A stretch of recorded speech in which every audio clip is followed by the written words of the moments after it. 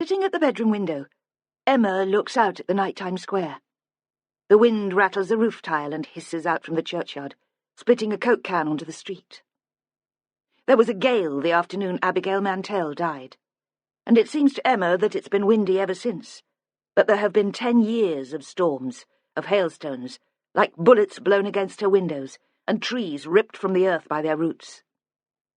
It must be true, at least since the baby was born. Since then, whenever she wakes at night, to feed the baby, or when James comes in late from work, the noise of the wind is there, rolling round her head like the sound of a seashell when you hold it to your ear. James, her husband, isn't home yet, but she's not waiting up for him. Her gaze is fixed on the old forge, where Dan Greenwood makes pots. There's a light at the window, and occasionally she fancies she sees a shadow. She imagines that Dan is still working there, dressed in his blue canvas smock, his eyes narrowed as he shapes the clay with his strong brown hands. Then she imagines leaving the baby, who is fast asleep, tucked up in his carry-cot. She sees herself slipping out into the square and keeping to the shadows, walking across to the forge. She pushes open one of the big doors which form an arch like the door of a church, and stands inside. The roof is high, and she can see through the curved rafters to the tiles. In her mind she feels the heat of the kiln and sees the dusty shelves holding unglazed pots. Dan Greenwood looks up. His face is flushed, and there's red dust in the furrows of his forehead. He isn't surprised to see her. He moves away from the bench where he's working and stands in front of her. She feels her breath quicken. He kisses her forehead and then begins to unbutton her shirt. He touches her breasts, stroking them, so he leaves lines of red clay like war paint. She feels the clay drying on her skin, and her breasts become tight, slightly itchy. Then the image fades, and she's back in the bedroom she shares with her husband. She knows her breasts are heavy with milk, not tight with drying clay. At the same time, the baby begins to grizzle and to claw blindly in the air with both hands. Emma lifts him out of the cot and begins to feed him. Dan Greenwood has never touched her, and probably never will, no matter how often she dreams of it.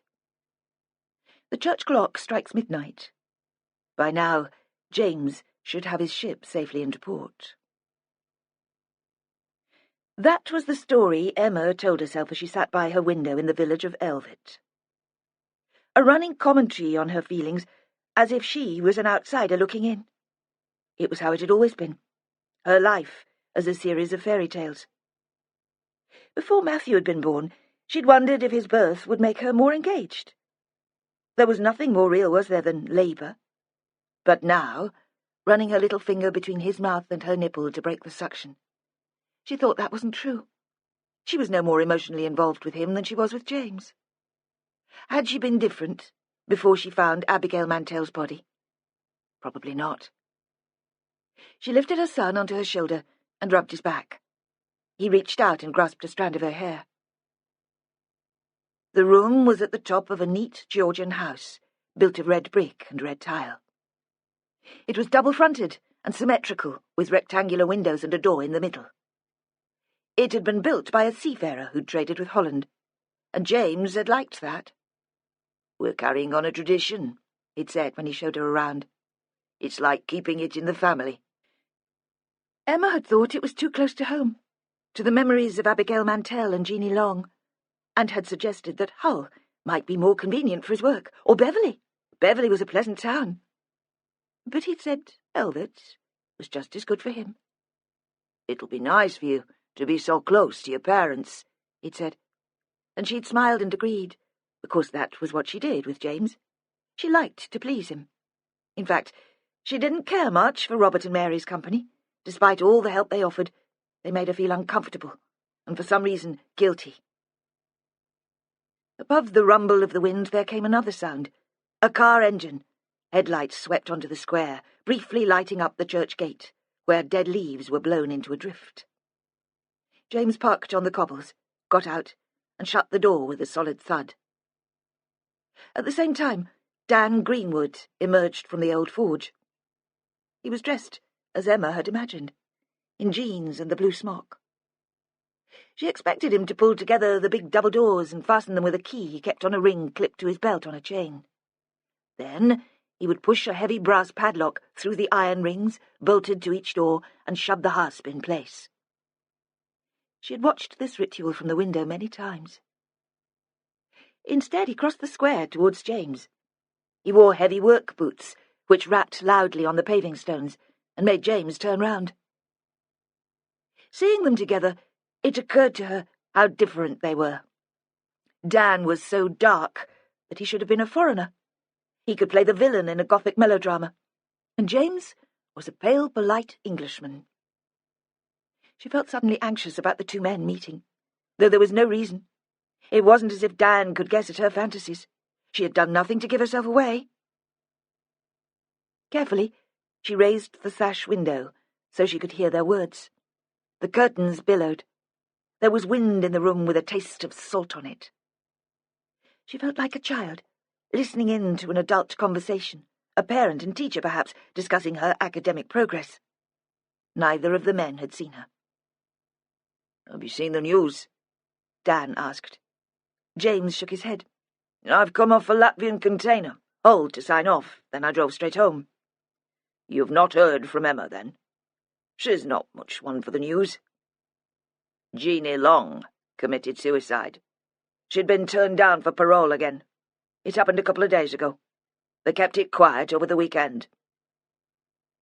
James stood, poised to click the fob of his car key to lock up.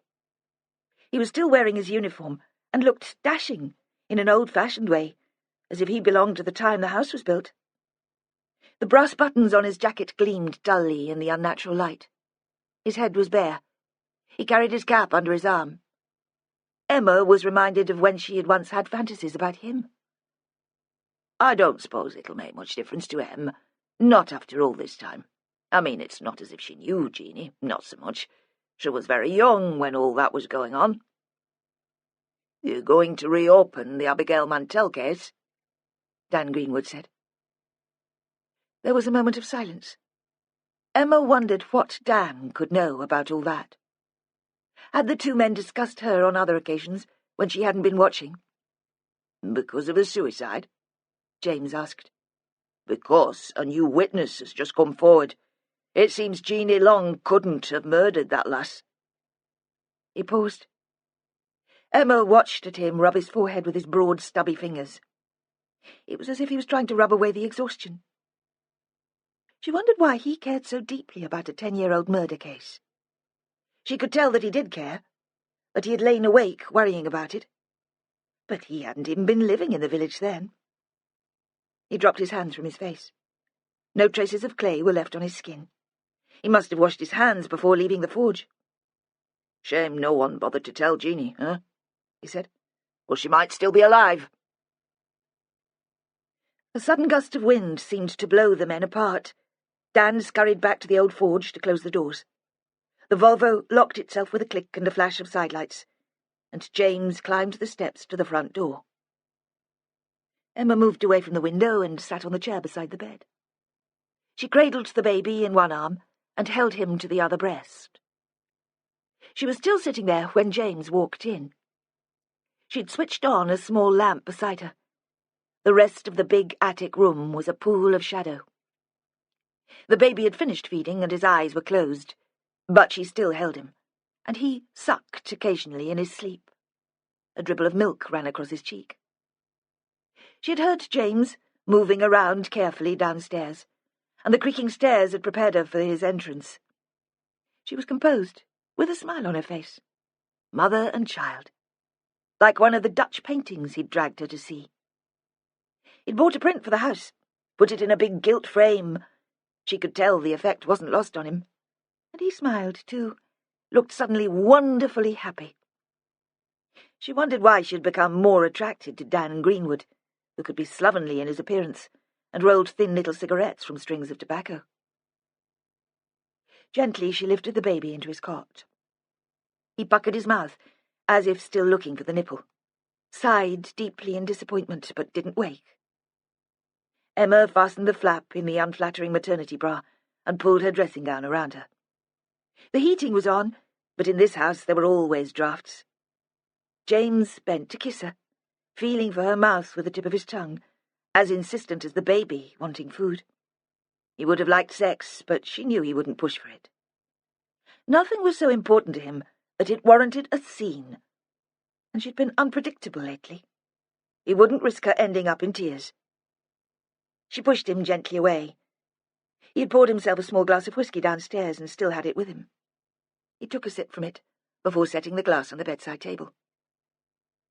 "Was everything all right this evening?" she asked, to soften the rejection. "It's been so windy.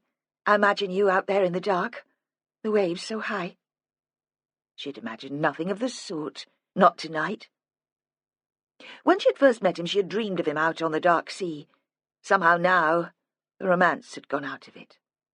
"It was easterly," he said, "on shore, helping us in." He smiled fondly at her, and she was pleased that she had said the right thing. He began to undress, slowly, easing the tension from his stiff muscles. He was a pilot. He joined ships at the mouth of the Humber and brought them safely into the dock at Hull, Goole, or Immingham. Or he guided them out of the river. He took his work seriously, felt the responsibility. He was one of the youngest, fully qualified pilots working the Humber. She was very proud of him. That was what she told herself, but the words ran meaninglessly through her head. She was trying to fend off the panic which had been building since she had heard the men talking on the square, growing like a huge wave which rises from nothing out at sea. "I heard you talking to Dan Greenwood outside. What was so important at this time of night?" He sat on the bed. He was bare-chested, his body coated with fine blonde hair. Although he was 15 years older than her, you'd never have guessed. He was so fit. "Jeanie Long committed suicide last week. You know, Jeanie Long. Her father used to be coxswain on the launch at the Point. The woman who was convicted of strangling Abigail." She wanted to shout at him. "Of course, I know. I know more about this case than you ever could." But she just looked at him. "It was unfortunate. A terrible coincidence. Dan says a new witness has come forward. The case has been reopened. Jeanie might have been released." "How does Dan Greenwood know all that?" He didn't answer. She decided he was thinking already of other things, a tricky tide perhaps, an overloaded ship, a hostile skipper. He unbuckled his belt and stood to step out of his trousers. He folded them precisely and hung them over a hanger in the wardrobe. "Come to bed," he said. "Get some sleep while you can." She thought he'd already put Abigail Mantel and Jeanie Long out of his mind. For 10 years, Emma had tried to forget the day she'd discovered Abigail's body. Now she forced herself to remember it, to tell it as a story. It was November, and Emma was 15. The landscape was shadowed by storm clouds.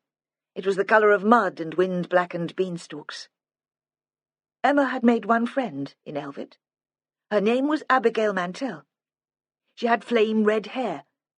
Her mother had died of breast cancer when Abigail was 6. Emma, who had secret dreams of her father dying, was shocked to find herself a little envious of the sympathy this generated. Abigail didn't live in a damp and draughty house, and she wasn't dragged to church every Sunday. Abigail's father was as rich as it was possible to be. Emma wondered if this was the story she had told herself at the time but couldn't remember. What did she remember of that autumn? The big black sky, and the wind laden with sand which scoured her face as she waited for the bus to school. Her anger at her father for bringing them there. And Abigail Mantel, exotic as a television star, with her wild hair and her expensive clothes, her poses and her pouting. Abigail, who sat next to her in class and copied her work, and tossed her hair in disdain at all the lads who fancied her. So, 2 contrasting memories. A cold monochrome landscape, and a 15-year-old girl, so intensely coloured that it would warm you just to look at her. When she was alive, of course. When she was dead, she'd looked as cold as the frozen ditch, where Emma had found her. Emma made herself remember the moment of finding Abigail's body. She owed Abigail that, at least. In the room in the Dutch captain's house, the baby snuffled.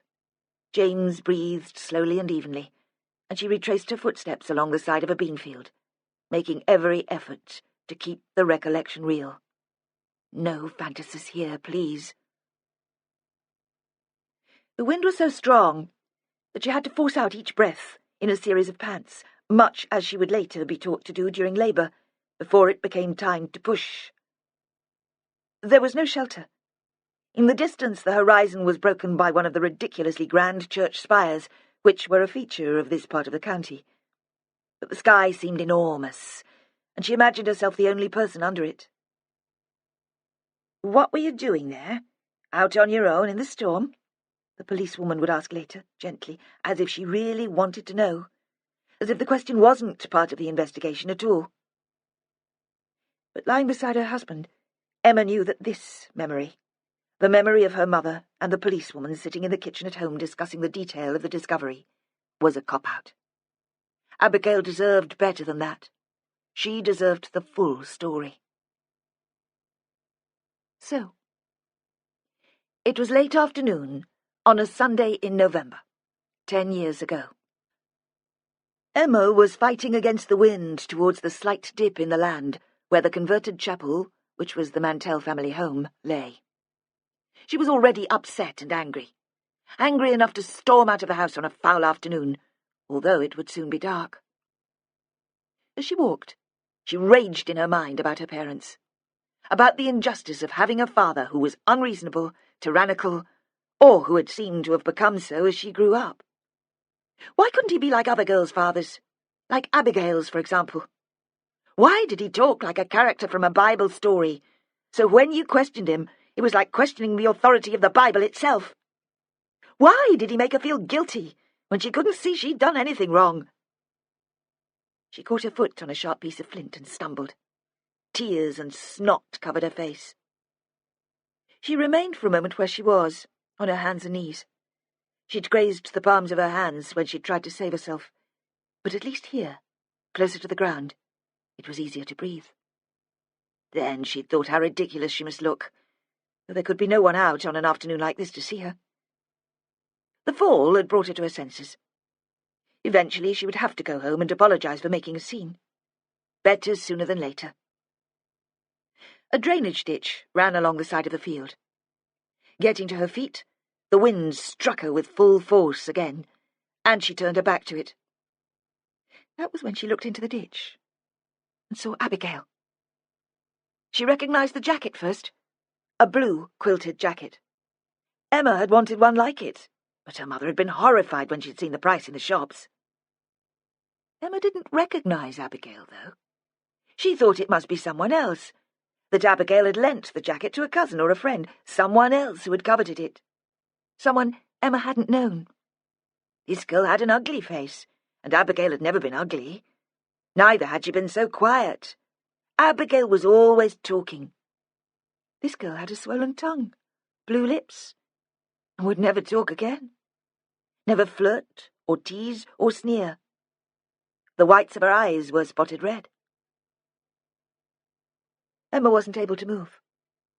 She looked around her and saw a piece of black polythene, tossed by the wind so it looked like an enormous crow flapping over the beanfield. And then, miraculously, her mother appeared.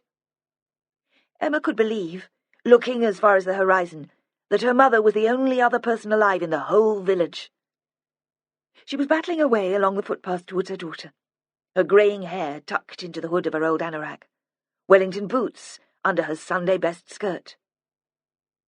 The last thing Robert had said when Emma flounced out of the kitchen was, "Just let her go. She has to learn." He hadn't shouted. He'd spoken patiently, kindly even. Mary always did, as Robert told her. And the sight of her silhouette against the grey sky, fatter than normal because she was bundled against the cold, was almost as shocking as the sight of Abigail Mantel, lying in the ditch. Because after a few seconds, Emma had accepted that this was Abigail. No one else had the same colour hair. She waited, with the tears running down her face, for her mother to reach her. A few yards from her, her mother opened her arms and stood waiting for Emma to run into them. Emma began to sob, choking so it was impossible for her to speak. Mary held her and began to stroke her hair away from her face as she had when they'd been living in York, when Emma had still been a child and prone to occasional nightmares. "Nothing is worth getting that upset for," Mary said. "Whatever's the matter, we can sort it out." She meant, "You know your father only does what he thinks is right. If we explain to him, he will soon come round." Then Emma pulled her to the ditch and made her look down on Abigail Mantel's body. She knew that not even her mother could sort that out and make it better. There was a horrified silence. It was as if Mary, too, had needed time to take in the sight. Then her mother's voice came again, suddenly brisk, demanding a reply. "Did you touch her?" Emma was shocked out of her hysteria. "No." "There's nothing more we can do for her now. Do you hear me, Emma? We're going home, and we're going to tell the police, and for a while everything will seem like a dreadful dream. But it wasn't your fault, and there was nothing you could have done." And Emma thought, at least she hasn't mentioned Jesus. At least she doesn't expect me to take comfort from that. In the captain's house, the wind continued to shake the loose sash window in the bedroom. Emma spoke in her head to Abigail. "See, I faced it, remembered it just as it happened. Now, can I go to sleep?" But though she wrapped herself around James and sucked the warmth from him, she still felt cold. She tried to conjure up her favourite fantasy about Dan Greenwood, imagined his dark skin lying against hers. But even that failed to work its magic. Emma couldn't tell the aftermath of her discovery of Abigail as a story. It didn't have a strong enough narrative line. It was too muddled in her head. Details were missing. At the time it had been hard to follow what was happening. Perhaps shock had made it difficult to concentrate. Even these days, 10 years on, the image of the cold, silent Abigail flashed into her mind when she least expected it. That evening, the evening after the discovery of the body, when they had all sat in the kitchen at Springhead House, it had lodged in her brain, blocking her vision, and making all the questions seem as if they were coming from very far away. And now it made the memories jerky and unreliable.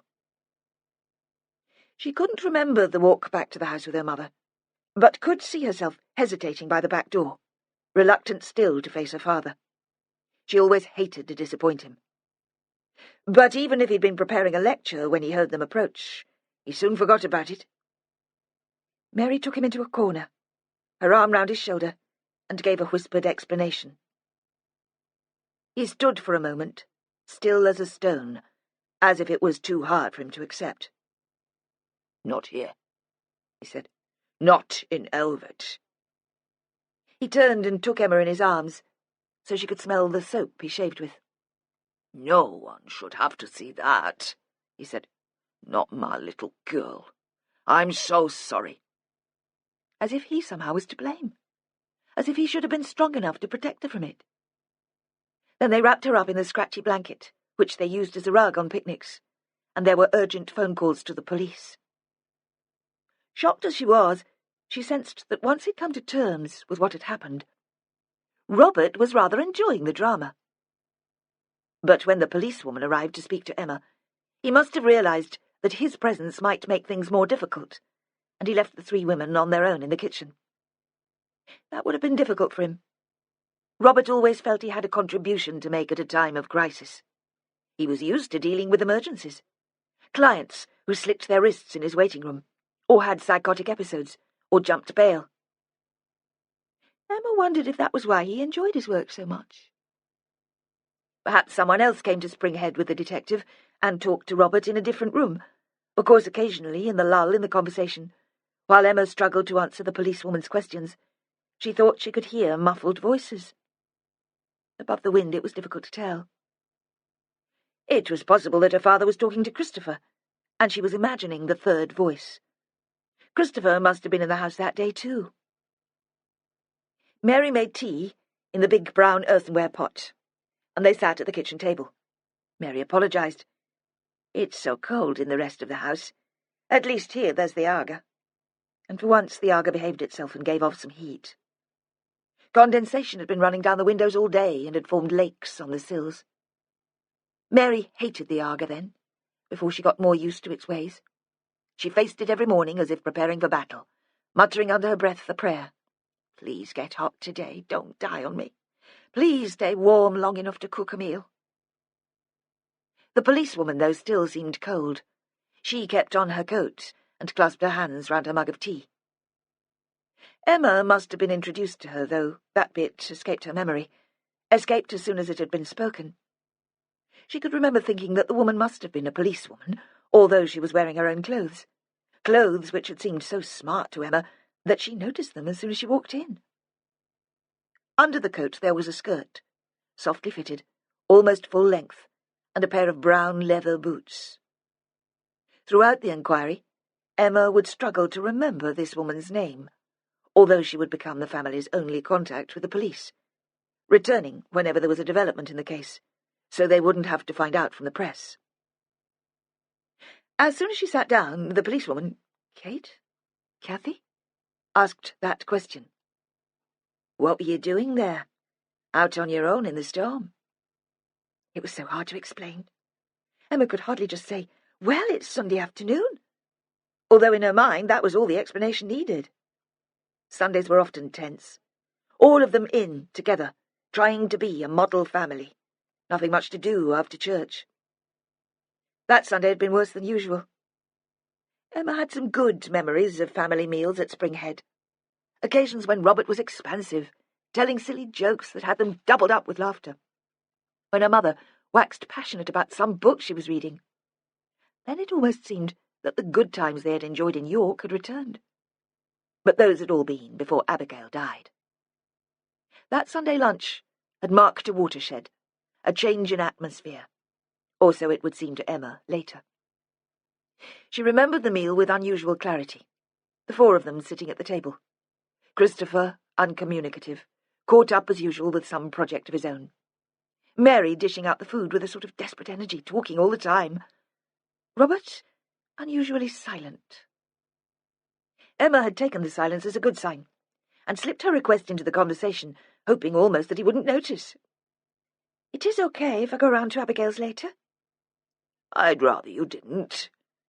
He'd spoken quite calmly, but she had been furious. "Why not?"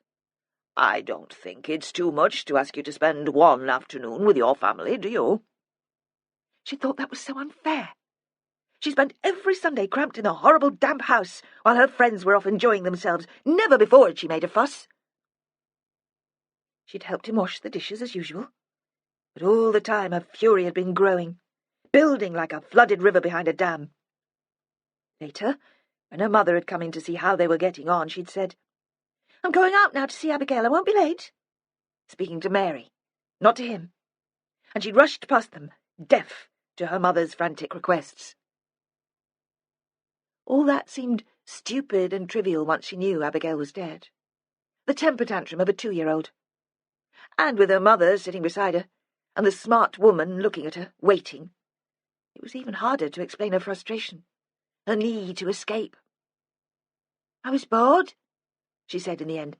"You know, Sunday afternoons." The policewoman had nodded, seeming to understand. "Abigail was the only person I know. It's miles by the road.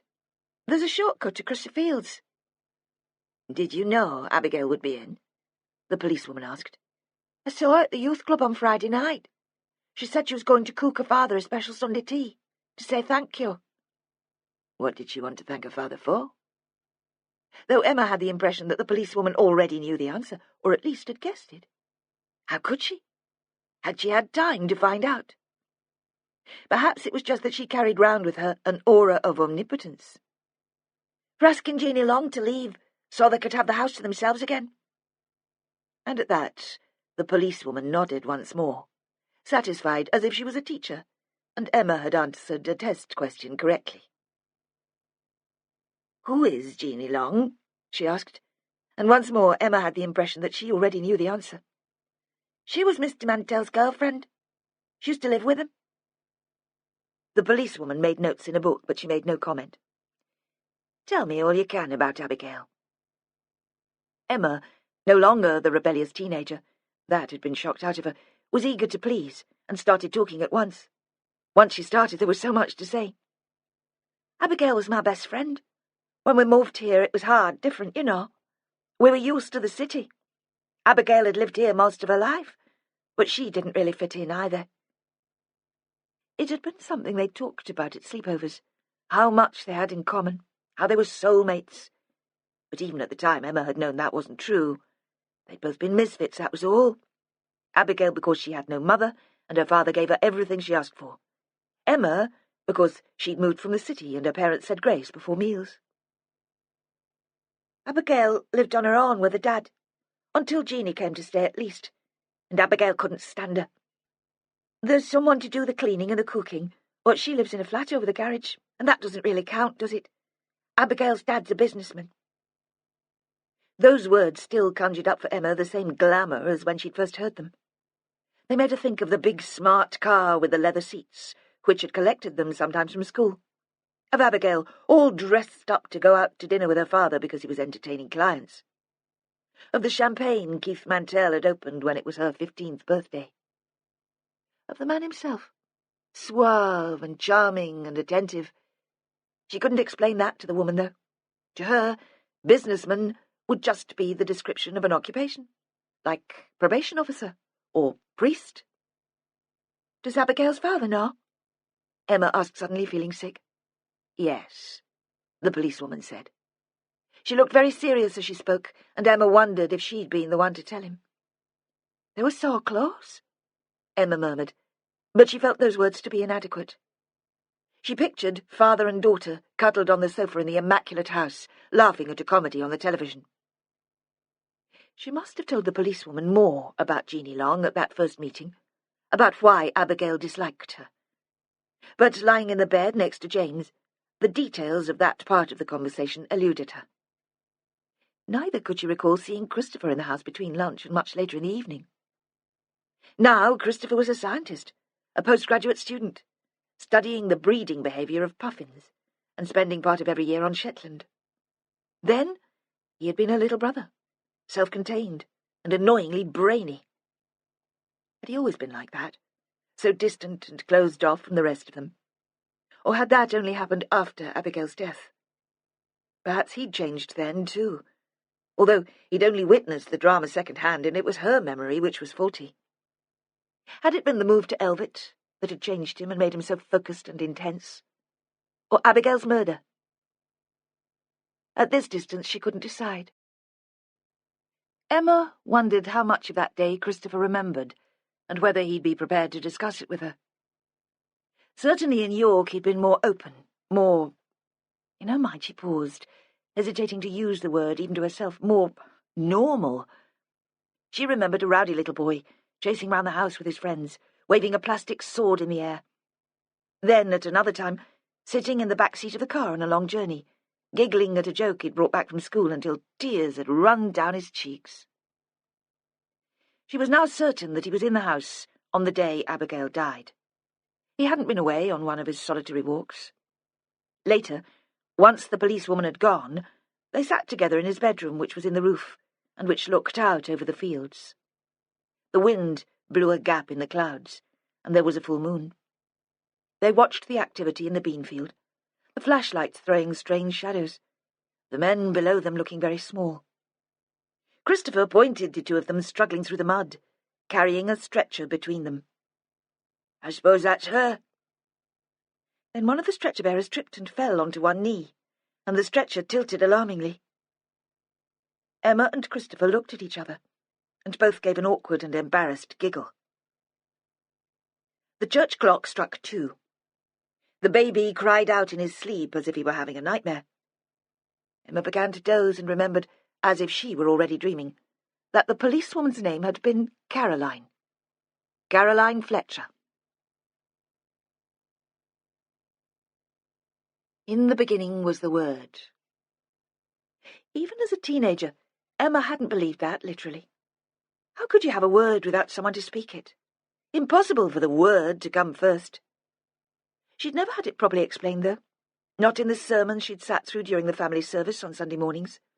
not during the dreary evenings of the confirmation classes. What she'd thought it meant was, in the beginning was the story. The Bible was all stories. What else was there to it? The only way she could make sense of her own life was to turn it into a story. As she grew older, the fiction, was it fiction, grew more elaborate. Once upon a time there was a family, an ordinary family, the Winters, a mother and father and a son and daughter. They lived in a pleasant house on the outskirts of York, in a street with trees on the pavement. In spring, the trees were pink with blossom, and in autumn, the leaves were gold. Robert, the father, was an architect. Mary, the mother, worked part-time in the university library. Emma and Christopher went to the school at the end of the street. They wore a uniform with a maroon blazer and a grey tie. And repeating the story in her head now, Emma saw the garden in the York house, a red brick wall with sunflowers in a row against it, the colours so vivid that they almost hurt her eyes. Christopher was squatting next to a terracotta pot, with lavender growing in it, a butterfly trapped between his cupped hands. She could smell the lavender. And there was sound, too, the bubbling notes of a flute from an open window played by the teenage girl who occasionally came to babysit. I'll never be so happy again. The thought came unbidden into her head, but she couldn't allow that to be part of the narrative. It was too painful. So she continued the story as it was always told. Then Robert discovered Jesus, and everything changed. He said he couldn't be an architect anymore. He left his old office with the long windows and went to university to become a probation officer. Why not a vicar? Emma had asked. By now they had started going regularly to church. She'd thought he'd be a good vicar. Because I don't feel the calling, Robert had said. He couldn't be a probation officer in York. He wasn't called to stay, and anyway there wasn't enough money to keep the big house in the quiet street. Instead, they'd moved east to Elvet, where the land was flat and they needed probation officers. Mary had left the university and took a job in a tiny public library. If she'd missed the students, she hadn't said. She'd gone to the church in the village with Robert every Sunday and sang the hymns as loudly as he did. What she'd thought about their new life in the draughty house, the bean fields and the mud, Emma hadn't been able to tell. But of course, that wasn't the complete story. Even aged 15, Emma had known it couldn't be. Robert wouldn't just have discovered Jesus in a flash of lightning and a crashing of cymbals. Something had led up to it. Something had made him change. In the book she read, every action had a cause.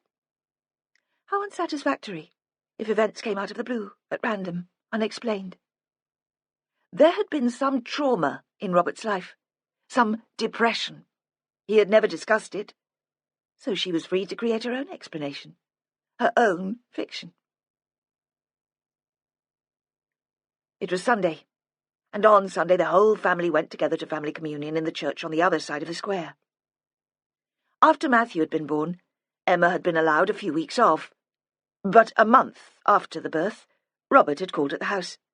It had been mid-morning, a weekday, and she'd been surprised to see him. "Shouldn't you be at work?" she'd said.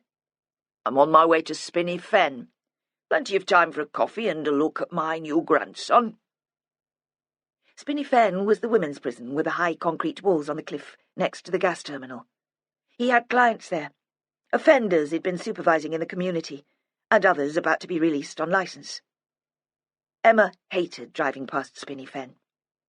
Often it seemed shrouded in sea mist, so the concrete walls seemed to go up forever into the clouds. When they'd first moved to Elvet, she'd had nightmares about his going in through the narrow metal gate and never being allowed out. She'd made him coffee and let him hold Matthew, but all the time she'd wondered what he was really doing in her home. On his way out, he'd paused on the doorstep. Will we be seeing you at church on Sunday? Don't worry about the baby. You can always take him out if he cries. And of course on the following Sunday she'd been there. Because since the death of Abigail Mantel, she hadn't had the will to stand up to him, to stand up to anyone. And he still had a way of making her feel guilty. Part of her felt that if she hadn't disobeyed him that Sunday 10 years before, history might have been different. If she hadn't been there to find the body, Abigail might not have died. Robert and Mary always arrived at the church, St. Mary Magdalene, before Emma and James. Robert was church warden, and dressed up in a white robe himself when it was time, and served wine from the big silver chalice. Emma was not quite sure what he did in the half-hour before the service began. He disappeared into the vestry. Perhaps there were practical tasks. Perhaps he was praying. Mary always went into the small kitchen in the hall to switch on the urn and set out the cups for coffee afterwards. Then she went back into church and stood by the door to hand out hymn books and service sheets. When Emma had still been living at home, she had been expected to help. James hadn't been at all religious when Emma first met him. She had brought the matter up on their first date just to check. Even now, she thought, he didn't actually believe in God, or in fact in any of the things he claimed to believe when he was reciting the creed. He was the most rational man she had ever met. He laughed at the superstitions of the foreign sailors he met at work. He liked going to church for the same reason that he liked living in the captain's house. It represented tradition, a solid respectability. He had no family of his own, and that too had been a major attraction. Often Emma felt he was closer to Robert and Mary than she was. Certainly he was more comfortable in their company. They were late arriving at church. The story of Jeanie's suicide had been on the front page of the newspaper, which was always delivered on Sunday. Her staring face had looked up from the doormat at Emma, stopping her in her tracks. Then there had been a last-minute flap because Matthew threw up over his clothes just as they were leaving the house. In the end, they scuttled over the square like fractious children late for school. There was a sudden squall, and Emma tucked the baby under her coat to protect him from the rain. She realised it made her look pregnant again. A group of reporters who were standing, smoking, outside the church, ran for their cars. The first hymn had already begun, and they followed the vicar and the 3 old ladies who made up the choir up the aisle, forming an undignified tail to an already shambling procession. Mary moved up to let them into their usual places near the front. Emma tripped over the fat patchwork bag that her mother always carried and which had been left on the floor.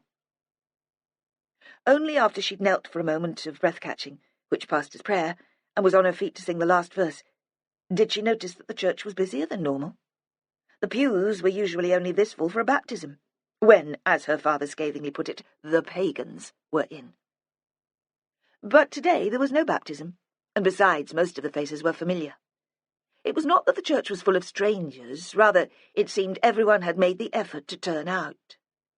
In Elvet, bad news always generated excitement. If Jeanie Long's suicide could be considered bad news. The arthritic organist was coming to a close with a trembling chord when the door opened again. The wind must have got behind it, because it closed with a bang, and the congregation turned in disapproval. Dan Greenwood was standing at the back of the church, next to a large, formidably ugly woman. Although Emma felt the usual thrill of excitement at his presence, she was disappointed to find Dan there. She had never seen him in church and thought he despised it. He'd made no concession in his dress, however, and was still wearing the jeans and smock from the night before. The woman was in a shapeless, crimpline dress, covered with small purple flowers, and a fluffy purple cardigan. Despite the cold, on her feet she wore flat leather sandals. There was something portentous about the way they stood there, and for a moment Emma expected an announcement, a demand that the church be cleared because of a fire in the vicinity or a bomb threat. Even the vicar hesitated for a moment and looked at them. The woman, however, seemed perfectly composed, even to be enjoying the attention. She took Dan by the arm and pulled him into a seat. The familiarity of the gesture disturbed Emma. What was her relationship with him?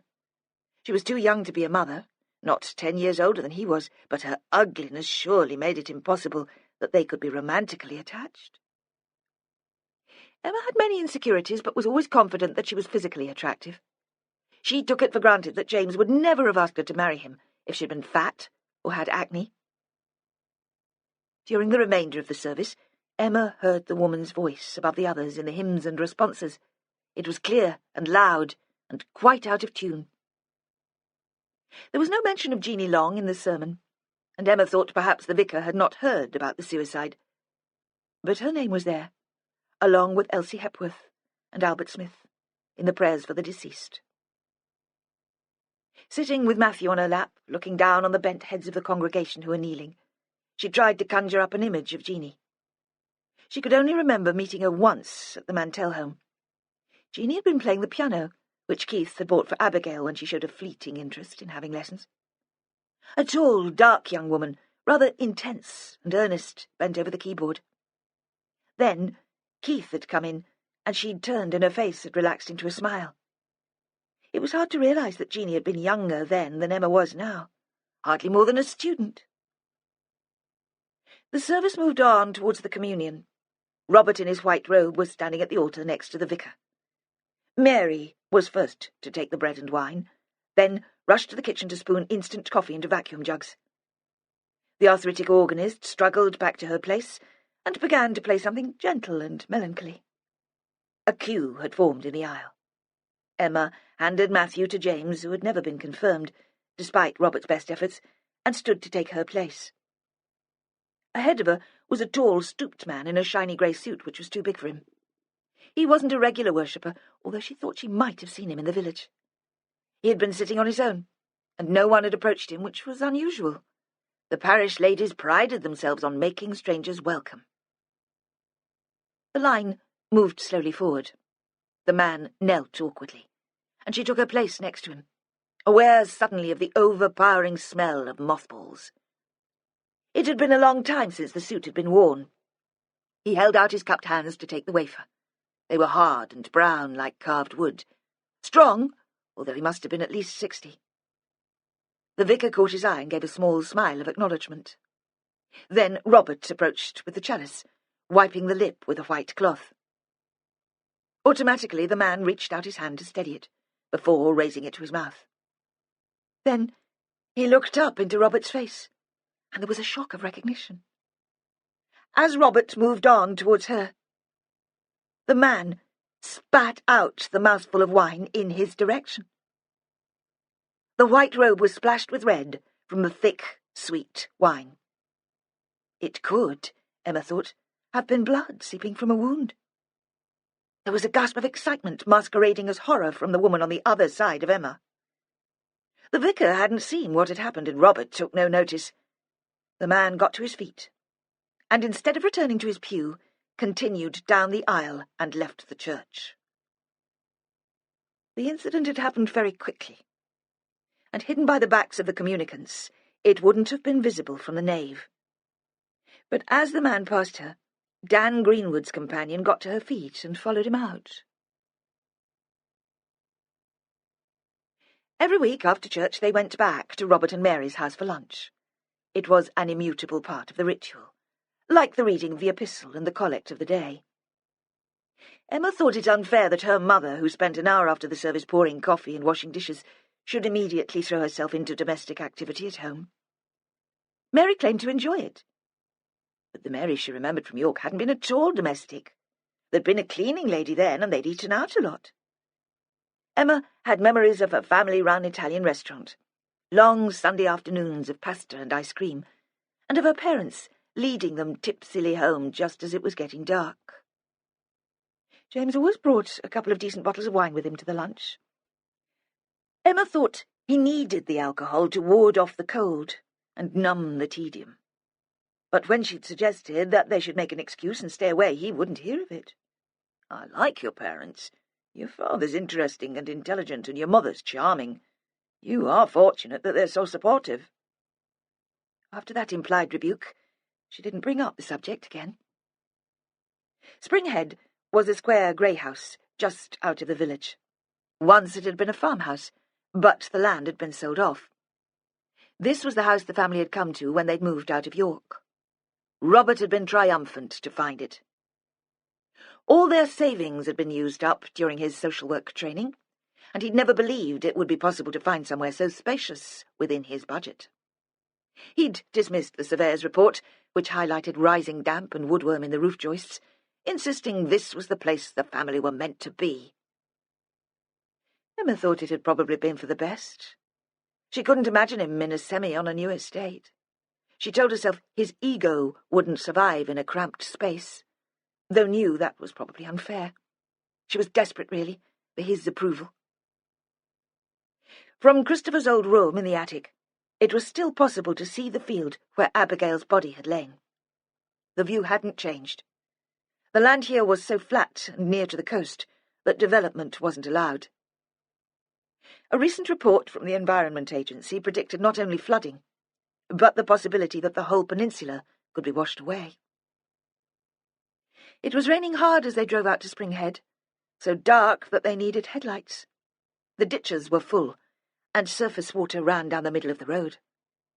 They were in James's Volvo. Robert and Mary had gone on ahead. "Who was that dreadful woman with Dan?" James asked. He liked beautiful objects. Emma believed that was why he put up with her moodiness now.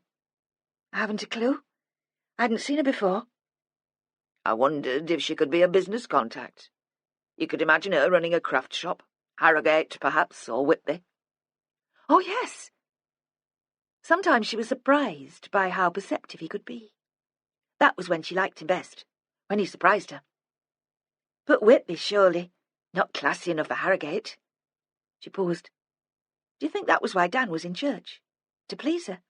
In the hope of securing a sale? Seems an odd thing to do, and not like him. He always seems so straight.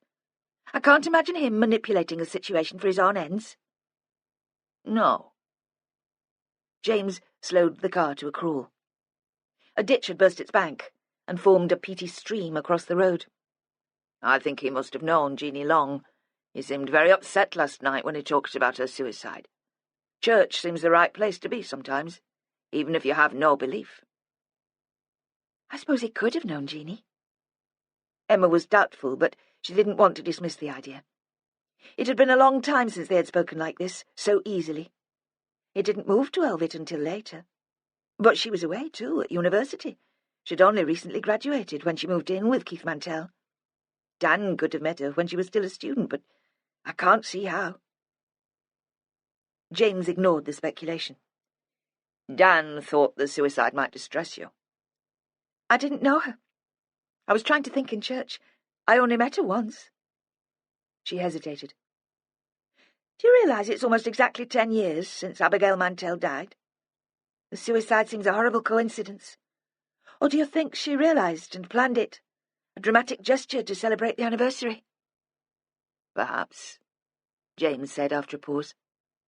Then, "I've always thought of suicide as a very selfish act. It's the people left behind who suffer." Because they were being so companionable, she was tempted to tell him about the tall man who had spat out his communion wine at Robert.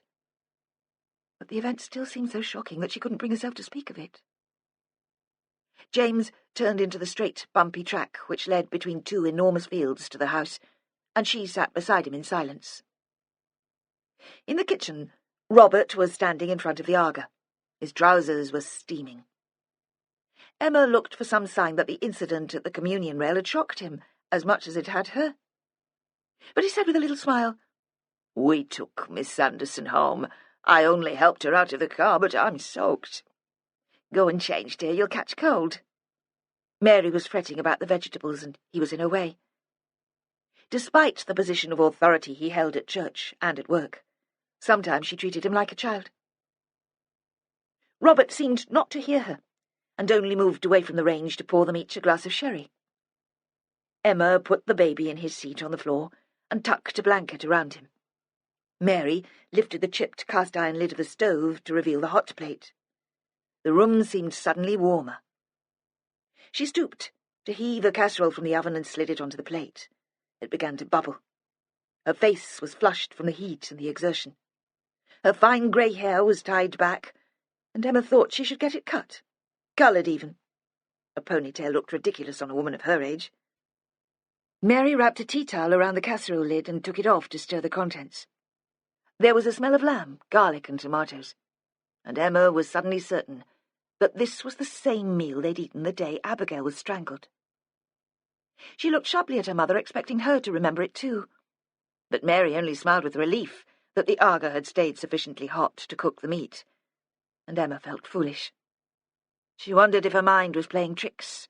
Her fantasies always seemed so real.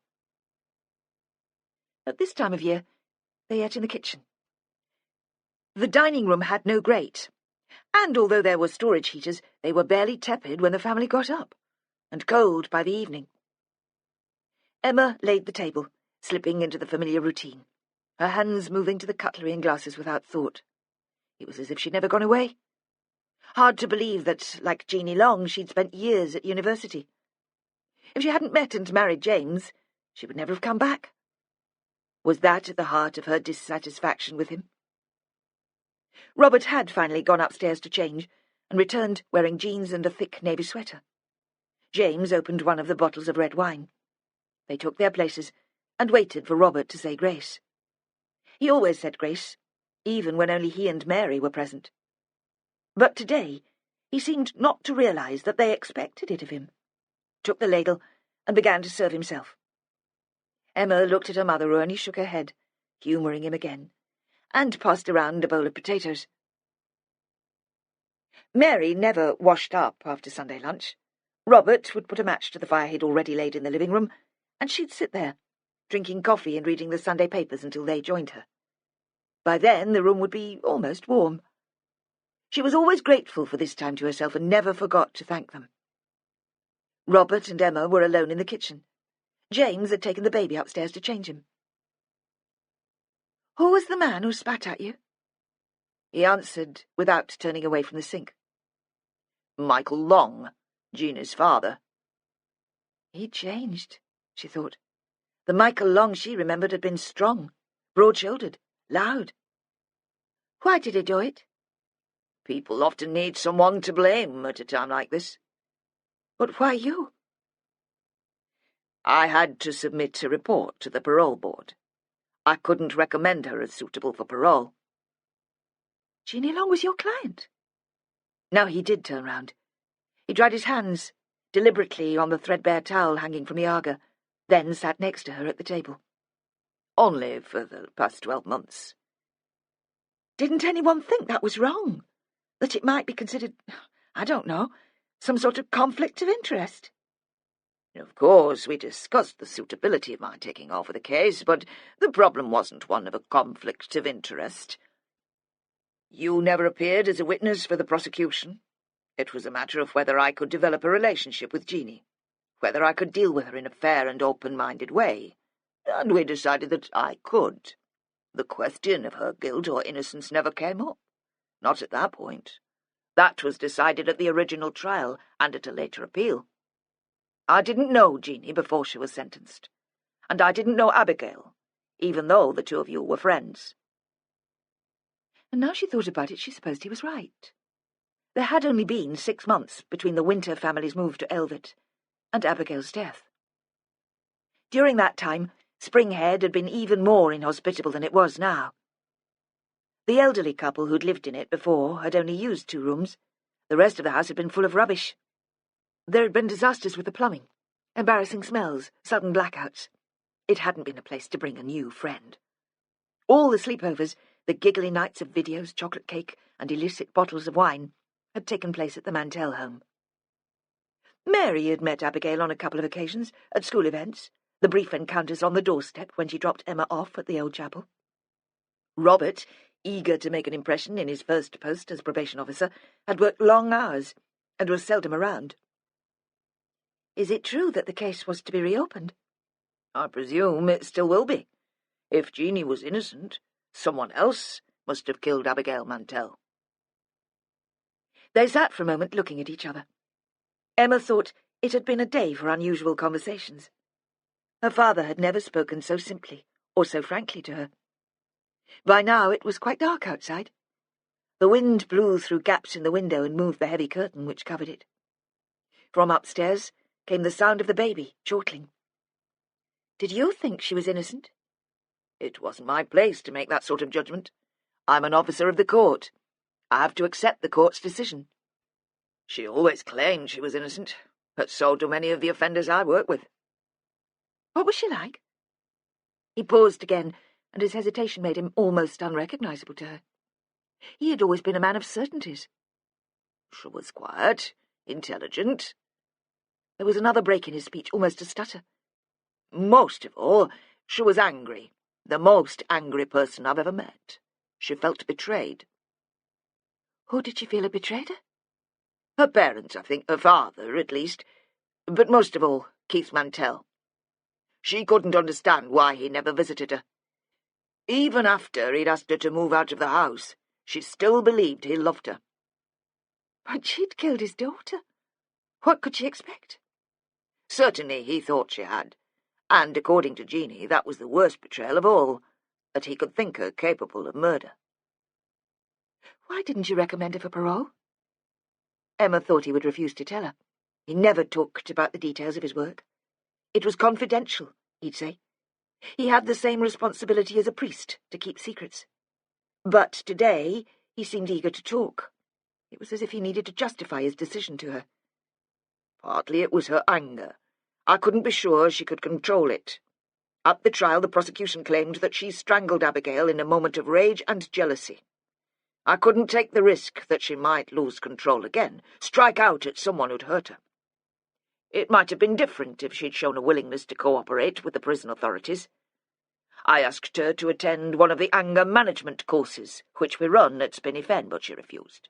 She said that if she attended, it would be like admitting her guilt, admitting that her behaviour needed to change. James appeared at the door with Matthew in his arms. She caught his eye. "Can you give us a few minutes?" she said. He was surprised. Usually she was only too happy to be rescued from her family. But he backed away.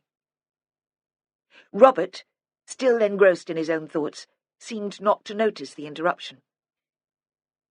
He continued. Then there was the home circumstances report. I went to see Michael Long to discuss it. Jeanie's mother used to visit her in prison, but Michael never did. Since Mrs. Long died, Jeanie had no visits at all. I wanted to find out if there was a possibility of a reconciliation. If Michael had agreed that she could stay with him on release, even for a short period, that might have made a difference to the board. But he wouldn't. They said he couldn't face having her in the house. Robert looked up from the table. So you can see why he felt so guilty, why he needed to blame me. He had believed his own daughter to be a murderer. Michael slipped out through the church door and paused to catch his breath. He was shaking. The rain was blowing straight into the open porch. It stung his face and hit the grey fabric of his suit, each drop spreading as the communion wine had spread through the fibres of Robert Winter's white surplice. Michael struggled into the waterproof jacket he still carried over his arm. And although the storm showed no sign of abating, he started off for the road. The service would soon be over. The old crones inside would be coming through on their way to the hall for coffee, and he couldn't bear the thought of them gawping. The sweet taste of the communion wine remained in his mouth and on his lips, and suddenly he was desperate for a real drink to wash it away. He hesitated outside the Anchor. He hadn't been inside for years, but still he was tempted. Then he realised the place would be busy with men waiting for their Sunday dinners to be cooked, and he didn't want to meet anyone he knew. He didn't think he'd manage to be polite. The fury which had overcome him when he'd seen Winter coming towards him with the chalice still roared around in his head. He wasn't proud of the scene he'd made, but if he hadn't spat at him, he'd have had to hit him. He still wanted to hit someone. It had been a crazy idea to come to the service in the first place. He saw that now. Whatever he'd hoped to get out of the ritual, he'd been disappointed. Peg had been the one for the church, not him. He'd always thought it a daft do. Grown men dressing up in frocks. What had he expected, anyway? Jeanie's voice sailing out of the rafters. "It's all right, Dad, I forgive you." He lived in a small row of council bungalows, just behind the church. Had done since he moved from the Point, after Peg had died. The reporters who'd been there when he left still stood on the corner, shouting their stupid questions and waving their microphones. He ignored them and opened the door just enough so he could slide in. He didn't want them looking inside. He thought, as he always did, coming in, how small and cramped it was, how dark. That was one of the reasons he didn't like going out much. Coming back each time was like being locked up in a prison cell. He hated it. He hadn't thought Jeanie had hated prison. Of course, no one would enjoy it, but he hadn't thought being shut in would send her into a panic. She never liked the outdoors much. She'd been terrified in a small boat, even when it was flat calm and she had a life jacket on. She preferred being inside with her music, and she'd had that in prison. They'd taken her a cassette player and a load of tapes. Her music was all she'd really needed. That was how it had seemed to him and Peg when she was a youngster. She'd shut them out, excluded them. They'd brought her up, and that didn't seem fair. Like she'd dumped them when they stopped being useful to her. Then she'd hanged herself. And he wondered if he'd got it wrong about her not hating the prison. That and other things. Michael Long tried not to think that he might have been wrong. If Jeanie had hated the prison even as much as he hated this place, it must have been a nightmare for her. He couldn't contemplate that, whatever she'd done, and grasped around for someone else to blame, knowing it was unreasonable even as he was doing it. He settled on Winter, the do-gooder, the pretend vicar. He was an easy target. In the cupboard in the kitchen, there was a litre bottle of cheap whiskey he'd had delivered from the co-op with the last lot of groceries. He half-filled a tumbler and drank it down in burning gulps, then ran his tongue around his lips.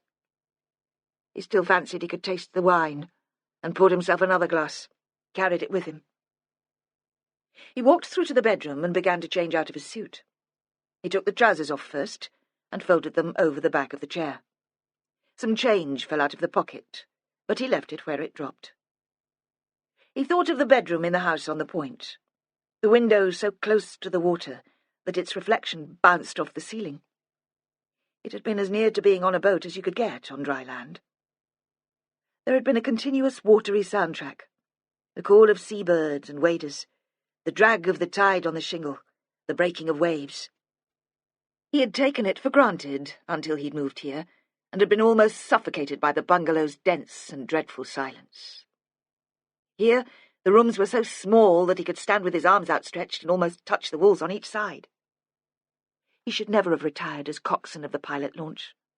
That was what Michael told himself, standing in his underpants, struggling to get the fold in his trousers in the right place. But to tell the truth, he hadn't had much choice when it came down to it.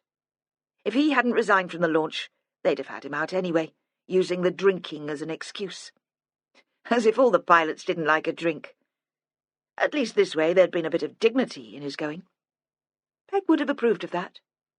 But he missed it, with the same ache as he missed Peg. He missed the crack with the pilots and the girls in the data centre. He missed the satisfaction of bringing the launch into the lee of a big ship, holding it steady, while the pilot climbed down the ladder and jumped aboard.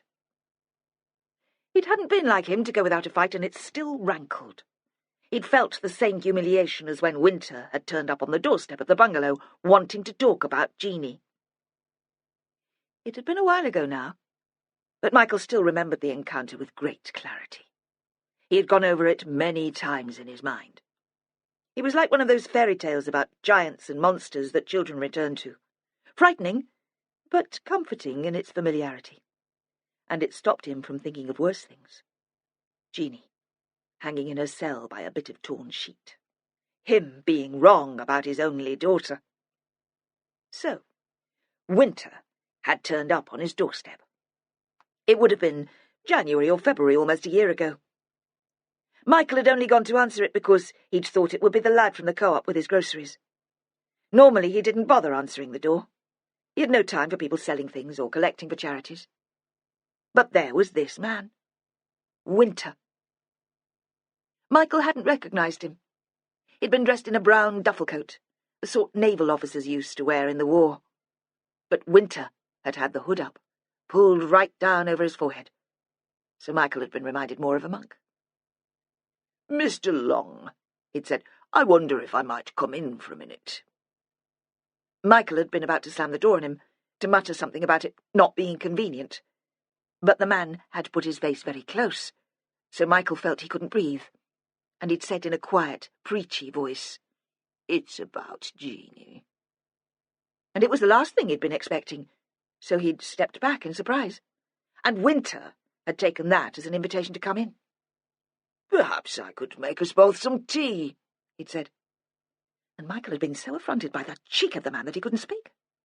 And again, Winter had taken the shocked silence as an invitation.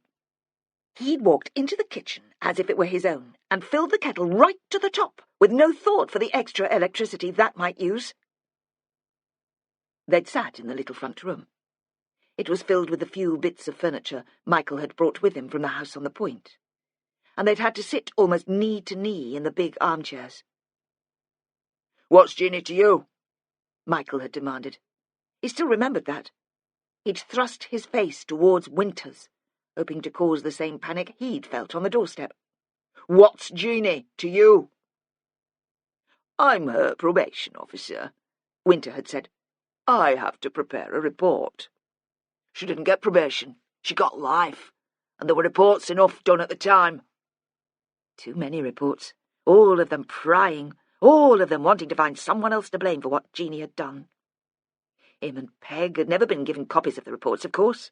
They'd been excluded in that process too. But he guessed that they'd featured. It was always the parents' fault, wasn't it? The reports would have said that they'd never understood Jeanie, never given her what she'd needed. He could figure out that much from what had been said in court. "This is different," Winter had said. He'd had one of those voices stuck-up teachers use with daft children. Patient, but as if it's a real strain being patient. As if he was a saint to be able to manage it. "Jeanie will soon be eligible for parole.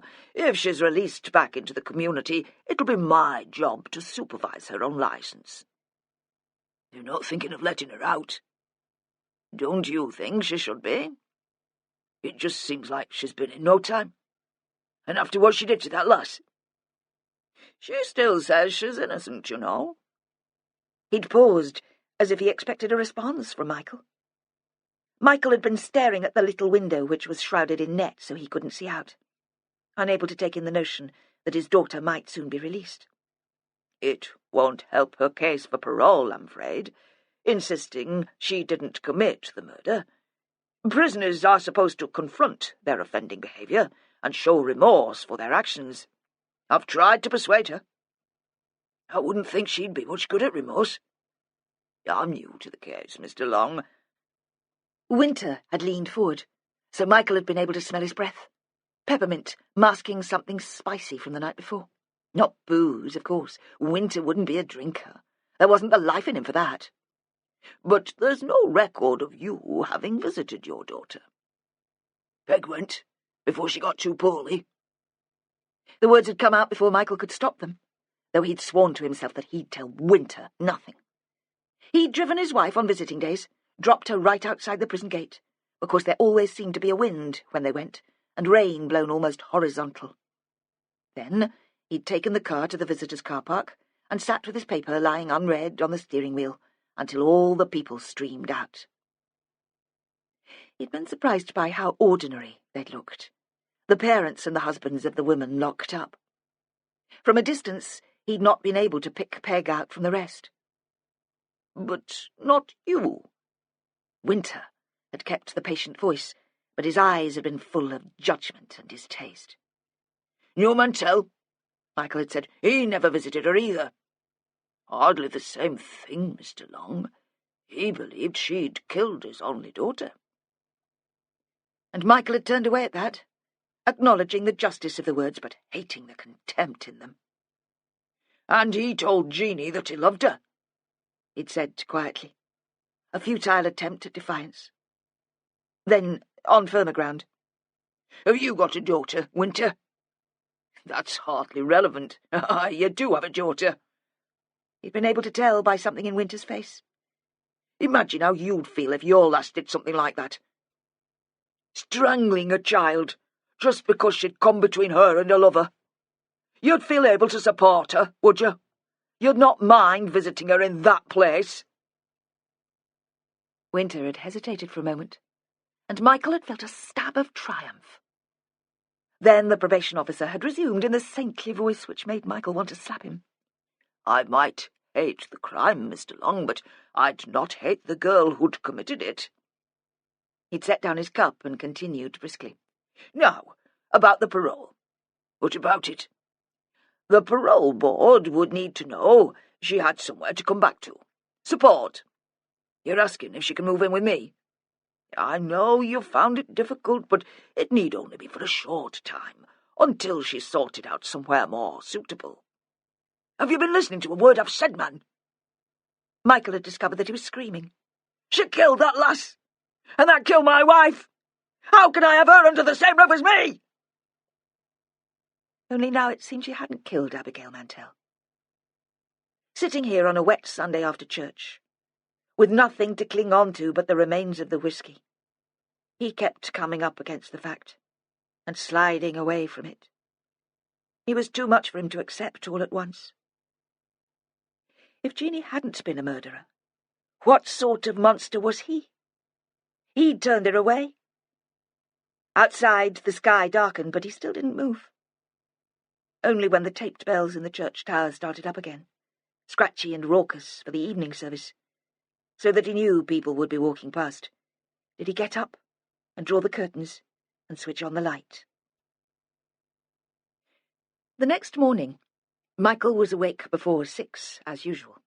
It was a habit he'd never get out of now. Activity was an addiction. He'd worked 12-hour shifts as coxswain of the pilot launch, and even after being on call all night, he'd not been able to sleep during the day. The enforced idleness of retirement made him panic. Jeanie had been lazy. Some days she'd spent hours in her room, and when he'd asked her what she was doing, she'd say she was working. It hadn't seemed much like work to him. Occasionally, she'd left her door open a crack and he'd peered in. She'd be lying on her bed, not always even dressed, and there'd be music playing, and she'd have her eyes closed. He liked some music, a brass band or a march, a tune with a beat, the songs from the old musicals. But she never played anything like that. This would be strings, usually, or a piano, something high-pitched, which made him want to piss. Wee-wee music, he'd called it to her, sneering, when she was being stony and blank. He didn't know why her stillness had irritated him so much, but it had. It felt like screaming and lashing out at her. He never had, but the anger and resentment had bubbled away. Only Peg knew it was there. Maybe they should never have had a child. They'd been happy enough as they were. He had been, at least. He'd never really known what Peg had thought about it. Or perhaps by the time Jeanie arrived he'd been too old, too set in his ways. But he thought he'd done right by his daughter. He couldn't see what he could have done differently.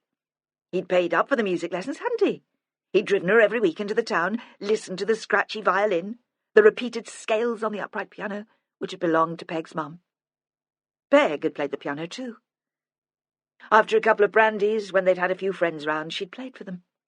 It had always been songs which belonged to their parents' generation, old music hall tunes, but they'd all joined in, making up the words as they went, collapsing in laughter before they'd finished. He couldn't remember ever having seen Jeanie laugh like that, even as a kid. At least that daughter of Mantel's had had a bit of life about her, a bit of spirit. He'd seen it during the Sunday dinner when they'd all come to the point. You could tell by the way she'd tossed her head. She'd wanted you to look at her. If Jeanie had been a bit more like that, perhaps they wouldn't have fought so much. Except, he thought, there had never been much real argument. More a bad-tempered silence, with Peg acting as a buffer between them, squashed between Jeanie's surly resentment and his anger. The Sunday dinner had been Peg's idea. Jeanie is obviously mad about the man. He's older than her, but that's no reason to disapprove, is it? You're older than me. It's not like he's still married.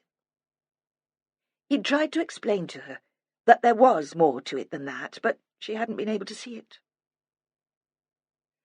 At 7 o'clock, Michael allowed himself to get out of bed and make some tea. Still, all he could think about was Jeanie, and how he might have got her wrong. The anger had become a habit, like waking up too early. Only now he had no one to turn it against except himself. Even conjuring up images of the probation officer didn't work any more. While the kettle was boiling, he thought of the whiskey in the cupboard under the sink, and it was a real effort not to reach down and fetch it out. Then he heard Peg's voice, had to stop himself from turning round because he could almost believe she was in the room with him. Drinking before breakfast, Michael Long. I'd not put up with that. As he squeezed out the tea bag against the side of his cup, it occurred to him that he might be going mad. What he was going through would send anyone crazy. How could he stand the same thoughts and memories rolling around in his head until he died? That was why he'd gone to church, of course. He'd thought there might be magic, that when he put the round cardboard wafer on his tongue, they'd all disappear. It was nothing to do with repentance or forgiveness at all. But it hadn't worked. Nothing would. He took the tea to the bedroom, but he didn't get back into the crumpled sheets. He sat on the edge, holding the cup in one hand and the saucer in the other.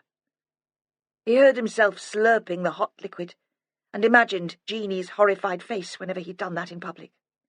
Mantel's daughter had only laughed. It had been at the same lunch, the only time Mantel had stepped foot inside the house on the Point as far as he knew. Peg had made a pot of tea after the meal, and he drunk it as he always did, only perhaps he was even noisier because he had been drinking before they arrived to give himself a bit of courage. There'd been a silence, the look of disgust on Jeanie's face. Then Abigail Mantel had thrown back her head and laughed. Somehow that had broken the ice, and they'd all joined in. Even Jeanie had eventually managed a thin smile. The prison governor had come to tell him about the suicide. It had been about this time of day, maybe a little later. Michael had opened the door to fetch in the milk, and he'd been standing there, a tall, grey man in a suit and a black overcoat. He must have been planning in his mind what he intended to say because his lips had been moving. The sight of Michael, still in his dressing gown, had surprised him. He'd recovered himself quickly, though. You had to think on your feet if you're a prison governor. "Mr. Long," he'd said, "I'm from Spinney Fen." Michael had interrupted. "You wasting your time. I told the other one. I can't have her here." "Jeanie's dead, Mr. Long. I think you'd best let me in." And he'd sat in the small front room for more than an hour telling Michael what had happened. How an officer had come to unlock Jeanie for the morning and had found her. How she'd already been dead for a long time, probably soon after lock-up the night before. How there'd been nothing anybody could do. "We're all dreadfully sorry, Mr. Long," sounding as if he meant it. The bombshell had been dropped when he'd been about to leave. "It's possible that Jeanie was innocent, Mr. Long. I understand the police intend to reopen the Abigail Mantel case. Jeanie hadn't been informed. There was nothing official, you understand. Nothing we could do at this point. But I thought you should know." He'd paused in the hall. "Would you like to see your daughter, Mr. Long? I can arrange that if you'd like it." For a moment Michael had been tempted. Then he'd thought, "I don't have the right. I wouldn't see her when she was alive. What right do I have to intrude on her now?" He'd shaken his head without speaking.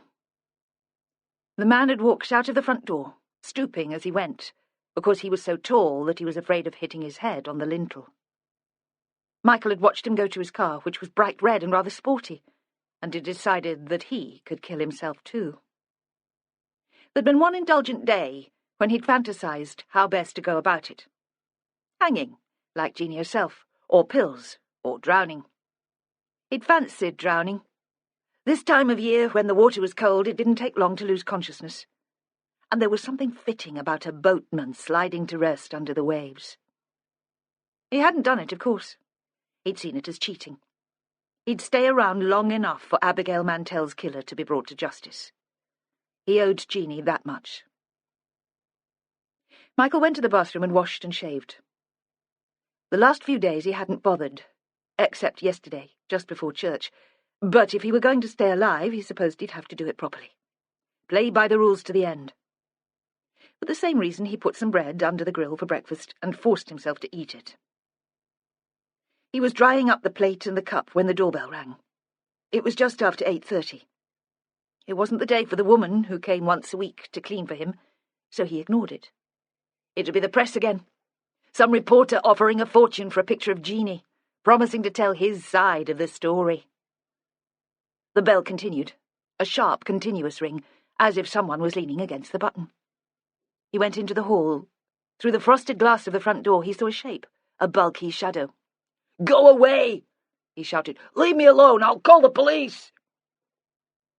The noise of the bell stopped, and the letterbox flap was pushed open from outside.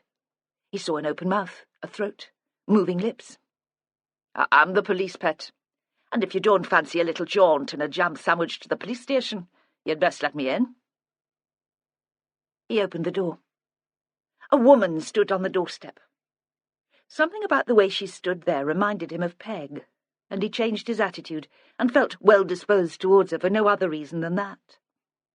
Perhaps it was her size which triggered the memory, the thick legs and heavy, comforting bust. But there was something else. The way she smiled, knowing he was a grouchy old git, but miraculously seeming to like him anyway. She walked into the hall. "Bit porky in here," she said. He didn't mind. Not like he minded the probation officer Winter pushing his way in, presuming to know something of what he was feeling. She was the sort of woman who said what she thought as soon as she thought it. There was no putting on a show for the rest of the world. "I saw you in church yesterday," she went on. "Followed you out, but you seemed a bit upset, and I thought it would best wait today." "Probably just as well." "Have you had breakfast?" she asked. He nodded. "Must be coffee time, then." "I don't have coffee," he said. "Will tea do?" "It will if it's strong. I can't bear weak tea."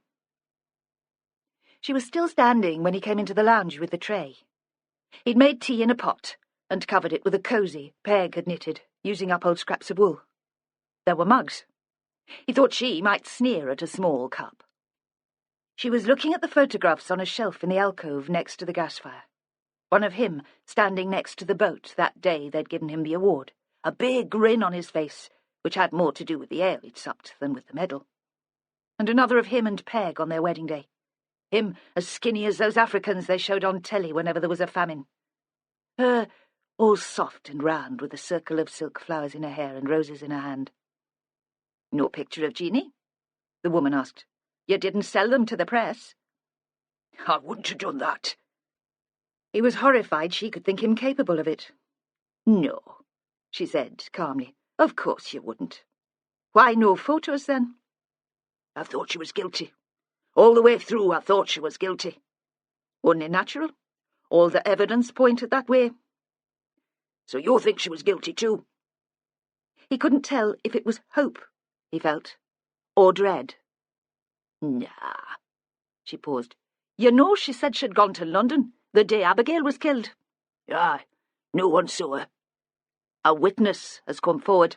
A student who knew her. He swears she was in King's Cross that day. I've talked to the lad. If he's lying, I could get a job modelling nude for the cover of Vogue." "It wasn't just that I thought she killed that schoolgirl." Michael felt a need to explain. "It was that I blamed her for Peg dying too." "Did Peg think she'd committed the murder?" He shook his head. "Not for a minute. She fought all the way through for Jeanie. Talked to the press, the police, the lawyers. The effort wore her out." "I don't suppose your attitude helped you, stubborn bugger." He didn't have any answer to that, so he poured out the tea, swirling the pot first to make sure it was strong enough. She sat heavily on an armchair. He put the mug carefully on the small table in front of her, waited anxiously while she tasted it. "Perfect," she said. "Just as I like it." He took his own place then and waited for her to explain. "I'm Vera Stanhope, Inspector, Northumbria Police. A case like this, they send an outsider in. Fresh eyes, you know. Check they did everything right first time round." "There was a woman in charge before?" It had been strange to him at first. A woman leading a team of men. But when he'd met her a couple of times, he could understand how she managed it. "So there was." Vera was non-committal. "What was she called?" His memory was a sludge as he grasped for a name. All he could see was a woman in silhouette, sat in the kitchen at the house on the point. Light from a low winter sun was pouring through the window behind her. She was very smart in a black suit, short skirt, fitted jacket. He'd noticed the legs in sheer black tights. Even then, when they'd thought Jeanie was a murderer, he'd found himself looking at the legs and wondering what it would be like to stroke them. "Fletcher," Vera said. "Caroline Fletcher." She thought Jeanie was guilty, right from the start. Not that she wasn't polite with us. Perhaps that was how I could tell. The sympathy, you know, the pity. She knew what we'd have to go through when it came to court. "She left the service a while back," Vera said. "You'll have to make do with me this time. Not so nice to look at her." Easy to talk to, though. He hadn't found it easy to talk to Inspector Fletcher. She asked a lot of questions, but he had the feeling that she wasn't really listening, that behind the polite smile and the glossy eyes, her mind was already racing ahead to form conclusions that had nothing to do with the words he was speaking. "That's why I'm here," Vera said. "I want you to talk to me." "I could have got her parole," he said suddenly.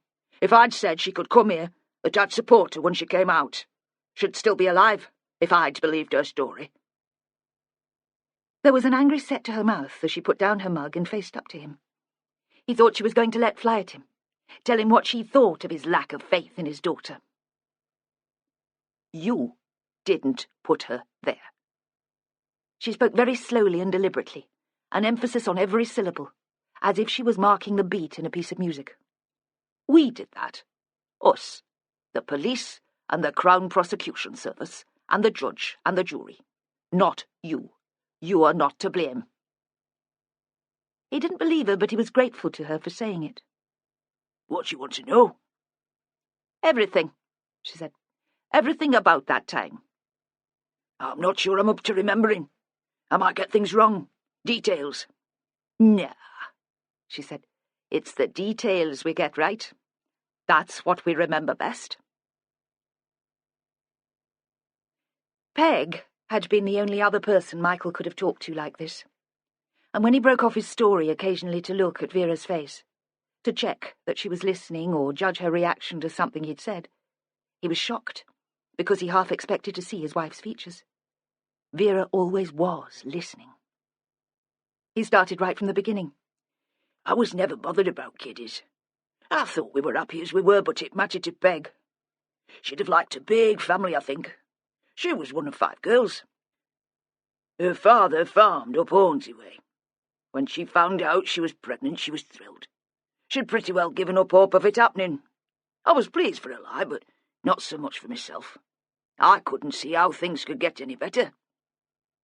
And then Jeanie was born on the night of a big spring tide. She was long and skinny, even as a baby, with thick black hair." "You were living on the point then?" "Aye. It was a part of the job, and we didn't think it'd be a bad place for a child to grow up. There was space to run around, good fresh air. It's not a lonely place. There were other kids in the lifeboat houses, and when she was bigger, Peg brought her into Elvit for the playgroup. But she never needed company much, even when she was little. It was always books and music with her right from the start." He looked up. "Peg always said she took after me, but I could never see it myself. I'm not one for books. Jeanie's proud and she's stubborn, she'd say. Who do you think she gets that from?" "I've been trying to trace her friends," Vera said. "I'd like to talk to other people who knew her. There must have been girls at school." "There were friends, I suppose. Lasses from school, like you said. She'd go to their birthday parties, and Peg'd invite them back to the Point for tea." He remembered those days.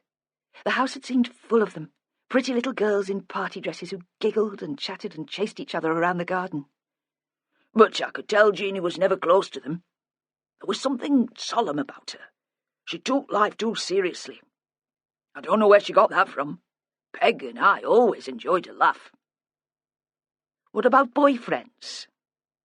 "There was no one while she was at school. She said she was too busy with exams.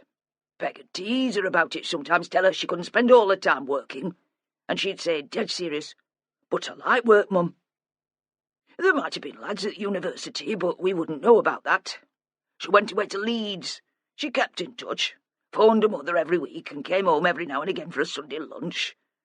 But she never mentioned a boyfriend." He paused. "There might have been someone. She might have told Peg and asked her to keep it a secret from me. She thought I was always criticising. And perhaps I was. I should have made more effort to get on with her."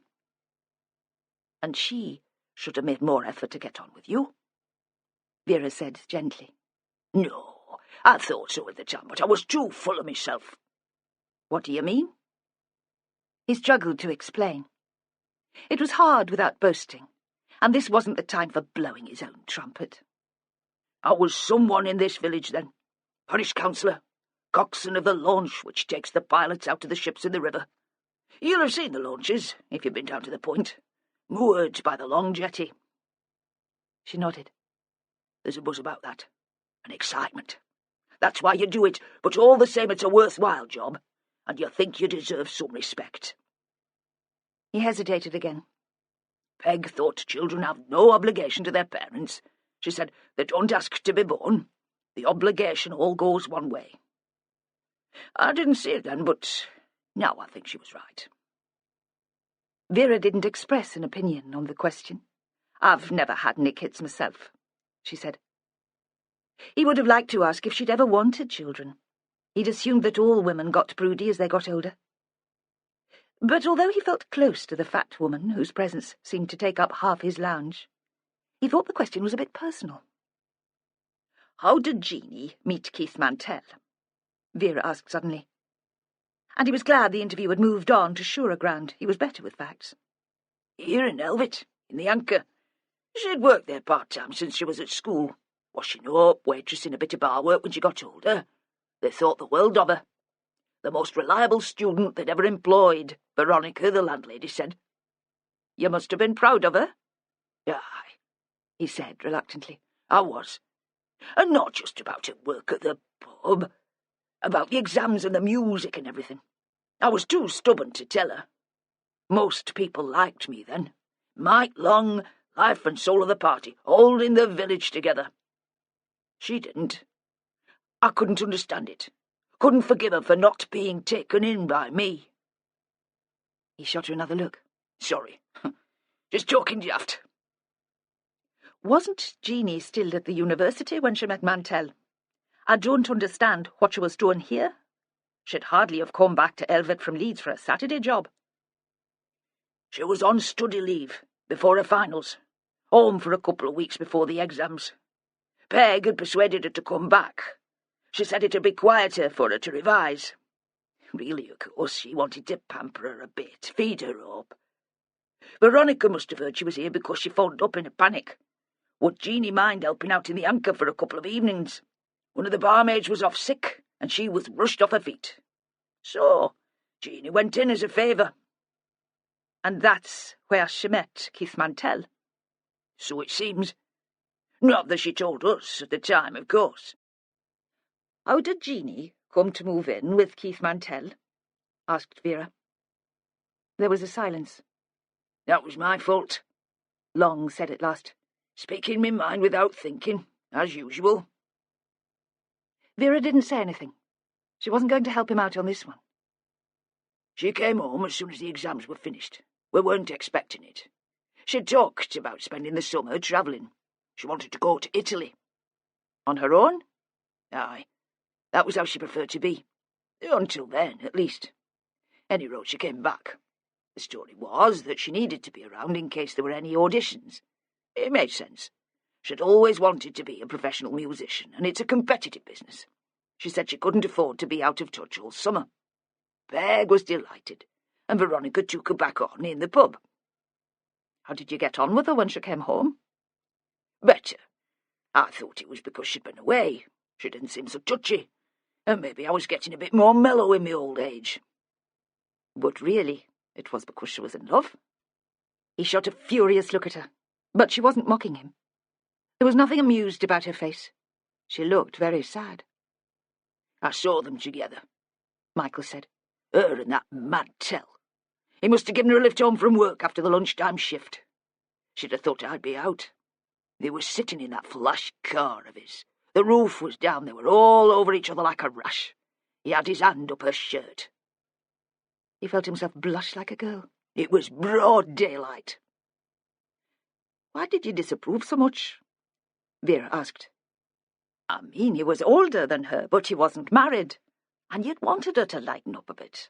She must have been 21 then, not a child anymore. He didn't answer, and she persisted. You did recognise him when you saw them in the car together. If he was a regular in the Anchor, you must have known who he was. I knew him all right. He had a reputation, did Keith Mantel. Still does come to that. What has? She asked innocently. As a crook, he said. That's what. I've checked his record. He's never been charged with anything. There've been a couple of motoring offences, speeding mostly, but nothing serious. He's never been caught, that's all. Like I say, he's a crook. And why do you say that, Mr. Long? She grinned at him, and he sensed a challenge in her words, but sympathy too. She had her own ideas about Keith Mantel. What do you know about work, Keith? The cramped little room seemed more airless than before. He felt his chest tighten, and his breathing was shallow and fast. What was going on here? This woman was bringing him painfully back to life. She was the first real human contact he'd had since Peg had died, the first person to take him seriously. He's a charmer, Long said. He had everyone fooled when he first moved here. But not you. You'd have seen through him. I had my suspicions. He paused, teasing her, making her wait. There was that house for a start. He wasn't the first to apply for planning permission to convert the old chapel, but it had always been turned down before, not just because of the risk of flooding and erosion. There was no access road, see, and this area's not zoned for housing, only building for agricultural purposes allowed. There's nothing agricultural about that mansion Mantel put up for himself. It must have greased a few palms to get that through the planning committee. There'd have been bad feeling in the village about that. She was playing straight man to him, stooge. He knew, and he didn't mind. At first, maybe. Then there he was in the Anchor, buying drinks all round, a donation to the cricket club to mend the pavilion roof, another to the village school to buy a couple of computers. He had them eating out of his hand, and he got the sympathy vote for bringing up the little girl on his own. It was soon forgotten he was here under false pretences. But not by you. You didn't forget. Michael knew what she was doing, making him feel clever, special. But all the same, he loved it. I never took to him. He got himself elected onto the parish council. We didn't see eye to eye. She let that go for a moment. You must have had more reason to dislike him than that. He'd not be the first to pull a few strings to get a new house built. Not major league crime. I made a few inquiries. That's the sort of thing I'd see. Maybe you should have been a detective. That'd have been a good one, he said seriously. Not boasting like. Then they grinned at each other. What did you come up with then? She leaned forward so her elbows were resting on her broad knees. The dress, which his Peg would not have had in the house as a dish rag, was stretched between them. Michael leaned back in his chair and half-closed his eyes. All this he knew by heart. He'd just never had the chance to share it. Mantel grew up locally, in Krill, the town up the coast. Father was a schoolmaster. Mother worked in the post office. A nice family by all accounts, but it was never enough for Mantel. He had expensive tastes even when he was a lad. He was still at school when he started working for an elderly widow who lived close by. A bit of gardening, odd jobs, shopping. A companion, he called himself. Kind? Aye, you could call it that. When she died, she left him all the money in her will. She had no family. A nephew in Surrey. He tried to contest it, but it seemed to have bored. Mantel had her charmed, then? Oh, scared her witless. They sat for a moment in silence. They could hear the ticking from the fat, round clock on the mantelpiece. That's when he started investing in property. Still not 20. And he bought a couple of terraced houses in the town. Let them out to students. Bought a few more. One of them burnt down. Probably faulty electrics, but no proof, and he collected the insurance anyway. He was lucky no one was trapped inside. The college authorities weren't happy, though, and by then he'd decided the students weren't ideal tenants, too lippy, too ready to complain. They knew their rights. So he started taking in families on housing benefit. Lots of scope there for a scam, especially when the benefits paid straight to the landlord. Right. And if money was tight, he'd offer his families a bit to tide them over. Like I said. Vera's eyes were shining. He could see she was enjoying herself. Kind. Not at the rate of interest he was charging. They stared at each other. I knew some of that, she said at last. I'd heard he was into benefit fraud, loans. Not for years, of course. Now he's a respectable businessman. Urban regeneration's his thing. Working with the community. He has lunch every other week with the Prince of Wales. Almost a saint. She paused for breath before continuing. I never knew where he got his money in the first place. It must have taken a bit of digging around to get at that. I'm a stubborn bugger. I don't give up. It must have been personal, though. You must have started checking up on Mantel before he took up with your Jeanie. I'd found out some of it before then. Took it more seriously later. What made you start? He challenged my authority in the village. Made me look a fool. I couldn't have that. I thought if I told the others where his money had come from, the sort of man he really was, they'd drop him. Did you tell them? I didn't get the chance. In the beginning, I didn't have the proof. And when Jeanie moved in with him, they'd have thought that that was what it was about. A grudge because he was screwing my daughter. Then his little girl died, and it didn't seem so important anymore. But you did try to tell Jeanie? He nodded. That afternoon, when I'd seen them together in his car outside my house, I was angry. It all came out wrong. She didn't believe me. She packed up all the things and stormed out. That was when she moved in with Mantel? Yes. So it was all my fault. The girl's death, Jeanie's imprisonment. If I'd kept my temper, none of that would have happened. We don't know that. Not yet. When Mantel asked Jeanie to leave, she came back to you? She didn't like it, but she'd nowhere else to go. She was still infatuated with Mantel. She wouldn't move away, and we'd mended things a bit between us. That was Peg's doing. I know you don't like it, but we'll lose her altogether if we don't make the effort. Peg invited them round for Sunday lunch. Mantel, Jeanie and the daughter. You'd have thought we'd had royalty in the house, the effort that went into that meal. It was one of the hardest things I've ever done. Sitting down at the table with that man. Watching him smiling. Knowing damn well he knew exactly what I was going through. Michael paused. I've wondered over the years if that was why he took up with Jeanie. Why he stayed with her so long, at least. If he did it just to spite me. After the Sunday lunch at Springhead House, James was surprised to see Emma huddled in conversation with Robert in the kitchen.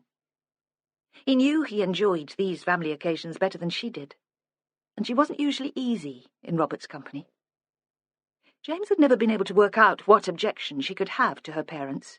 They were perfectly reasonable and civilized. They made few demands. He knew better than to say so, but when Emma complained about Robert and Mary, he thought she was acting like a spoilt child. He didn't mind too much. It had been her youth which had attracted him in the first place. She'd seemed untarnished by experience. They were sitting in the living room at Springhead, drinking tea and eating fruitcake, when the subject of families came up. James had known it would happen sometime, but now he was unprepared. The conversation began safely enough. It's Mary's 50th birthday next month, Robert said. We were thinking of having a party. Were we? Mary was crouched by the fire, trying to poke life into it. They were burning elder, which was still green and gave off no heat. But her face was red because she'd been blowing into the embers. Well, I thought we should. We didn't do much for our silver wedding, and I'd like to make a fuss of you. I don't know. The prospect seemed to terrify her, though Robert didn't notice. Who would we invite? I thought we could make it open house. Ask our friends from the church, the youth club even. I miss having young people in the place. Oh, no, really. I don't think that'd be a good idea at all. I'd rather something smaller. Just the family. That was when the unexpected happened. If that's what you'd prefer, Robert said. I did think it would be a good opportunity to get to know James's family at last. You won't mind them, I'm sure. James felt the stab of panic, hoped he was concealing it better than Mary had hidden hers. That's very kind, but there's no one, really. No one close. I always found that hard to believe. It was so sad that there were no relatives to help you celebrate your wedding. If it's a question of a family feud, surely this is the time to make up. There's a new generation to consider now. No, James said, more sharply than it intended. There's nothing like that. Think about it, Robert said. If you remember anyone, ask them along. We all have ancient aunts, second cousins. We'd like to meet them. Honestly, James kept the irritation from his voice, I'm quite alone. That's why I'm so grateful to be an honorary Winter. He knew at once that had been the right thing to say. Robert beamed. In the car on the way home, Emma apologized for her father's behavior.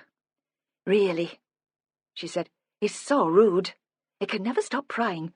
He's just the sort of person who gives social workers a bad name. She was always in a better mood after a Springhead Sunday. The ordeal was over for another week. James, in contrast, felt unusually jittery. Though he'd satisfied Robert this time, he suspected there'd be more questions. Once they were in the house, he relaxed, thought his panic had been ridiculous. The baby had been fractious in the car, and Emma took him immediately upstairs to bath. James changed out of his suit, then stood leaning against the bathroom door to watch. This was all he had ever dreamt of. This house. This family. They went to bed early because he was still on call, and by now he must be near the head of the turn list. He worked 12 days on and 8 days off. He fell immediately into a deep sleep, untroubled by worries about Robert. Emma had married him because she had a romantic notion about the sea, and him, and he hadn't lived up to the fantasy. The thought came to him, unbidden, in a flash, between the second when the phone woke him and the moment of answering the call. Then it disappeared from his mind, like the remnants of a dream once you're properly awake. It was a summons to work as he had known it would be. 2 women worked in the data centre collecting calls from ship's agents, then contacting the next pilot on the turn list to join the vessel, which was either approaching the mouth of the Humber or preparing to leave port. He recognised the voice at once. Marcia. He preferred her to Jo. Marcia was efficient and always respectful. He switched on the bedside light and jotted down the few details he needed. "It's a ship out of Gaul, Mr. Bennett." Her voice was calm. She made him think of a hospital sister in charge of a ward at night. "Russian, a cargo of wood." Gaul was always a long job, at least 8 hours from door to door. But today he didn't mind that. He dressed quickly, though at this time of night with no traffic there was less pressure. Daytime could be a nightmare. All it took was a hold-up on the road into Hull and you could miss the tide. There was no slack in the system. These days it was all stress, even the drive to the office. Emma didn't realise that. She thought he had no emotions, that he felt nothing. She had stirred when the phone rang, but now she was asleep again, deeply asleep, lying on her back. He had waited to find the right wife, and had known as soon as he'd walked into the classroom, where she'd been preparing her first lesson, that he had found her. She had been writing the Russian alphabet on the board, frowning in her concentration to keep the lines straight. He'd been first to arrive, and she'd ticked his name off on the register. A little girl playing at teachers. When the evening class was over, he'd hovered in the corridor and asked if he might buy her a drink. To thank her for making the first lesson so painless. He'd said he hated school as a child and had been nervous about enrolling in adult education. Of course, there had been other women before her, but he had promised them nothing, made it clear that commitment wasn't an option. He had planned his life. He was, in every sense, a self-made man. The right wife had been as important as becoming the youngest first-class pilot on the Humber. He stuck rigidly to the structure, would consider no flexibility. He was ambitious. But there was more to it than that. The plan was all that held his life together. And it had worked out. Emma had been everything he had hoped for. Outside it was still raining, but a persistent drizzle. He thought this part of the country had more shades of grey than anywhere he had ever visited, and he had travelled the world to get his master's ticket. Grey sea mist in the summer, slaty storm clouds, a sea that was almost black. Tonight it was a dense, pale grey, like thick smoke, which bounced back the car's headlights. The windscreen wipers had a soporific effect, and the car journey to the pilot office was so familiar that it took no concentration. Occasionally James came to a junction, saw a pub sign or a church lurk out of the gloom, and became aware with a jerk of where he was. Otherwise he drove automatically, in a daze. It would have been easy to lapse into thoughts of the past in this state. Robert's probing about his relatives had disturbed him. There must be someone. We all have ancient aunts, second cousins.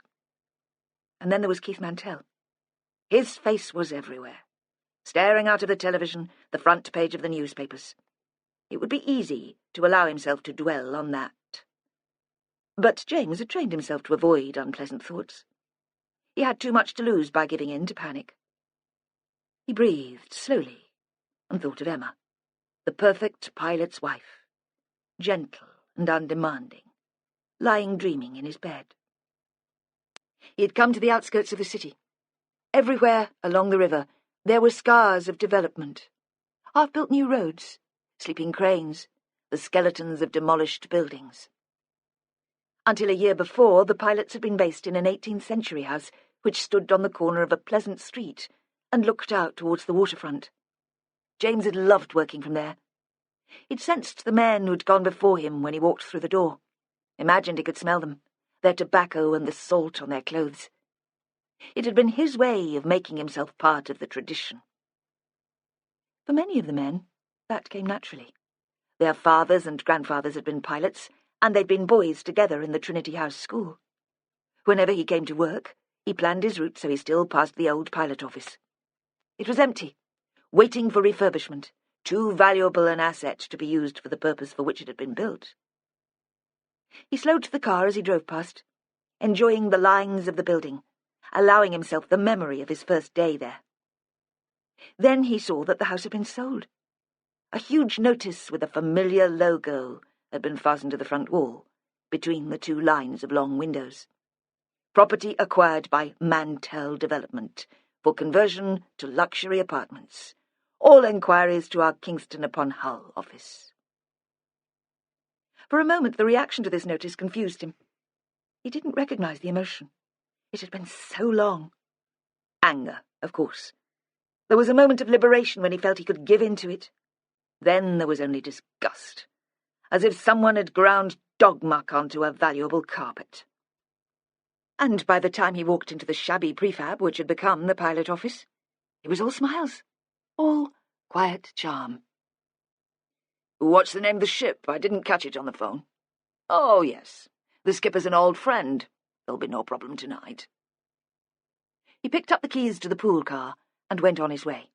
The M62 was almost empty, and he drove too fast. Goole is a small town dominated by the docks. The river seems to cut right into the heart of the web of narrow streets. It must be strange to look out of a bedroom window and see a huge container vessel sliding past, so close that you feel you could reach out and touch the hull, that the seaman, drinking from a mug in the cockpit, might offer you a drink too. When James drove through the town, it was empty. 2 a.m. and still raining. He could believe that everyone was sleeping except for him, and the crew who waited for him. But as he walked from his car to board the ship, out of the corner of his eye, he saw a man standing next to a pile of containers. The figure was familiar. Hair so short, it looked as if it had been shaved. The navy donkey jacket. James had to stop himself from calling out. Only later, he told himself, it would be impossible to have seen colour in this light, that it had been a mistake or a hallucination. He didn't believe in ghosts. Some men hated the night tides, the lack of sleep, the effort of making conversation with a captain who wanted to practice his English in the early hours of the morning. But James had practiced the art of being pleasant, until it came naturally. He could be almost asleep on his feet, but still he would look at the photos of the skipper's wife and children back home, discuss the relative merits of the goods displayed in the Argos catalogue with a seaman who was astounded by the variety reproduced on the cheap, shiny paper, gratefully accept a mug of tea, although the milk was sweet and thick and came out of a tin. Tonight he spoke Russian. The skipper's English wasn't bad, but James's Russian was better, and he was glad of the necessity to concentrate. It stopped him thinking of the glossy sign outside the pilot office, the shadowy figure on the dock. Drowned men returned to life. James had enlisted in Emma's evening class to learn a few basic phrases. 10 degrees port, Captain, 20 degrees starboard, so there would be no misunderstanding when he gave directions, and he wouldn't be dependent on someone else to translate. He'd done Spanish the term before for the same reason. But then he'd seen Emma, and he'd stayed in the class all year, working harder than he'd ever done at school, eager to impress. He had an A-level to show for it, and a wife and child. There was no room for error, bringing a ship out of Goole. The River Ouse was narrow there, with concrete sides like a canal. It was tight for a boat of this size. For a container ship, it seemed impossible on the approach, and seamen who'd never visited the port before were horrified. "What is this place you bring me to? This is not possible. No, there is some mistake." James enjoyed the delicacy of the work. It was a challenge, a test of his skill. The ship moved slowly away from the dock, which was spotlit like a movie set, black and white. The silhouettes of the cranes and warehouses two-dimensional, as if they'd been built from hardboard. The river widened, and the wind became fresher. The rain stopped, and the visibility improved suddenly, so he could make out each bank, marked by pinpricks of light, street lamps, headlights, the lit-up windows of insomniacs and feeding mothers. A boy with a mouthful of decaying teeth brought him more tea and a meal, a greasy stew with livid orange carrots and grey potatoes, which tasted better than it looked. He would have eaten it anyway. It seemed a long time since lunch with his in-laws at Spring Head, and it would have been bad manners to turn the food away. At the mouth of the estuary, the wind increased again into sudden gusts, which whipped the river into little pointed waves and sent spray over the deck. In the daylight, it would be possible from here to see the spire of St. Mary Magdalene Church in Elvet, the track along the shore where sometimes James took the baby in his pram, to walk and remember. It was 6 o'clock, morning. Matthew would soon be waking. The coxswain on duty at the point would have been warned that James would need collecting in the launch. That thought, or rather the coincidence of thoughts, Mary Magdalene and the coxswain of the launch, forced a connection of memory, and James realised that the man who'd been sitting in front of them in church the day before had been Michael Long. James hadn't recognised him at the time. He'd been a bluff, rather aggressive man when James had worked with him, impervious, it had seemed, to James's charm. Of course he'd been in the church to mourn his daughter. Suicide. A terrible accusation. James shivered, although where he stood at the helm, he was protected from the weather and the small room was warm, almost stuffy. He wasn't given to fancies, but suddenly he was aware of the depth of water below the hold of the ship, wondered what it must be like to drown. They were rounding the point. James could see the jetty all lit up, the fretwork of black metal, and the VTS tower where the pilot-master would be sitting. The waves were longer and deeper here, and the ship was starting to roll. Soon they would be in open water. "Make a lee, Captain," James said calmly. His work was almost over. The ship swung slowly, so the long side of the hull faced into the wind. The launch was on its way. The crackling voice of the coxswain reported its progress. James went on to deck to watch its approach. At first, it was a flicker of light which disappeared with each wave. The Russian captain stood beside him and slapped his back as if they were best friends. "Good work, sir," he said in English. "It is always a pleasure to work with you, pilot." He slipped a bottle of vodka into James's bag and waved the latest Argos catalogue in salute. James smiled his thanks as if vodka was his favourite drink in the world. The launch was circling the Russian boat, so it came alongside, sheltered from the wind. James climbed down the pilot ladder with his bag over one shoulder, checked that the launch was in position, and jumped aboard. The coxswain was a woman called Wendy, slight and dark and determined to do well. Michael Long hadn't liked that, James remembered. Being replaced by a woman had been the final straw. She turned to see that he was safely in his seat, opened the throttle, and they started back to the point. "Good passage down, Mr. Bennett," she shouted above the engine noise. "A bit murky over the Wittens," he said. "All right once the ebb got away." It was 8 o'clock, and light now. Faint sunshine penetrated the cloud. On the south bank of the river, refineries and chimneys glowed silver through the mist, looking in outline like a great city. Venice, perhaps, or St. Petersburg. James had the cold, empty feeling which comes from having too little sleep. After the swaying of the ship, his first couple of steps along the jetty seemed unnatural, as if the boards had lifted and hit the soles of his feet a beat too soon. He saw there was no pool car waiting for him to drive back to Hull. Thought that if he had to get a taxi, at least there'd be a chance of sleep. Wendy seemed to guess what was going through his mind. "Bert'll be here soon. There's a tanker due for Immingham. He says if you hang on, you can take his car back. Go on in. You look as if you could use a coffee." "I could use a couple of hours' sleep." But it wasn't a real complaint. The steward in the pilot office made him a hot drink and a bacon sandwich. There was a Cala gas stove which hissed and smelled, and immediately after eating, James must have dozed, because when Bert did arrive, it was light outside. James emerged into a daytime world of children's voices and a woman in one of the lifeboat houses hanging washing on the line. It was an odd community here on the point. 6 families, cut off from the mainland, only attached by a thin strip of sand, mud and concrete, which could be breached by the next high tide. And most of their life was spent waiting. The coxswains of the pilot launchers waited for the tide, and the crew of the sole permanently manned lifeboat station in the country waited for a collision, for someone stranded on a sandbank. Their only activity would come out of someone else's tragedy. Still dazed from the calla fumes and fuzzy with sleep, James stood for a moment to clear his head. His muscles felt stiff and clumsy. He walked past the VTS tower to the rise in the land where you get a view of the open sea. On this side of the point, there was a thicket of bramble and sea buckthorn, overrun by rabbits. A long beach ran north towards the mainland coast. The mist had cleared suddenly while he'd been sleeping, and the light had the clear, sharp quality which comes before rain. The tanker waiting offshore seemed ridiculously close, and the launch, which was already circling towards it, had the bright detail of a plastic toy. 2 people were walking along the beach, close to the tide line. A man and a woman, not bird-watchers. Bird-watchers were regular visitors to the point, but they all dressed the same, and they carried binoculars and telescopes. Besides, they didn't wander much onto the beach.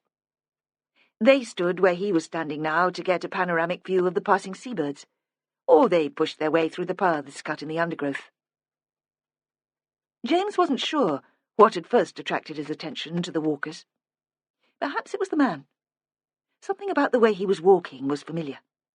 He was wearing a long gabardine coat, too smart for a stroll on the beach, and his hands were thrust deep into his pockets. And then there were his shoes. Most people would put on Wellingtons or boots, but he wore polished leather shoes. The salt would stain them.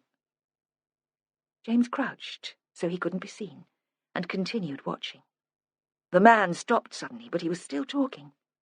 The abrupt halt had only added emphasis to the words, demanding that the woman stop too, and give him her full attention. It was Keith Mantel. Since he and Emma had moved back to Elvit, James had managed to avoid him. And he looked older than when James had last seen him.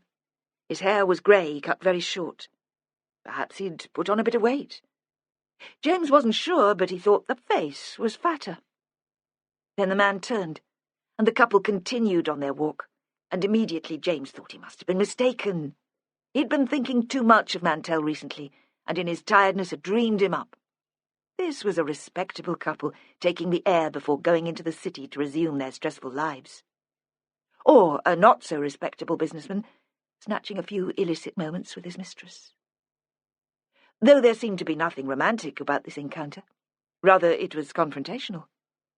The woman deliberately allowed a space to grow between them, stooped and picked up a pebble, and threw it into the water with a violence which suggested anger.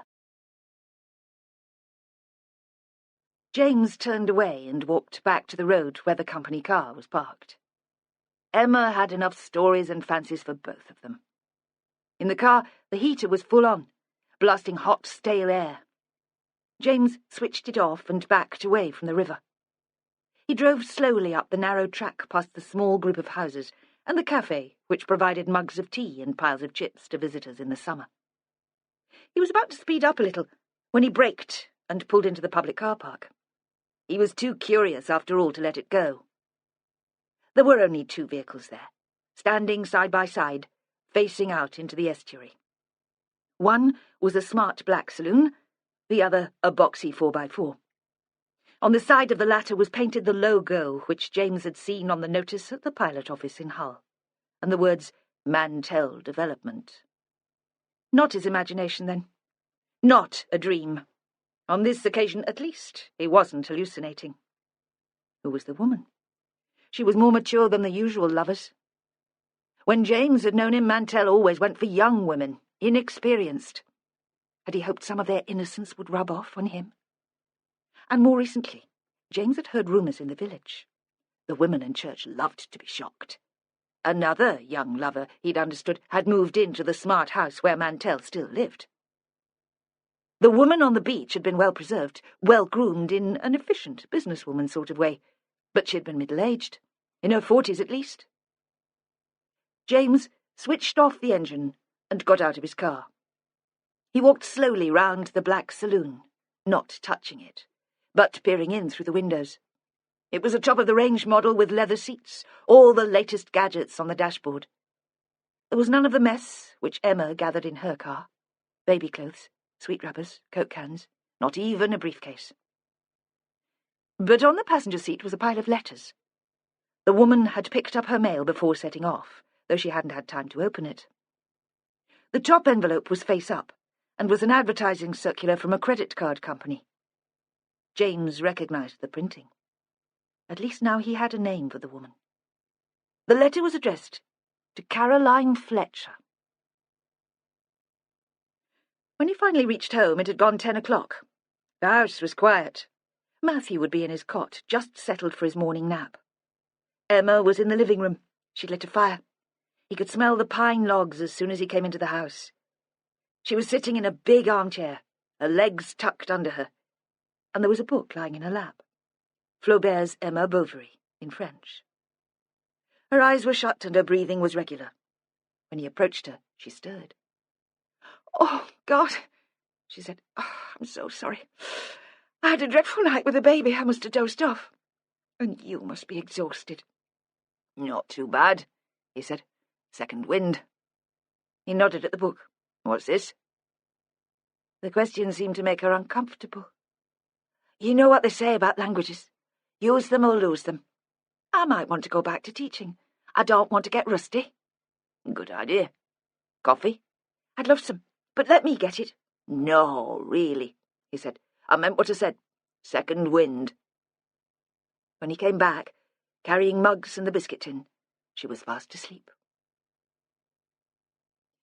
In her sleep, Emma was 15, and it was summer. The house where Abigail lived with her father was bigger even than the house in York, which Emma's father had designed. Once it had been a chapel belonging to a grand house, with a formal garden and a park. There was still a long leaded window in the entrance hall, though all the stained glass had been removed, to allow in more light. The big house had burned to the ground 100 years ago, leaving the chapel stranded and useless, until it was developed by Abigail's father. Now, only that long window and the steep roof gave an indication of its original purpose. The ground had been landscaped and the house extended. There was a new garage and a flat above it for a housekeeper. Stone from the ruin had been used to build the living room where Jeanie Long was playing the piano. Glass sliding doors led from there into a conservatory. The living room was furnished in a style which Emma knew her father would despise. Reproduction sideboards in dark wood, overstuffed sofas, mirrors with gilt frames. He would approve, she felt, of the conservatory. There the table and chairs were plain and functional. Big plants stood in terracotta pots, which reminded Emma immediately of the garden in York. A striped hammock swung from the roof. Jeanie Long was practising. Since she moved to the house to be Keith Mantel's lover, it seemed she hadn't stopped playing. Often the same piece was repeated over and over. This seemed to drive Abigail to fury. It provoked a continuous battle, or rather maintained the hostilities which had begun with Jeanie's arrival. Abigail refused to speak to the woman. She banged doors, had stopped eating, burst into tears whenever her father was around to see. Jeanie fought back with the only weapon she had, her music. She would begin as soon as he left in the morning, and continue until his return. There were other rooms, of course. Abigail could avoid the sound if she wanted. There were rooms in the old part of the chapel which had televisions, a sound system, a computer, and because the piano was in an extension separated from the rest of the house by thick walls, the sound of the playing was barely audible from those. But that didn't matter to Abigail. She threatened to take an axe to the piano late at night, and Emma believed that she might do it. She imagined the splintered wood and the twanging strings. Emma and Abigail were in the conservatory. Abigail was swinging on the hammock, one leg hanging over the edge. It was the last day of the school summer holidays, and Emma wanted to enjoy it. The sun was shining. She could have been on the beach, topping up her suntan so she wouldn't seem so different from the girls who'd been to a Greek island or Tenerife. Keith had flown Abigail to Florida before Jeanie had taken up residence, but she didn't have the sort of complexion which tanned. Her skin was as white and smooth as wax. Abigail had refused the beach, and to take the bus to Hull to look at the shops. Instead, she'd insisted on staying in, to stoke up her fury. She pushed against the one stone wall of the conservatory with her foot, making the hammock swing violently. The ropes creaked where they were mounted on the ceiling. The noise was loud and regular like the braying of a donkey. But still Jeanie bent over the piano keys. Either she was so absorbed that she didn't hear, or she was determined not to react. Then the door opened, and Keith Mantel was standing there. He was nearly twice Jeanie's age, but even Emma could understand the attraction. His hair was a sandy blonde, and his face did show the effect of the Florida sun. He was dressed in a grey suit and white shirt, and he carried a briefcase, but somehow managed to look neither stuffy nor respectable. For a moment, Jeanie didn't realise he was there. Then perhaps he moved, or there was a breeze through the open door, because she stopped playing in the middle of a phrase and looked round. The girl's whispered giggles hadn't disturbed her, but his entrance had penetrated her concentration immediately. She swivelled on the embroidered top of the stool so her back was to the piano. She was caught in the full sunlight which flooded through the glass doors. Her face was lit up not just by the sunshine, but at her pleasure at seeing him. "Wonderful," she said. "You're home early." He set down his briefcase and walked up to her. He put his hands on her shoulders, which were bare because she was wearing a thin, strappy top, and he kissed the top of her head. Beside Emma, Abigail was making noises like someone being violently sick. Emma felt a violent stab of envy. She didn't believe anyone would kiss her in that way. Emma had been trying to remember more of her encounter with Jeanie Long since that one flash of recollection in the church. When she woke, it was almost lunchtime, and her book had slid to the floor, so the place was lost. Upstairs, Matthew was lying awake in his cot, reaching out occasionally towards a bare branch moving just outside his window. James had gone to bed. His uniform cap lay on the dressing table. His breathing was soft and regular. He claimed never to dream, and looking at him there so calm and still, She could believe that was true. Emma changed Matthew, then took him into the living room to feed him. She zapped on the television for the local news and caught a piece on the reopening of the Mantel case. A witness has come forward who can place Jeanie Long in London on the day attractive teenager Abigail Mantel was killed. Miss Long always claimed she was in the capital on the day the crime was committed, but until now there has been no evidence to support her. Officers from a neighbouring force have been brought in to reassess the case. The Chief Constable of Yorkshire and Humberside Police denies that this shows a lack of confidence in the original investigation. Often, he says, it's useful to look at a case with fresh eyes. There followed a piece of old news footage showing witnesses leaving the court after Jeanie Long's trial. Emma buttoned up her shirt and pulled down her sweater. She put the baby in the pram which lived in the hall and went upstairs to prepare to go out. She opened her wardrobe door very quietly so as not to disturb James, and saw all the clothes she used to wear before she was pregnant, the jackets and skirts and smart little blouses she dressed in for the classroom. None of these seemed suitable today, and she chose instead a pair of black trousers and a lambswool sweater with a big collar, and her long black coat, which she lay on her side of the bed. She sat in front of the dressing table, wondering about makeup, compromising finally with a splash of red lipstick, but nothing more. She wrote a note for James. Needed some fresh air. Taken Matthew for a walk. In the pram, the baby looked out at her. He was wearing a bright red hat and red mittens. She pulled up the hood, forcing the hinges into place. She didn't want the wind to blow it down as soon as she stepped outside. Matthew chortled when she opened the door and bounced the pram by its back wheels down the steps to the square. She knew Dan Greenwood was in the pottery. The doors weren't padlocked, and anyway, she'd seen him arrive at 9 o'clock. She knew the best time to look out for him. She'd watched him arrive and leave most days since she'd stopped work. In the summer, he left the big double doors open, and then she'd seen inside. But this would be the first time she would fulfill her fantasy and go in. At the far end of the building, there was a corner which he seemed to use as an office. Behind an old desk was a filing cabinet and a computer table, and today Dan was there too, sitting at the desk, lit by an Anglepoise lamp. He was looking at some papers and frowning, and she could tell the contents irritated or annoyed him. He wasn't a man who hid his feelings easily. Once, in the summer, when the big door had stood open, she'd seen him take hold of a pot he was painting and hurl it against the far wall of the building. Frustrated, she supposed, because he hadn't managed to achieve quite the effect he'd wanted. The scene had shocked and fascinated her. James would never have given way to such a spontaneous show of feeling. Now the lamp gave the scene a contrived, staged look. Little natural light came through the dusty windows in the roof, and the strip tubes fastened to the rafters had been switched off. Emma, the audience, was in shadow. She closed the door behind her, and Dan looked up. "Emma?" He half rose, then sat back in the chair, which looked as if it had been rescued from a village school. His movements were always sudden. His hands were so big that she wondered they were capable of holding the small brushes, the more delicate pieces. There was the tension she'd always sensed between them. She'd thought it was the frisson of mutual attraction. Now she wasn't so sure. She'd met him first when he'd thrown a party to celebrate the opening of the pottery. He'd held it in the pub, and they'd all been invited, everyone who lived on the square. She'd been newly married, realising even then, perhaps, that it wouldn't be the escape she'd hoped, but not looking for adventures. She'd had adventures enough in her life already, and she had her work then to satisfy her.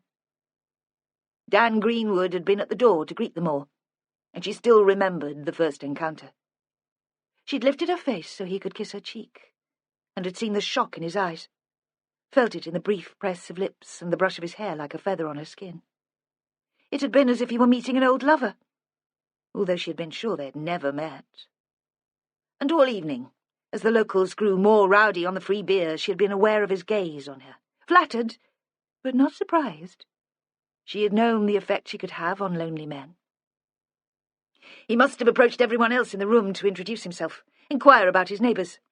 His manner was reserved, but overhearing the conversation, she thought there was something very blunt about his questions, direct, like a child.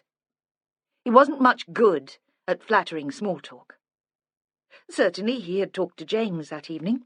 She had watched them laugh together, but he had made no effort to come up to her. It was as if he'd sensed that there would be a danger in their being physically too close. That was what she'd thought then. Now, she wondered if she'd been deluding herself. He and James had become friends in that easy, casual way that men do. They often met up for a pint on Friday nights. They both played cricket for the village team. She didn't know what they talked about. Their work, she supposed, sport, gossip. Now she felt awkward, tongue-tied. She'd often dreamed about coming here, confronting him with how she felt. But this would be a different confrontation. Emma! This time he did stand up, and he walked around to the front of the desk. He was frowning, anxious. Is anything the matter?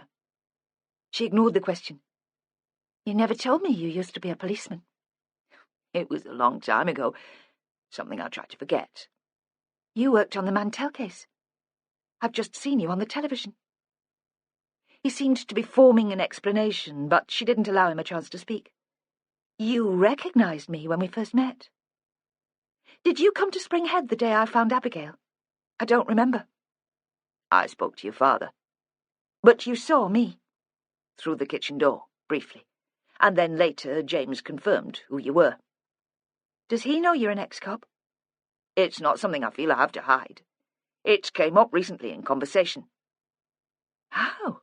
She wondered. Does James use that incident in my past as an excuse for my behaviour? We'd have you round to dinner, but Em's not very good in company. She found the body of her murdered best friend. As if one had any relevance to the other. Didn't you think I'd be interested to know that you'd worked on the case? I didn't think you'd want reminding of it. It's hard to forget, she said. Now, with all that's going on. Have you been bothered by the press? No. They'll track you down. I know you use your married name, but it might be worth changing your phone number. We're ex-directory. That won't stop them. The exchange seemed unnaturally loud and fast. The words seemed to ricochet off the walls. They looked at each other for a moment in silence. Look, he said, I can make you coffee. He wiped the seat of the chair with his sleeve. Why don't you sit down? I want to know what's going on, she cried. No one's been to see me. It's not fair. I'm involved. She had the argument clear in her head. The grievance had been growing all night. She hadn't thought it would be directed towards Dan Greenwood. That Inspector Fletcher, Caroline, made the effort then. She kept us sweet while the police were preparing the case for court, while I could still be of use. She came every day to see what I could remember. Now I have to hear about developments on the news. Though that wasn't true. Dan had warned her, through James, of Jeanie's suicide, and that the case might be reopened. While she hesitated, wondering what tone to take, her thoughts were interrupted by a voice behind her. That seems fair enough to me, pet. The voice was very close. It seemed to rasp in Emma's ear. She turned. The woman from the church was leaning on the wall behind her. But that's the police all over for you. They keep you in the dark and they feed you shit. That's why Danny got out. Or so he says. She had emerged through a door. Emma could see a small room cluttered with boxes. There was a rickety armchair, a kettle, a tray of grubby mugs on the floor in one corner. The woman had been sitting there, and had overheard everything they'd said. "Who are you?" Emma demanded. Then, before the woman could answer, remembering Dan's earlier warning, "Are you a reporter?" The woman gave a wheezy laugh. Her enormous bosom shook. "Not me, pet. I'm on the side of the angels."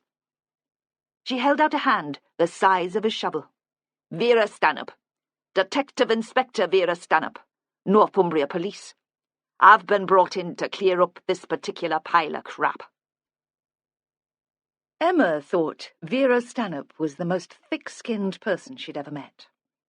It was not only in that she was impervious to embarrassment or offence. She was literally thick-skinned. Her face was scaly and uneven, covered in places by crusted blotches. Her hands were hard and worn. Some sort of allergy or disease, Emma thought. but couldn't bring herself to pity. She wasn't the sort of woman you could feel sorry for. Vera stood, looking at them both, narrowing her eyes. "Did you say something about coffee, Danny? But not here, eh, pet? Let's go somewhere a bit more comfy." She directed her gaze towards Emma. "Don't you live just over the square?" Emma knew what was expected. She was supposed to invite them in, sit them in the best room, brew coffee, set out fancy biscuits. Then answer this extraordinary woman's questions. Go over the old ground. And all the time, Vera's reptile eyes would be taking in the surroundings, probing, as curious as the old ladies from the church had invited themselves in to see the baby when she'd first come home from hospital. She couldn't bear it. "We can't go to my house," she said quickly. "My husband's asleep. He's been working all night." Dan Greenwood rescued her. Perhaps he sensed her panic, though she could no longer persuade herself that they had a special understanding. "Why don't you come back to my place? I'd be breaking for lunch about now anyway." Vera turned a wide smile on him, as if that was what she'd been hoping for all the time. Outside the rain had stopped, and there were jagged splashes of sunlight reflected in the puddles and the wet pavements. Emma waited for Dan to look up. Even now she found herself watching him. He had dark hair on the back of his hands. His sleeve fell back from his wrist as he clamped together the padlock, and she imagined what it would feel like to touch his arm. "I'll drive round," she said. "Matthew always falls asleep in the car. It'll mean we can talk in peace." It wasn't far to Dan's house, but she didn't want to be seen traipsing after them along the narrow pavements, part of a strange procession, a circus freak show. He lived in a crescent of 1930s semis on the edge of the village. Once they'd been council houses, and there were still one or two belonging to the local authority, identifiable by the uniform green paint. The rest had been bought by their owners or sold on to incomers like Dan. They had long, thin gardens at the back, fanning out towards farmland. Emma took her time. She let herself into her own home and watched them set off before carrying Matthew to the car and strapping him in. She didn't want to arrive ahead of them, and thought if she passed them on the way, she might feel obliged to offer them a lift. The thought of Vera Stanhope in her car gave her the same threat of violation as if she'd been forced to ask her into her home. When she arrived at the crescent, Dan's door was open, and she went in without knocking, lifting the car seat with Matthew into the narrow hall. She'd never been inside the house, though she knew James had. It was one of his excuses for lateness during the cricket season. "I just called into Dan's for a beer after the match." Hovering outside the kitchen, it occurred to her that James had probably known all along about Dan Greenwood's role in the Abigail Mantel murder. The subject of Dan's previous career must have come up during those boozy Friday night discussions. It wasn't something to be ashamed of, as he'd said. There was a tiny living room and a kitchen of a similar size with a door leading into the garden. The kitchen wall had been painted a deep green, and there was one of Dan's jugs with some chrysanths on the windowsill. But everything else could have belonged to the previous owners. You wouldn't have guessed an artist lived here. There was none of the mess or clutter she'd have expected. They all sat at the kitchen table, and Vera seemed to take up most of the room. Emma was reminded of train journeys, strangers cramped around a table, trying to make sure their knees and feet don't touch. Dan had changed from his work boots and was wearing the sandals climbers wear. His feet were brown. He'd made filter coffee and set out chocolate biscuits on a plate. Emma couldn't tell what he made of this invasion. Had Vera Stanhope been foisted onto him, or were they allies, old friends? His attitude towards her was affectionate but cautious. It was as if she were a large dog, generally well-behaved but given to lashing out at strangers. He seemed to be trying very hard to sit still. Vera leant back in her chair, her eyes covered with thick, inflexible lids. "Well, pet, what is it you'd like to know? Just fire away. Dan and me'll do our best to help." "Are you sure Jeanie was innocent?" "Positive." "What makes you so certain?" Vera slowly sat forward, reached out for a biscuit. "She always claimed she went to London that day. An impulse, she said. She wanted to get away from the area, hide in a big city, be anonymous. Keith had asked her to leave the old chapel, and she was devastated. She'd thought she was in love. Vera munched the biscuit, wiped the crumbs from her chin, continued to speak, though she'd not finished chewing. She got the train from Hull, so she said, wandered round the South Bank and listened to the free lunchtime music, went to the Tate Gallery, then got the train home. But no one saw her.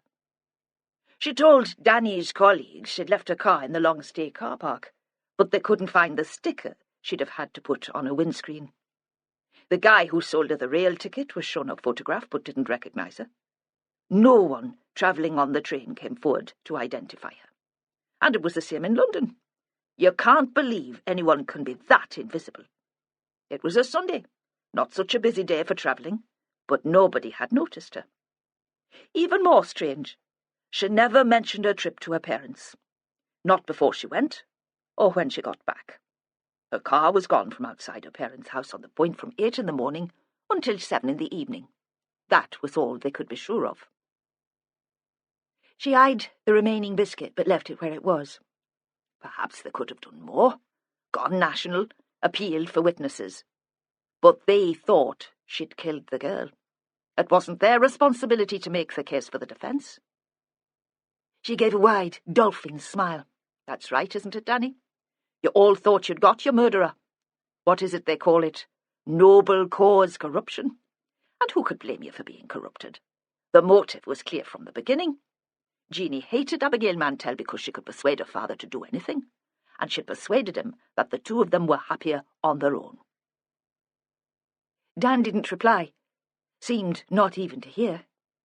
He was looking out of the window, so Emma couldn't tell what he made of Vera's words, what he'd thought at the time. So, it's precisely 10 years on, and there's a small piece in The Guardian about Jeanie Long. Not claiming she's innocent. Not exactly that, but claiming she was turned down for parole because she refused to admit her guilt, and that she would have been moved to an open prison years before if she hadn't stuck to her story. The article gave a bit of background to the case and mentioned that she'd never found an alibi to support her story. The next thing that happens is that a witness comes forward. You wouldn't believe it could happen, would you? Not after 10 years. But this is for real. She paused. What's his name, Danny? Emma knew that Vera remembered the man's name quite well. The pause was for dramatic effect. Stringer, Dan said. Clive Stringer. Clive was at university with Jeanie. It seems he had a bit of a crush on her. He even went out with her once or twice during their first year. He saw her at King's Cross on the day of the murder.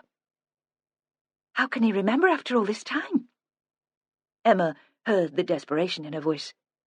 The story which had been constructed 10 years earlier, the story which had made some sort of sense, was starting to crumble.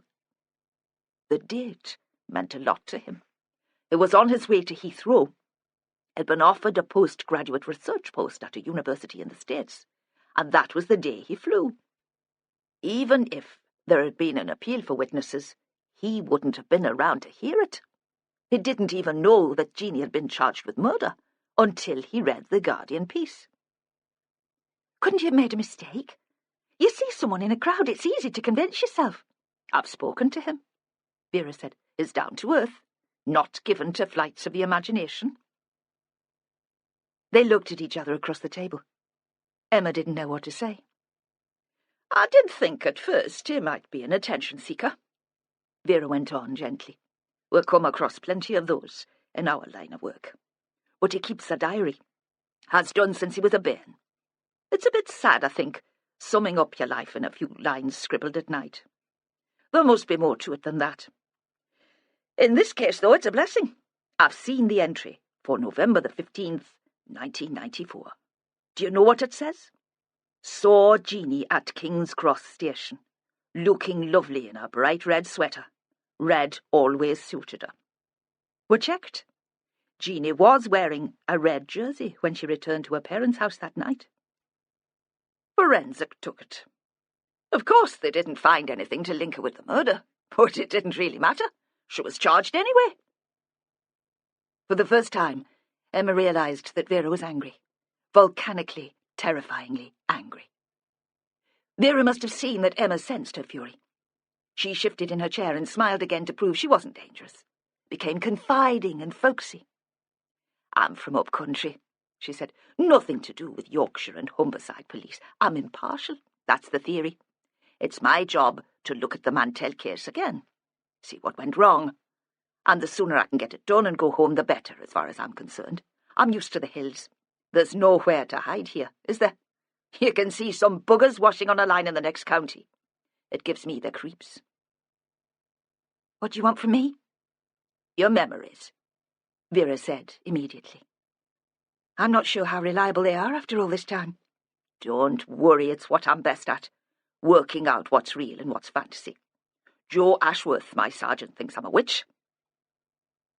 Emma looked up sharply, but couldn't tell from Vera's face whether she was mocking herself or her audience. Because that was what Dan and Emma had become. Vera was playing them as if she was the best stand-up in the business. And already she'd moved on, taking them with her. "Suppose today we just start with a few questions, things that have been troubling me, and no one else has been able to answer, not even Danny here. Like, why did Keith Mantel ask Jeanie to move out?" "Because Abigail asked him to." If she can't understand that, Emma thought, she might as well piss off back to her hills now. "But he must have realised there'd be a problem before he moved Jeanie in. I mean, he and Abigail had lived in that place on their own since her mum died. Everyone says he treated her like a princess, spoilt her rotten. If they were that close, he wouldn't have brought his lover into the home without mentioning it to the girl." "What would you say if Jeanie came to live with us?" "They say men aren't the most sensitive beasts in the universe, but he'd have managed that. And if she hated the idea, Abigail would have said, wouldn't she? She doesn't strike me as the shy type. 'No way, Dad, it won't work,' something like that. And he'd have listened to her and made some excuse to Jeanie, even if only to spare himself the hassle. 'Sorry, love, but Abigail needs more time.'" Listening to the detective, Emma thought she was some sort of witch. Of course, even if those precise words hadn't been used, it was just what each of them might have said. But Vera was continuing. "So that's my problem. I don't see how he got himself into that mess." "I don't think he had a lot of choice." "What do you mean?" Emma hesitated. "This is what Abigail told me. I don't know if she was telling the truth." Because Emma knew now, better than anyone, that Abigail could be the biggest liar in the world. Vera nodded encouragingly. "Like I said, you can leave that for me to decide." According to Abigail, Keith hadn't really wanted Jeanie there in the first place. She'd had a row with her parents and just stormed out of her home. She turned up on the doorstep of the chapel with a rucksack of clothes and a violin. He couldn't turn her away. "Too kind-hearted for his own good, I dare say," Vera said. And Emma could tell. She'd already formed an opinion of the man and disapproved of him. The first thing Abigail knew about it was when she found Jeanie in the kitchen cooking supper. Abigail had recounted the story the next day. It had been another hot afternoon, sultry, airless. There must have been rain that summer, sea fog, but Emma couldn't remember it. That day, Abigail had agreed to go with her to the beach, and they'd walked there together down the path between the sandy fields. Already most of the harvest had been in, but in the distance she'd heard the churning of a baler, and there'd still been a patch of barley left to cut. The feathery fronds had brushed their legs as they walked. There had been a row of swallows on the wire, and clouds of insects, and Abigail, striding in front along the narrow path, had shouted to Emma, following behind. She hadn't stopped talking all the way. Her voice had been incredulous, and she'd repeated herself often to show that she still couldn't believe the cheek. "I mean, she was just standing there, rooting through the cupboards. And then she started on the freezer. 'I thought I'd do risotto. Is that okay with you, Abby?' I mean, no one calls me Abby. You don't call me Abby, and you're my best mate." And still I didn't get it. I thought it was a one-off, one night. Then I went up to Dad's room, and there were the things she'd already unpacked. Like she'd been there an hour, and already her clothes were hanging in his wardrobe, and her knickers were in his drawer. Well, I know he won't stand for it. She'll be out by the end of the week. Dad likes his space. Even I'm not allowed into his room without asking. Why did he stand for it? Vera asked. That's the question. More relevant than why he asked her to leave in the end. Gina was there for 3 months. Why didn't he boot her out sooner? He loved her, Emma said. Didn't he? Oh, no, Vera replied, quite certain. Love didn't come into it. Not on his part. Abigail was certainly surprised that she didn't get her own way immediately. Emma smiled, remembering her friend's frustration, the strategies which all seemed to fail. There had seemed some justice in the fact that Abigail had been forced to suffer an upset in her life. Emma had looked on at the rows with the same mixture of sympathy and pleasure as if Abigail had sprouted an enormous pimple on the end of her nose. Why did Keith suddenly give in? Vera demanded. After 3 months? Perhaps she just wore him down with her persistence. Aye, maybe. Why don't you ask the inspector who worked on the case at the time? She must have spoken to people, come to a conclusion. Caroline Fletcher doesn't work for the service anymore, Vera said briskly. Like Danny here. She paused. Strange, isn't it, that the 2 officers most actively involved in the investigation retired from the police soon after Jeanie Long went to court? She turned a wide smile on Dan, inviting him not to take offence. Outside, the sun was still shining. A gusty westerly promised more rain. Cloud-shaped shadows were blown across the fields where the green shoots of winter wheat were already showing. In the little house, Vera was still holding forth and Dan was still listening. Emma made her excuses and left them to it. She drove to the end of the crescent. Then, instead of turning towards the village, she took the opposite direction towards the coast. Wendy, the coxswain of the pilot launch, was the nearest thing she had to a friend here, and liked it when she dropped in with Matthew. Emma felt she needed an excuse to be out of the house, away from the television and the local news. She couldn't face seeing Dan again on the screen. He'd been thinner then, his hair shorter. But the way he'd been glowering at the camera, you could still imagine him letting his temper get the better of him. She couldn't imagine him taking orders easily, and wondered if that was why he'd left the police. Every year in the autumn, there were predictions that the point would be washed away by the tides of the equinox. One big gale, people said. That was all it would take. And certainly it was skinnier than it had been. A spit of land, shaped like a drooping wasted phallus, hanging into the mouth of the river from the north bank. In places, the old road disappeared into the sea, and a new track had been made through the sand, the sea holly and the buckthorn. The point bulged slightly at the tip, where the jetty was, and the houses belonging to the lifeboat station had been built. These houses were incongruously modern, all the same, as if they'd been made from a kit. Easy to leave behind, Emma supposed, if that one big gale did come. Only the cottages where the coxswains lived had any substance. She parked opposite the houses, next to the mobile cafe which sold coffee and fry-ups to the bird-watchers and fishermen. Matthew was awake and began grumbling as soon as the car stopped. She fed him there, sitting in the front passenger seat, looking out over the water, with her coat draped around them both. There was no one to see, but she didn't even like going without a bra. Wendy, who claimed never to have been broody in her life, loved to watch the baby feeding. But Emma didn't want an audience, not today. James said the baby was as regular as the tide in his habits, and it was true. Her life was punctuated by 6 hourly interruptions. She was getting used to it. Matthew settled, and she allowed her mind to wander. These quiet times of waiting were when she would usually conjure up dreams of Dan Greenwood. There would be nothing exotic about her fantasies. At night, she would wander into the pottery, and he would kiss her and touch her. She seldom imagined herself making love. Hers were the fantasies of an immature teenager, comforting and harmless. The fantasy she might have had when she was 15, before Abigail had died. She told herself she should leave them behind.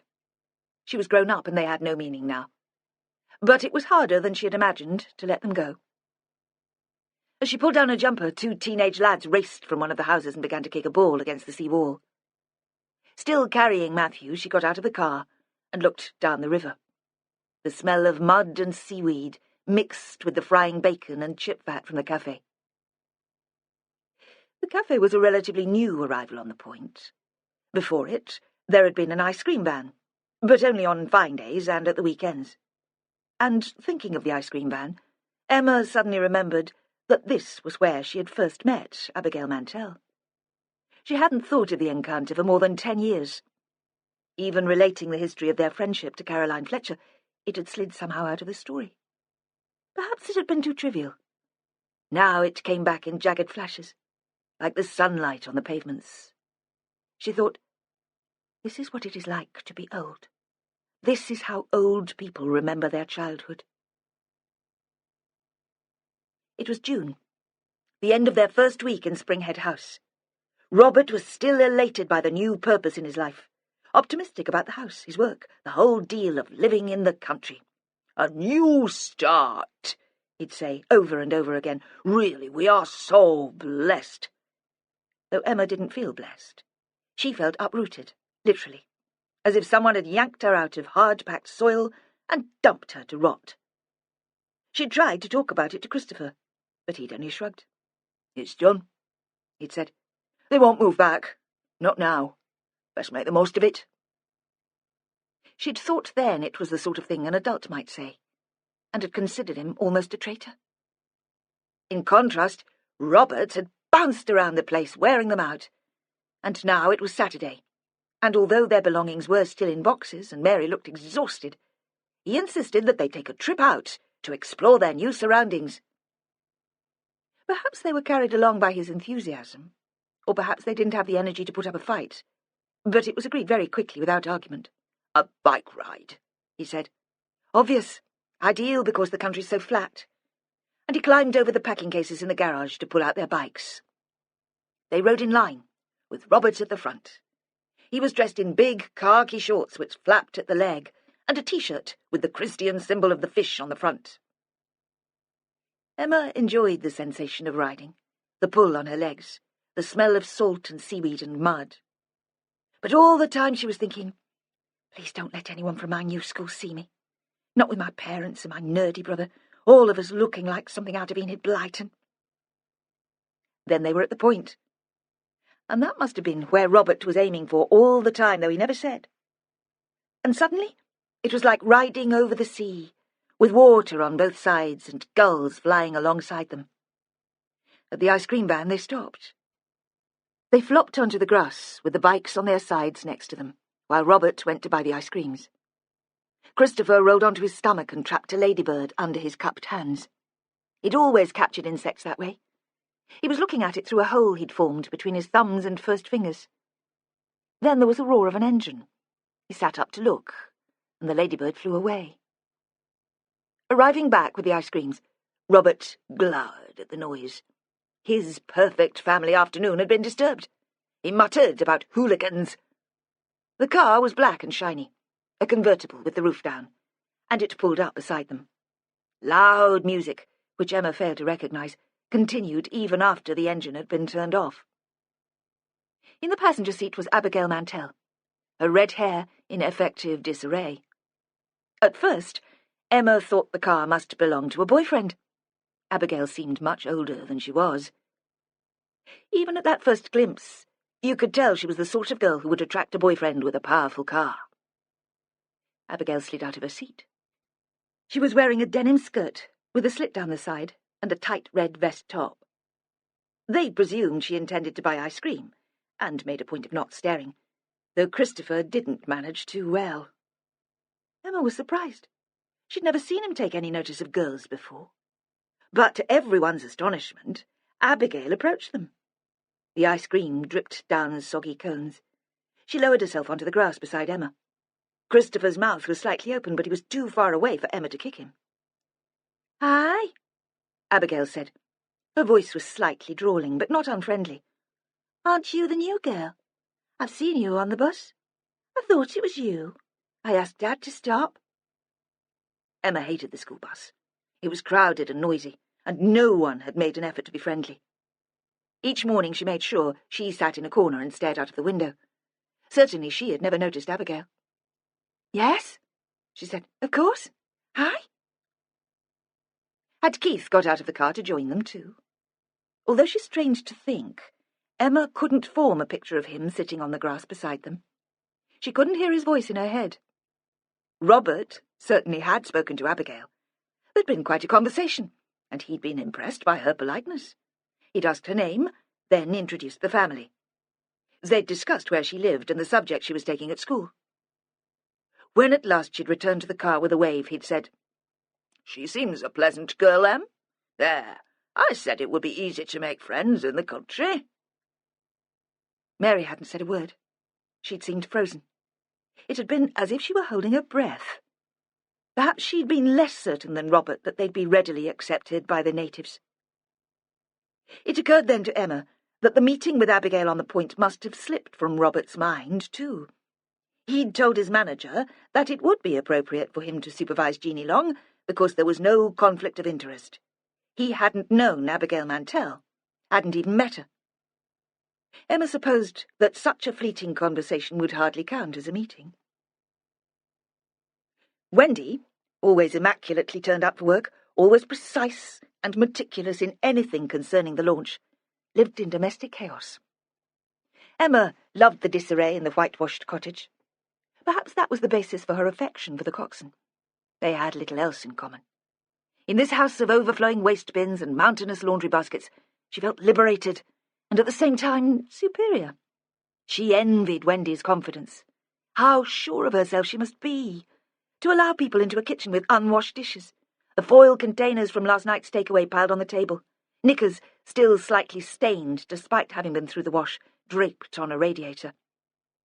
But despite the envy Emma felt, she was a better person, because her house was more ordered. She was proud of the clean windows, the boiled dishcloths, the washed curtains. "I'm really not sure how Wendy would cope with a baby," she'd once said to James, knowing as she spoke how smug she must sound. Today, Wendy had finished her 12-hour shift at midday, but Emma had known she'd still be about. She seemed not to need sleep. Cigarettes and caffeine kept her going, she said, and today there was a cigarette drooping from the corner of her mouth, as she used both hands to rewire the plug of an iron. She always kept busy, despite the mess. When Emma brought in the baby, she stubbed out the cigarette and opened a window. But the smell of smoke lingered, hiding something more unpleasant, which Emma couldn't quite identify. Rotting vegetables, perhaps, or sour milk. It appeared to come from the larder. Wendy seemed not to notice. She moved a bag of tools from a kitchen chair so Emma could sit down. "Did you hear the news about Michael's daughter?" Her first words, with her back to Emma as she poured boiling water over instant coffee. Then she turned to judge Emma's reaction, to share the shock. Throughout the village, Emma thought, people are talking like this, enjoying the excitement, feeling that geography has given them an unexpected role in the drama. "Yes," Emma said. "I saw it on the television." Then offering up the information as a gift, as you might bring chocolates and wine to a dinner party. "Michael was in church yesterday." "Was he? I can't say I like the old bugger, but you can't help feeling sorry." "He walked out," Emma said. "I suppose he didn't want to face people after." She couldn't bring herself to mention the scene he'd made, spitting wine at her father. "You realise what this means, don't you?" Wendy leaned forward. She changed from her uniform into jeans and a big, hand-knitted sweater. Her eyes were bright with exhaustion, and something else, which made Emma wonder about her, wonder what was really going on in her head. What was it? Desperation? Exhilaration? Wendy wasn't always alone. There'd been men friends, lovers. Occasionally they'd moved in, but they'd never stayed long. Wendy had made out she didn't mind, and at the time, Emma had been taken in. "What does it mean?" she asked gently. "That the murderer's still out there, of course," Wendy said. "And I can't see that it could have been a stranger.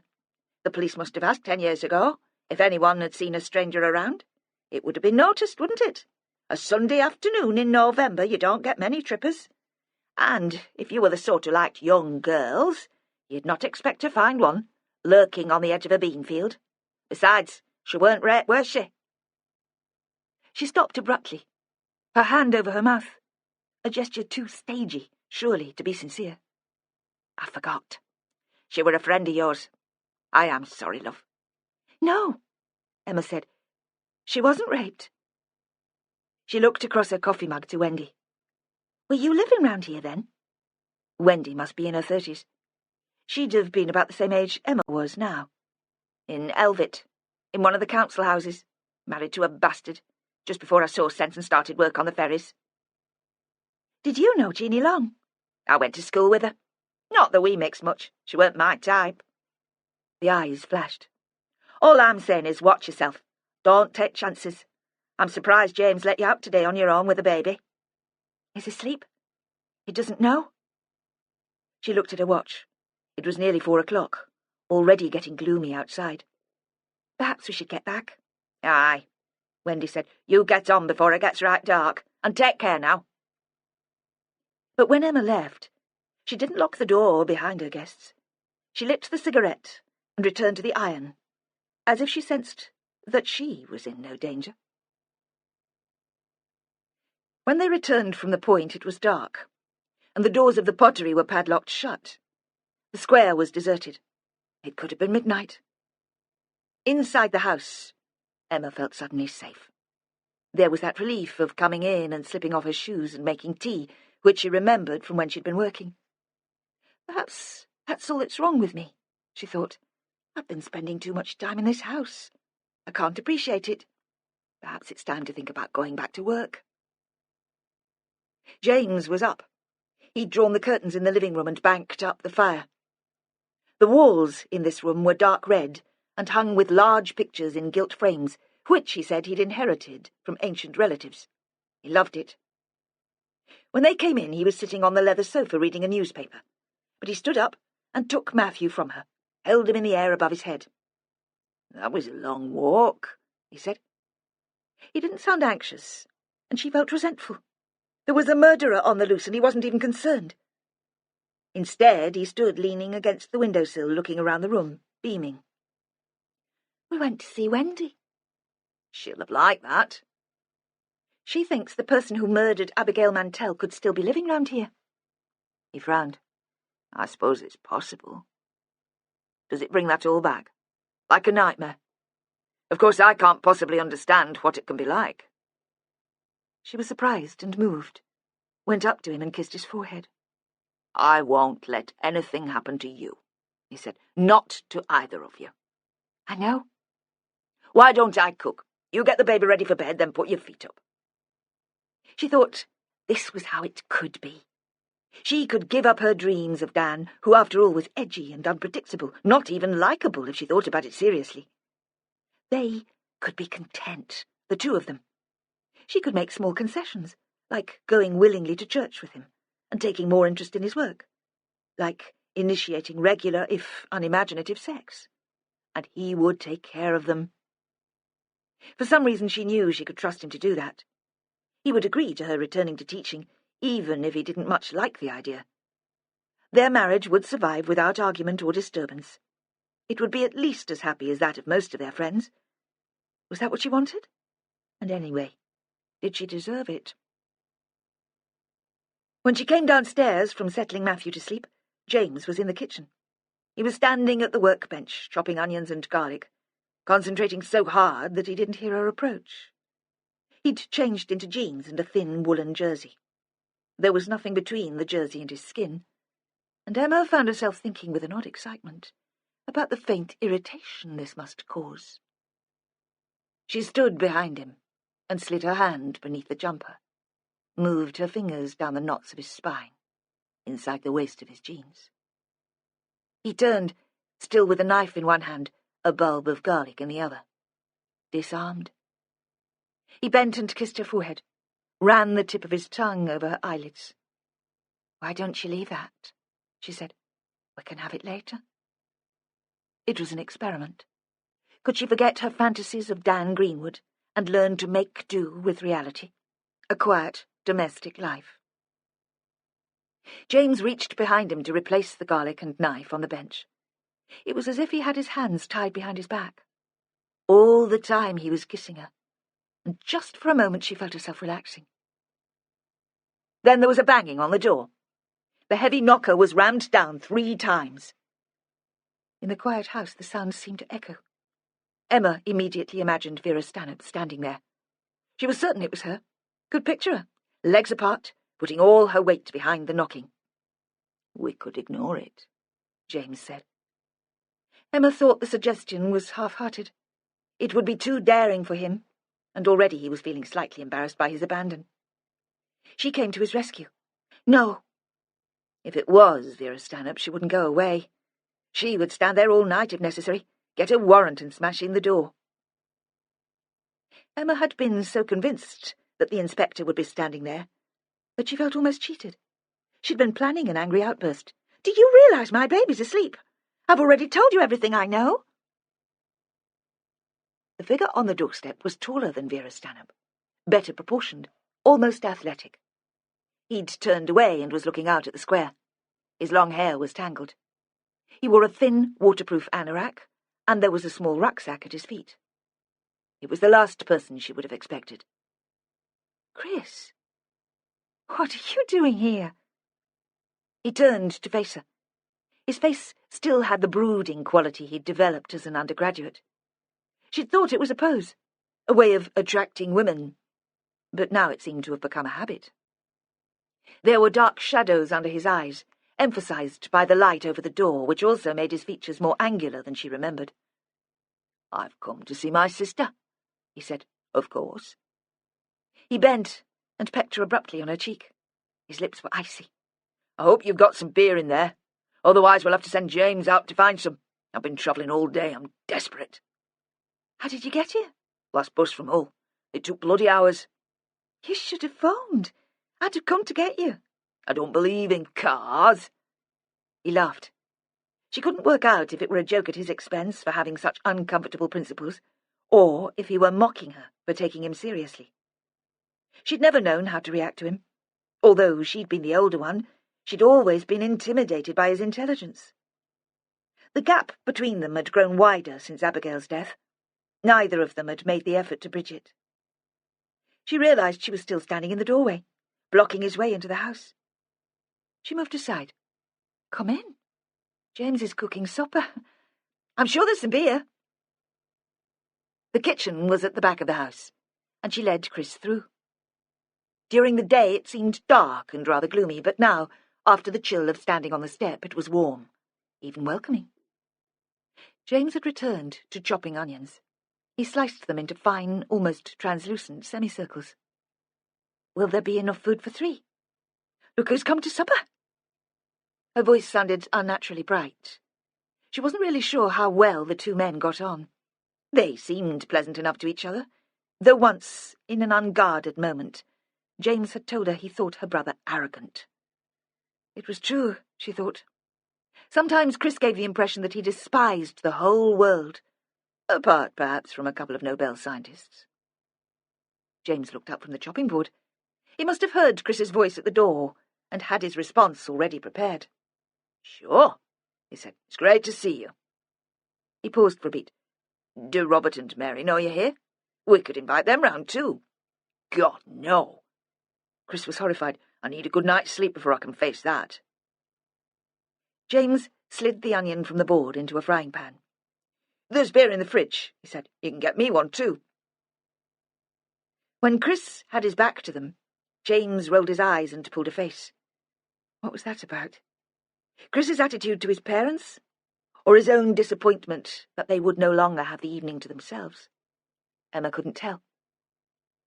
They would eat in the small, narrow room which led immediately from the kitchen. Emma lit candles and set the table, while Christopher went upstairs for a shower. James moaned gently at her through the open door while he prepared his salad. "Really?" he said. "Chris could have given us some warning. We might have been busy. Who else would just turn up on the doorstep like that?" "He's very focused," she said.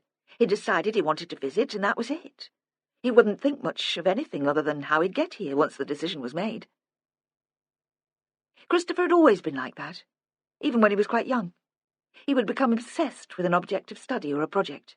All his energy would be taken up with that. Other school subjects would be dealt with in a cursory, detached way, but his teachers would know that his mind was elsewhere. The fixation would end as suddenly as it had begun, and he would move on to something else. Dinosaurs or gravity or an obscure composer. He had stuck with seabirds for a surprisingly long time. Perhaps the puffins had come to bore him, and that was why he was here. At the time, the family had put his sudden passions down to the eccentricity of an academic. Now Emma wondered again when the fixations had begun. With the move to Elvet, or Abigail's murder? And were they as harmless as they had seemed at the time, or the indication of a deeper disturbance? She wished she'd made more effort to understand him when they'd both been living at home. Decided that his appearance was a good sign. It wasn't too late to understand him better. They ate at first in silence. The wind had dropped to a murmur, but Emma was aware of it still in the background. She made a few attempts at conversation, asking about Christopher's work, the flat in Aberdeen, but soon realised that he was exhausted. He sat with his left elbow on the table, resting his head on his palm, holding his fork in his right hand, pushing pasta into his mouth. She could tell James disapproved. He had an obsession about table manners. Occasionally, Chris's eyelids would droop. Then something would jerk him awake, and he would stare wildly at them for a moment, as if he'd forgotten who they were. He had drunk the beer, and most of a bottle of Australian Red. Emma considered what problem might have brought him home. Could he have become addicted to drugs? Is this how someone who was suffering withdrawal might behave? She had no idea. Perhaps his depression, she thought he probably was depressed, was the result of the end of a love affair. It didn't occur to her that Chris's arrival in Elvet could have anything to do with Abigail Mantel. They'd moved on to the cheese and fruit. James said to him quite gently, "Look, you're obviously tired. Go to bed whenever you like. We won't mind." "No!" Christopher's head jerked back in spasm again. "It's no good. I won't sleep yet." "Well, I think I'll go. I've got an early start in the morning." He gave Emma a meaningful look. Perhaps he thought they could carry on where they'd left off, when Chris interrupted them. "I won't be long." But she was careful to keep any hint of promise from her voice, and she knew him. Once James was in bed, he would go straight to sleep. She waited until he'd gone upstairs, then fetched more wine from the kitchen, opened it, and poured each of them a glass. It was the most she'd drunk since she'd found out she was pregnant. She'd never had to play big sister before. As a child, she'd been the needy one. Chris had been independent, self-contained. "What is it, Chris?" she asked. "What's the matter?" He sat upright for the first time, looked directly at her. "Don't you know?"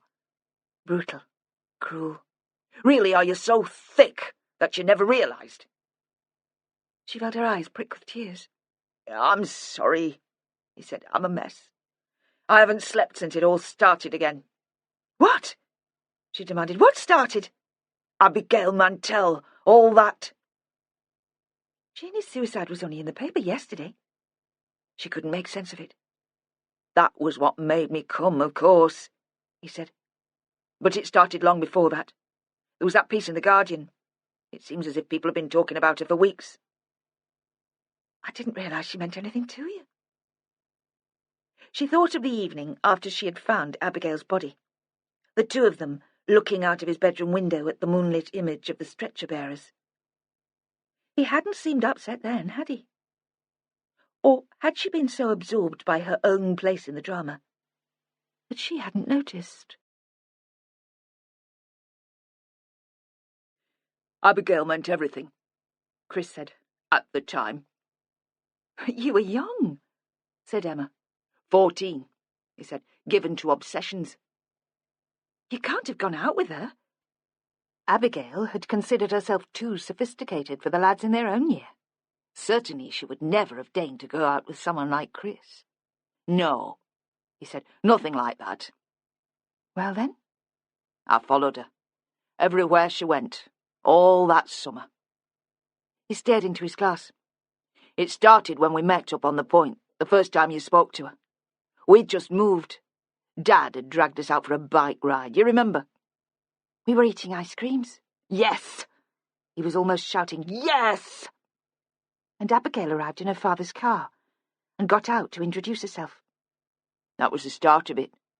After that, I couldn't stop thinking about her, literally. I'd wake up thinking about her. She was there, lurking at the back of my mind all day. And at night I'd dream about her. She was your project for the summer. She was frightened by his intensity and hoped to tease him out of it, but he answered her seriously. No. Projects are intellectual. Abigail was more than that. I can't explain it even now. I don't expect you to understand. Look at you. Married. A mother. Too sensible to have dreams. Marriage doesn't stop you dreaming, she said. But very quietly, and anyway, he wasn't listening. She thought suddenly, if Abigail had heard me say that, she'd have pretended to be sick. So predictable. So cheesy. For the first time in years, she missed the girl who had been a real friend, despite all the later misgivings. He went on. It's never gone away, you know. If she hadn't died, I expect I'd have moved on, got over her. As it is, I'm stuck with it. A passion I'll never satisfy. A fantasy I can never make real. He tried to smile. Crazy, huh? He reached for the wine bottle. She saw that his hand was shaking. Do you know, I've never had a girlfriend, he said. Not a real one. The occasional fumbled one-night stand, usually when I'm drunk, usually with a girl with red hair. But nothing more than that. For a moment Emma said nothing to him. She looked at him across the table, not sure what to make of it. Christopher had never spoken to her like this before. He had never spoken to her about anything important.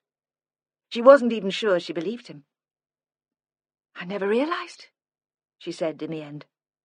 Why are you telling me now? Because I had to talk to somebody. I think I'm going mad. I'm not sure what's true anymore. It is crazy, Emma said. You have to let go. And did you? What do you mean?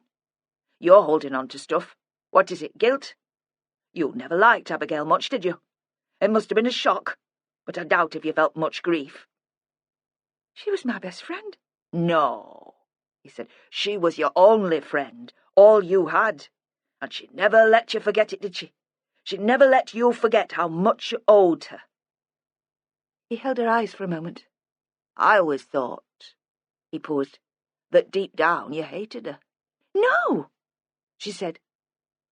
But the image she'd had a moment before, of Abigail pulling faces, of them laughing together, had already faded. Emma left Chris sitting at the table, staring moodily into his wineglass. He had become silent and unresponsive, and when she said good night he seemed not to hear. She climbed the stairs slowly, not prepared to make more effort on her brother, but not yet ready for bed. The day before, they'd moved Matthew into his own bedroom. James had prepared it when she was pregnant. A labour of love, because the colours she'd chosen hadn't been to his taste at all. Under her instruction, he'd painted the grubby wallpaper yellow and stuck up a frieze of waves and boats and fish. A mobile of silver stars hung from the ceiling. At the open door she paused to look in. The baby was lying on his back in his cot, his arms flung out, relaxed and floppy as a rag doll. As she'd expected, James was already asleep. She stared down at him, trying to recreate something of the excitement she'd felt when she'd touched him earlier. But it had quite gone.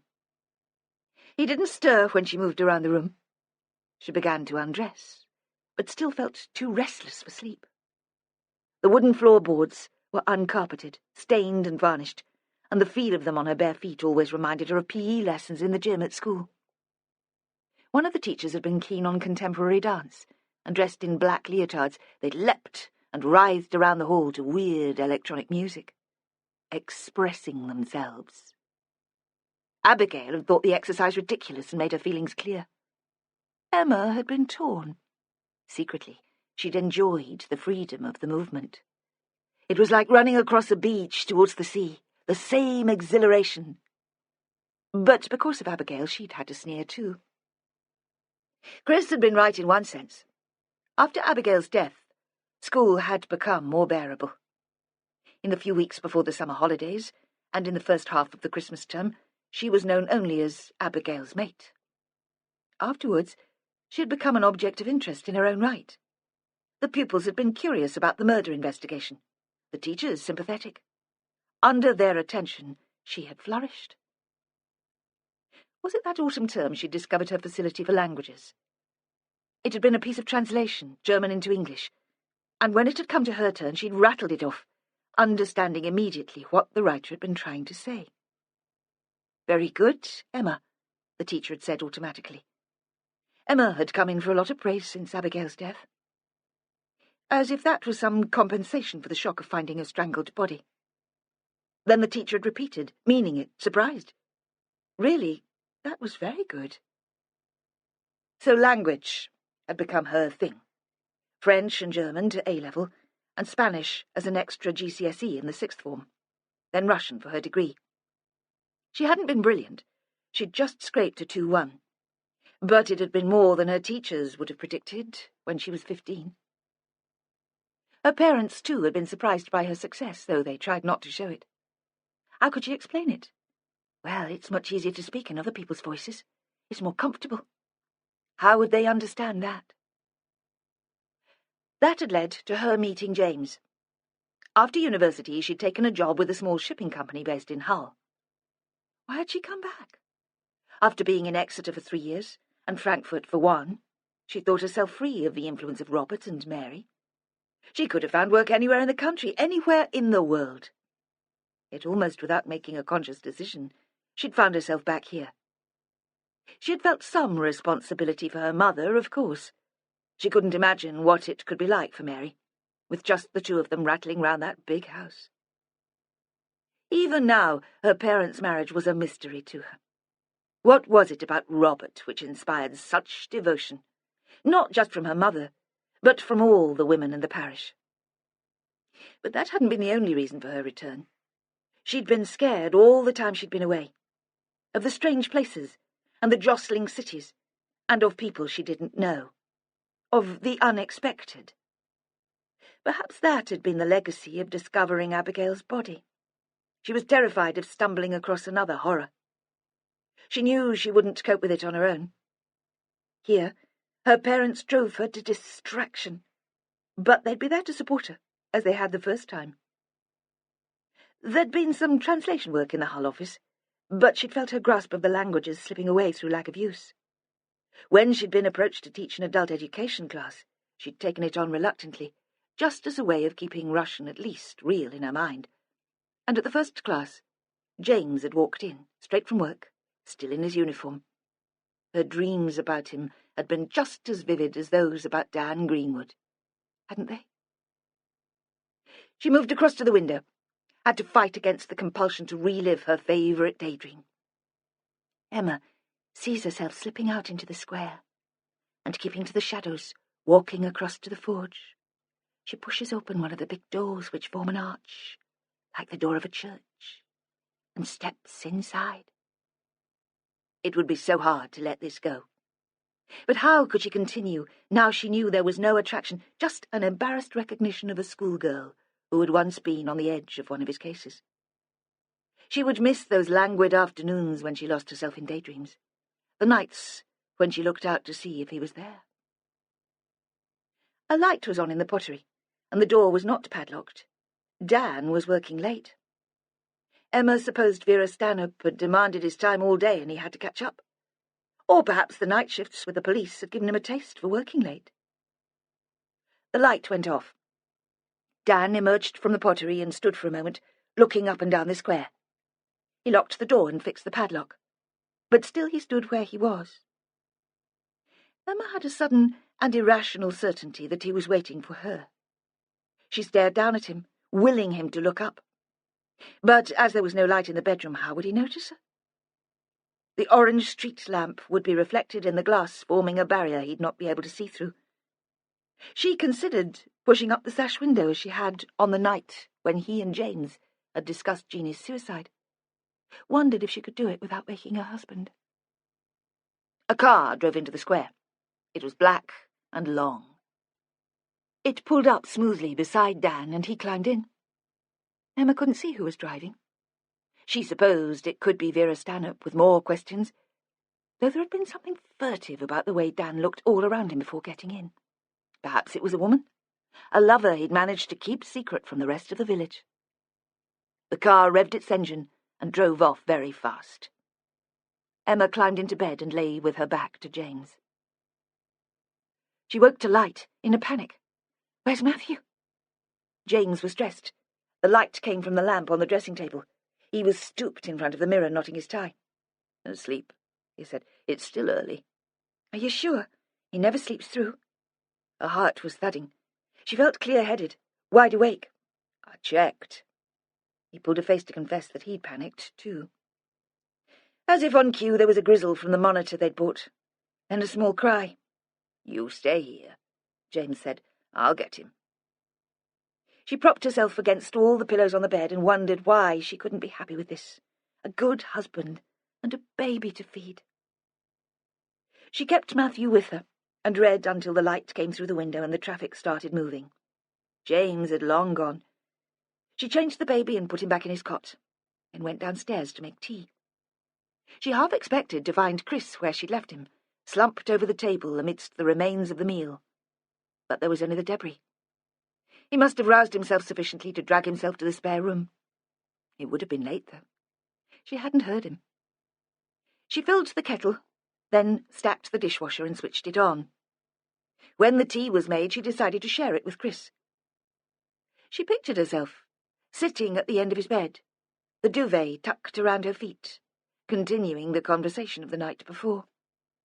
It wasn't too late for them to become close. She had to set the tray on the table on the landing, so she could knock at the door. There was no reply. She wasn't surprised. He must be practically unconscious after all that booze and so many nights without sleep.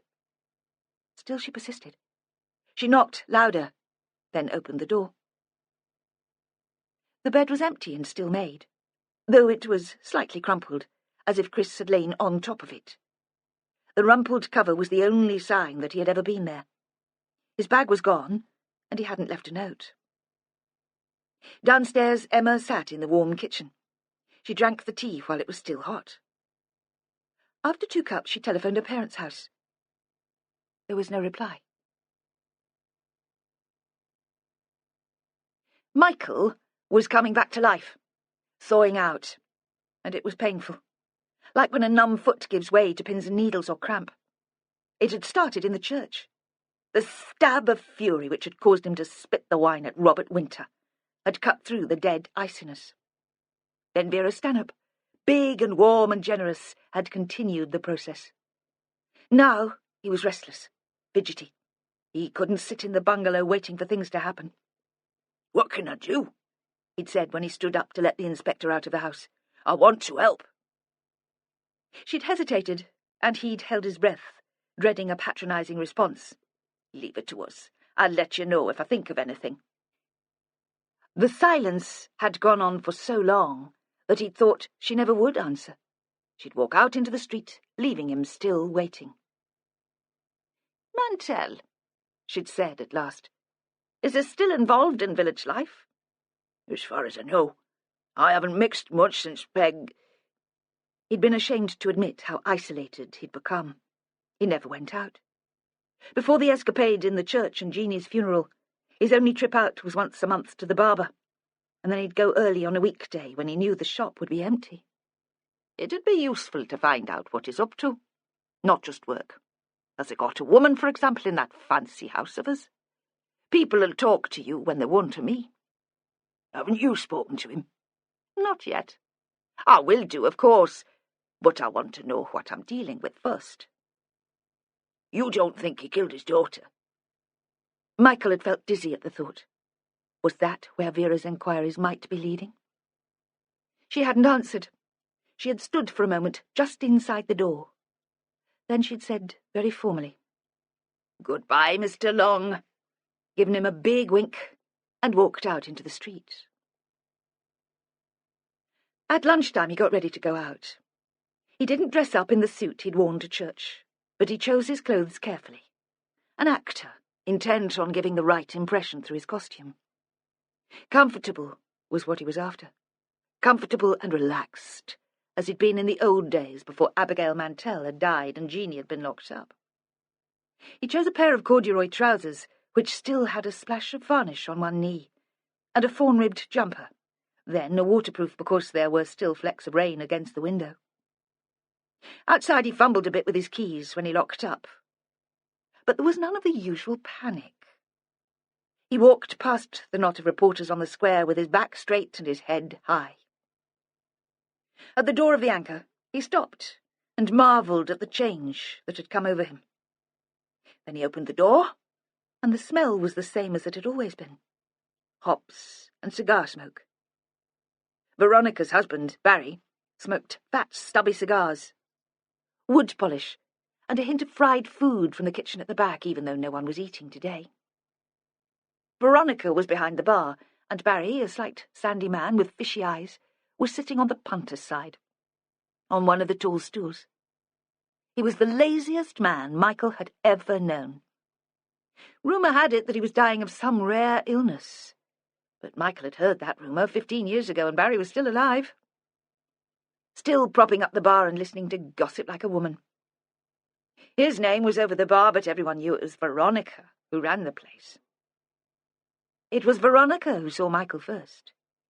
She looked up from the glass she was polishing and gave him a quick, polite smile as if he were a stranger, a tourist who'd wandered in for a bar meal. Then she registered who he was. There was a moment of wonder, as if she could hardly believe her eyes. "Hello, love," she said. "The usual." All those years, and she remembered. That was a landlady for you. She was wearing a white blouse of some silky material, and he could see the more dense white of her bra through it. He remembered suddenly that he'd fancied her, even when Peg was still alive, just as, in a very different way, he'd fancied Abigail Mantel. But all men would be the same, wouldn't they? There was no need for the sinking sense of shame in the pit of his stomach. Veronica was staring at him. "It is the Eakstons, isn't it, love?" "Please," he said. Barry swivelled on the plastic seat of the bar stool as if the effort was too much for him. He was always curious, and usually sat half-turned to face the door, so he could see who was coming in. He almost fell off when he saw Michael. Michael walked slowly towards them. What did this remind him of? One of those westerns he'd liked as a kid. He was the old deputy returning to his hometown for the last time to see off the villain, swaggering into the saloon, letting the townsfolk know he was back, still alive. Veronica set the pint on the bar for him. "On the house," she said. "Welcome back, love." "When's the funeral?" Barry asked, the wide pebble eyes unblinking. "Your Jeanie's, I mean." It'd never be a great gossip, Michael thought. No tact, no subtlety. It's come and gone. I didn't want to fuss. He was looking at Veronica. If Barry carried on like that, he'd be tempted to give him a slap. Better ignore him. Tried to shut him out. The funeral had been arranged by the prison chaplain. A young woman so short, it had been hard not to think of her as a child. They'd decided on the crematorium. He couldn't stand the thought of being buried, and at the last minute had decided it wouldn't be right for Jeanie either. She must have hated cramped, suffocating places too. The chaplain had sat beside him. The governor, who'd come to the house, had read from the Bible. There'd been a couple of women he hadn't recognised. He supposed they were prison staff, teachers maybe. Smart, anyway, in suits. At the end of the service, the chaplain had put her hand on his, and he'd had a jolt of surprise. It hadn't just been the physical contact, though that had been a shock in itself after all this time. But her hand had looked just like Jeanie's, the fingers tapering and strong, although she was such a short woman. She'd even worn a silver ring very similar to one that Jeanie had possessed. At that moment, for the first time, he'd come close to tears. "I wish you'd let me know," Veronica said. "I'd have liked to be there. You know I thought the world of Jeanie." "Aye, well..." Michael felt close to tears again now. "I wasn't thinking straight. They said she never committed that murder." Barry fed on information. Perhaps that was what had kept him alive for so long, a determination not to miss out on anything, the joy of sicking it up to the gang of cronies who gathered round the bar every night. Now, his mouth was slightly opened and he was breathing hard.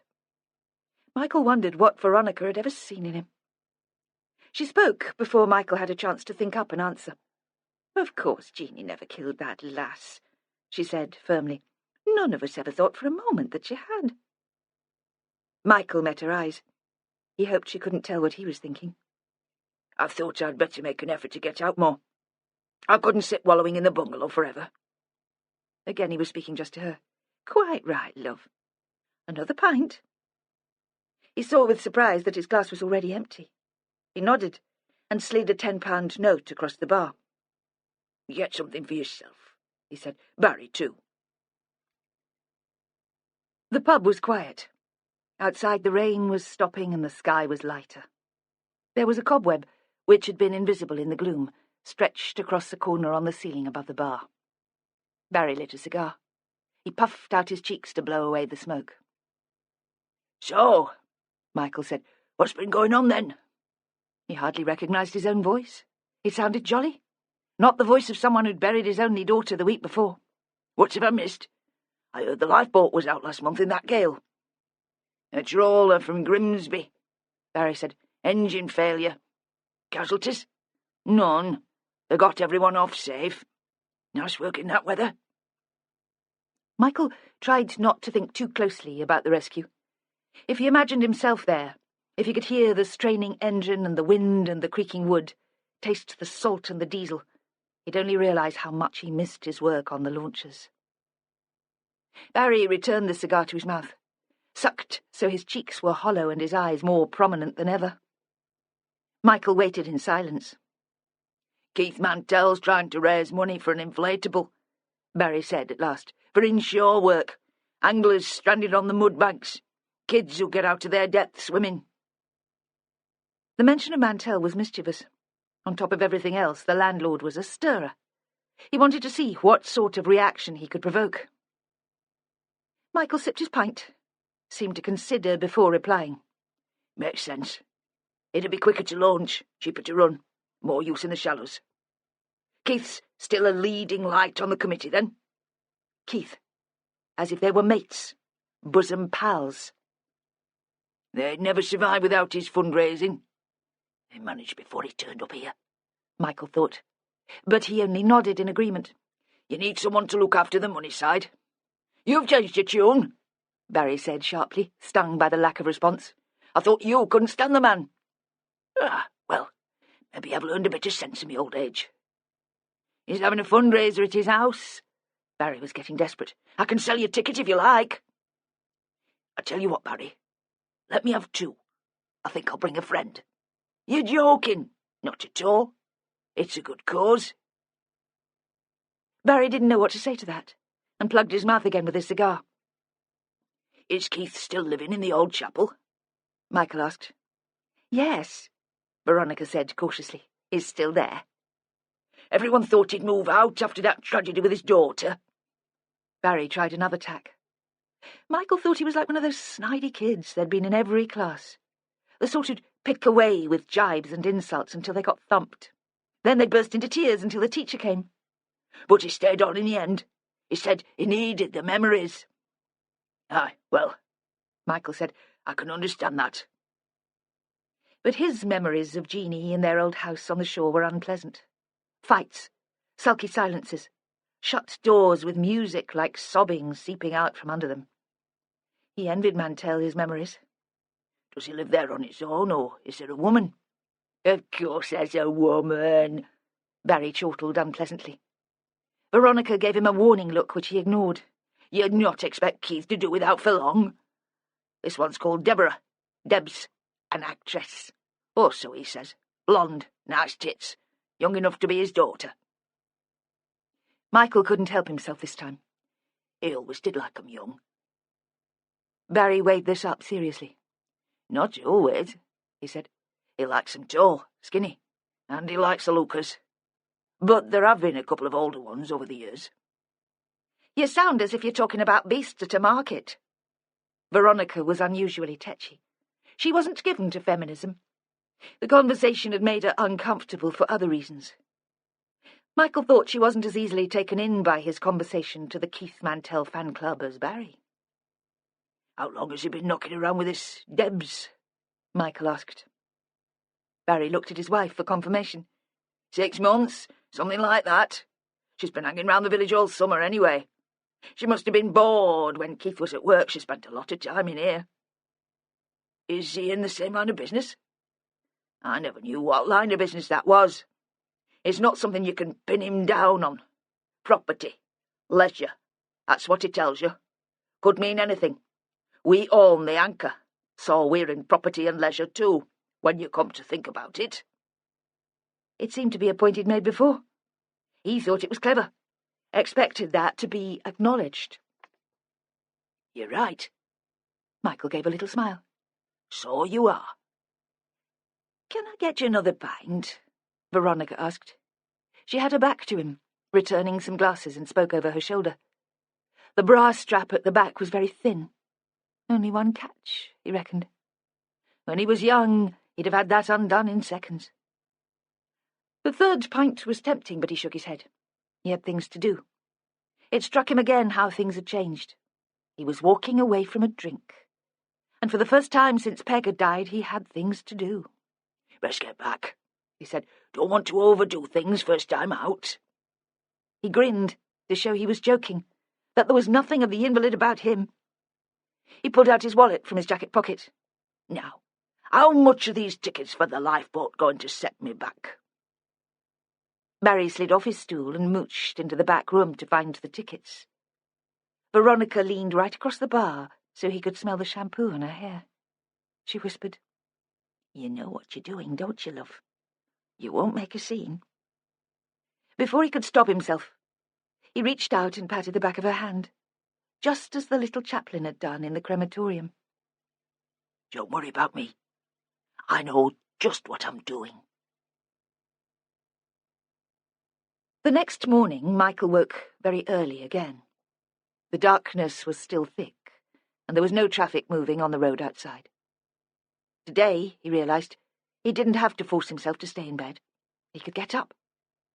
He repeated the comforting mantra which he'd started in the pub. He had things to do. The things he had to do were still vague in his head, but that didn't matter. The clothes he'd taken off the night before were still folded on a chair at the end of his bed. Peg hadn't been a house-proud woman, but she'd liked him neatly turned out. Her last couple of months, when she'd not been able to get out of bed, she'd worried about that. She'd pulled him close to her, made him listen to the rasping whisper. He'd thought it would be something important, significant, a declaration of love, and perhaps it had been in a way. "Are you managing? With the washing and ironing?" He'd taught himself to do it, so she'd have less to fret about. Now the memory made him think he might be running short of underpants. He gathered up the dirty washing from the basket in the bathroom and stuck it in the washing machine. A week ago, the laundry would have been a full day's occupation. He'd plan it in advance, sit in the kitchen, watching his Y-fronts tumble around in the suddy water, feeling he was doing something useful. Today it was a chore to get out of the way. He had things to do. He was hungry. Had he eaten the day before when he'd arrived back from the Anchor? He couldn't remember. His head had been full of plans, his excitement fueled by the whiskey he'd finished off. Now he raided the fridge like a kid, ravenous after a day at school, and fried up eggs, bacon, a few leftover cooked potatoes. He left the plate in the sink, already fidgety to be out, with no real idea of where he'd go. As he left the bungalow, the church clock struck the 3/4 hour. 7:45. Still too early for all the things he'd planned the night before, but he couldn't face going back inside. The rain had stopped. He took the lane which led towards the estuary. The path was lit by widely spaced street lamps, and the wet road underneath looked black and shiny like melted tar. On one side there was a row of brick cottages. Lights were on now, and an occasional sound. A door slamming, a burst of the radio, escaped to be tossed away by the wind. On the other side were fields with rough grazing and a few sheep. He couldn't see the sheep, but he knew they were there. He could hear them moving. The fields were separated from the lane by a stone wall, and he walked briskly against the wind until he came to a break in it. There were no more houses now. He'd reached the edge of the village. The gap in the wall was blocked by a gate, and he thought for a moment that it might be locked, and that he'd be forced to scramble over it. He'd been here before, but only in daylight. Late afternoon, usually, when the sun slanted through the big sycamores. Not recently, though. Recently, he'd neglected even to get here. Sycamores always held their leaves well into the autumn, and some of the trees were still in leaf even now. The wind made a sound in them, so he was fooled briefly into thinking he could hear the tide ebbing in the estuary. The gate was on a latch and opened easily. He was inside, surrounded on 4 sides by the trees. He didn't stop to read the notice on the gate. He knew it read, Elvert Parish Cemetery, established 1853. In the east, the sky was starting to lighten, and he could make out the pale slabs of the headstones. He could have found Peg's, even if it had still been pitch dark. She had wanted to be buried. It had been one of the instructions she'd given him, forced it out through dry lips, in the same way as she'd told him how to use the washing machine. He'd come to make his peace with Peg. He'd been putting together the words as he walked along the lane. I went to pieces after you died. You know what I'm like. No good without you. Things will be different now. But instead of talking to her, he found himself remembering the first time he'd realized she was ill. It had been a couple of weeks after the Mantel girl had died. The murder had upset Peg. Really upset her, as if she'd been Abigail's mother. She'd said that was what it felt like she'd lost a daughter. It had been a dreadful time. Jeanie mooning around the house, trying to phone Mantel, though he'd made it clear he didn't want to speak to her. Peg, grieving for a girl she'd hardly known. That morning the two of them had been in the kitchen. Peg had been baking for some do at the church, the autumn fair.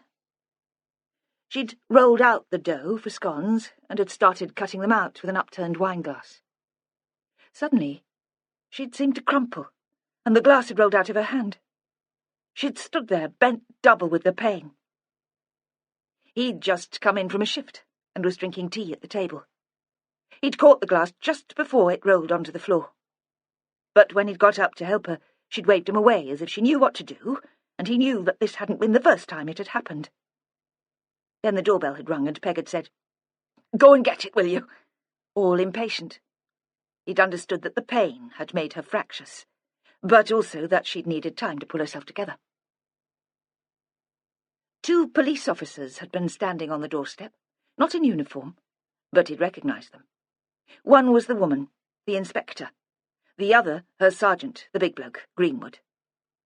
Michael could picture them now, standing there. It had been snowing, and the big, soft flakes were sticking to their coats, melting slowly, keeping the shape of the crystal. The woman had smiled. It hadn't been a forced smile. It had been as if she'd been really pleased to see Michael, and he'd loved that feeling. He'd always been a fool around women, always taken in by their flattery. "Mind if we come in for a few minutes?" she'd said. She'd stamped her boots on the step to shake off the snow. The boots had narrow heels, almost pointed, and although she'd been otherwise soberly dressed, he thought there'd been something frivolous about them. Tarty, even. The man, Dan Greenwood, had seemed uncomfortable, edgy. Later, when he moved to the village, he'd been followed by rumours. Michael had heard he'd had a breakdown. Perhaps he'd been on the verge of illness even then. Michael had felt it had taken an effort of will for him to follow his boss into the house. "Is Jeanie around?" Fletcher had asked, not as if she were desperate to speak to the girl, more as if she'd been passing anyway, so she might as well have a word. Through the open kitchen door, Peg had caught Michael's eye. He'd thought she was trying to tell him something, but he hadn't worked out what it could be. He hadn't sensed the danger. "She's upstairs," he'd said, and had yelled up at Jeanie to come down. Peg had turned away in despair. She'd always been smarter than him. She must have known even then what the police were there for. Jeanie hadn't come out of her room immediately, and they'd stood in the hall, looking up to the landing, necks cricked in anticipation. There had been no response to Michael's shout of command, no sound or movement, and he had felt the tension stretch. Saw it, like a piece of elastic about to snap. And he realised even then what the police were really there for. Or had he still been too dumb? There had been the soft click of the door being opened, and Jeanie had appeared at the top of the stairs. She'd been wearing blue jeans and a green sweater with a big cowl neck.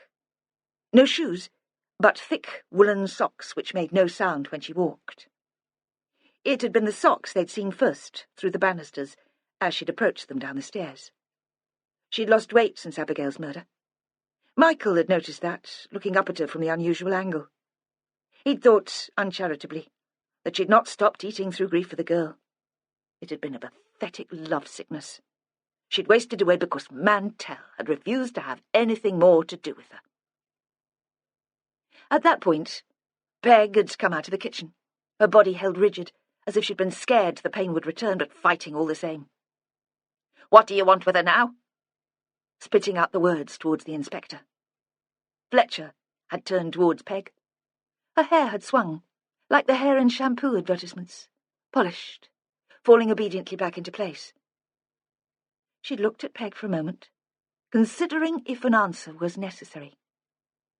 "We'd like to ask Jeanie a few more questions. At the police station. We need her to help us with our inquiries." "You'll not talk to her without a solicitor?"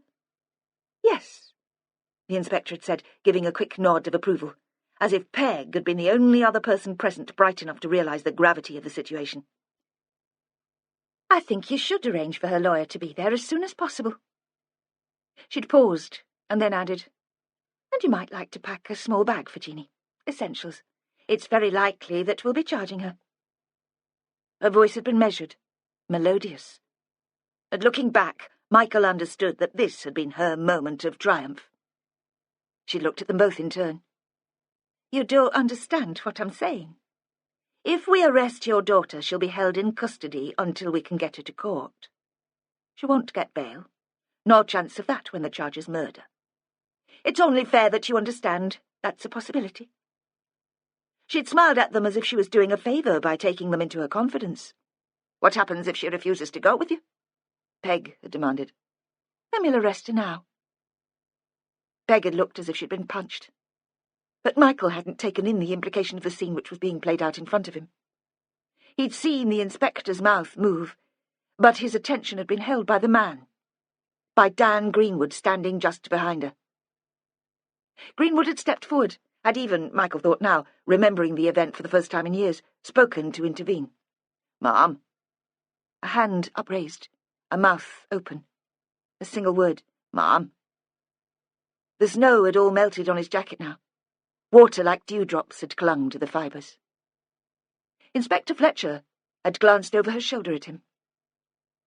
"Yes, Greenwood?" As glacial as the weather outside. And Michael had thought there must be something personal between these two. Something more than professional rivalry. A failed love affair? Perhaps that had been it. There'd been that sort of tension. Michael had been thinking all that, while Peg had been coming to terms with the fact that her only child might be arrested for murder. And what had Jeanie been thinking? At the time he hadn't considered Jeanie's feelings at all. The sergeant hadn't answered immediately, and the inspector had sensed her advantage and demanded more sharply, "Well, Greenwood, what is it?" And for some reason the sergeant's courage had suddenly left him. He'd grumbled, "Nothing, ma'am," and then had hated himself for his cowardice. Michael had recognised how he was feeling. Hadn't he once sat down for a meal with Keith Mantel? That had been a betrayal too. At that point, Michael had realised that something more was expected of him. The focus had shifted, and he'd seen the whole picture instead of the detail. Peg in tears, Jeanie as pale as a corpse. He'd had a part to play as head of the household, and he'd played it in the only way he knew, blustering and raging. "What right do you have to come into my house and accuse my daughter of murder?" But his heart hadn't been in it, and they'd been able to tell.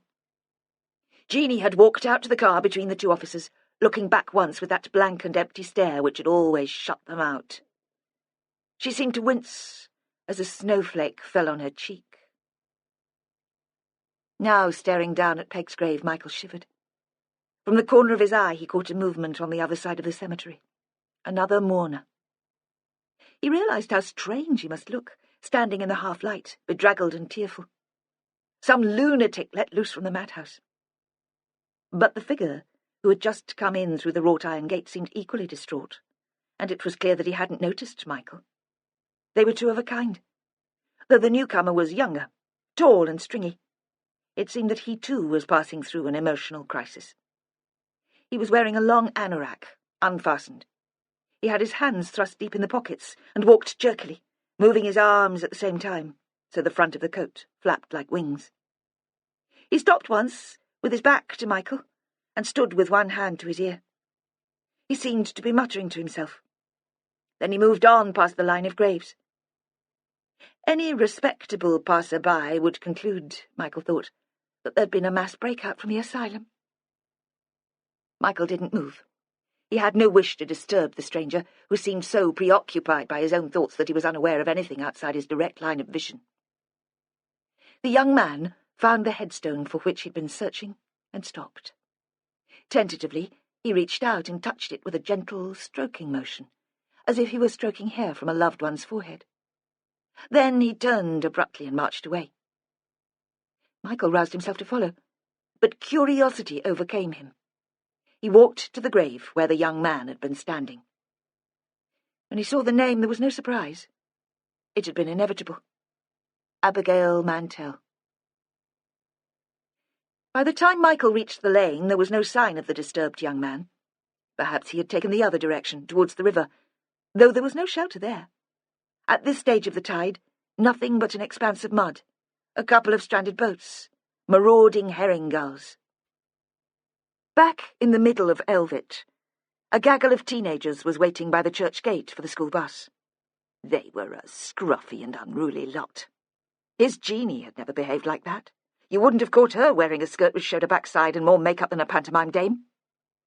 That was what Michael told himself as he approached. That he disapproved, and their parents should know better.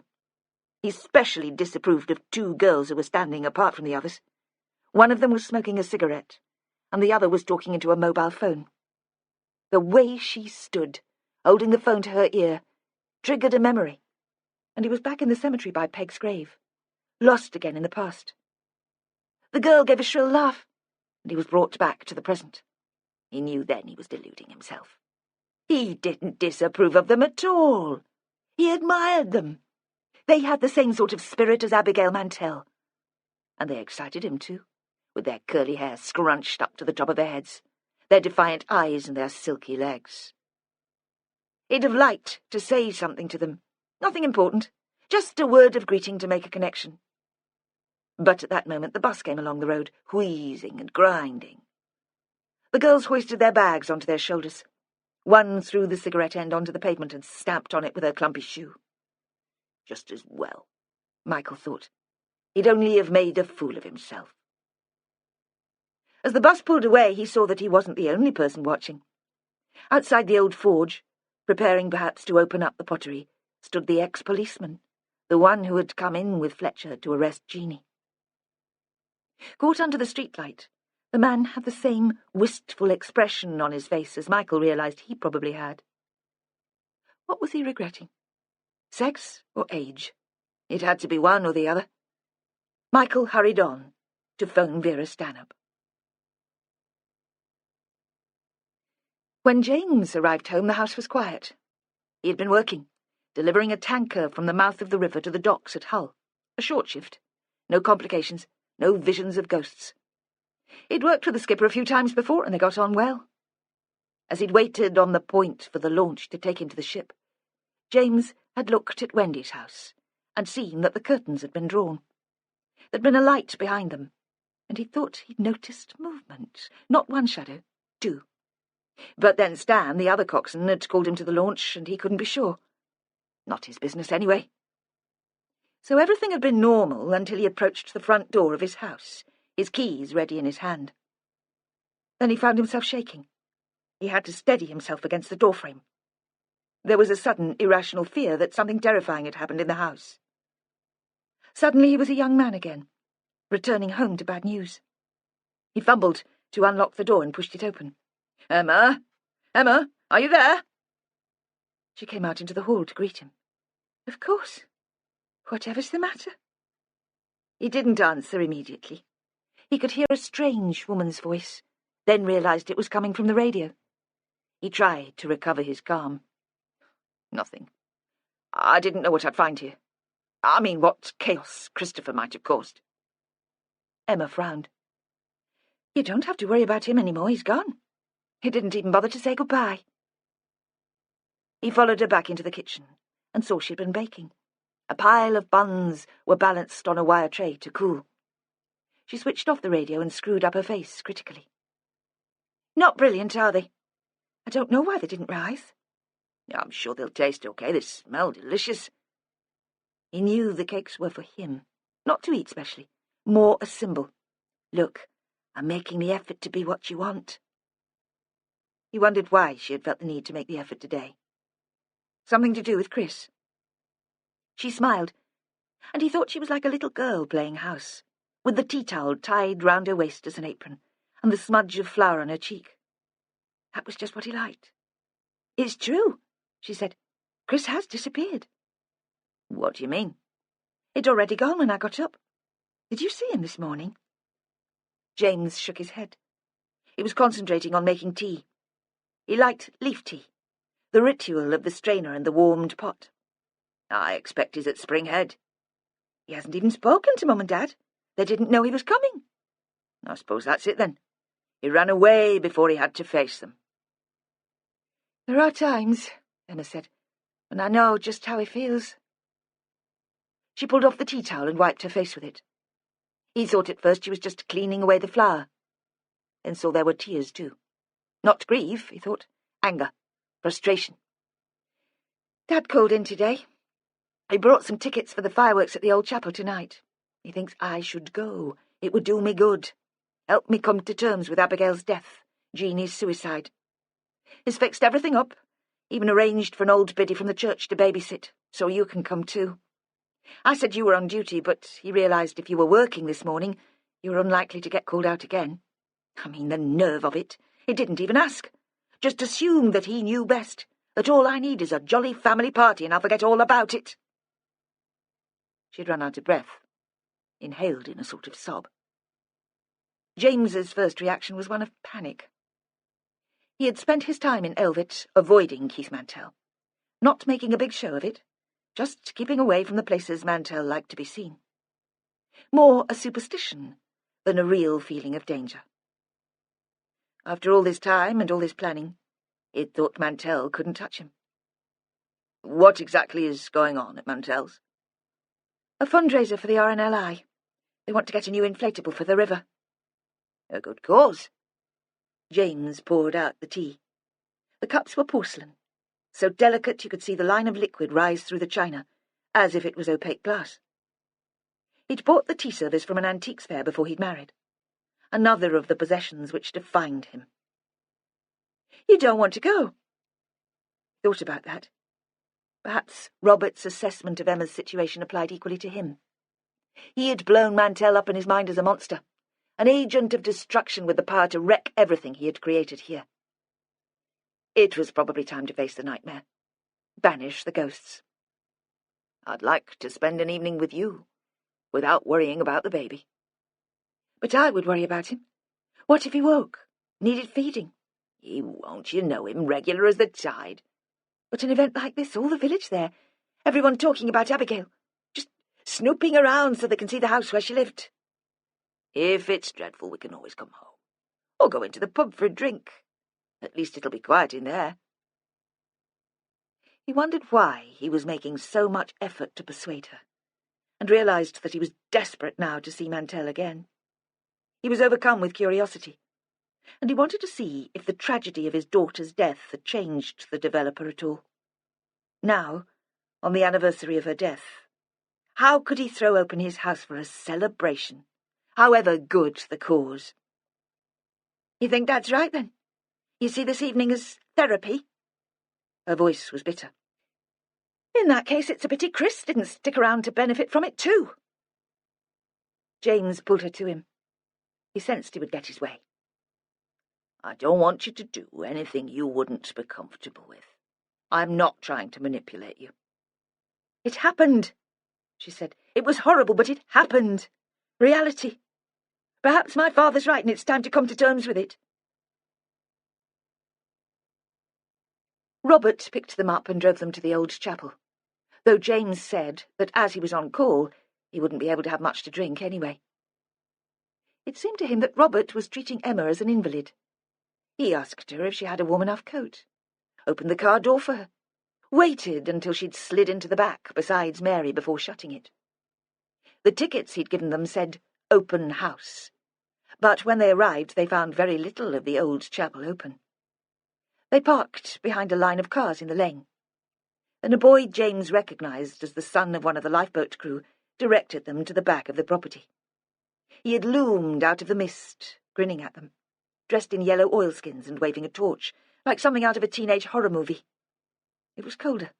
The low cloud pierced in places so stars showed through. The trees were still dripping, but the rain had stopped. James thought later it might freeze. He listened to the shipping forecast, which had mentioned high pressure, a cold front coming in from the east. I thought the press might be here, Robert said. Wherever I went yesterday, there was a gang of them. Very intimidating. Perhaps it's not the weather for doorstepping. Or by now the Mantel case is already old news. It's a relief anyway. James thought it more likely that Mantel had warned the reporters off. He had that sort of power. A bonfire had been built in a paddock which was separated from the garden by a low fence. It had not yet been lit, but a group of shadowy figures stood looking at it, as if debating whether the moment was right. Emma followed his gaze. Abigail kept a pony there, she said. She was standing close beside him. Mary and Robert had already been accosted by people from the church. But that was before we moved to Elvit. By the time I knew her, she thought she'd grown out of ponies. She still talked about the horse, though. It was called Magic. That was the stable. And the stable, open on one side now, with the stalls removed, had been turned into a cookhouse. A couple of barbecues had been built from stacked breeze blocks and long metal grills. The charcoals smouldered and spat as sausage fat dripped onto them. The sparks lit up the faces of the big, beer-drinking men who flipped burgers. "You okay?" James asked. She took his hand, and in the darkness he smiled. The bar was in the large conservatory which ran along the back of the house, and they could see beyond that into a room with tables arranged around the walls. A few elderly people had escaped there from the cold. The rest of the old chapel was in darkness. "The piano's gone," Emma said. "Sorry." James had just glimpsed Mantel. His thoughts were elsewhere. In that room there was a grand piano. Jeanie used to play it. Abigail's father must have got rid of it. James thought she had said something more, but her words were drowned by a surge of rock music from a sound system outside. Then the cheers of the crowd as the bonfire went up in flames. The music was switched to a less painful level, but by then she had stopped talking. Mantel was standing just inside the conservatory, welcoming people as they came in. He had a politician's knack of greeting them, as if they were old friends, though he spent so little time in the village that it was impossible that he could know them all. A tall blonde, who was dressed in jeans and a white linen shirt, stood at his side. Her boots had heels and made her taller than him. "Very nice, Keith. Much classier than the women you used to knock around with. But then you always had taste." James thought for a moment that he must have spoken the words out loud. Of course, Emma clutched suddenly at his arm. There was a shot of anxiety when he thought Mantel might have heard. Then he saw that the scene was playing out quite normally around him, and then all that remained was a mixture of exhilaration and fear. It had always been like that with Keith. The couple ahead of them in the short queue moved on, and he was face to face with Mantel. He took a quick breath, but it was Emma whom Mantel recognised and turned to. He pulled her towards him in a hug. James sensed her awkwardness, but there was little he could do. "Emma, my dear, how brave of you to come here at a time like this. I've been thinking of you. All this dreadful publicity." His voice was quiet. "It's a good cause." James thought he heard the irony in his repeated words, but Mantel accepted them straight. "Oh, I do agree. I've always been a supporter, even when I lived in the town." "This is James," she said. "My husband." Mantel, with his eyes still on Emma, still clasping her hand in his, hardly looked up. "You're back in Elvet, I hear, in the captain's house." "James is one of the Humber pilots. It's very convenient." Then Mantel did turn to James with a small frown. James didn't think it was a frown of recognition, but a gesture he had seen before. Mantel was fixing the bit of information in his mind because one day it might become useful. It disappeared almost immediately. "Now, what would you like to drink? Debs will get you something. This is Debs, the new woman in my life." Another frown to show he wasn't oblivious to the sensitivities of the situation. It had only been a matter of days since a former young lover had hanged herself, after all. A certain tact was called for. "Are your parents still at Spring Head, Emma? And didn't you have a brother? A clever lad who went away to university. He was sweet on Abigail at one time, I remember." It was the first time he'd mentioned his daughter. He paused, and James thought he was like an actor, waiting for applause.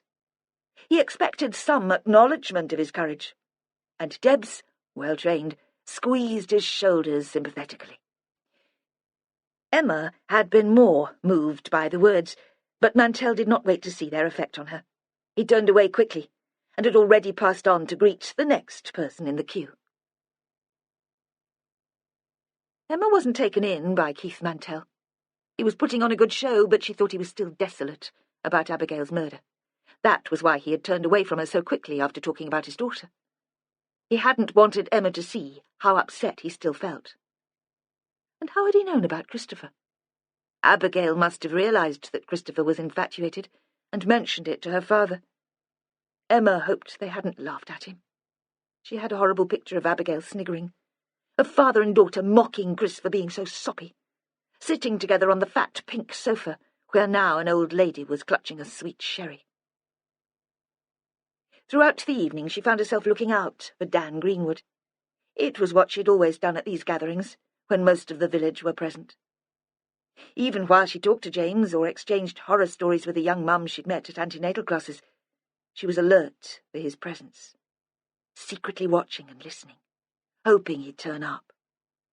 Then she'd be rewarded by the sound of his voice across the room, his bulky shape in the distance, and she'd tried to catch his eye. And still tonight she looked out for him, because, after all this time, it was hard to stop. It had become a habit, like staring out of her bedroom window on windy nights when James was working.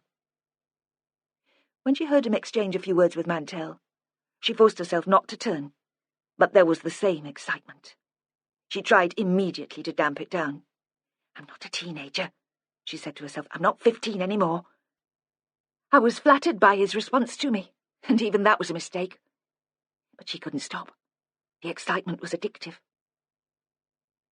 Standing by the bar, though, she strained to listen. Mantel must have asked Dan about the case. "Is there any news? Can you tell me what's going on?" He must have spoken quietly and discreetly. Certainly there had been no attempt to make a fuss. Emma hadn't heard him speak, but she did make out Dan's response. "You know I can't help you with that. I'm not on the case anymore. I'm a civilian. I know no more than you." The words were bland, conciliatory even, but she was used to pulling meaning from what he said, and it seemed to her suddenly that he disliked Keith Mantel. She had thought everyone in the village liked Abigail's father, felt nothing but sympathy for him. First, Vera had been dismissive.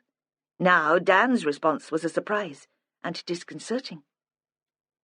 She wandered outside, passing so close to Dan Greenwood that she could smell the wax on his Barber jacket. The sky had cleared overhead completely. There was a thin moon and sharp pinpricks of stars. It must still be misty out to sea, because below the voices she could hear the foghorn on the point, a deep rumble like thunder. The evening had begun in a rather decorous and subdued way, but now there was a pile of empty beer cans in the corner by the barbecue, and the lifeboat crew cooks were laughing and shouting. The brief lull in sound was unexpected. The music had stopped for some reason, and the loudest cook was scooping a sausage into a bun, concentrating, his fat tongue showing through the vice of his teeth. In the silence, falling into it, not realizing it was coming, someone said, "Bloody hell, there's old Mike Long. Haven't seen him for years." Then the noise started again, but by then everyone had stared at the tall, thin man and at the woman who was walking beside him. Emma recognized the name and then the man in the light of the flames which the frost seemed to have tinged blue. She wondered if Robert had noticed him, if there would be another scene. But Michael Long no longer seemed angry. He was moving hesitantly among the crowd, meeting old friends. If he recognized Robert, he didn't show it. The woman with him was Vera Stanhope. She saw Emma looking and came up to her, waving a can of lager as greeting. She had changed from the usual shapeless dress into crumpled baggy trousers and a huge navy sweater with a roll neck. She was still wearing the sandals. "What are you doing here?" Emma asked. It was illogical, but she blamed Vera for interrupting her meal with James the night before. The image of the detective standing on the step, battering at the door, had been so strong that she couldn't lose it, even though it had been Christopher standing there. "Everyone has a night off, Pat." "Oh, no, not you. You pretend to be a clown, but you're the most intelligent woman I've ever met." "Besides, it's a good cause, isn't it?" Vera beamed. "Lifeboats and that, saving folks." She looked back to the house. The fire was reflected in the long chapel window.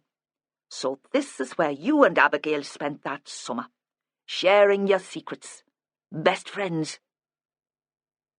Emma looked at her sharply, wondering how the detective could have guessed that best friends hardly described the relationship they'd had. Because the tone of her voice echoed Christopher's when he'd said the night before, "She was your only friend. I always thought you hated her." Had it been hatred? Emma wondered. Abigail had been the mistress and she the paid companion, flattering, laughing at the jokes, sympathizing when Jeanie Long came along to spoil it all. Vera raised her caterpillar eyebrows and seemed about to speak. But then her attention was caught elsewhere. A woman was standing in front of the fire. She was side on, in silhouette, alone. She held a glass of red wine, which, with the fierce light behind it, looked black. "Well, well, well." Vera sounded pleased with herself. It was as if she'd been given an unexpected treat. "What's she doing here, do you suppose?" Then to Emma, "You'll recognise her, won't you, pet? She's not changed that much. Obviously kept in trim. The sort to go to the gym a couple of times a week, I'd say. And you can do a lot with makeup. Or so they tell me." The woman turned. She was slim, dark, well-groomed. Her nails were the same colour as the wine. "If I was a bitchy cow," Vera said, "I'd have said she'd had a nose job. What do you think?" Emma was about to say that she'd never seen the woman before in her life. Then the way the sleek, black hair swung when she moved reminded her. "It's Caroline Fletcher, the detective in charge of the Mantel case the first time round." "Full marks for observation." "You'd have thought she'd want to keep a low profile," Emma said, "after all that comment in the press." "From what I hear, our Caroline's never done low profile in her life, but she's got nerve, I'll give her that. Rattling a few cages, I'd say, putting on the pressure. They tell me she was a decent little detective in her time. She'll not have lost the knack, or it'll be a fishing expedition, maybe. Everyone friendly and informal, more likely to gab. She'll want to know which way the wind's blowing." Vera was muttering almost to herself. If she'd bumped into her in town, Emma thought, she'd have put her down as a bag lady.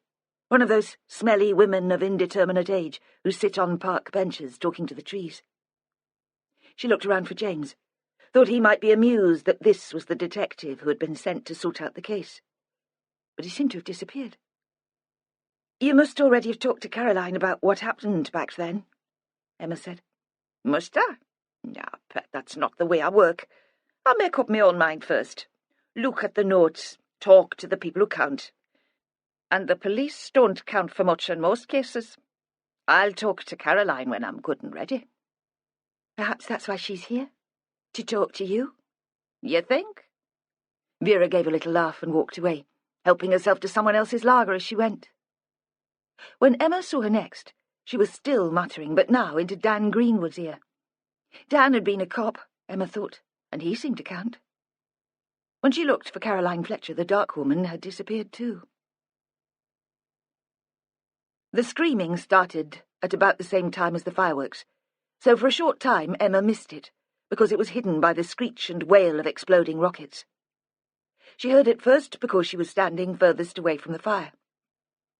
She didn't like to admit it, but fireworks scared her. It was the breathless moment between their lighting and the rush of sound. In that beat of silence she felt her heart pound and she became faint. She would have liked James's arm around her, so they could cover the silence with conversation. But he was talking to Dan Greenwood and Robert. They were standing, all blokes together, laughing. A rocket shot into the darkness, exploded in a shower of gaudy stars, and she heard screaming. She walked around the side of the house towards the road, because that was where the sound seemed to come from. The lane was lit with sparse streetlights and the skinny moon. A woman was standing and screaming. It was like when she had found Abigail Mantel's body, but in negative, a reverse image, a parallel universe. Because this time, it was her mother who screamed, and she who ran. And her mother pulled her arm and pointed into the ditch by the side of the road. And again there was a body. But Abigail Mantel had looked ugly in death, much uglier than when she had lived. Christopher, lying on his back in the ditch, was lit by the moon, so his skin had a frosty blue sheen, which reminded her of the fabric of a bridesmaid's dress she'd worn once to a cousin's wedding. A densely woven satin with a matte finish and silver threads. All this was going through her mind as she took Mary into her arms and whispered the same reassurances she'd been given 10 years before. "It'll be all right. Everything's going to be all right." Not believing what she was saying, but feeling her mother's sobs subside and her breathing grow calmer. Then Vera Stanhope appeared, solid and brusque. "Who's this, then?" "It's my brother, Christopher." There was a horrified pause, then, "Oh, Pet," she said, and briefly cupped Emma's face in her huge hands, so for a moment, in her confusion, Emma thought she intended to kiss her. Instead, she put her arm round each of the women's shoulders and led them away from the scene. Then she stood in the middle of the road so no cars could pass, and spoke urgently into her phone.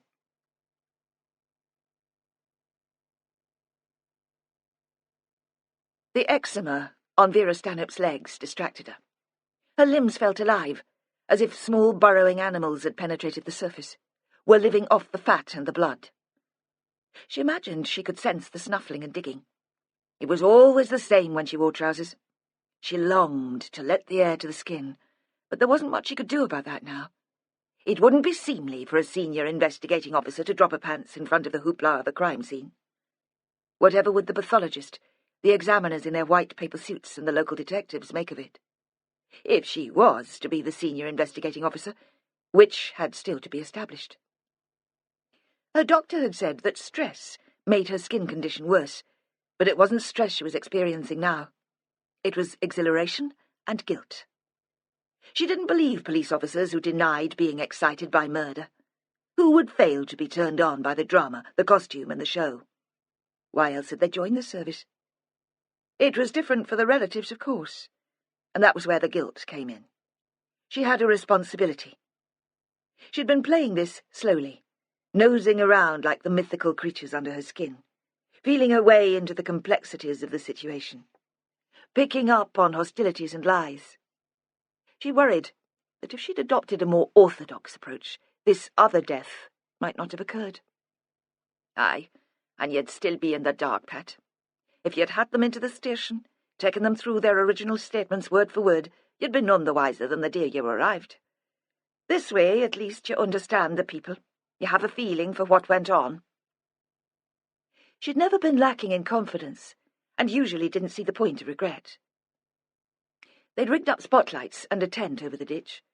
There was the rumble of a generator, four-wheel-drive vehicles reversing at the bottom of the narrow lane, earnest conversation. She thought there was nothing to be gained here now. She'd been liaising on the Mantel case with a local DI called Paul Holness. He was a middle-aged man, bluff and cheerful, and he'd joined the force from Lancashire since Abigail's murder. Ambitious in theory, he was too idle on the ground to be any threat.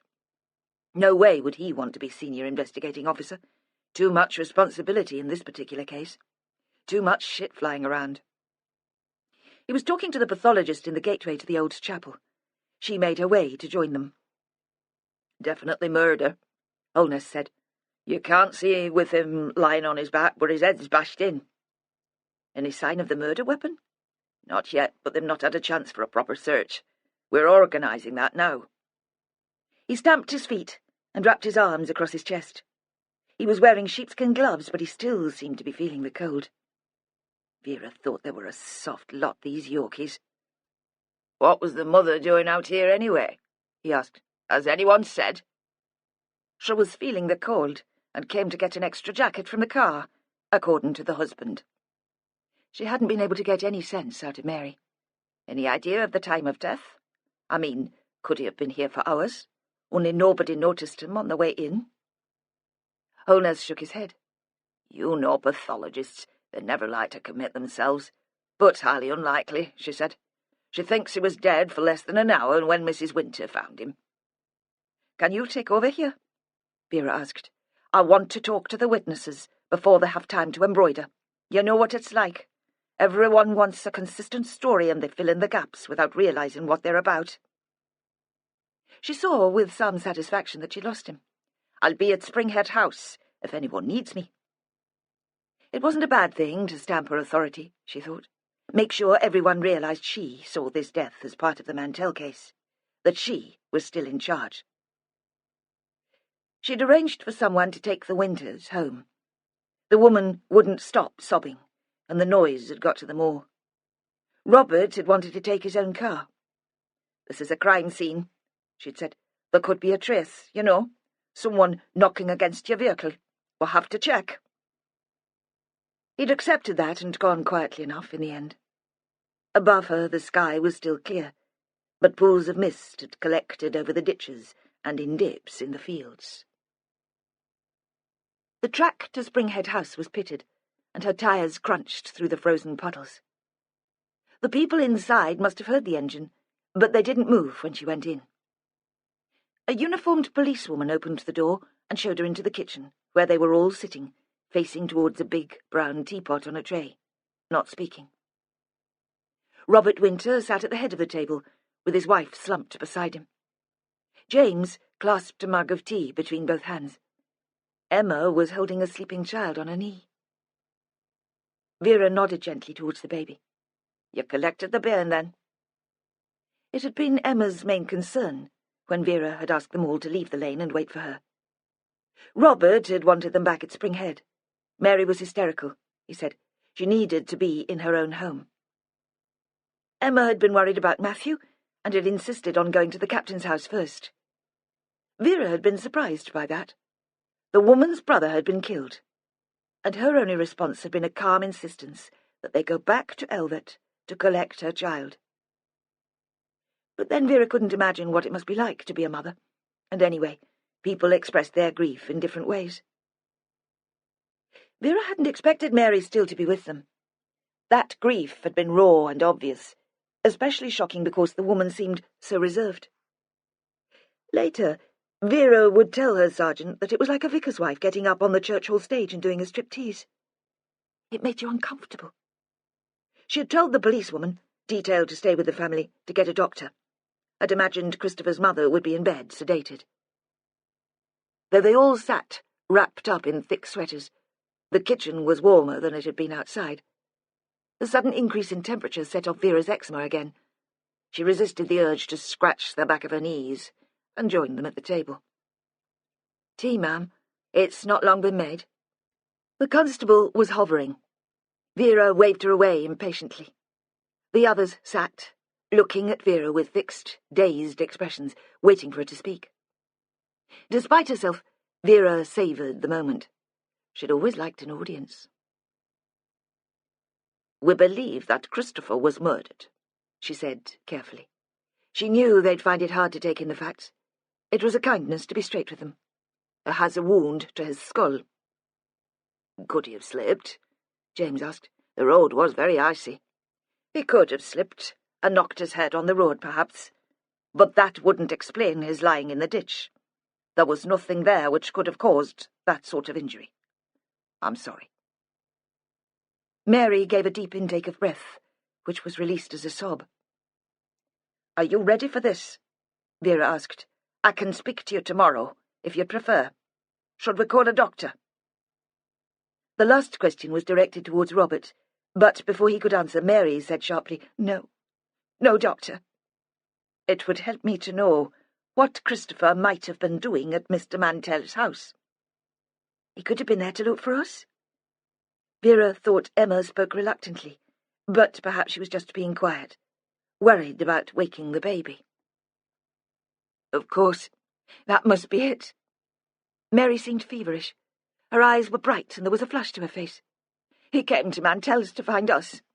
There were posters all over the village about the open evening for the lifeboat. I told you, Robert. I told you he wouldn't go back to the university without coming to see us." "Christopher was a student.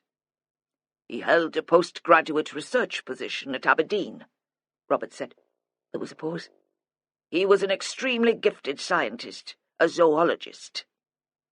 He looked at Vera apologetically, as if he'd realised that this wasn't the moment for parental boasting. "Was there any special reason for the visit? Was it planned?" "No," Emma said, "but nothing much he did was planned, except his work. He was always completely wrapped up in that." "Had he warned Mr. and Mrs. Winter of his visit?" "No," Robert said. "We didn't know anything about it. We didn't know he was in Elvit until Emma phoned me at work at lunchtime." "You work as a probation officer, Mr. Winter?" "That's right." "You worked with Jeanie Long?" "I prepared the home circumstance report for the parole board. That was all." Vera made no comment. There was a moment of silence, which Emma filled. "I phoned Mum and Dad here as soon as I realised Chris had gone, but by then they'd both already left. I didn't like to bother them until lunchtime. I didn't see him this morning, you see. He'd gone by the time I got up." "An early riser, was he?" "Not usually, no. I was surprised. A bit worried, I suppose." "Worried? Why was that? It seems a bit strange to be worried about a grown man." There was a pause. "How did he seem last night?" Emma and James looked at each other. Vera suspected an unspoken request from Emma, which James ignored. "He was behaving oddly," James said. "He was drunk, but there was more to it than that. He'd always come across as intense about his work, pretty self-obsessed. But last night he seemed completely absorbed by some problem of his own. I wondered if he was having a sort of minor breakdown. It sounds callous, but I was too tired to deal with it, and I was still on call. In the end, I left Em to cope with him. I don't know if she got any sense out of him." "Did you, Emma?" Robert asked. He had been sitting quite calmly, following the conversation. Vera couldn't make him out. His son had been murdered, but she had no sense that he was grieving. There was a terrible self-control. Perhaps it had something to do with his faith. Dan Greenwood had told her Winter was an evangelical. She'd always thought they were the showy bunch who waved their hands in the air, though there'd been no sign of that at the church service she'd attended. Did he think it would be wrong to grieve for a son who was now with his Maker? Is that why he sat, rigid and frozen, so only his eyes moved? "We talked," Emma said at last. "Like James has told you, he was very drunk. It didn't make a lot of sense." Vera nodded sympathetically, but there was the flash of excitement, which was why she'd come into this job, what it was really about. "You lying, pet. You know more than you're saying. Why's that, then? What did your brother tell you? Skeletons in his cupboard, maybe? Are you trying to protect your mam and dad? Or is something more sinister going on here? How old would Christopher have been when Abigail Mantel died? She asked. 14, Emma said. He was a year younger than me. Did he know her? He'd seen her around with me, and at school. Go back to that Sunday, the day you found her body. Was Christopher at home that day? He came to church with us, Robert said. Then we all had lunch. He was still here when Emma went out. It wasn't the weather for being outdoors. The original investigating team would have spoken to him. I can't remember. Robert frowned. They were here, of course, that afternoon, talking to Emma. I presume they interviewed Christopher, but I can't remember it. There'll be a record, at any rate, Vera said, though she wasn't convinced. There were more gaps in the Mantel file than a trawl net drying at North Shields fish quay. And the smell was much the same, too. But if it was in all day, he couldn't have seen anything which would have been a threat to the murderer. You see the way my mind's working. I've said he was a quiet boy, but he wasn't lacking in confidence, Robert said impatiently. If he'd seen something suspicious, he'd have said so at the time. You know, I don't think that's necessarily true. Vera sat with her forearms flat on the table. It didn't take the police long to arrest Jeanie.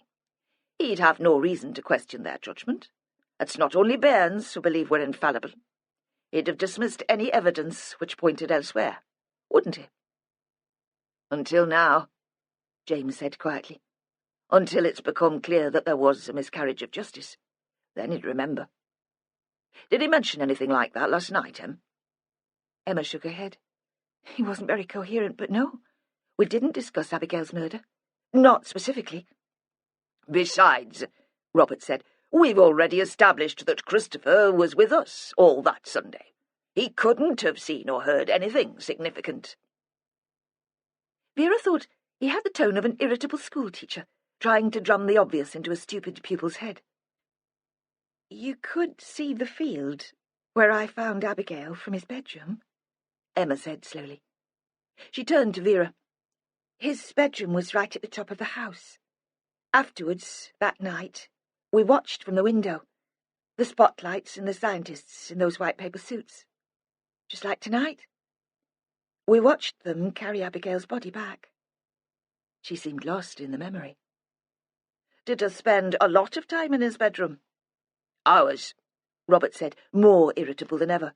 I've explained he wasn't the sort of boy who needed company. Vera thought Emma was about to comment, but seemed to think better of it. So she stood up suddenly, scraping her chair on the tile floor. That's enough for tonight, she said. We'll talk again tomorrow. She touched Emma's arm. Before we go, would you show me where the lad used to sleep? Emma handed the baby to James and led the way upstairs. As they reached the second landing, they could hear the baby screaming. Emma paused for a moment. Then the noise faded and she continued. The room was on the third floor, and much as it had been when Christopher had been sleeping there. It was long and narrow, with one long side making up the outside wall. In that there were 2 windows. The opposite wall was covered with bookshelves. The books were mostly non-fiction, and looked as if they'd been collected from charity shops and jumble sales. There was a single bed with a striped quilt, and a wardrobe which had been painted white.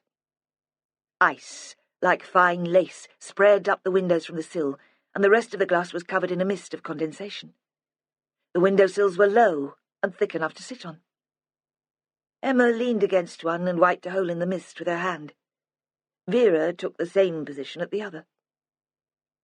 "This is where we sat," Emma said, "the 2 of us. You can't see much now. You'll need to come back in daylight." Vera stared out at the scene. The moonlight was pale and none of the details of the landscape were clear. "Where was the body?" "About 3 fields in." There were no houses visible, no street lamps or car headlights.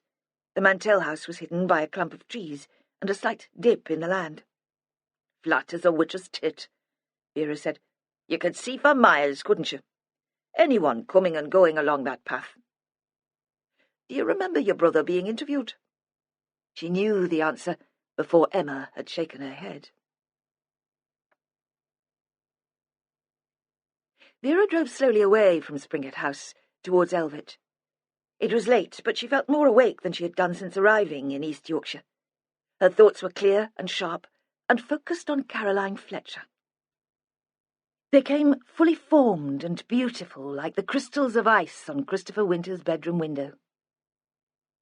Caroline would have been waiting for a phone call since the case against Abigail Mantel had fallen to pieces. She must have been. She'd have been expecting a phone call or a letter, a formal summons to the station for interview. She'd have run the questions in her head. Can you explain your reasons for charging the suspect at that point? Why did you restrict your lines of inquiry in this way? And she'd have rehearsed the answers, over and over. Caroline must have heard that Vera and her team had been called in. She'd still have friends at headquarters. Maybe she'd done a bit of research, asked about Vera's style, looked at old cases. She'd have been wired up and ready. But the days had passed and nothing had happened. Her nerve would have been starting to crack. Perhaps that was why she had turned up at the bonfire. It took guts to sit and do nothing but wait. And now she'd be more strung up than ever. Another murder, and her at the scene. Vera was planning her approach. She'd turn up on Caroline's doorstep. No warning, nothing official. I thought it'd be a good idea if we had a chat, pet. No need for a solicitor, is there? Put on the kettle and we'll see if we can get it sorted between us. She'd play on their sisterhood, the struggle they'd both had to be taken seriously by male colleagues. She imagined reeling Caroline in, disarming her. Beautiful women never see fat, ugly ones as a threat. She longed to take on Caroline now, was almost too excited to wait. But she knew that wouldn't do. It was already midnight, and if the woman did get hold of a competent solicitor, Vera didn't want accusations of harassment flying around. She'd go back to her hotel, get a couple of whiskies and a few hours' sleep, and hit Caroline Fletcher first thing in the morning. Her phone went. She pulled onto the verge. The road was greasy with ice, and she couldn't do two things at once at the best of times. The signal wasn't brilliant, and she got out. The cold took her breath away. Her feet snapped the frozen blades of grass. "Mum?" Faint and familiar, slightly ironic. She grinned slowly. "Sure, Ashworth, where the hell have you been? You said to leave it a few days. Then when the news of the Winter lad's murder came through, I thought you'd like me there immediately. Taken to mind-reading now, have you, lad?" "Not really.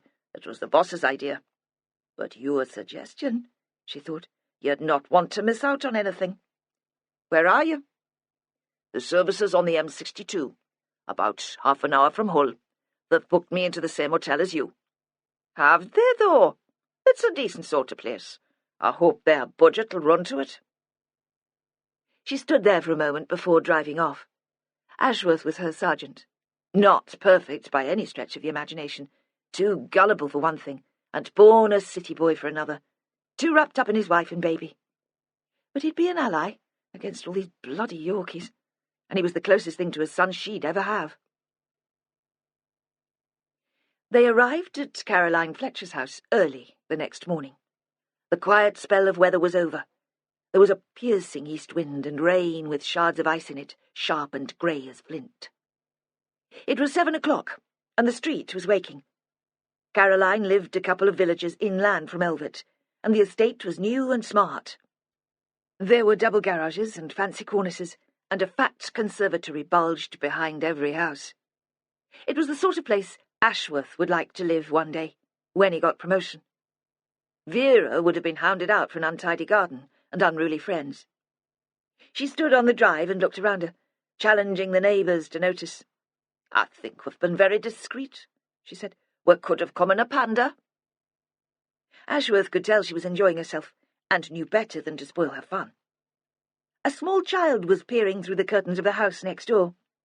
It was a girl in a pink dressing gown with curly hair, about the same age as his son. He waved at her, and she disappeared. Vera was already banging on the front door. There was a light in an upstairs window. They heard footsteps. The door opened. A tall man with a newt's face and a long neck looked out at them. He was wearing a sober suit and a dark tie. Undertaker, or accountant, Vera thought. His hair was still wet from the shower. "Can you tell Caroline we'd like a word?" Vera gave a wide, easy smile. A paper boy in a black anorak slouched up. Like a woman in a burqa, the hood hid everything but his eyes. He thrust a copy of the Financial Times into the newt's hand. Accountant, then. The newt seemed distracted by the headline and didn't answer immediately. "We've not got all day?" I'm not sure." Vera breathed in deeply, then spoke loudly with an exaggerated clarity. "I'm Vera Stanhope, Northumbria Police. I want to see Caroline Fletcher." The paper boy stopped at the gate and turned to stare. It would be all round the estate before he got home from school. The man's face turned scarlet, the colour of the curtain which covered the small window beside him. Very fetching, Vera thought. Maybe he's not a newt after all, more like a chameleon. "Go in," he said quickly. "Caroline's inside." Then, with an attempt at dignity, "You'll have to excuse me, I'm just on my way to work." He grabbed car keys from the hall table, a briefcase from the bottom of the stairs, and pushed past them. Caroline was standing in the middle of the living room. She must have heard the exchange, but she waited until they'd stepped in and closed the door behind them before she spoke. "Can I help you?" As if she was one of those icy women who sell perfume in high-class department stores. The ones who usually let Vera walk past unhindered. It was still not 7:30, but she was dressed and made up. It was as if she'd known that Vera would turn up, though she couldn't have had inside information. Vera had told no one at HQ of her plans, but of course Caroline had worked in CID for 6 years. She'd been promoted quickly, had been good at her job. Vera had underestimated her. This would be how she'd have played it too. "Who was that?" Vera asked. "Your hubby?" They were all still standing. "You know I'm not married. You'll have checked. Alex and I have lived together for 4 years. She looked severe, dressed in a black skirt over black boots, a roll-neck top the colour of ripe plums, no bulges or sags, everything trim and in its place. "Very nice," Vera said vaguely. She sat on an easy chair next to the gas fire, pulled a notebook and biro out of her bag. "How old are you now?" "You'll have checked that too. 46. "You're wearing well," Vera said with admiration. She meant it. There wasn't much difference in their ages, but Caroline looked 10 years younger. "What are you doing with yourself now?" "I'm an estate agent." "And are good at it?" "I shift more property than anyone else in the company." "You'll have to be best at whatever you set your mind to," Vera thought. "Where does that come from, then? And is that why you left the police? Nothing more sinister than a fear of getting it wrong? Because in this job, failure's inevitable. Not every time, but most of it." "Coffee?" Caroline asked. "Aye, why not? White, 1 sugar. Joe here takes his black." While the coffee was being made, Vera doodled on her pad. Spiders and interlocking webs. Joe Ashworth, looking at it from across the room, thought a psychiatrist would have a field day. Caroline must have had everything prepared in the kitchen, the tray laid, the kettle boiled, because she returned almost immediately, preceded by the smell of the coffee. She set the items on the table, a large cafetiere, 3 matching mugs, sugar bowl, milk jug, an arrangement of shortbread biscuits on a brown plate. Vera looked up. "Were you still at Mantel's when they found the lad's body last night?" "No." Caroline focused her full attention on pouring coffee. "I only bought a ticket because it was such a good cause. I didn't stay." "You'll have heard who was killed, though." "It was on the radio this morning." "And someone will have phoned you," Vera thought. "Bound to have." "Christopher Winter, the brother of the lass who found Abigail Mantel's body." "A strange coincidence," Caroline said calmly. She handed a mug to Ashworth. "Aye, maybe." "You think Christopher Winter's death is relevant to the original inquiry?" asked Caroline. Vera didn't consider that worthy of an answer. "You must have talked to the boy first time round. What did you make of him?" There was a brief pause as Caroline sipped at the coffee. She left a smear of lipstick on the white porcelain. "I don't remember," she said. "I mean, I don't remember even talking to him. He was just a kid, younger than Abigail, not in the same year at school." "But he could have been a witness." Vera kept her voice even, reasonable. "He was with his family all day, church at 10:30, then home for lunch. He didn't go out. Dan Greenwood had a chat with him the day of the murder." "So you do remember. Or you've looked at your records. Prepared your story, at least." Looking more closely at Caroline, Vera saw how tired she was. Had she slept? Been to bed even? Had she been up all night trawling through her memory for facts to use in her defence? Vera tried to ward off the wave of sympathy. "Did you ever see his bedroom?" There was a pause. No immediate response. She was good, Vera thought. She'd have been brilliant in court, unshakable. The Crown Prosecution Service would have loved her. "I don't remember," she said. "I'd have to check my notes."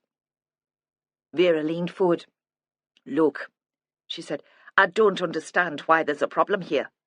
I mean, what have you got to lose by playing it straight with me? You've already left the service. No one's going to find you negligent. What would be the point? Or if they do, it'll be an internal report that'll never hit the press." "I'm an ideal scapegoat, then, aren't I?" "I'm writing the report. You'll not end up carrying all the crap. Not unless you muck me about. I know what it's like to be a woman working with this lot." She paused. "So, I'm going to ask you again. Did you look in the boy's bedroom?" "No," Caroline said. Then, interested despite herself, "Why should I have done that?" "From his bedroom. He had a view of the field where Abigail's body was found. He was there all afternoon. He could have been a witness to a murder." She crumpled as if she'd been thumped in the stomach and winded. "Shit," she said. "Oh, shit. How could I have missed that? You were blinkered. Convinced from the beginning that Jeanie Long was the murderer." "Everything pointed to it. She had motive, opportunity. The alibi she gave didn't check out." "But no forensics, and no confession even after 10 years. "It was the murder of a young girl. A pretty young girl. You know what it's like. Her picture on the news every night. The press, the politicians, all after result. There's a pressure to clear it up quickly." "Aye," Vera said. "That's true enough." They sat in silence. The rain spat against the window. "So it wasn't personal, then?" Vera asked. "What do you mean?" Caroline's head shot up. She was ready for a fight again. "Maybe you took against Jeanie Long." "I'd never met her before the murder." "That's not what I meant. Some suspects. It's hard to stay detached. They get under your skin." "Perhaps there was something like that," Caroline conceded. "She wasn't easy. Arrogant, I suppose. Superior.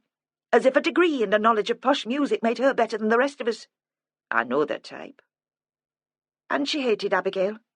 OK, I accept now that she couldn't have killed the girl, but she was pleased she was dead." "Was there ever anyone else in the frame? Before you pulled in Long, I mean?" "Not really. Keith Mantel put us onto her very quickly. He said Jeanie had always been jealous of Abigail. And then, when he asked her to leave, it was the girl that she blamed." "You checked out the local loonies and sex offenders?" "Of course. Though I never had it down as an attack by a pervert. There'd been no sexual assault. Her clothes hadn't even been disturbed. And if not that, who else, besides Jeanie Long, could have had a motive? Abigail was only 15, for Christ's sake, a schoolgirl, no money to leave. She'd hardly lived long enough to upset people." "Was she a virgin?" Though Vera knew, of course. She'd read every report there'd been. "No, but that isn't unusual for a 15-year-old, even 10 years ago." "Did you trace any boyfriends?" "No one who admitted sleeping with her, but they wouldn't, would they? She was underage." "What did her father make of that?" "He wasn't shocked that she'd had sex. He told me he never played the heavy-handed father. It wasn't his style. He just warned her to take precautions." "Did she ask his advice? Talk to him about the lad she was going with?" "He said not, and I believed him. Why would he lie?" "Emma, the lass who found the body?" "Yes, You'd have thought she'd have known who Abigail was sleeping with. Perhaps. Caroline hesitated. I didn't ask her. Once we had Long in custody, it didn't seem relevant. I didn't see the point in raking through a young girl's past. Vera considered this without speaking. Ashworth, too, seemed lost in thought. Outside the window a cat was crying, but despite the rain, no one got up to let it in. "Why did you leave the job?" Vera asked. It was a question Caroline hadn't planned for. A crazy oversight, like not interviewing Christopher. Was that all her failure came down to? Vera thought, a lack of thoroughness in her approach to her cases. "It was personal," Caroline said in the end. "Nothing to do with work." "You're no better than that," Vera snapped. "Nothing's personal in my inquiry." "I was engaged. I thought that was what I wanted. Marriage, kids, the whole package. I didn't see how the job would fit in with that." "What happened?" "It didn't work out. I mean, I couldn't go through with it. Maybe I'm not the marrying kind." "But you didn't come back." "I got used to regular hours, a full night's sleep, bloody big commissions." "You enjoy what you do now?" "I told you I'm good at it, selling. Sometimes I think that was what I was born for." What was I born for? Vera wondered, seeing through people who lie to me. Then why can't I make out exactly what's going on here? She knew there were more questions, but couldn't find the right words to ask them. She stood up. Joe Ashworth followed, surprised the interview was over so quickly. Caroline Fletcher didn't show any relief at their leaving. Vera thought she understood. They'd be back. When they arrived at the captain's house, Emma was sitting at the kitchen table, surrounded by the remains of breakfast. James was on his way out and dressed for work. Vera looked him up and down admiringly as he let them in. The uniform suited him, though he looked very tired and pale. "I'm glad you're here," he said, keeping his voice low. They were in the high-ceilinged hall, but the door to the dining room was open, and they could see through into the kitchen beyond. "I don't really like leaving Emma on her own, and she doesn't want me to call in her parents. She says they've got their own grief to cope with." "Do you have any family who could keep her company?" asked Ashworth. He came from a close family, and so did his wife. He couldn't imagine an important event in their lives without an audience of relatives. On those occasions, his parents' small terrace would be crammed. People knee to knee on chairs pulled from all over the house. Kids running wild upstairs. His mum in the kitchen, preparing catering quantities of sandwiches and tea.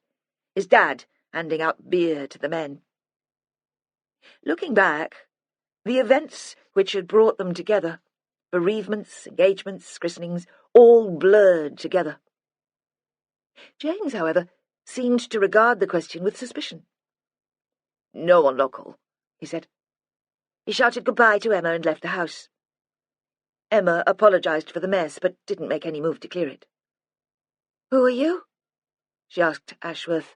Then immediately she put a hand to her mouth. "Sorry, I didn't mean to be rude. I suppose I'm used to Dan." "This is my sergeant, Joe Ashworth." Vera ignored the reference to Greenwood. She didn't know what to make of it. Was there something going on there that she didn't know about? Dan Greenwood playing silly beggars? She could see him as the sentimental type, falling for someone unattainable, like the pilot's wife. "Joe works with me in Northumberland.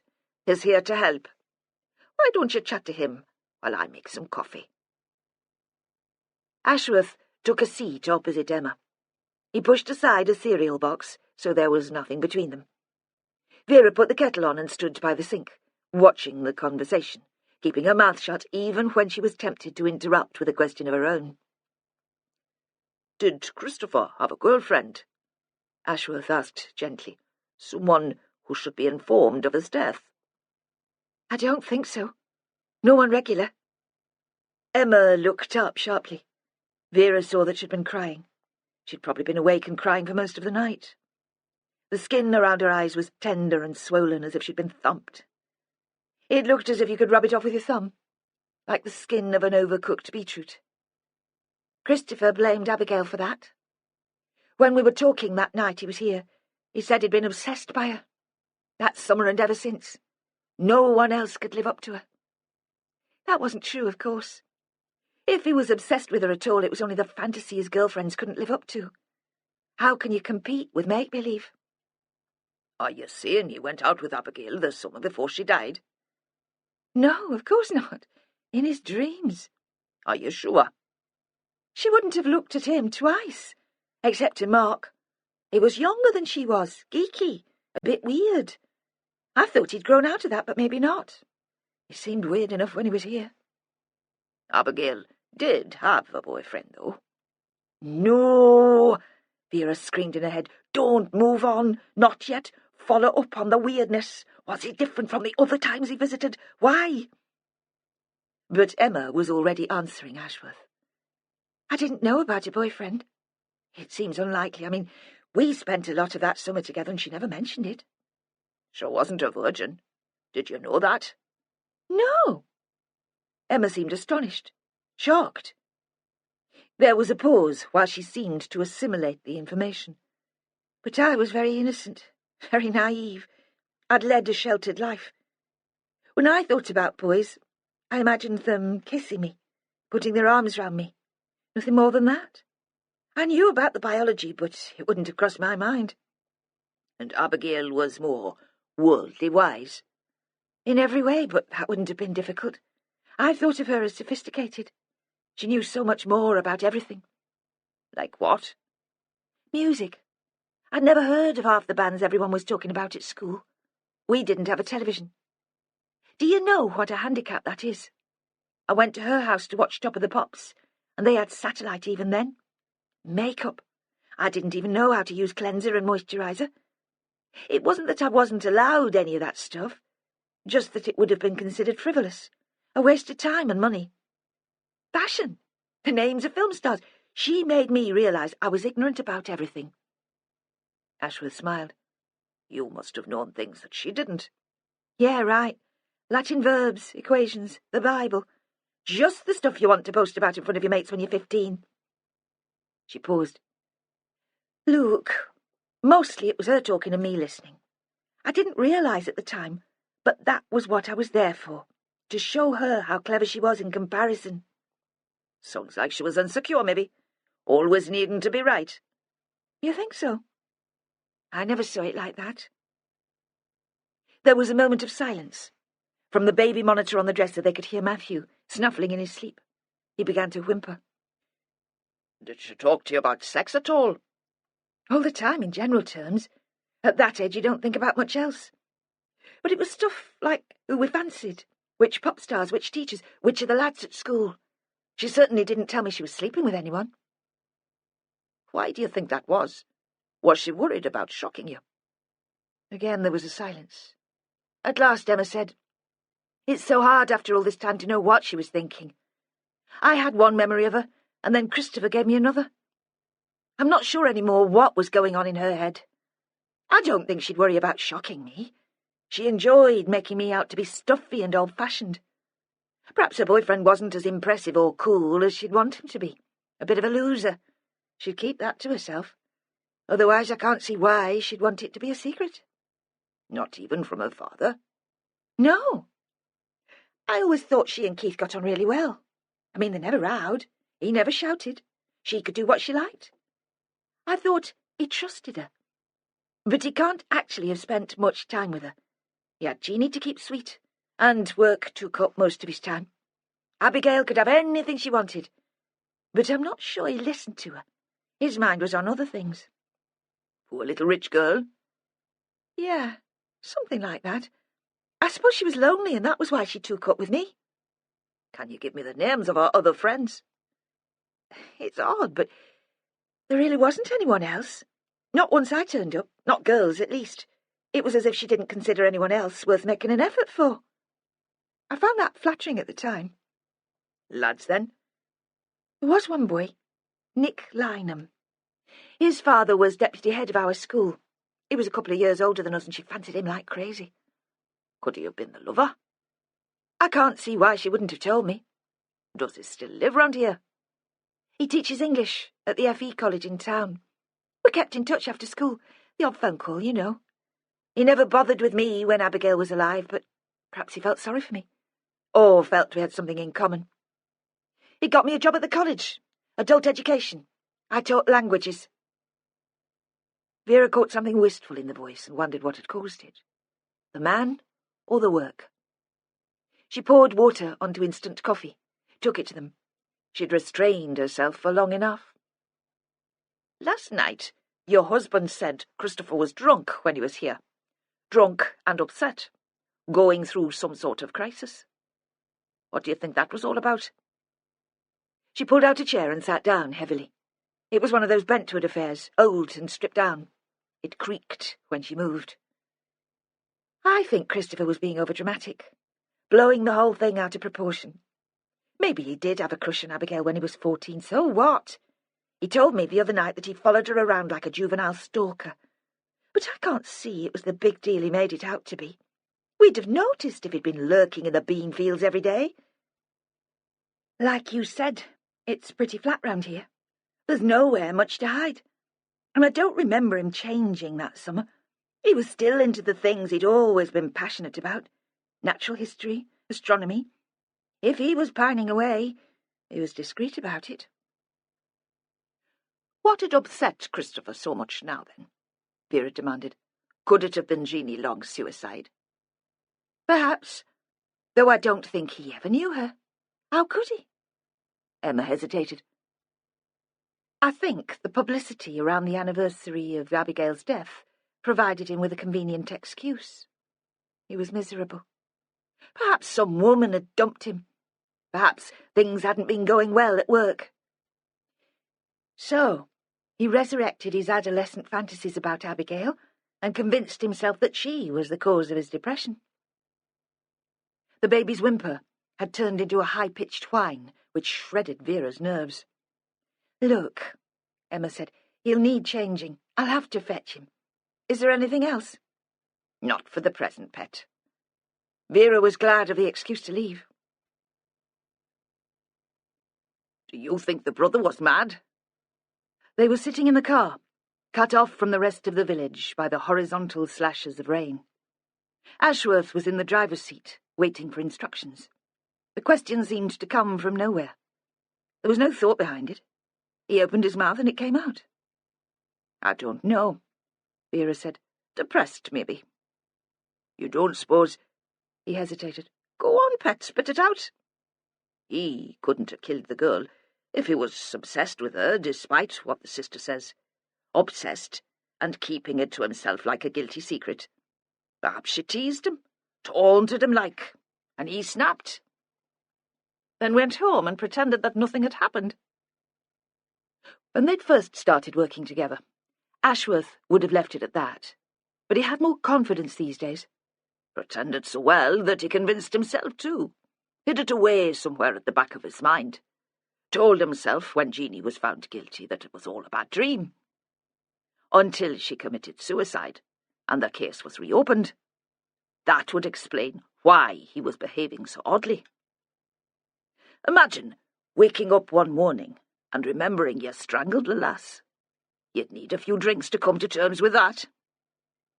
You've been watching too much daytime telly, Vera said. Tame psychologists spouting off. I don't believe in that sort of amnesia. Too convenient. Besides, he didn't leave the house the Sunday Abigail died. Everyone said so.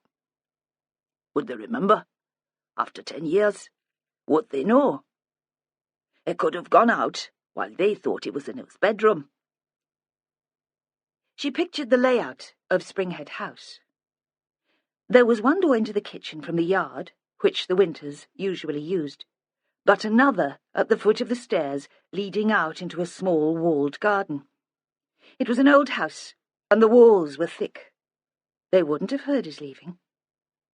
She saw the boy, slight and skinny, as he'd been in the photo there'd been of him in the hall at Springhead, running against the wind along the path between the fields towards the Mantel house.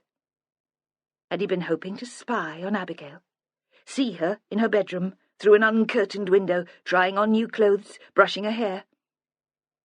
But perhaps the girl had been bored, left alone again by her father. Perhaps she'd set out for the Winters in search of an audience, and they'd met on the path. He'd been a strange boy. They'd all said that. Self-contained, obsessed. Vera pictured him blocking the girl's way, insistent. "I have to talk to you." "What do you want?" "I can't stop thinking about you." "What?" As if the thought had disgusted her. Though deep down she'd have been flattered.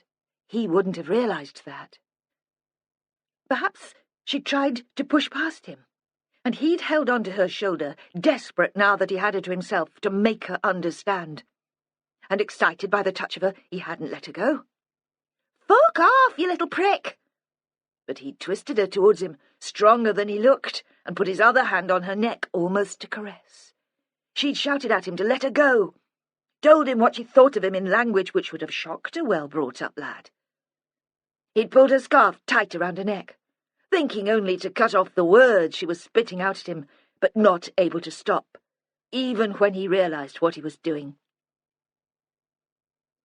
The rumble of an east-riding bin lorry, blurred by the rain into an unrecognisable shape, brought her back to the present.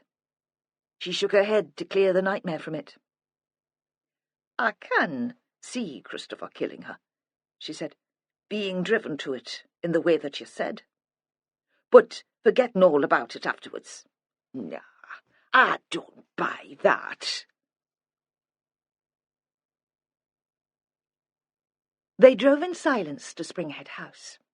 Vera had her head full of the Winters and what it must have been like for Emma and Christopher growing up there. It was too close to making fiction, she thought, this attempt to recreate the past. But how else could she do it? She couldn't depend on the memories of the family, even if they believed they were giving her the truth. After all this time there'd be gaps, bits that had changed with the telling over the years. When they arrived, they stood for a moment outside the house. The old farmyard was empty. There wasn't even Robert's car to provide shelter from the weather. "A gloomy sort of place," Ashworth said. "You can see why the lad wouldn't want to come home much. What are they like, the parents?" "Decent. Hard-working, on the surface at least. You can never tell with families, can you, lad?" She slid him a sly, teasing look. He was a great one for families. She knocked on the kitchen door, and was surprised when Mary answered. The woman was wearing a grey tracksuit and a worn fleece, bubbled by too many washes. She'd aged overnight, shrunk inside her skin. "What is it? Is there any news?" Vera couldn't tell if she was grasping at the possibility or if she was scared that there might be something worse for her to cope with. "Not yet, pet." She paused. "Where's Linda?" Linda was the officer who'd stayed overnight. "I sent her away. She was very kind, but sometimes you need to be on your own." "And Robert?" Vera asked gently. "He's in church." Mary stood aside to let them in. "I told him to go. He couldn't settle. I heard him all night, moving around the house. I thought he might find some peace there. But it's been longer than I expected. That was why I was so jumpy when you knocked at the door." Vera said nothing. She'd been brought up by her father to believe that atheism was the only rational standpoint, at a time when all her friends were sent to Sunday school. She'd watched the others straggle back from the parish hall, clutching their coloured pictures of the disciples fishing, and Jesus walking on the water, and wished she could be allowed to join in. Church had been a forbidden attraction, the only social centre in their small village, besides the pub. She'd crept in once to a harvest festival, and had loved the noise of the organ and the singing, the colour of the stained glass windows and the piles of fruit. But she couldn't see what Robert would get out of being in church at a time like this. Wasn't one gloomy building much like another? Wouldn't he be better off here, comforting his wife? Perhaps Mary sensed her disapproval and felt the need to explain. "He's confused, angry. It's a testing time. For you both. Faith has always been more important to him than it has to me." She hesitated, then went on in a rush. He does so much good here in the village with his work. It'd be a dreadful thing if that was lost. My role has always been to support him in that." Vera would have liked to follow this up, but she didn't know what questions to ask. She was out of her depth. She wanted to say, "You're an intelligent woman, and he's a grown man. Why can't he support the work you do?" But she didn't want to offend her. She looked towards Ashworth. He, too, seemed uncomfortable with the idea of Faith. "Was he specially close to Christopher?" she asked at last. "His only son?" The last phrase had a vague resonance, but she didn't pick it up, and wondered why Mary looked at her so oddly. "Robert was proud of Christopher, of course." Her voice was clear and considered. Words mattered to her. "He was a brilliant child, one of those who can pass examinations without really trying. But I don't think you could call them close. No, not like some fathers and sons." She paused to gather her thoughts, and when she continued, her voice was wistful. "I work in a library. Most of the staff are women, and they gossip about their relatives. I hear them talk about husbands who take their boys to football matches, fishing, and when they're older to the pub. We aren't that sort of family, not social in that sort of easy way. Do you understand? Perhaps it was a sacrifice we all had to make, for Robert's work. That had to come first. It was hard on the children. But you see James and Emma, your grandchild." Vera felt the need to reassure her. "Oh, yes, and that's wonderful. Such a blessing. We'll always have Sunday lunch together." She paused and then added sadly, "But that's more formal, planned. We're not very good about spontaneity. We're all very careful about how we treat each other. Perhaps it was a result of Abigail's death, knowing that tragedy can strike at any time. It seems important not to argue. We'd been arguing that afternoon." She came to a stop, but Vera waited. This was what she needed, a picture of the household Christopher had grown up in. And soon Mary continued. "I'm not blaming Robert for the formality, no, I'm not saying that at all. In fact, Robert is somewhat more gregarious than I am. He suggested only last week that we should have a party for my 50th birthday. Invite all the family, friends. That's the sort of thing normal people do, isn't it? We used to have parties when we lived in York. Go out to dinner, have meals with friends. The city's very different, of course. Perhaps I have become antisocial. But the idea of a gathering like that here terrified me." A thought flashed into her mind. "I suppose now I've an excuse to cancel it." Immediately after the words were spoken, she looked up, her face tight with shock. That was a dreadful thing to say. How could I? I'd suffer 1,000 parties to have Christopher back alive. "I know," Vera said. "I know." Absent-mindedly, Mary moved to the range. She lifted the lid and slid a wide-bottomed kettle onto the hot plate. "I'll make some tea, shall I? I expect you'd like tea." "Can we talk to you about yesterday?" Vera asked. "Of course. I feel so helpless. It's something I can do, at least. Answer your questions." "Did you know that Christopher was planning to visit Elvet?" "No, but that wouldn't have been unusual. He did turn up occasionally, out of the blue. He hadn't lost the knack of being spontaneous, perhaps. It was always lovely to see him. But I wouldn't have wanted him to feel it was a duty, an obligation." Vera remembered that Michael Long had said something similar. Children owe nothing to their parents. So once Christopher had left home, Mary had been forced to be patient, to say nothing, to wait for her son to drop in on a whim. "You must have missed him. It wasn't like Emma, living just up the road." "I did," Mary said. "Very much." "Whose idea was it to go to the lifeboat fundraiser. Robert, a last-minute decision. He felt, I think, that we all needed cheering up. This weather is so depressing. It gets you down in the end. And Emma has been tied to the house since Matthew was born. Were you friends with Mr. Mantel? Friends? No. The idea seemed impossible to her. Your daughters were once close friends. I wondered if you'd got to know each other socially at that time. No. He's very busy, isn't he? And rather grand in that smart house with his shiny car. I'm not sure we'd have had very much in common. I mean, we knew him to say hello to. We bumped into him at village events, but there was always an awkwardness. It was ridiculous, I know, but I always felt guilty when we met. Because your daughter was alive, and his wasn't. She looked up gratefully. Yes, exactly that. There was a moment of silence.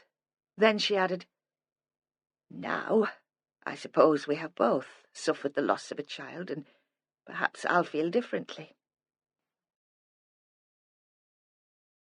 You sound, said Vera, as if you don't like Mr. Mantel very much. Do I? Mary frowned. I don't mean to. How did you feel about Emma and Abigail becoming friends? We were relieved that Emma had found a friend at all.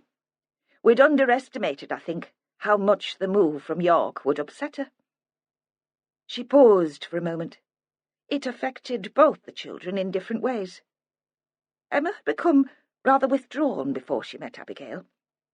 But was Abigail the sort of girl you would have chosen as a suitable companion? Why not? She was different in temperament from our daughter, more confident, more flamboyant, perhaps, but we knew nothing against her. I was more worried, I think, that she would suddenly become bored by Emma and drop her for someone else. I don't think Emma could have coped with that. Vera let that line of questioning go and returned to the evening before. So, you greeted Keith and his girlfriend. What happened then? We helped ourselves to drinks and tried to join in. There were lots of old friends, people from the church. Robert's quite a public figure because he's a warden. He's well known in the village. I stayed indoors for a while. Most of the older people were sitting in there. Outside it was cold and rather rowdy. Noisy music. I chatted to a couple of women from the Mothers' Union. Then I went to find Robert. Are you sure Christopher wasn't there? I can't be. There was quite a crowd by the time I went out, and it was dark, of course.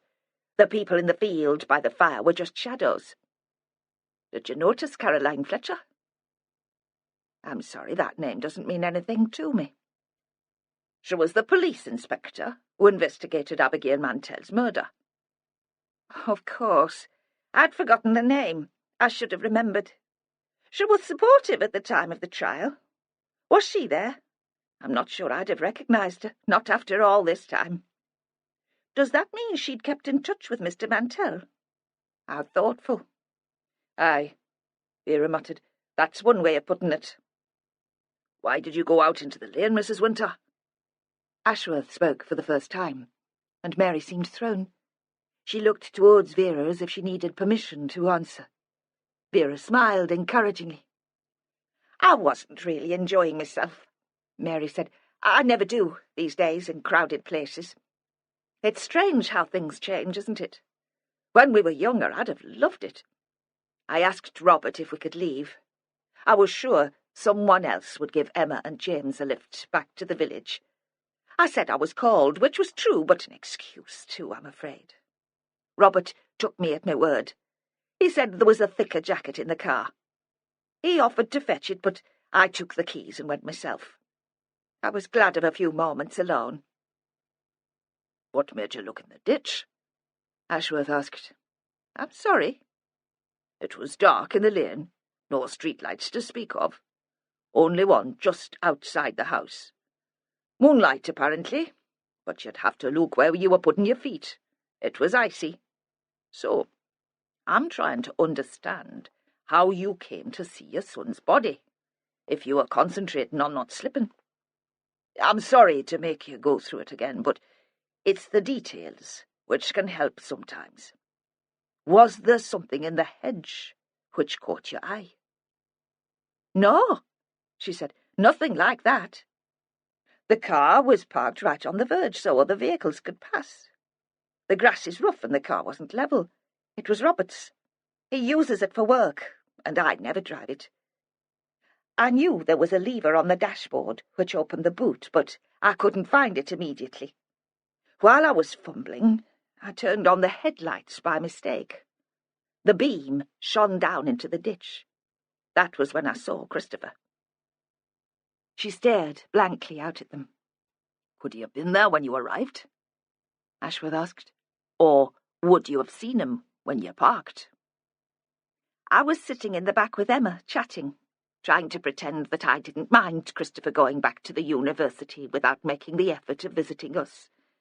But James and Robert would have seen if he'd been there. No.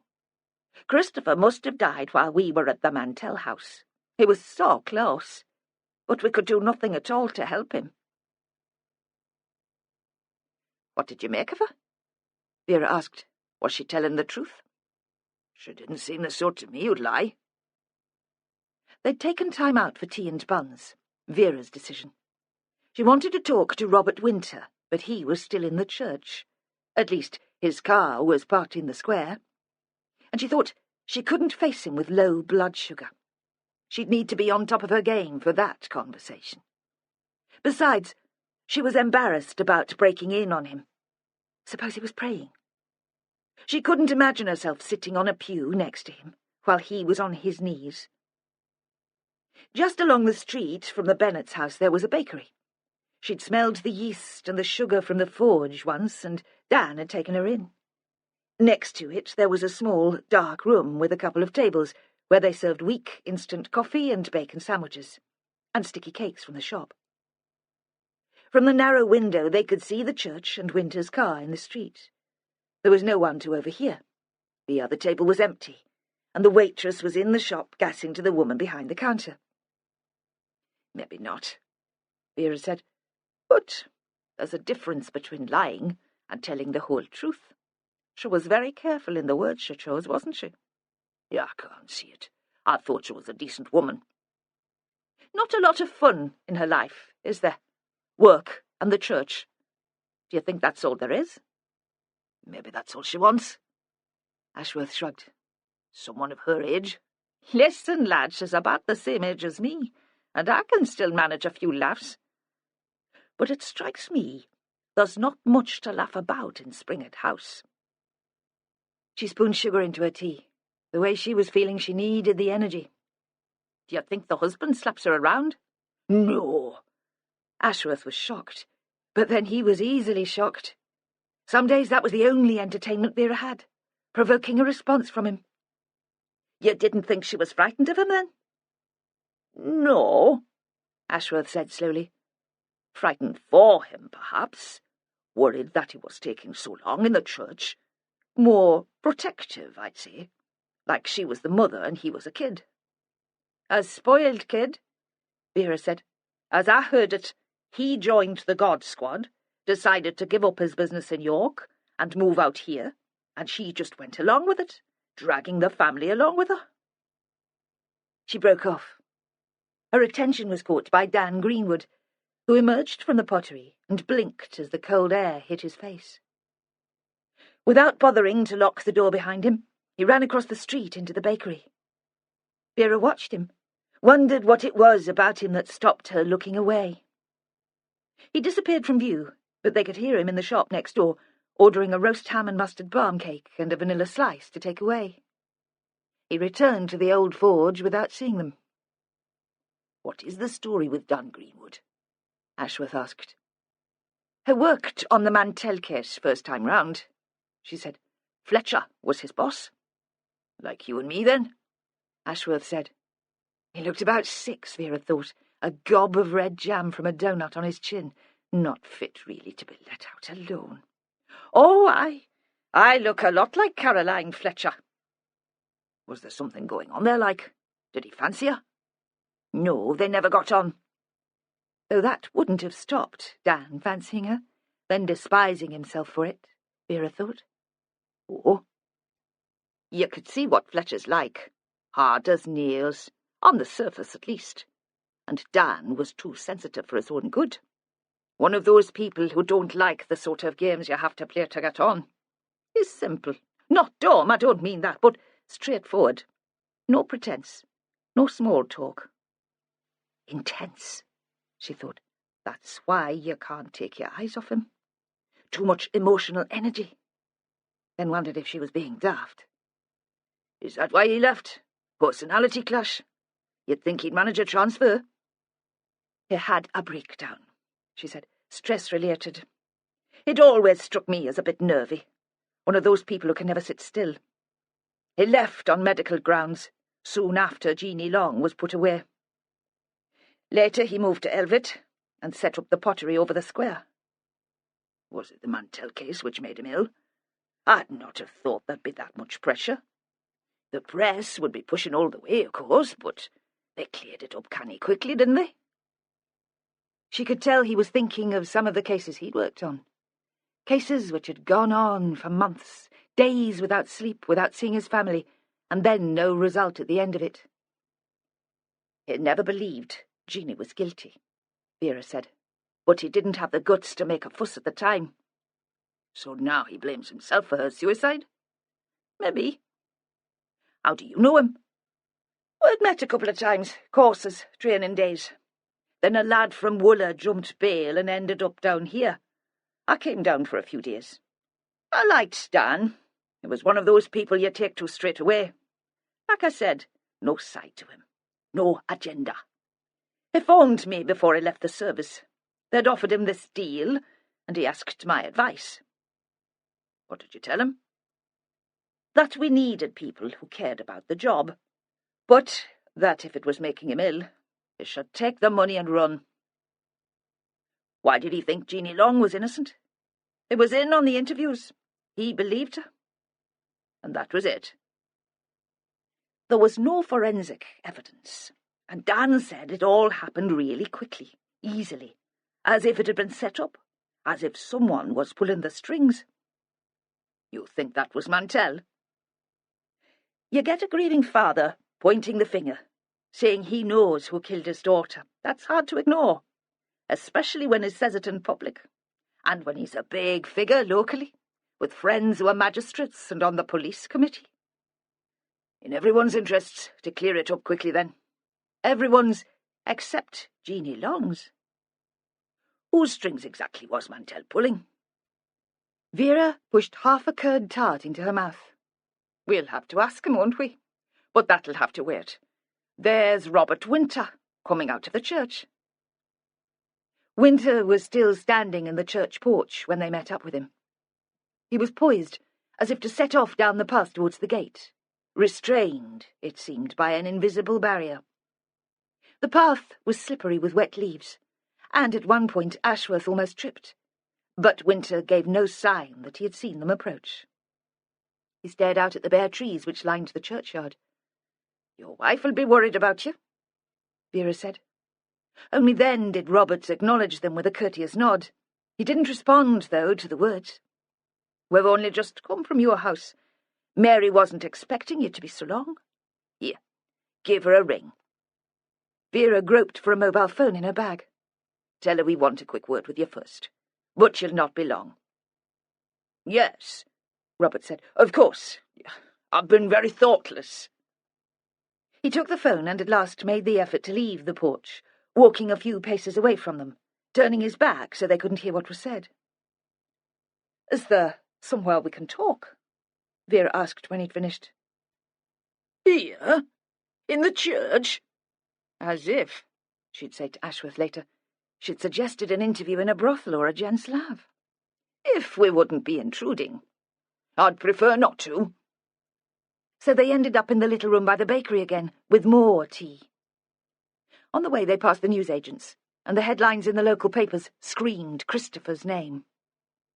But Vera couldn't feel sorry for Robert Winter, and all the time they were talking she wished she'd been more forceful, stood her ground. What was it about the man that he always seemed to get his own way? She began with a question he wouldn't be expecting, hoping to throw him. Why, the probation service. A bit different from architecture. More challenging. He smiled politely. She thought he'd played these word games before. What do you get out of it? Not money, certainly, he said. Architecture was more lucrative. Most professions would be. Beside her, she could sense Ashworth willing her to change tack. She knew what he was thinking. Robert Winter was a bereaved relative who should be handled with a bit more sensitivity. So, what then? She demanded. Occasionally we can make a difference, Robert said. Change lives. When that happens, there's no more rewarding job in the world. Did you make a difference to Jeanie Long? Obviously not. Still, he kept calm. Didn't even show a trace of irritation. I accepted the judgment of the court that she was a murderer. I failed her because I didn't believe her story. You must feel bad about that. Of course I do. But I can't let it affect my work with other prisoners. I don't think I can blame myself. Many of the people I work with are manipulative and plausible. Many of them claim to be innocent. Sometimes we get it wrong. You see, Vera interrupted, I think it must be a bit like joining the police. The same motivation, I mean. It gives a license to meddle. It's a way into all that muck and corruption we respectable folk wouldn't normally come across. There's a glamour about crime, isn't there? An excitement. Everyone's curious about it. But we're paid to stick our noses in. And so are you. That's one interpretation, Inspector, but not one I'd subscribe to. Did Christopher have any girlfriends while he was living at home? Vera asked.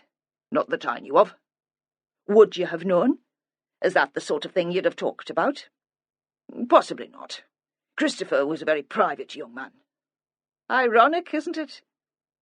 She smiled to show that she intended no offence at all. You probably knew more about the lives of the offenders in your care than you did about your own son.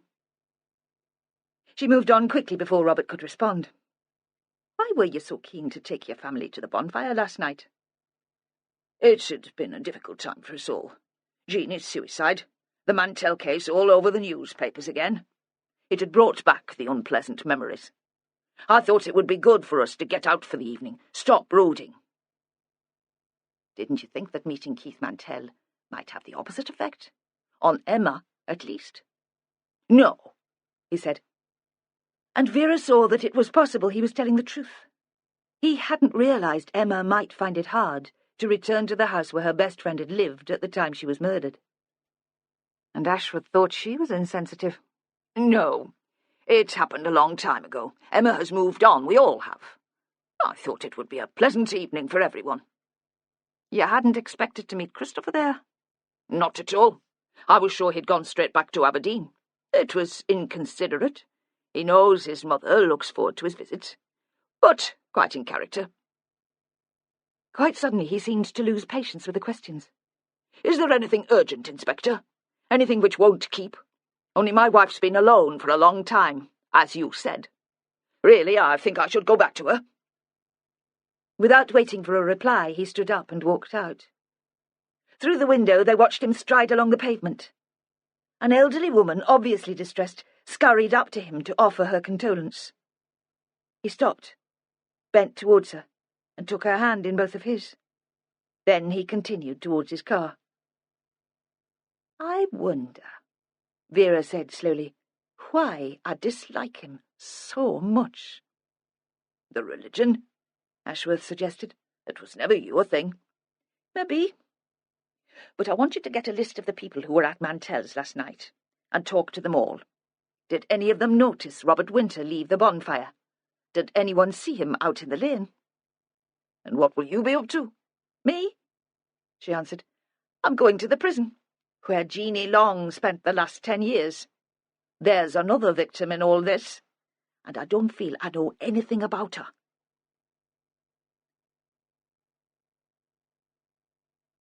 Vera parked where it said visitors. The place was nearly empty. The staff car park was nearer, but there was a barrier operated from the gatehouse.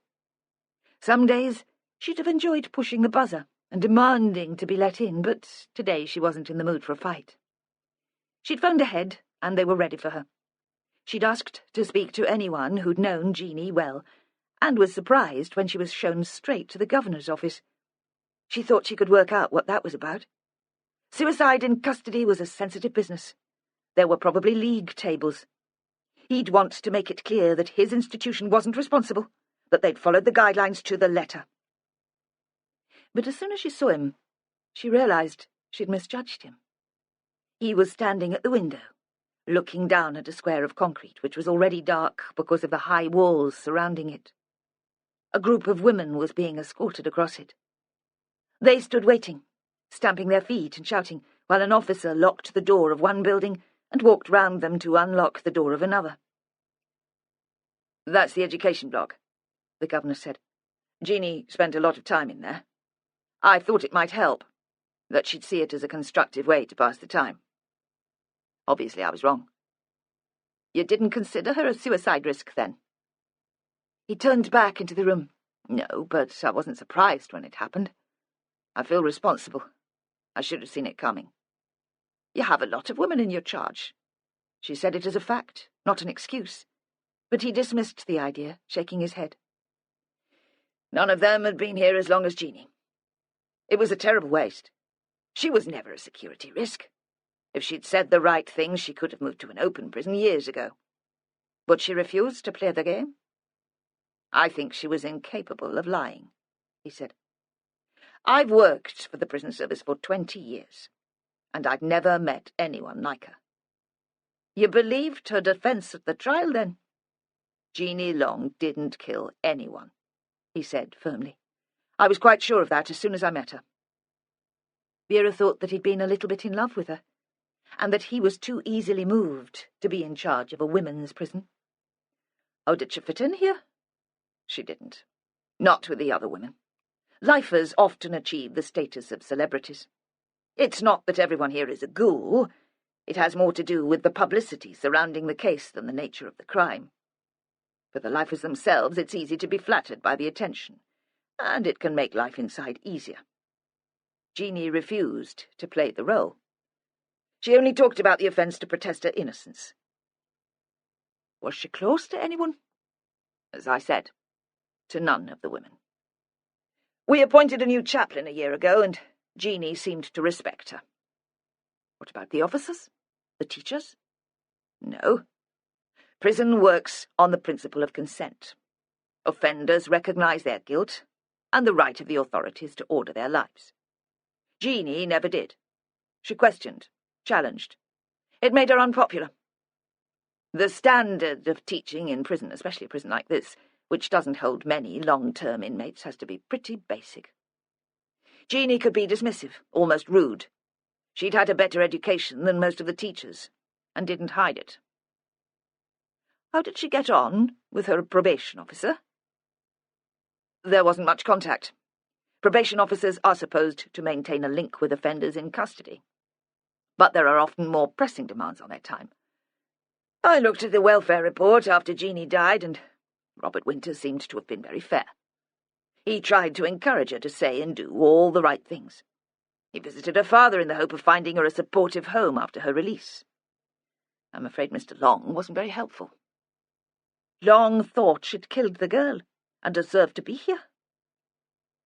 The governor seemed unable to speak. Vera wanted to slap some life into him.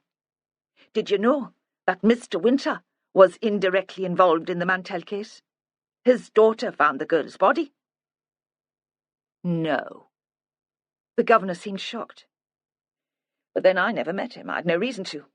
I have regular contact with the welfare officers who are based here, of course, but not with those who come in from outside." "When did he last visit Jeanie?" The governor reached over and pulled a file from a tidy pile on the table under the window, but Vera had the impression he knew the answer already. 3 days before she died. The chaplain had a small office behind the chapel.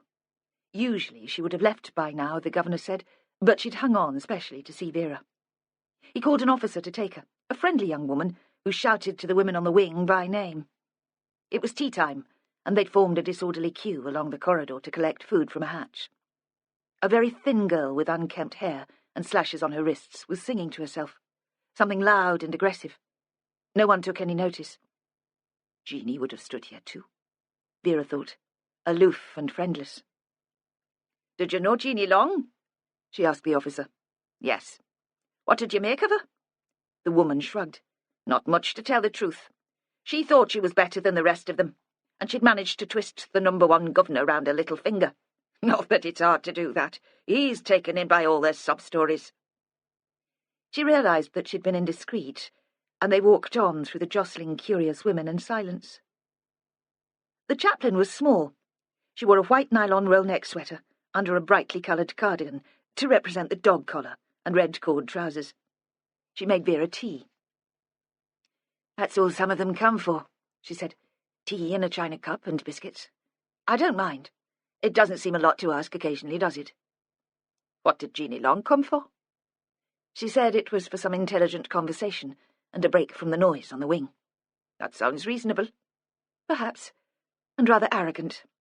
I didn't find her an easy person to like, Inspector. She believed she was different from the other women. She wasn't prepared to give them a chance."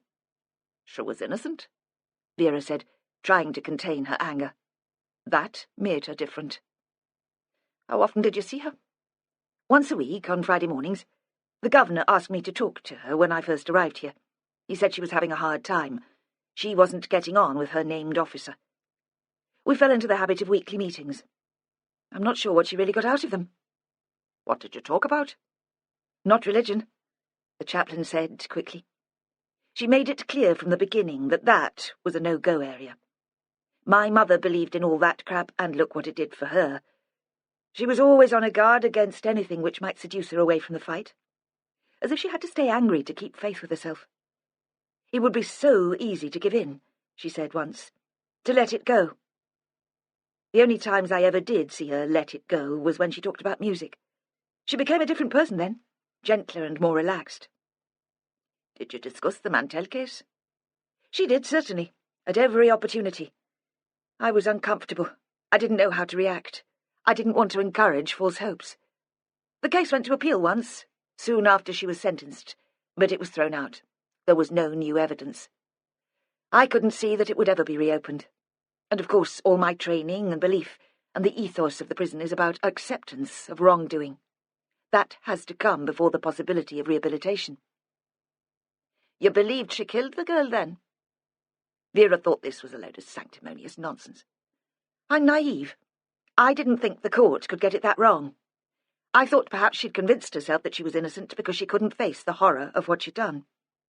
And I couldn't dismiss the possibility that she was very manipulative, that I was being conned." "Did she take any practical steps to clear her name?" "I think she did in the beginning. She wrote letters to the newspapers and anyone else she could think of, protesting her innocence. Though soon she wasn't used anymore and the press lost interest, until the Guardian picked up on the 10-year anniversary of the trial. Soon after her conviction, her mother took out an advert in one of the London papers with a photo, asking anyone who'd seen Jeanie on the day the girl was killed to come forward. Then her mother died, and I suppose she gave up hope. All she could do was to go over and over the facts." "And that's what she did at your meetings?" "For much of the time. I didn't think it was healthy repeating the same stories week after week. She said she had to remember. Everyone else would forget what had happened. Some day, she said, she might have to stand up in court and give her version of events again. She'd need to know what to say."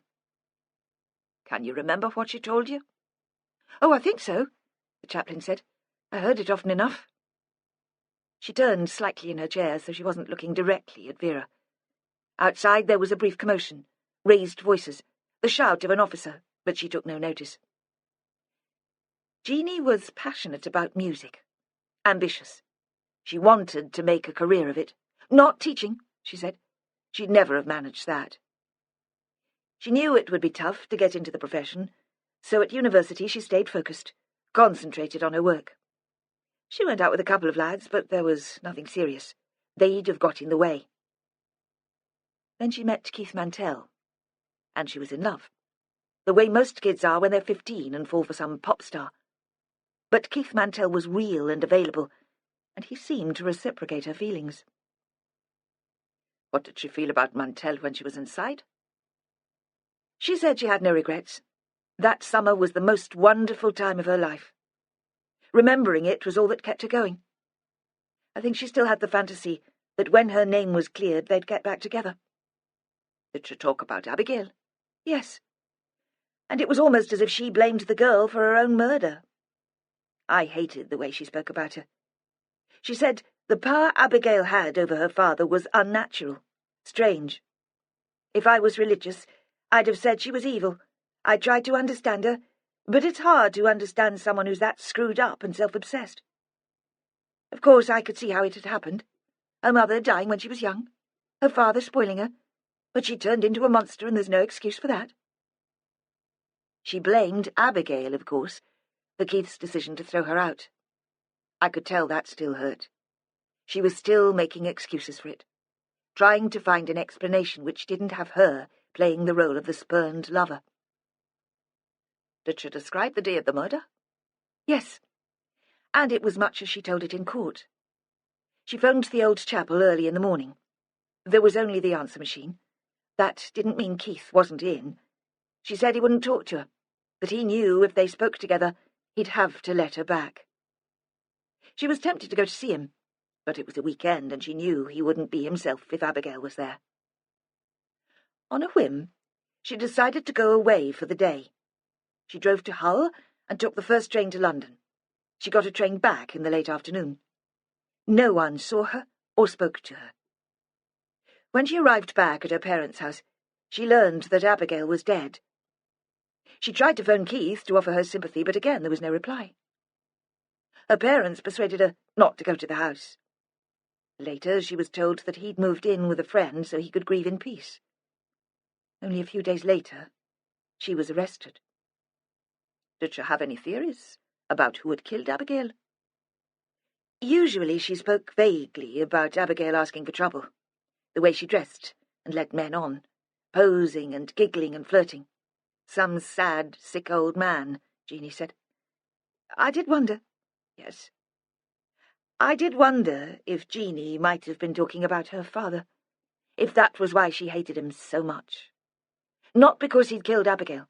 She'd have forgiven him for that, but for letting her take the blame, for leaving her to rot in here.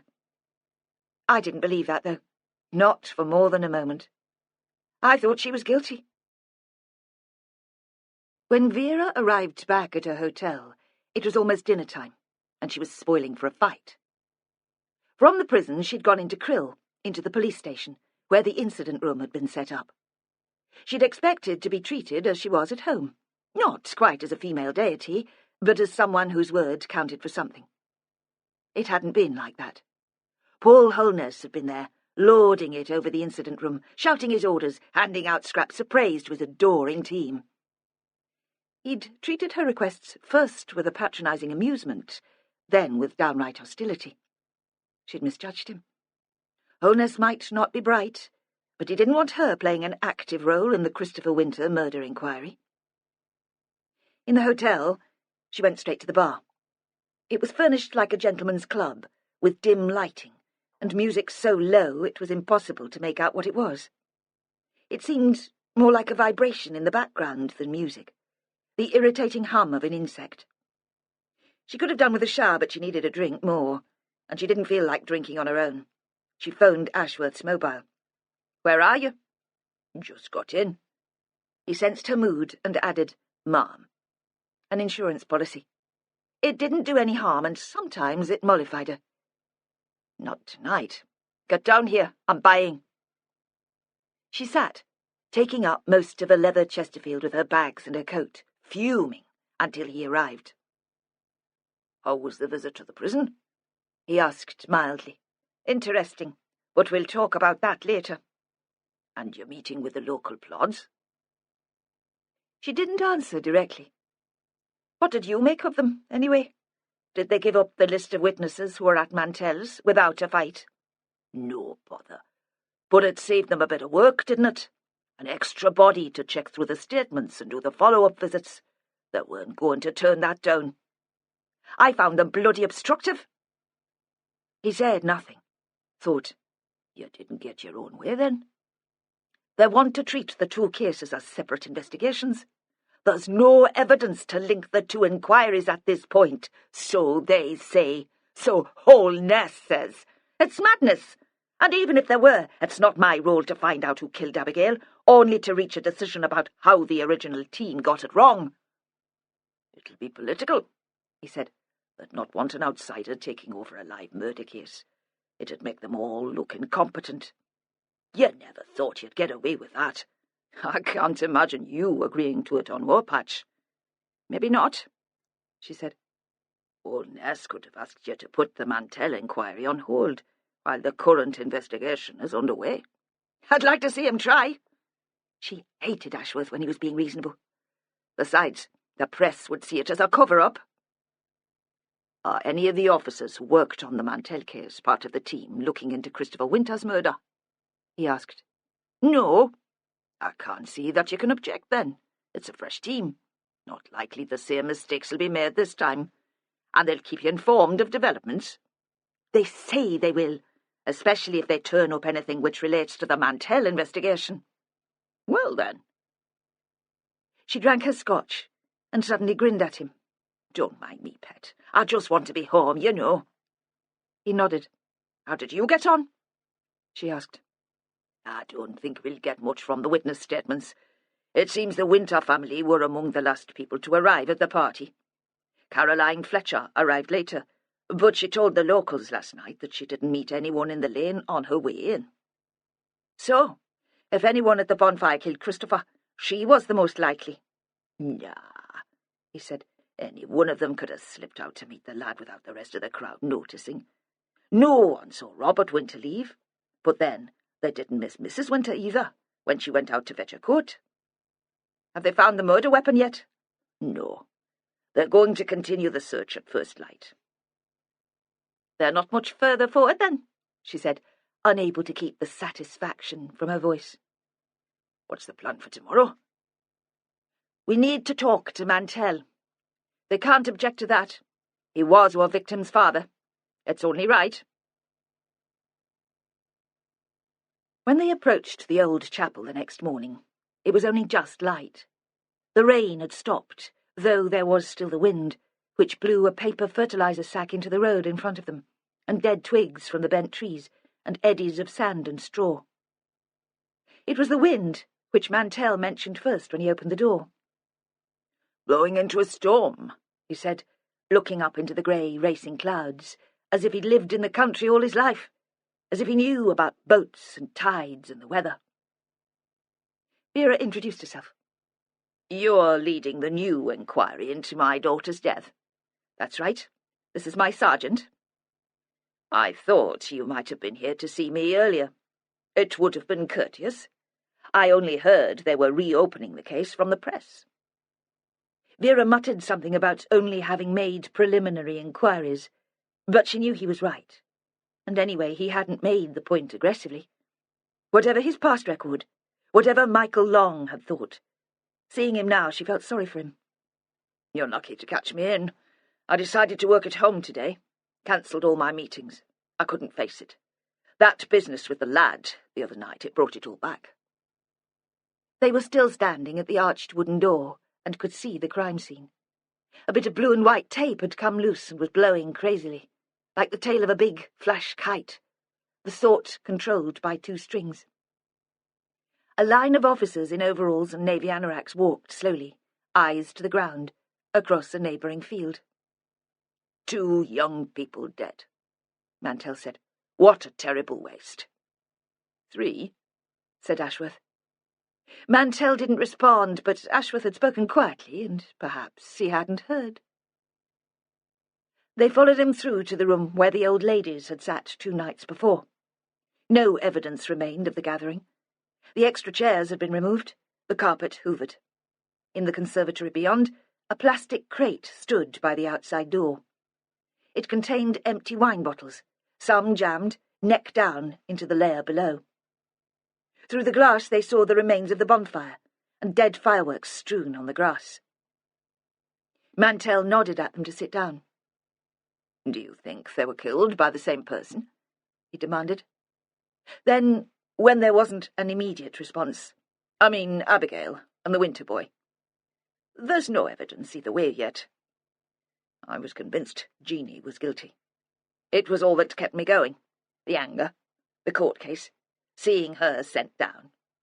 I went to court every day, sat in the gallery after I'd given evidence, waited the 4 days it took them to come up with a verdict. I'd have hanged myself then, if it had been possible. He stopped abruptly. You are sure she was innocent? It's not just the press after a story. Her lawyers playing the system.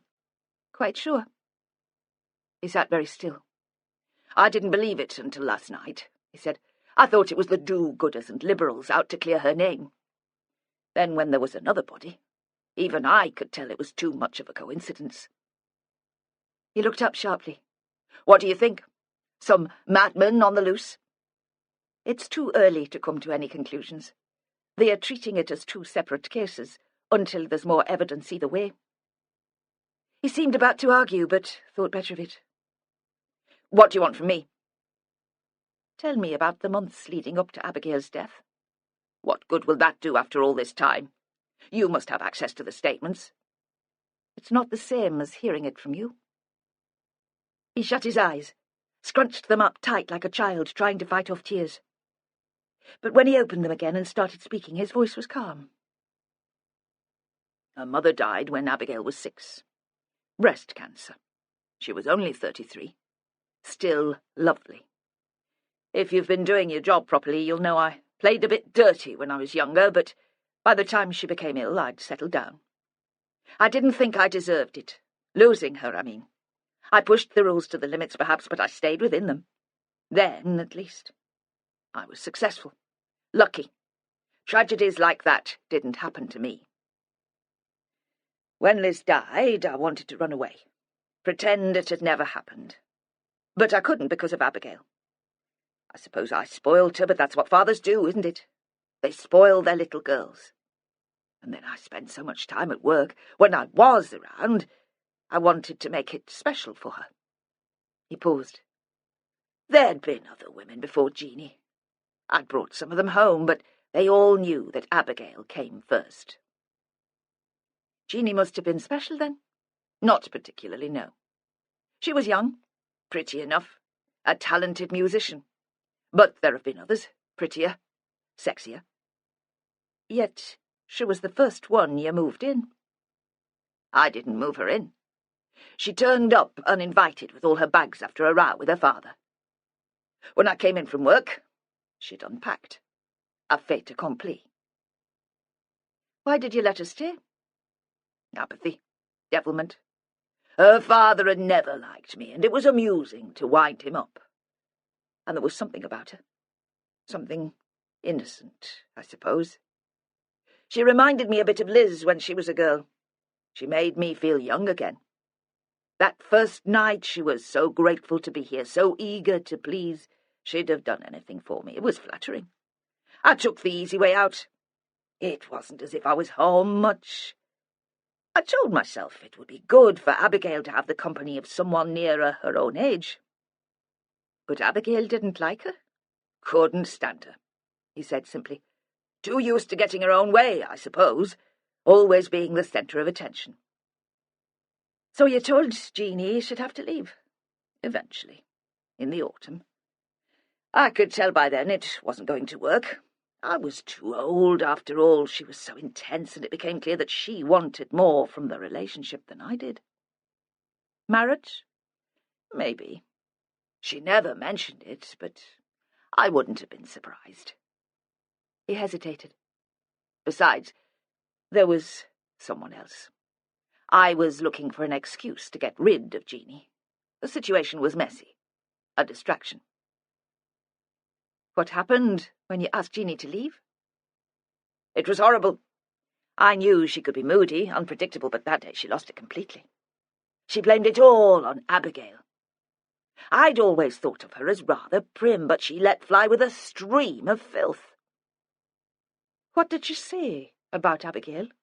Vera asked. Precisely. She called her a dirty little slut, amongst other things. You didn't mention that in your statement.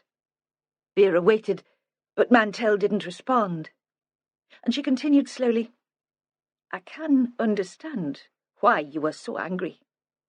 What do you think made Jeanie so abusive? Because she knew it would hurt me. She was jealous. Why slut, though? Why that particularly? If you want to know about Abigail's sexual history, you could ask, Mantel said. And that made Vera feel like a worm again, as she had when they'd first arrived. Yes, she said, I'm sorry. You do see why it could be important. They asked about boyfriends first time round. Sexual partners, they said. It hadn't occurred to me that she might have been sleeping with someone. You were shocked? I had no right to be shocked. I slept with women, many of them not much older than Abigail. I was surprised. I had thought she'd talk to me about something like that. I'd known it would happen, of course. I'd prepared myself for it. Imagined her bringing some boy home. I knew I wouldn't take to him, however decent and respectable he might be, but thought I could pretend, welcome him in. Then I wouldn't lose her. I hadn't thought she'd keep it a secret. She was underage. The boy would have been committing an offence. Perhaps that was it. You had no idea at all who she was seeing? None at all. She had a party for her 15th birthday.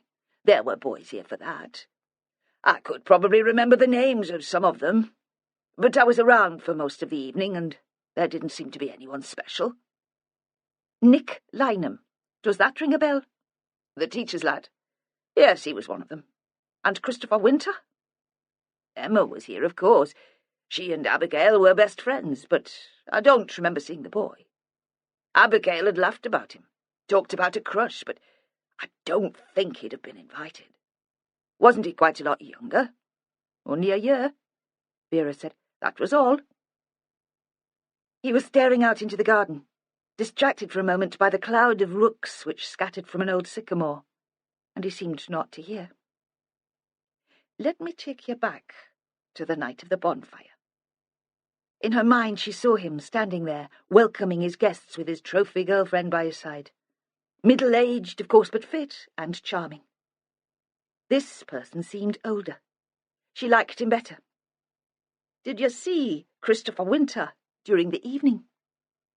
I don't think I'd have recognised him. 10 years makes a lot of difference to someone that age, and I only saw him a few times while Abigail was alive. Sitting in the back of his mother's car when she came to collect Emma. Once on the Point, I think. His parents were here last night. They'd have seen him, surely, if he'd been one of the guests. Probably. Were there many strangers here? People I didn't know, certainly. The tickets were on sale in the pub and the post office. The lifeboat crew brought their friends. You recognised Caroline Fletcher? Yes. She was the officer in charge of the original inquiry. Did you invite her? No. Why was she here? She could see him framing a non-committal reply in his head, then give up on it. Too exhausted, perhaps, to make the effort to lie. To check up on me. To remind me that we could both face problems if I spoke to the authorities. Then, flippant, because she can't keep away. I'm not sure I follow you. Though she was beginning to. Understanding was seeping into her brain like water into an estuary. Look, I said that I'd met someone else before Jeanie moved in here, and it made things messy, complicated. He paused. Go on. She was sitting very still, staring into his face. He returned her gaze. Again, she thought he would refuse to answer. The woman was Caroline. You were going out with Caroline Fletcher while she was investigating your daughter's murder. Vera was apoplectic, scarlet, marble-eyed, only just holding it together. We were close, yes. And it never occurred to her to declare an interest. She could have wrecked the whole case. We'd been discreet. We didn't think anyone would find out. Dan Greenwood had guessed, Vera thought, but had been too daft and too loyal to say anything. No wonder Fletcher had taken against Jeanie from the beginning. "What did you promise her to get a conviction?" Vera demanded. "Nothing. There was no need. She wanted it as much as I did." She was besotted, Vera thought. What is wrong with all these women? She was a strong, clever woman, and she threw her career away for a brat like you. That was why she left the service, so she'd be free to marry you when you asked her. Is that what you promised? But you never did. She was even more of a mug than Jeanie Long." Mantel walked with them to their car and stood shivering while Ashworth patted his pockets for the keys. "One thing," he said. "Yes?" "Emma's husband. The one who calls himself Bennett, the pilot on the river." "What about him?" "I recognized him last night. He didn't realize.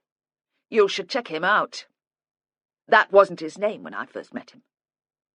"What was his name?" He shrugged, and Vera couldn't tell whether he didn't remember or he thought he'd told them enough. Before they could ask him more, he turned and walked quickly back to the house. Vera was stranded in the deep armchair. It was too low for her to climb out with any sort of dignity. She ate the last chip, licked her finger and collected the last scraps of batter, then screwed the greasy paper into a ball and hurled it overarm towards the waste bin in the corner. Dan Greenwood retrieved it from the floor. They were in the old forge in the room next to his office. Just her and Greenwood. She'd sent Ashworth to the F.E. college where Emma had worked to talk to Nicholas Lynham, who, when he was a lad, might once have had sex with Abigail Mantel. So many connections, she thought. People waltzing in and out of each other's lives. She felt her eyes glaze as she pictured the patterns, the lines of connection. Her lids began to droop. At her age she deserved a nap in the afternoon. "Did you make that coffee?" she said. Some temptations you couldn't give in to. He nodded to the tray on the upturned crate beside him. "Well, it's no good to me there." He lifted the mug to within her reach. "How did you know Mantel was screwing Fletcher?" "I didn't." Defensive, touchy. "You are not surprised, though. She was never happy without a man in her life. She doesn't come across as the needy sort, but it was like she couldn't believe in herself without a man to admire her. Oh, God." She leaned back in her chair, legs stretched ahead of her, heels on the floor, and stared at the ceiling. "Not another one." "What?" "I've had Ashworth spouting psychobabble ever since he arrived." She pulled herself more upright so she could look Greenwood in the face. "Did she ever have a go at you?" "What do you mean?" He took out a tin of tobacco and began to roll a cigarette. His hands were shaking. "Don't go all coy on me, Danny. You know what I'm getting at." His neck, underneath the beard, was flushed. "No," he said. "I wasn't important enough. She never took me that seriously." "Did you ever see them together? Fletcher and Mantel?" He shook his head slowly. "I heard a phone call. She didn't know I was there. I mean, it could have been to anyone. By that time my judgment was shot, and my paranoia was sky-high, but I thought it was to him." "What did she say?" "It was just after we'd taken Jeanie into custody. She was telling him that she'd be charged by the end of the day, that was all. But it was the way she was saying it, like she was a little girl, a good little girl who'd done as she was told." "Christ," Vera said. "You'd want to puke." "I felt sorry for her, really." Greenwood nipped the end off the cigarette. "Like I said, my judgment was shot. I should have stood up to her. I knew we were cutting corners." Vera drank her coffee as if she couldn't trust herself to say anything. He rolled the cigarette in his fingers, but still he didn't light up. "I met her last week." "You met Fletcher?" "She phoned me. Asked if we could go out for a drink. I told her I was too busy. 'Just a quick one before closing time,' she said. She picked me up from here." He looked at Vera, but she refused to help him out. "By then the pubs were closed, so we went back to my place." He blushed. "Nothing happened, nothing like that, just a drink and a chat." "What did she want, then?" "To know if I'd heard anything, if you'd been in touch. She couldn't understand why she'd not been contacted. And you told her, of course. I felt sorry for her. I explained. She's not as tough as she makes out. You do realise she's a suspect in a murder inquiry. Probably the prime suspect, as things have turned out. No. A rejection of the whole notion. She certainly had a motive for killing Abigail Mantel and arresting Jeanie Long. We've only her word for it, that she didn't speak to Christopher Winter at the time of the original inquiry. It's possible that he saw her with Abigail that afternoon, and she persuaded him it was of no importance. You can see she could be persuasive, especially with a young lad. Perhaps that was why he turned up in Elvet now. Wanted to set things straight? No, Greenwood said again. She thought he would like to put his hands over his ears and shut out her words. She was there the night he died. Vera went on relentlessly. She had possible motive, opportunity, and she disappeared just before the body was found. There's a stronger case against her than against anyone else involved. He'd been looking at the cracked and dusty tiles on the floor. Now he looked straight at her. You don't really believe she's a double murderer? Probably not, she said, but she's bad news. If she gets in touch with you again, let me know. They sat for a long time, staring at each other in silence. What do you know about James Bennett? Vera said at last. He's a pilot on the Humber. I know that man. It's all anyone says about him. You can't have him down as a suspect. He wasn't living round here when Abigail Mantel was killed. How do you know?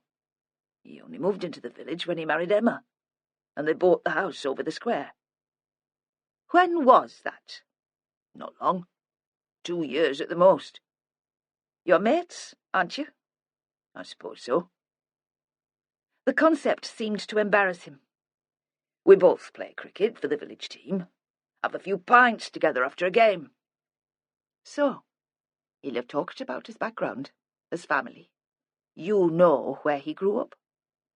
Not really, Greenwood said. Mostly his talk about the mid-order collapse or where we can find a decent bowler. You're winding me up. He likes talking about his work, pilotage. Safe ground? She said. He won't be caught out on that. What do you mean? According to Mantel, he's not who he says he is. How would he know? He recognised him, apparently. And you believe Mantel? Yes, Vera said. I think I do. She stood up. She'd arranged to meet Ashworth in the tea shop over the road. It would do as an office for the time being. Better than the station in the town, which had turned out to be enemy territory. Eventually, she supposed, she'd have to put in another appearance there, show her face round the door of the incident room, smile to show they were all on the same side, working together. But at the moment it suited her to keep her position ambiguous and detached. Better all round if no one knew where she was and what she was up to. Caroline Fletcher, it seemed, still had a way of inspiring loyalty among her former colleagues. She looked down at Greenwood. He was hunched forwards, his shoulders tense. Will you be all right? Trying not to fuss. He looked up and forced a smile. Sure. It's about time I did some work here. There's a trade fair at the end of the week. I should be preparing for that. You should find yourself a good woman. He paused before speaking, and she waited, expecting some confidence. But obviously he thought better of it. Yeah, well, easier said than done. I've never had much luck in that line. He looked straight up at her. Those dark eyes that made you think like something out of a soppy magazine. I'd be your woman, good or bad. Only no man has ever wanted me. The words came suddenly into her head, and she was shocked by their bitterness. She turned away. Outside the light had almost gone, and the street was quiet. There was a smell of wood smoke. Not from a bonfire. There'd be wood-burning stoves in the big houses on the other side of the square. It was a wealthy village, this, she thought. It wasn't showy, like the estate where Fletcher lived, but there was plenty of money around. As she waited to cross the road, Ashworth pulled up. While he was parking, she watched a group of girls in school uniform come out of the post office with cans of Coke and bars of chocolate. She wondered what they'd do in a place like this for a good night out. All kids like to take risks. But until the murders, you'd have put this down as one of the safest places on earth. So what would they do? Hang around each other's houses, looking for porn sites on the internet? Drink too much? Have sex with unsuitable lads? A girl like Abigail Mantel must have been bored silly here. What games had she been playing to bring a bit of excitement to her life? "We'll be closing in 5 minutes," the woman in the bakery said as soon as they opened the door. "Lass, what about this wonderful Yorkshire hospitality we hear so much about? A pot of tea and a couple of currant tea cakes and we'll be no trouble. You can leave us to ourselves and finish up in here." The woman shrugged, but she nodded them through to the back room before changing the sign on the door to closed. She'd know who they were by now. It'd be something to talk to her friends about. Vera thought again, Elvet was that sort of place. You had to find your excitement where you could. The chairs had all been put upside down on the tables. She chose a place furthest away from the shop and made herself comfortable. "Well?" Ashworth sat opposite her. "Lynham's a really nice bloke." Vera sighed theatrically. Ashworth thought well of everyone. He made most of the social workers she'd come across seem flint-hearted. "He is. He was wondering if he should come to speak to us. Then he thought it might not be relevant, and that we'd see him as some sort of ghoul, wanting to get mixed up in a murder investigation." Ashworth stopped speaking as the woman from the shop came in with a heavy tea tray, and continued once she'd left. "He was older than her, in his last year of the 6th form when she died. Did he sleep with her? Only once, he says. One afternoon, soon after her 15th birthday party. They both bunked off school, drank a couple of bottles of wine that had been left over from the party, and ended up in bed together." "Where?" "Her house." "I thought there was some sort of housekeeper who was there to keep an eye on her." "There'd been a succession, apparently. None of them stayed long. According to Lynham, it was the woman's day off." "So it was planned in advance?" "By Abigail, at least. It was all her idea, according to him." "He sounded genuine to me," Ashworth said. "His dad was a teacher at the school, and it was hard for him to get away with much. The way he tells it, it was a sort of a dare. She taunted him into skipping a class and going back with her. Afterwards, he threw up. More nerves than the drink, he said." "Was she experienced?" "More experienced than him, but that's not saying much." Vera tried to picture the scene, get it clear in her head. She wished she'd been there at the interview. She'd like to have known what the weather was like, where they'd sat to drink the wine, what music they'd listened to. How did they get from the school to her house? The lunchtime bus to the village, and then they walked. Was it a regular thing for her, slagging off school? He said he had the impression that it had happened before, but she could have been showing off. How could Emma Bennett not have known about this? Vera was speaking almost to herself. She must have realised Abigail was playing truant, unless Abigail lied to her, came up with a plausible explanation for the absences. Or perhaps Emma has been lying to us. She shared the last of the tea from the pot between them. What do you think? But Ashworth hadn't been listening. "There's more," he said. Something in his voice made her look up sharply. "Spit it out, man." "Afterwards, Lynham got cold feet. Maybe He struggled for an appropriate word. "Encounter didn't live up to expectations. Maybe he was so scared of his father that he wasn't prepared to risk another dirty afternoon with the girl, however good it was. Anyway, he told her that was it. He didn't want it to happen again. Not until she was 16 at least, and he'd finished his A-levels. "Oh, she wouldn't like that," Vera said. "Not a spoilt little girl like Abigail." But Lynham said she did like it, in a strange kind of way. She saw it as a challenge, a game. So, Vera thought, that was how she got her kicks. Ashworth was continuing. If I'd gone along with her, she'd probably have lost interest, but it gave her the excuse to play nasty. In what way? She said he had no right to treat her like that. If he didn't agree to spend more time with her, she'd go to his dad and tell him what had happened. But she'd say it had all been Lynham's fault, that he'd got her drunk and seduced her. "Innocent little darling," Vera said. "Wasn't that what one of the headlines called her at the time?" "You can't really blame the lass," Ashworth said. "Only 15, and no mum to keep her straight. The lad didn't have to jump into bed with her." Vera said nothing.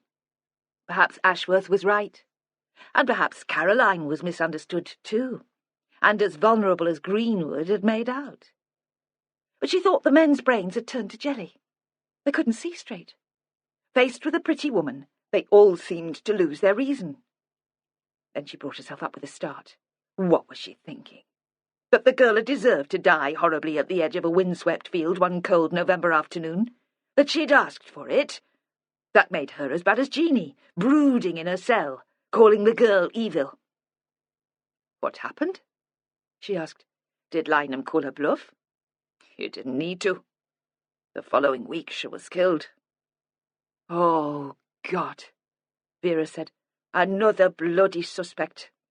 "No. He was in Sunderland all weekend with his family, his grandma's funeral.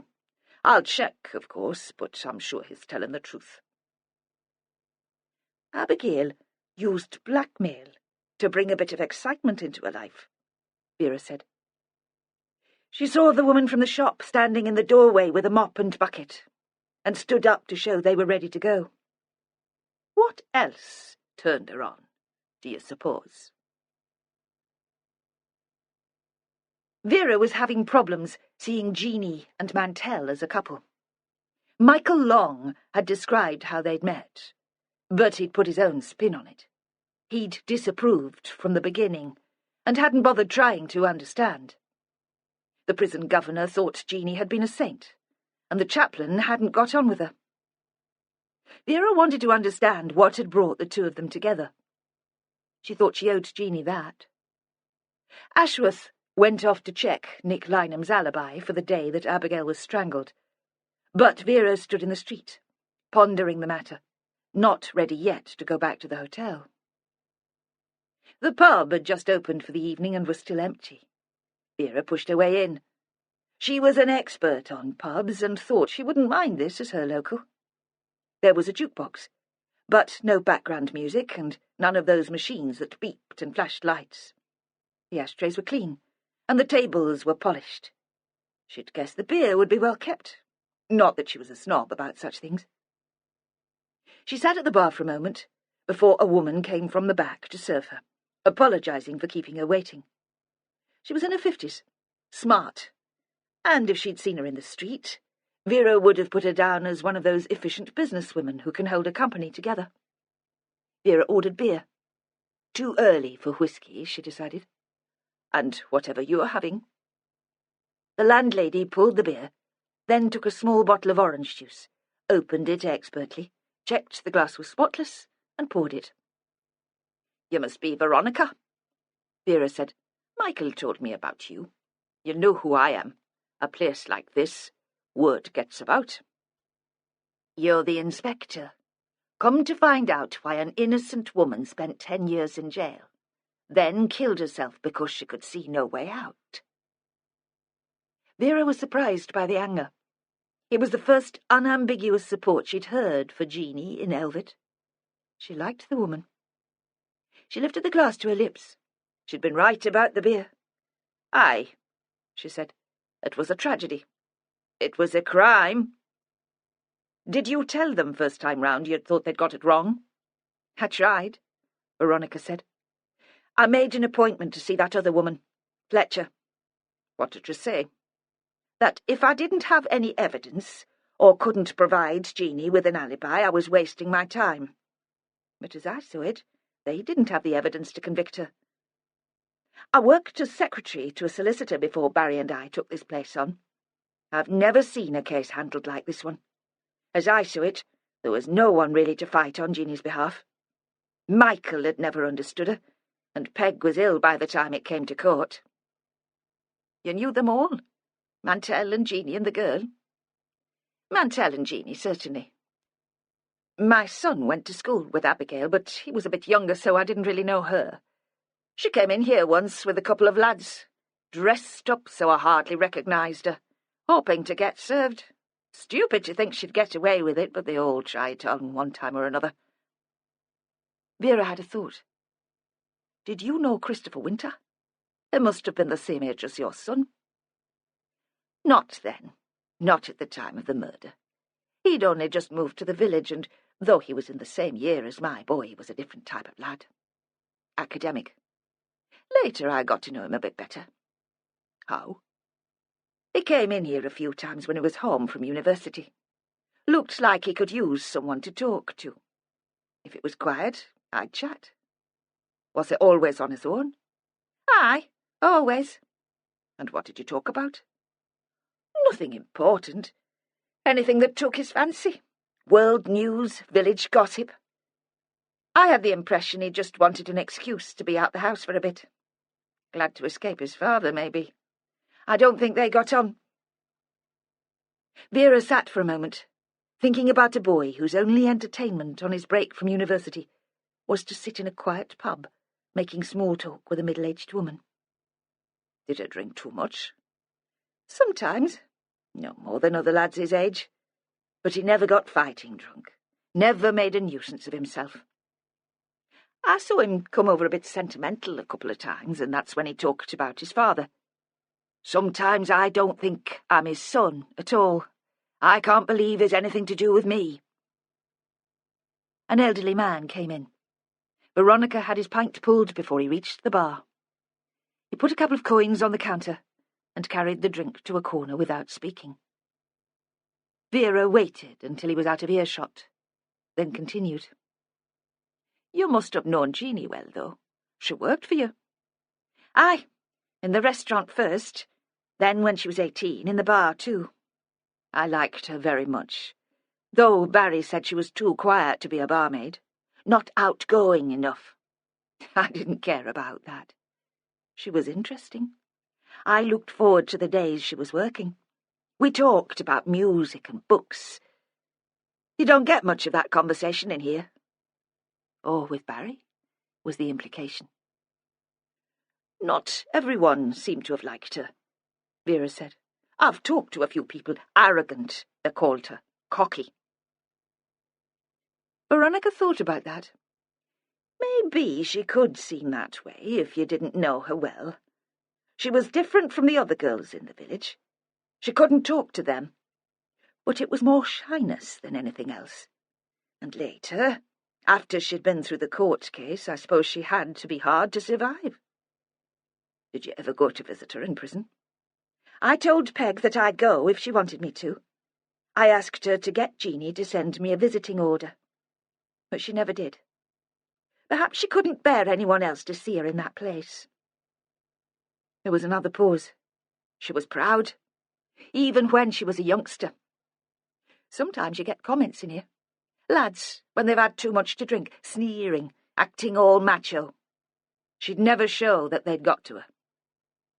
Did her father get to her? Oh, I don't know what it was with Michael. He could never let her be, always criticising and passing comment about her clothes or her hair or how she spent her time. But she'd not let on that he bothered her either, like I said, proud. Tell me about how she met Keith Mantel.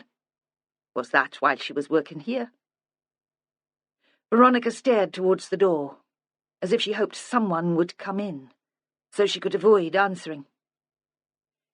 I worry about that sometimes, the way things happen. If I hadn't taken her on here, perhaps she'd still be alive. You can't think like that, Pet. It'd drive you crazy. I know. But maybe I should have done more to warn her off, Mantel. She might have listened to me. But he charmed her. Keith can be irresistible when he turns on the charm. I've seen him in action in here. What was the attraction for him? I mean, why Jeanie? I can't see her as his type. She was beautiful, Veronica said simply, in the way some models are. The ones that make all the money. Not pretty. Abigail was pretty. Jeanie was stunning. And it happened very quickly. One day it seemed she was this gawky teenager given to spots. Then this interesting young woman. Not everyone saw it.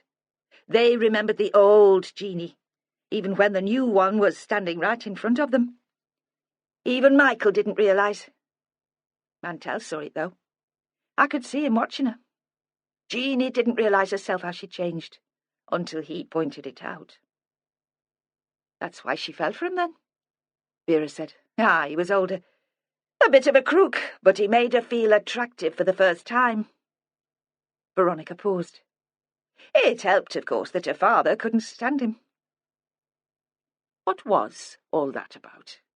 Why did Michael take against him? Michael had pretty well run the village before then.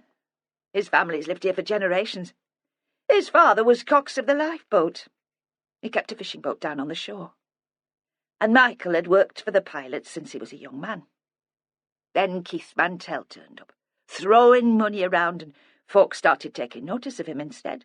Stupid, really, like little boys in a playground. It made you want to bang their heads together. Did Jeanie carry on working here after she moved in with Mantel? No, he wouldn't have liked that. He likes his women dependent on him.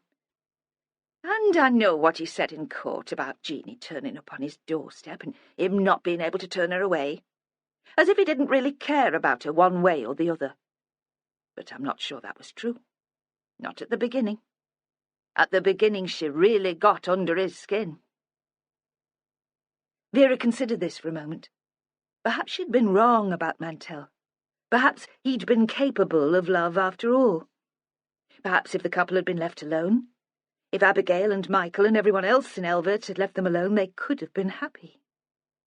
No, she thought then, this was never going to be a fairy-tale romance.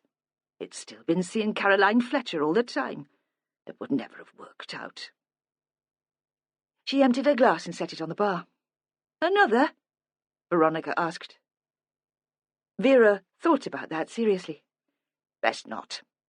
She slid from her stool. I saw Jeanie, Veronica said suddenly, and Vera hoisted herself back onto the seat. The week before Abigail was killed. I never said at the time. If the police had asked me about it, they'd have got the wrong impression. In what way? She turned up here just before opening time, and I made her a coffee. She just wanted to let off steam. About the girl, Abigail. About what a little madam she was. I don't know what to do. If I tell Keith what she's getting up to, he won't believe me. But I just can't let her get away with it. Away with what? Vera asked. Veronica shook her head. I don't know. If I'd pushed her, maybe she'd have told me. But it was nearly opening time and one of the reps came in.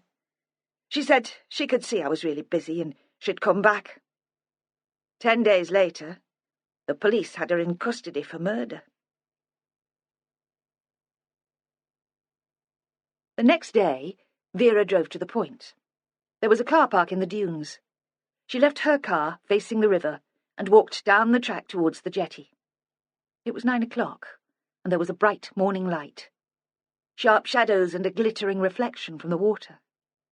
She was pleased to be away from the village, from the suspicious glares of the locals and the persistent probing of the journos who seemed to lurk on every corner.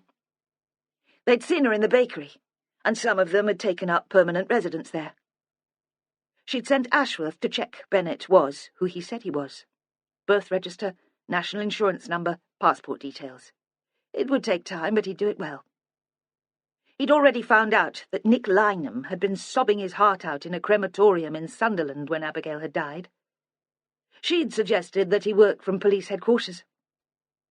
She wanted to know what was happening with the Winter investigation, And Holness wasn't going to volunteer information to her, not after the way she'd spoken to him when they last met. People liked Ashworth. Wherever he went, they trusted him, talked to him. She knew she rubbed people up the wrong way. She hoped Ashworth would come back with a feel for how the winter inquiry was progressing. If she asked for specific details, the local team would probably tell her. But she wanted more than that. She needed the wild theories, the gossip in the pub at the end of the day. Besides, she had too much pride to ask. She was glad to be outside, to clear her head. Each night she promised herself she'd have a night off the drink, but she never quite managed it. She never got drunk, not stupid, student drunk, but some evenings she knew it was the only way she'd sleep. She had to reach just that point when her thoughts got mellow and blurry, and the details of the investigation didn't matter quite so much. Then, in the morning, she'd wake up with a distant, heady feeling. And that was how she'd felt this morning. She'd carried on drinking when she'd got back to the hotel. The smell of frying bacon came out of one of the lifeboat houses, and she walked past quickly because, the way she was feeling, she'd rather have salt and seaweed in her nostrils. Beyond the modern lifeboat houses, there were 2 square white cottages, which had once housed the coastguards, but where the coxswains now lived. In one of these, Jeanie Long had grown up, and Michael had nursed his wife until she died. A woman came out of the cottage nearest to the sea. She was dressed in the coxswain's uniform, but her shirt was unbuttoned at the neck, and she didn't make her way to the jetty where the launch was moored. She was carrying a white enamel bowl. She walked round the house to a whitewashed shed in the back garden, and returned with the bowl half full of sandy potatoes. "A bit early for your dinner," Vera said. The woman stopped. It seemed she didn't mind chatting. "I'll be working most of the day. Might as well get 'em peeled now." With a bit of a wink, "I've got a friend coming for supper." Then, "My dad's got an allotment. He keeps me in veg. Nothing like homegrown. So he's always telling me." Vera took out her warrant card. "I'm looking into the Abigail Mantel murder. Have you got time for a word? You can do the spuds while we're talking." "Nah," she said. "I'll be glad of an excuse for a coffee. Come in. I'll stick the kettle on." Her name was Wendy Jowell, the first female coxswain on the Humber, she said. It wasn't like being a proper pilot. All she did was take the launch out to collect the pilot from the ship once he'd got it out of the river. Or take him out. "The pilots?" Vera asked. "They're all men, are they?" "Of course, that's where the money is, isn't it?" They laughed. "One time," Vera said, "you never got female detectives. Not above the rank of sergeant. Things change." "I'm not sure I'd want it anyway. Too much responsibility, too much pressure. I'm all right where I am." "Do you know Michael Long?" "He took me out a few times when I was training. Not that he liked doing it, miserable sod. He couldn't understand how they could appoint a woman. Then I took over from him when he retired. I've not seen him lately. He hid himself away after Peg died." "Were you living round here at the time of Abigail's murder?" "In Elvit, in one of the council houses. I was still married then. It was just before I saw sense." "Did you know Jeanie?" "A place this size you know most people. To say hello to, at least. She worked in the Anchor sometimes. We might even have been at school together, though I don't remember that. She'd have been younger than me." "What did you make of her?" "I liked her. Some people said she was a bit arsey just because she got all her exams and went off to university. I think she was shy, that's all. You'd see her in the pub. Blokes making smutty jokes. Pervy Barry eyeing her up, and she hated it. She put on a good front. I admired her for that. But she wasn't used to it. She'd been away to college, yet you'd think she was just a kid. And it can't have been much fun having Michael Long as your dad." "Why not?" "Not exactly sensitive, our Michael. Typical bluff Yorkshireman and proud of it. Bit of a bully on the quiet, too. Violent?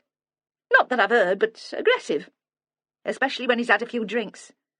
The way he talks now, you'd think him and Peg had never had a cross word, but it wasn't always like that. Before she got ill, he didn't mind having a go at her. In public sometimes. Once in the Anchor, when she was trying to persuade him to go home, He started yelling at her, calling her all sorts. I wouldn't have put up with it myself. It's humiliating, Vera said, when it happens in public. Too right. There was a moment of silence, when they both seemed lost in memory. What about Emma Bennett? Vera asked. Emma Winter, she would have been then. Did you know her around the time of the murder? She'd be the exception that proved the rule. I wouldn't even have known her if I'd bumped into her in the street. She was a lot younger than me, and they'd only just moved into Springhead then. After it had happened, people pointed her out. You know how people gossip. See that lass? That's the one who found the Mantel girl's body. But until then, I'd no idea. And now she's married to one of the pilots. Aye, to James. She lingered just long enough over the words to give a sense of appreciation. Vera said nothing, hoped she'd continue. Now, James Bennett, Wendy said at last. There's a man who's too good to be true. What do you mean? Vera kept her voice even, barely interested. Well, he's something else, isn't he? Good-looking, considerate, and a bloody good pilot. So everyone tells me. Some of the pilots hardly acknowledge you. I mean, it's like they've called a minicab on a Friday night to get them home from town. You get a grunt if you're lucky. James is different. Even when you can tell he's knackered, he's polite. Does Emma know how lucky she is? James is besotted, I know that. And Emma? You can't tell, can you? She's a bit like Jeanie Long, all restrained and tongue-tied, repressed. Another one with an overbearing father. How do you know Robert Winter? Vera was surprised. She wouldn't have thought they moved in the same circles. But maybe, as Wendy had said, in a place the size of Elvet, everyone knew everyone else, or thought they did. Wendy paused, and for a moment Vera thought she would avoid answering. I married a loser, Wendy said in the end. It was a flash bastard, full of schemes and dreams and promises that we'd be rich. But it was all make-believe. All that happened was that he ended up in court, charged with fraud and nicking credit cards. I got probation, Vera said. Aye, and he always had something better to do than keep his appointments in the office, so we'd have Robert Winter sniffing about the place looking for him. You didn't like Mr. Winter? He was so patronising, like he was perfect to something and the rest of us were too dumb to organise our own lives. Jed, my bloke, was no angel. He was into all sorts of stuff that I didn't know about, didn't want to know about. And he could get nasty when he'd had a few drinks. Like Michael Long. I could recognise the type. But I didn't need Robert Winter to tell me that. And I'd have left him a hell of a lot sooner if Winter hadn't kept telling me to. She smiled. I always was a stubborn cow. Never liked being told what to do. No, Vera said. Nor do I. That's why I got myself up the ladder a bit, so I could do the telling. I wouldn't have thought that'd have been Mr. Winter's style, though. I'd have thought he'd have been into the sanctity of marriage. He's religious, isn't he? He's a creep. But Wendy seemed to have lost interest. Anyway, I didn't have to see him much after that.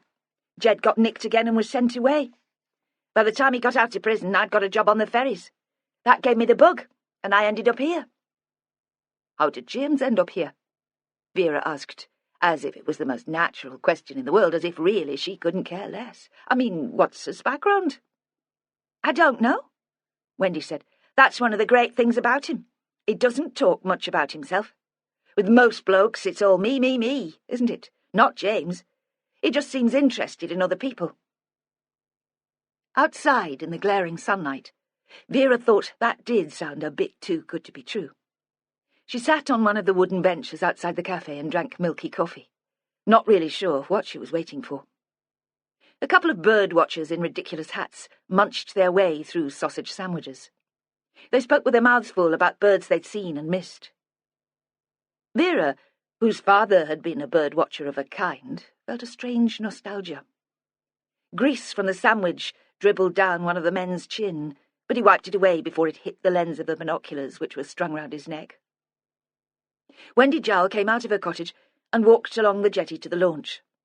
Vera watched it slide from the shelter of the river into open water, then bounce against the incoming waves, until it disappeared round the point.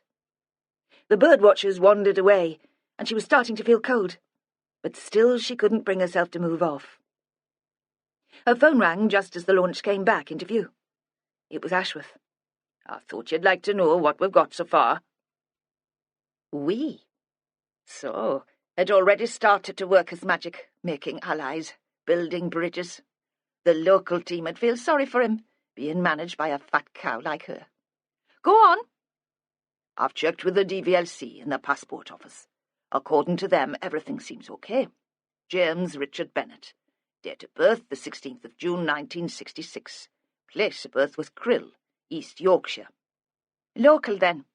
And Mantel must have got it wrong when he said Bennett wasn't his real name. Or be making mischief. According to Michael Long, they grew up in the same town. Maybe it was a case of settling old scores. She was disappointed.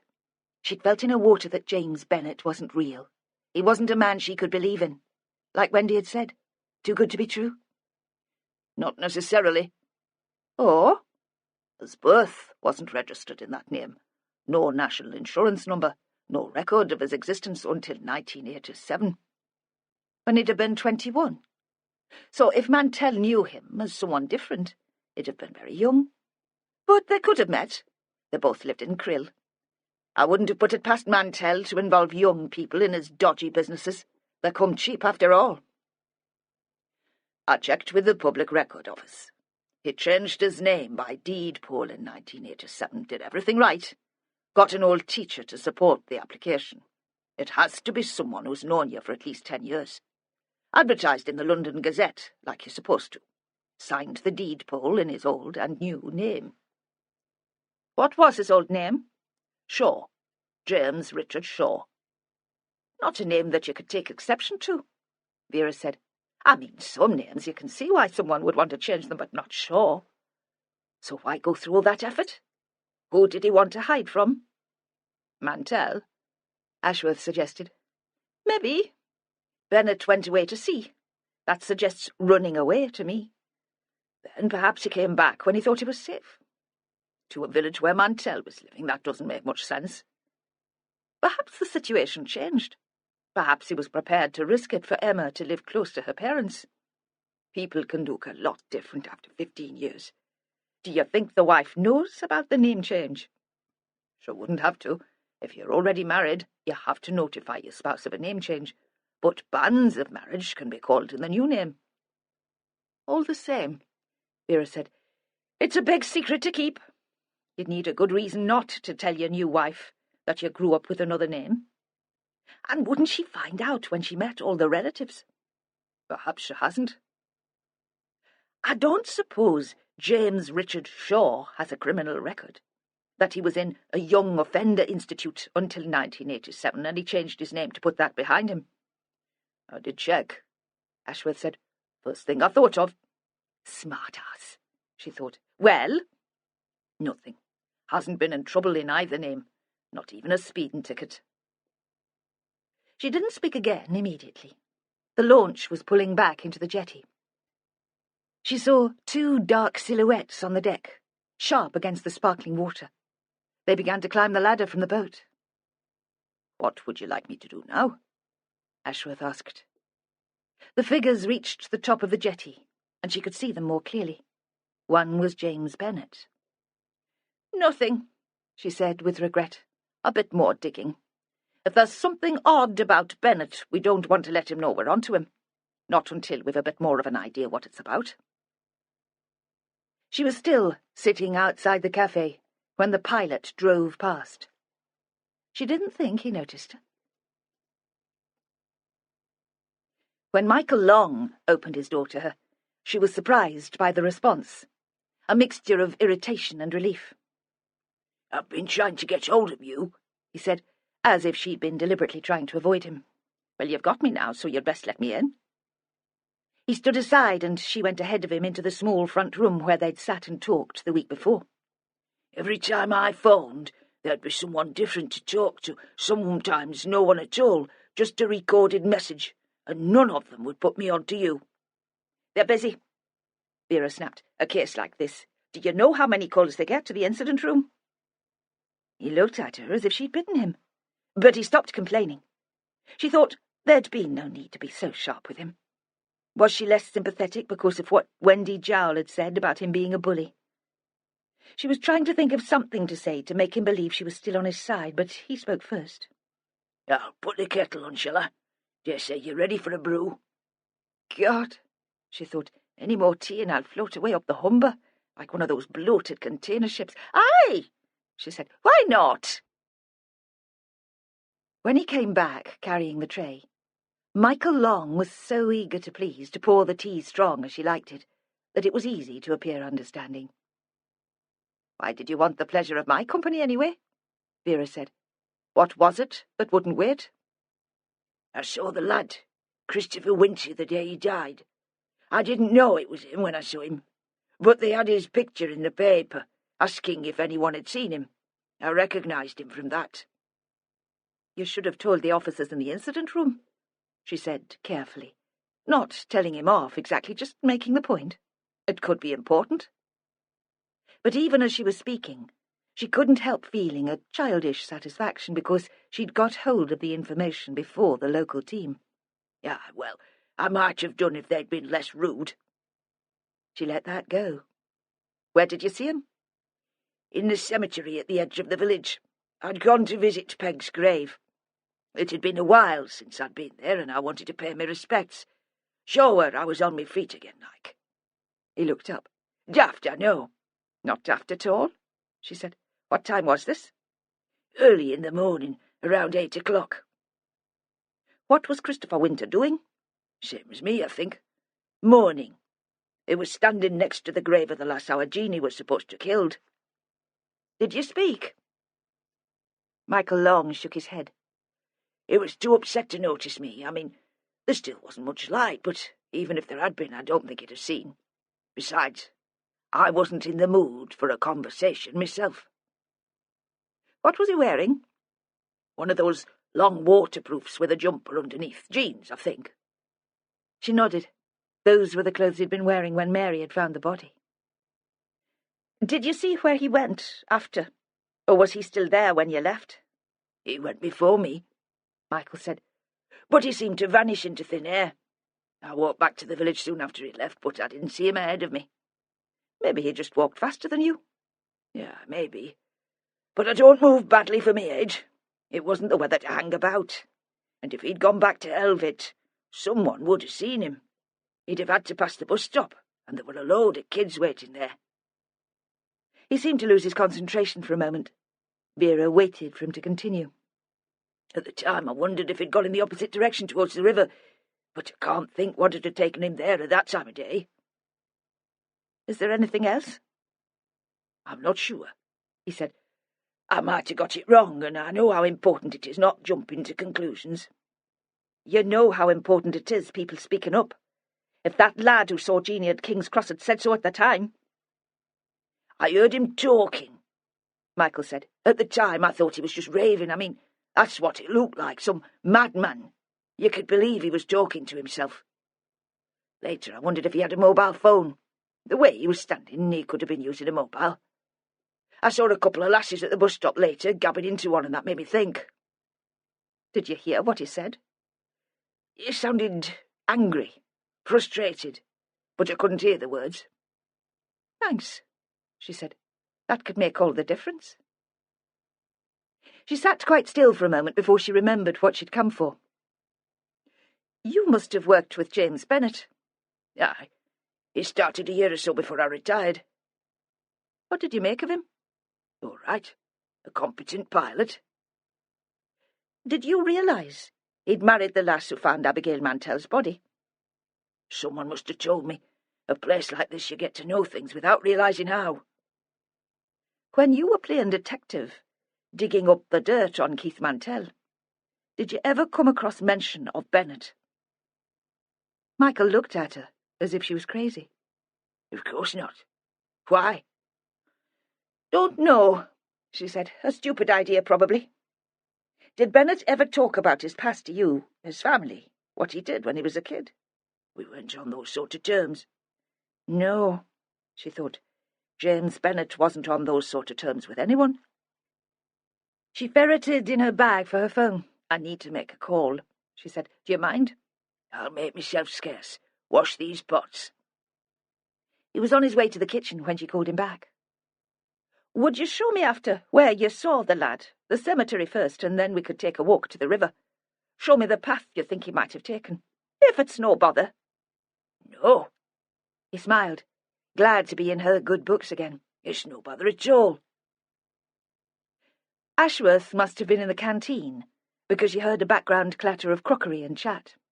"Are you okay to talk?" She meant, was he on his own? "Go ahead." "Did Winter have a mobile phone on him?" "No one said. Do you want me to find out?" "I've got a witness who saw him early that morning. He thinks Winter was talking into a mobile. Could have been, at least. If the lad did have a mobile on him, they'd probably already have checked the calls, but this makes it a priority, doesn't it? And before you give me a lecture, I'll bring my witness in to make a statement this afternoon. You hang on for me there." She switched off the phone before he could ask for more details, and called to Michael, who was making a show of waiting tactfully in the kitchen. "Ready when you are, Pet. Let's take a constitutional. I could do with some air." Vera could tell people were taking notice of them walking down the street together. There was nothing obvious, no staring or twitching of curtains, but it was there, in the studied way the old ladies in front of the post office continued their conversation, only breaking off later to follow them with their eyes. And the vicar, who seemed about to cross the road to talk to Michael, stopped when he saw Vera and contented himself with a wave. Only a lone reporter approached them, but she flapped her hand at him, and without his colleagues he seemed to lack the courage to pursue them. Vera wondered if the locals were all just curious, or if they believed she had a professional interest in Michael. Could they think she was arresting him? Was that the cause of their awkwardness? She knew about small places, villages where people had grown up together and knew each other's secrets, but Elvert depressed her. It was something to do with the flat countryside, everything the colour of mud, the unrelenting wind. No wonder Christopher Winter had been reluctant to return once he had escaped. What had dragged him back? He hadn't been summoned for a special family occasion. He could have kept away. There was a pile of dog muck on the pavement, and Michael took her arm briefly to steer her round it. She thought people who didn't know them could take them as a married couple, shambling and dysfunctional, dependent on each other for survival. She moved away from him, and they walked down the lane several feet apart, not speaking. There were no ancient graves in the cemetery. It must have been established once the churchyard was full. The sun had gone, and the breeze was cooler than ever, tearing at the remaining dead leaves on the sycamore, shredding them so only the stalks and the veins were left. "Was Christopher here before you?" Vera asked. "Can't have been. I'd have had to walk right past him to get to my peg." "Did you see which way he came from?"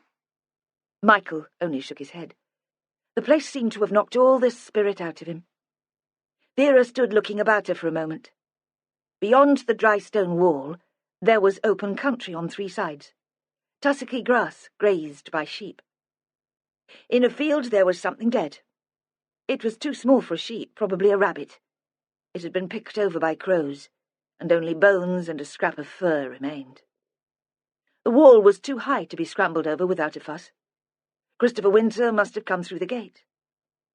"Show me where this road goes, then," she said, opening it to let him out. "Can you drive all the way down?" "Aye.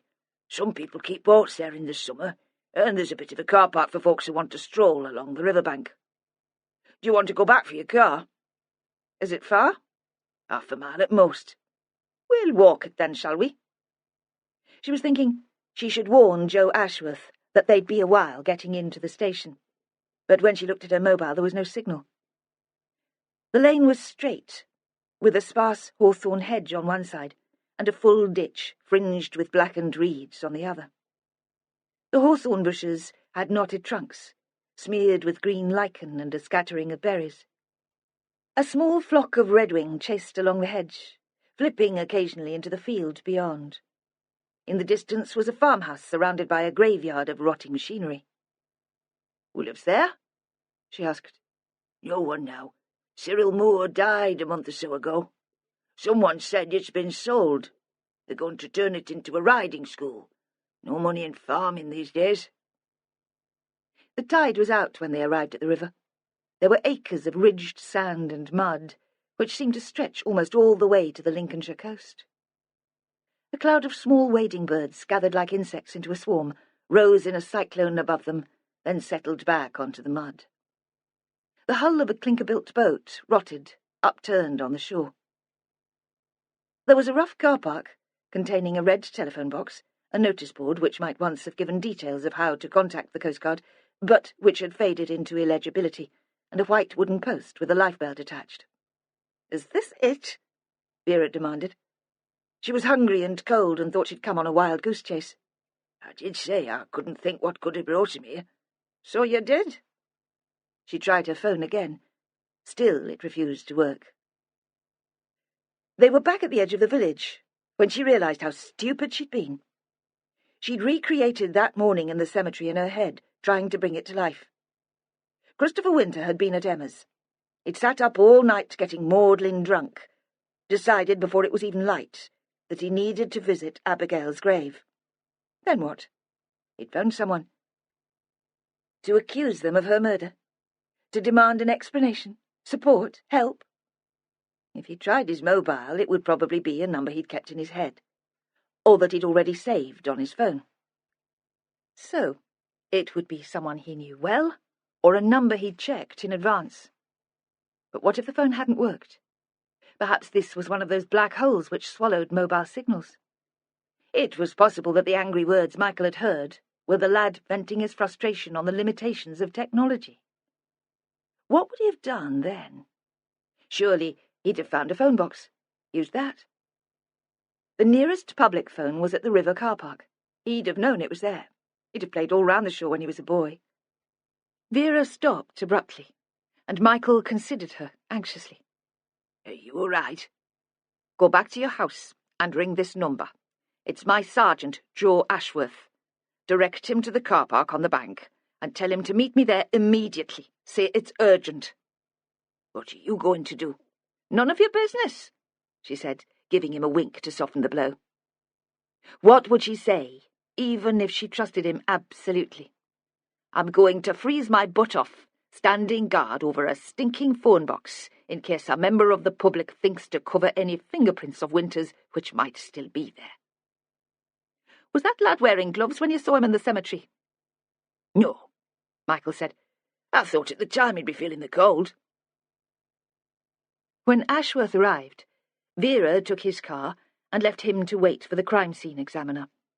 She was sitting in the cafe next to the bakery, full of sausage sandwich and chocolate eclair when he arrived. The resident reporters must be following some other lead because she had the place to herself. It was warm in there, and she could feel herself nodding off. She knew she'd be more use taking Michael into the station and getting his statement, but she was curious. Well? Ashworth waited until he'd sat opposite her, leaned forward so the staff couldn't hear. You got a couple of decent prints, one from the handset and one off the interior door handle. They'll test for a match. Could be anyone's though, couldn't they? I mean, I can't imagine people queuing to use the phone, but it could have been used once in the last couple of days. It'll be worth seeing if there was a call from it the morning Winter died, though. Not really, he said. What do you mean? It's bust. Has been for at least a fortnight, according to BT. But because it's so little used this time of year, the repair wasn't a priority. Bugger, she said, not angry, resigned. It had been that sort of day. We'll know from the prince if he tried to make a call. It didn't have a mobile on him, by the way. She looked up at that. Did he own one? They're trying to find out. You'd better tell Mr. Holness, she said, that trying's not good enough.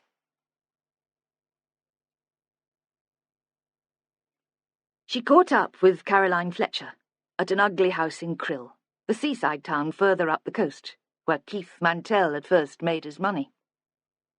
The estate agency had given a list of addresses of the properties on her books, and Vera had chased from one to another, always just missing her. To reach the town, she had to drive past Spinney Fen, the prison. A ragged line of people were hurrying out of the gate, the end of afternoon visits. After the death of her mother, Jeanie had received no visitors.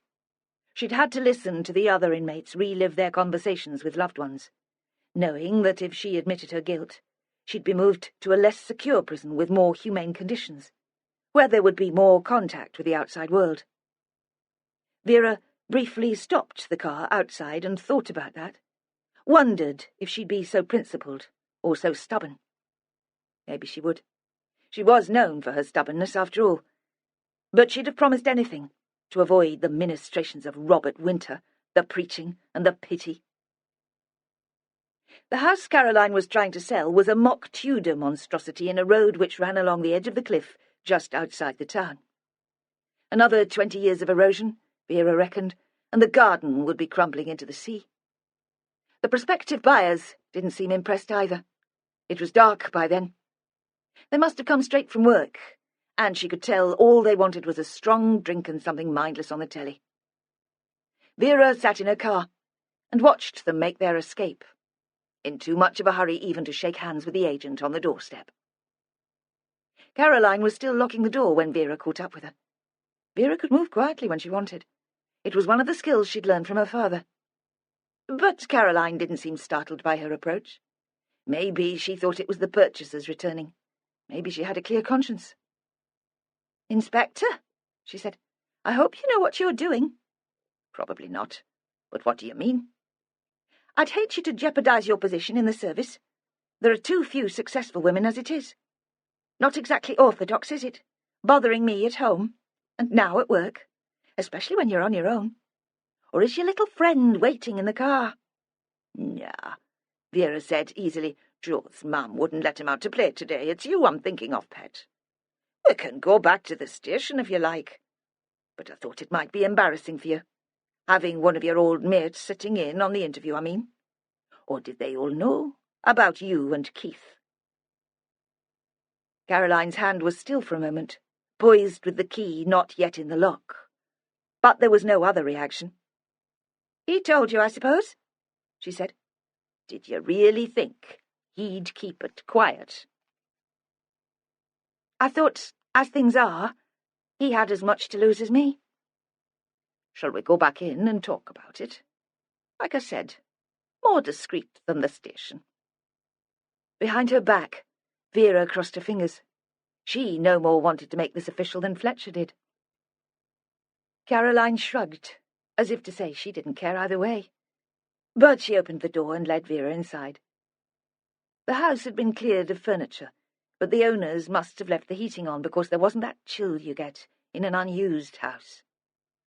There were no light shades, and the naked bulbs showed the patch of damp on the ceiling and the peeling wallpaper in the hall. Caroline threw open the door to the living room and allowed Vera to go ahead of her, as she must have done with the prospective buyers earlier. It was a big room, with a bay window looking out to sea.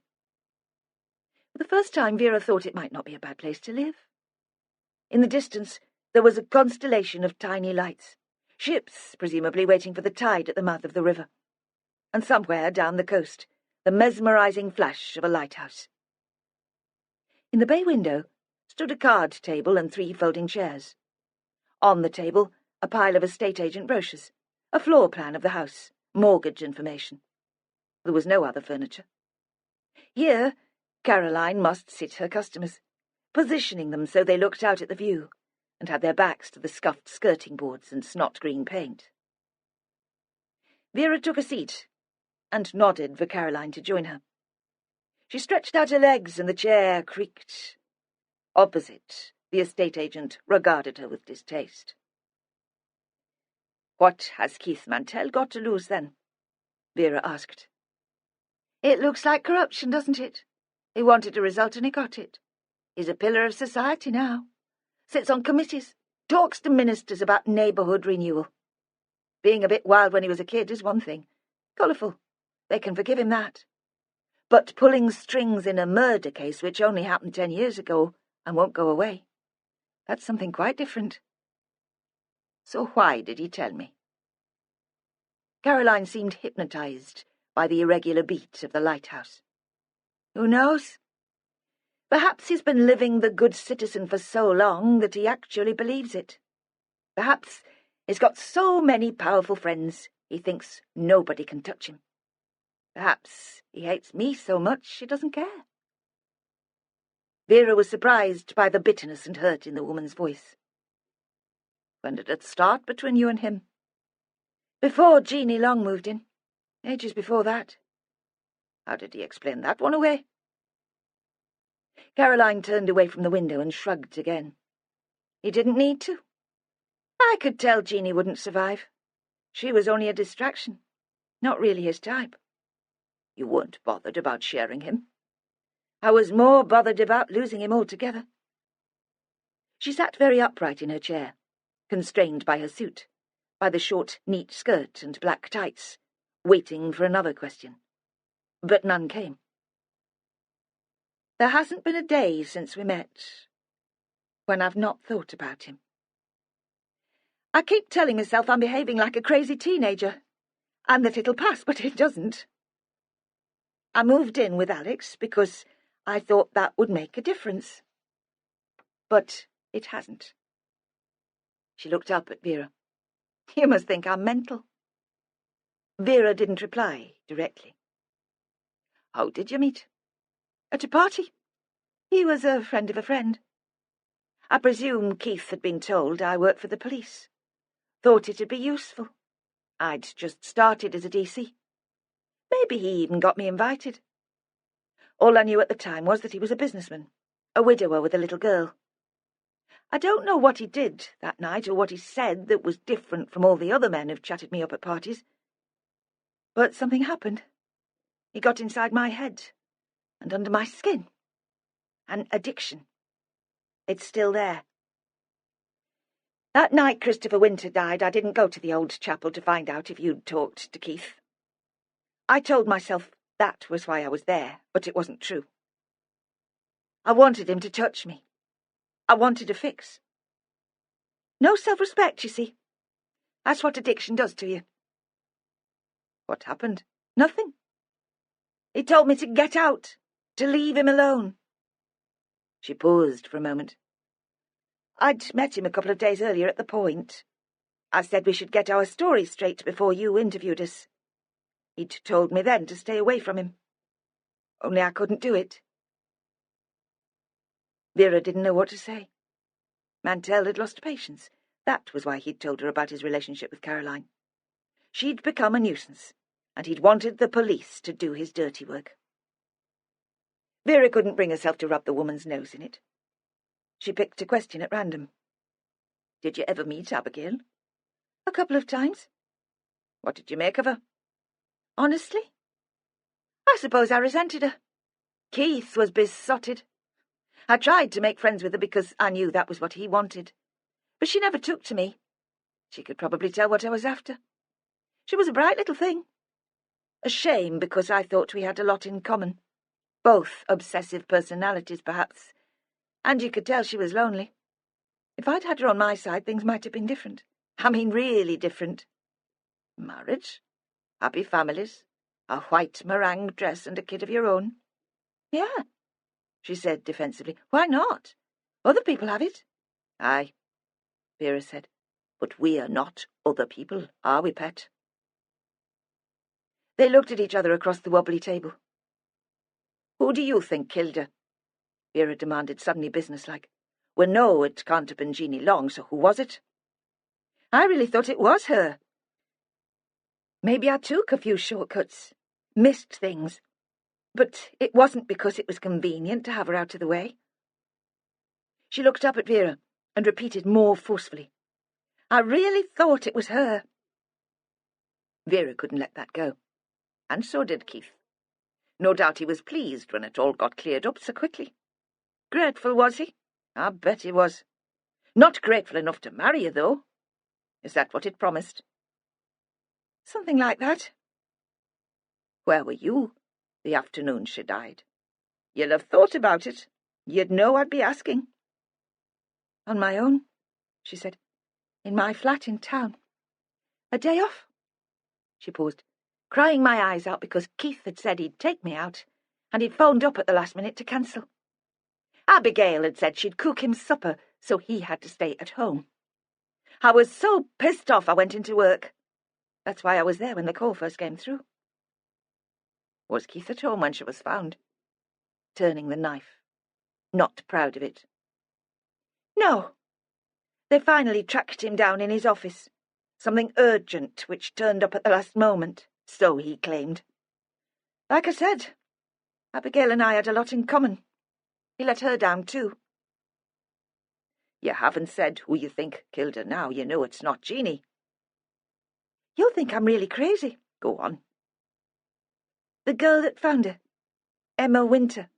Emma Bennett now. There was something about her. That first day I turned up to do the interview. Something weird. I thought it was a shock. Stumbling across a best friend like that. I mean, you'd be expecting her to be acting strangely. But it was as if none of it was real. Like she was telling a story she'd already made up.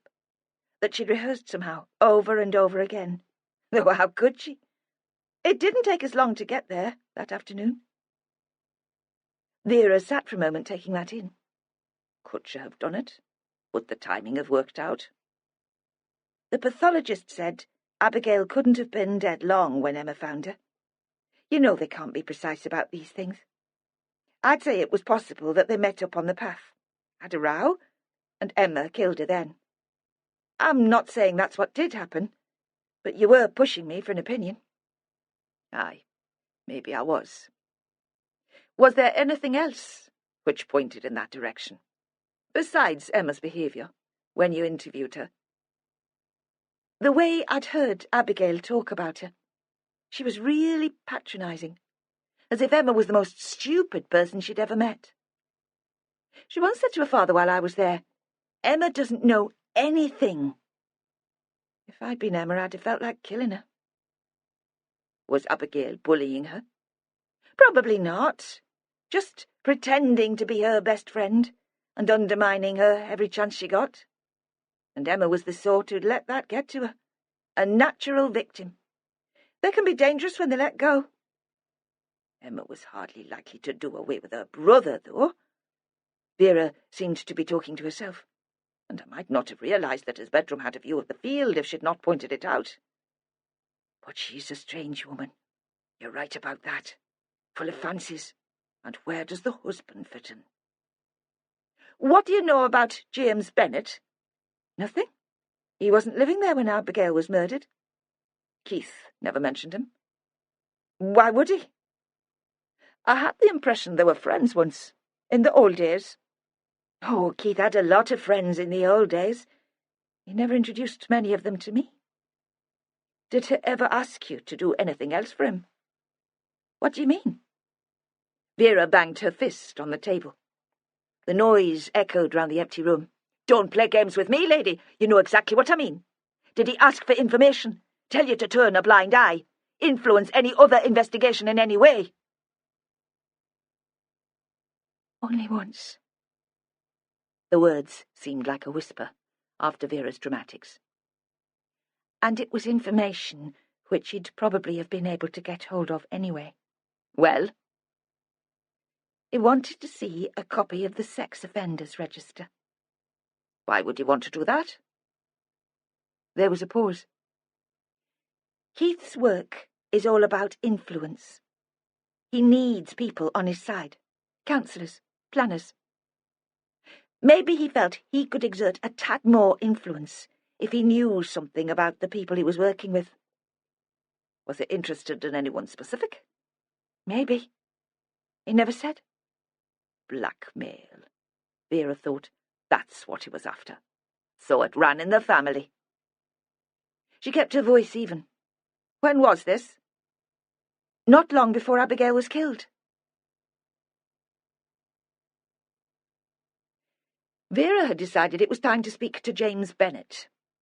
She could have gone back to Keith Mantel, but no way was he going to give up more information than he wanted. Joe Ashworth had been digging, but he wasn't local. He didn't have the contacts, and she didn't want to wait any longer. She found out that James was working and took Ashworth with her to collect him from the point. She thought they'd take him to the station. That way there'd be no distractions. She told herself there could be all sorts of explanations for his name change, but her imagination was working overtime. He'd been involved in some of Mantel's illegal operations, she thought. Why else would he want to hide behind an alias? That didn't make him a murderer, but it made him worth talking to. They didn't make a show of waiting, just sat in their car next to the pilot's vehicle until James showed up. When she saw him walking towards them, she had second thoughts. James had been up since the early hours and had that drawn, grey look, which is the result of nights of disturbed sleep. She wanted him focused. The way he looked now, she could see him dozing off in the interview room, his head on his arm. No good to anyone. He'd already seen them, so they couldn't drive off. "We can postpone it until later," she said. "It's not urgent." But James insisted. "Do you want to let your wife know, then?" "I'm in earlier than I thought. She'll not be expecting me for a couple of hours yet." They were in a room with no natural light. A strip light which flickered. The smell of stale cigarettes. Vera and James sat opposite each other across a table, and Joe Ashworth watched them, his chair pulled away. So he seemed an impartial observer, a referee, perhaps, at a chess match. Vera was wearing one of her shapeless old lady dresses, and a cardigan which she'd buttoned up wrongly at the front. James, still in his uniform, was immaculate. "This is an informal chat," Vera said. "Things come up in an inquiry. They're probably not relevant, but they need clearing up. You'll understand?" James nodded. "Keith Mantel said he'd met you before. Only then you were calling yourself something different. We had to check." "Of course." Very polite, almost as if he was sorry he'd put them to the trouble of snooping round in his past. "So I was hoping you'd clear it up for us, explain what it was all about, and at the same time maybe fill in the background details on Keith Mantel." Vera hadn't been sure what to expect. Probably something bland. To be told that it was perfectly legal to change a name by deed poll and that no explanation was required, that it was none of their business. Certainly not this.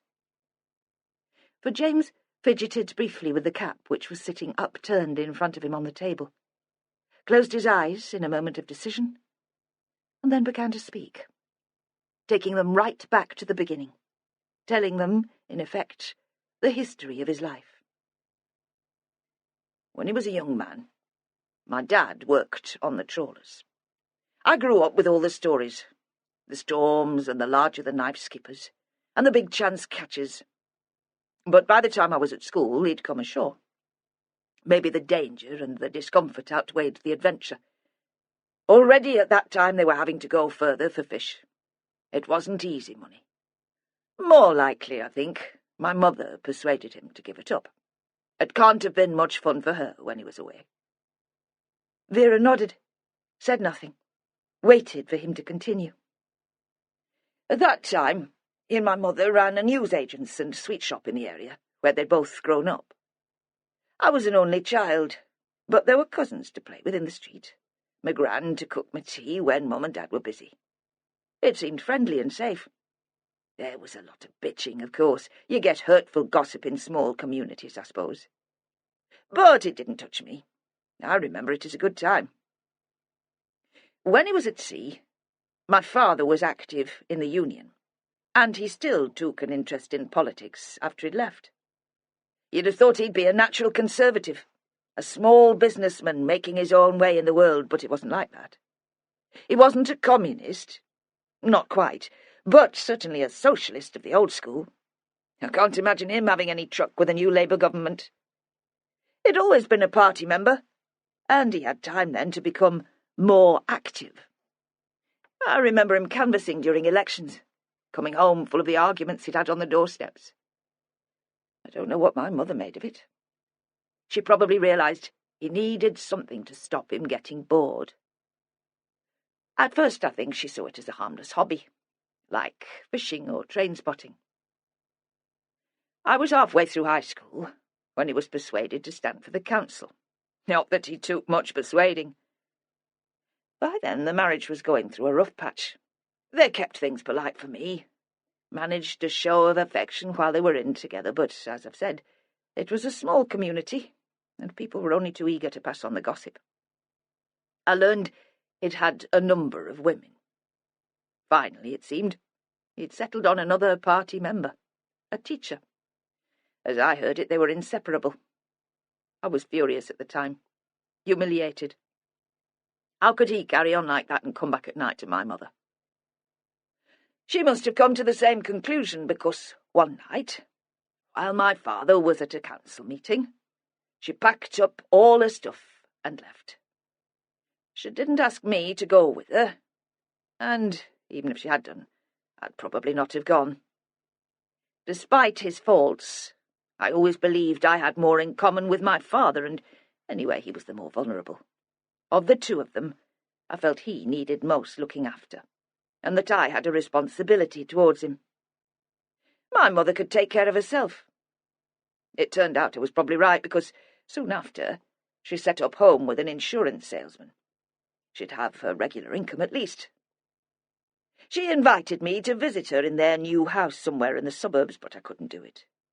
It was irrational, but I was angry on my father's behalf. When I left school, I joined him in the business. He paused for breath, and again Vera could see how tired he was. "Can I get you anything, Captain Bennet? Coffee? A glass of water?" He seemed surprised by her kindness and shook his head. "I'm sorry to be so long-winded. I suppose none of this is relevant." Vera leaned towards him across the table, seemed almost about to touch his hand. "You tell it in your own way, pet. I'm listening." It must have been around that time that Dad got friendly with Keith Mantel. Keith was a small-time developer then. He'd buy a few properties in run-down areas of the town, do them up and sell them on. The ones on the seafront he tried to let as holiday homes. You could tell he had grand ideas, but Dad probably thought they were in the same league. Independent businessmen trying to claw a living in competition with the big boys. Did they meet socially? That's all it was at first, social. Were you involved? Not often. Sometimes Keith would come round to our house to escape one of his women, he'd say. They'd stay up all night drinking. Dad would start on his stories of life at sea, and Keith would provide a willing audience. I tried to keep out of it. Someone had to be up early to sort the papers, and anyway, I didn't trust the man. Dad was on the council's planning committee. It seemed obvious to me that Mantel wasn't just there to talk about the good old days. He'd be after something. Then he took Dad away on holiday. The teacher was off the scene by then, and Keith set up a trip to a villa on the Algarve with a couple of young women in tow. It didn't cost Dad a bean. He was so naive. "Can't you see what you're setting yourself up for?" I said.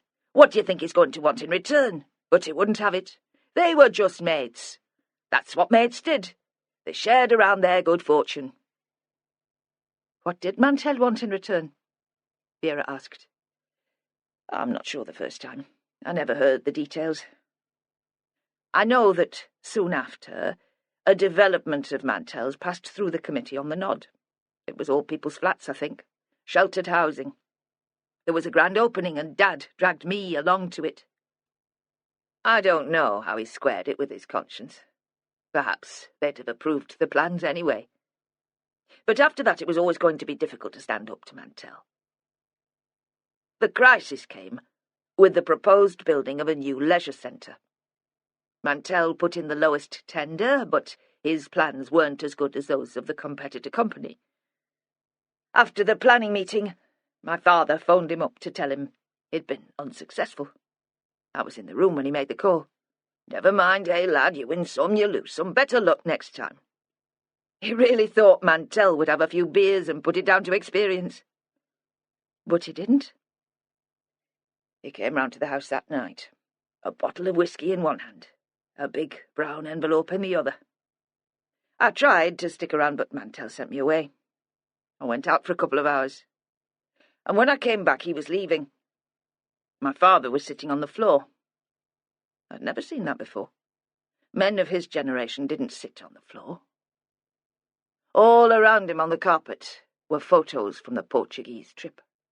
Dad in a deck chair with an almost naked blonde sprawled all over him. Dad sitting next to Mantel in a restaurant, laughing at one of his jokes. He was sitting on the floor and he was crying. Mantel had threatened to go public. He said he'd leak the story to the papers, that he'd bribed Dad to approve the sheltered housing scheme. He'd bounce back, he said, but Dad wouldn't. Imagine the headlines. Holiday romp for socialist councillor. Sex and sangria on the rates. In one sense it was true, of course. My father had allowed himself to be influenced. He'd been a fool. It wasn't only bothered about what his friends in the party would think. It was the people he drank with in the club and the family. All the aunts and cousins who'd supported him through the divorce because they believed he was something special. James paused. The strip light flickered again and faded. Ashworth stood on his chair and thumped the plastic casing. The light returned. James continued as if there'd been no interruption. His trouble was that he'd been taken in by his own propaganda. Marty Shaw, champion of the people. He'd believed in that. He didn't like the real man. I told him he could resign, keep a low profile for a bit. People would forget. People might, he said. I won't. Nor will you? I couldn't answer. He'd had a lot to drink and I helped him to bed. When I woke up, he'd gone, and so had his car. I thought he'd just taken off for a few days. It would have been in character, running away. I imagined him, holed up with an old friend from his fishing days, feeling sorry for himself and drowning his sorrows. I carried on as usual, running the shop, making his excuses to the customers. But he hadn't run away. Not like that. 3 days later, his car was reported abandoned. Where? In Elvet. In that car park by the river. Where Vera had been with Michael Long the day before. Close to the phone box where Christopher Winter had tried to make his call. But he wasn't in it. He'd left a note. At least he'd bothered to do that. Sending me his love. Asking me to remember him kindly. James took a deep breath. He must have waited until the tide was high. He just walked out into the river. He'd never learned to swim. He walked until the current took him, sucked his legs from under him, pulled him down. The shore is uneven there, mud and shingle and outcrops of rock. Perhaps he stumbled. I wonder sometimes if he fought it at the last moment, if he tried to hold the air in his lungs when he went under. It was nearly a month before his body was washed up. Hardly a body by then. They identified him through his dental records. In the docks when I'm working late, I think I see him sometimes. That was when you changed your name? Vera asked. At the time of the suicide? Yes. An extreme reaction? You don't understand. It wasn't just the name. I didn't want to be Marty Shaw's son, associated with backhanders and bribes. I didn't want to run the family business, putting up with the pity, listening to the poisonous gossip of the customers in the family. I wanted to start again. All the same, look, I was young. You do overreact at that stage. There was a terrible embarrassment. The pictures, Mantel, it all seemed so squalid, in such bad taste. I sold stories like that every Sunday to fools who slavered over them, then turned self-righteous. If my father had been involved in a major fraud, insider dealing, something like that, I'd probably have found it easier. Emma calls me a snob sometimes. Perhaps she's right. So you ran away too, if you like. But it was more than that. I felt like somebody different, that I could start from scratch, be the person I was meant to be. You chose to go to sea. That must have been your father's influence. All those stories he told me when I was a child. Perhaps. Why did you move to Elvet? Emma came from here. Did you know that Keith Mantel lived in the village? There was all that publicity when his daughter died. Her murder made it easier for me to contemplate living in the village. I don't think I could have risked running into him otherwise. I mean, I knew then that he'd lost someone close to him too. It was harder to hate him. Revenge? I wasn't sorry she was dead, he said sharply, but I wouldn't have killed her. No? Besides, he went on, ignoring her, by then I had a new life. I could believe I was James Bennet, not Jimmy Shaw. I couldn't let him get to me, and I didn't think our paths had crossed much. You moved to Elvet because of your father, then? To remember him kindly? No, he said crossly. I moved there because I found a house that I liked, and to be close to my wife's family. It had no more significance than that. Vera left it. He was a good storyteller. Plausible.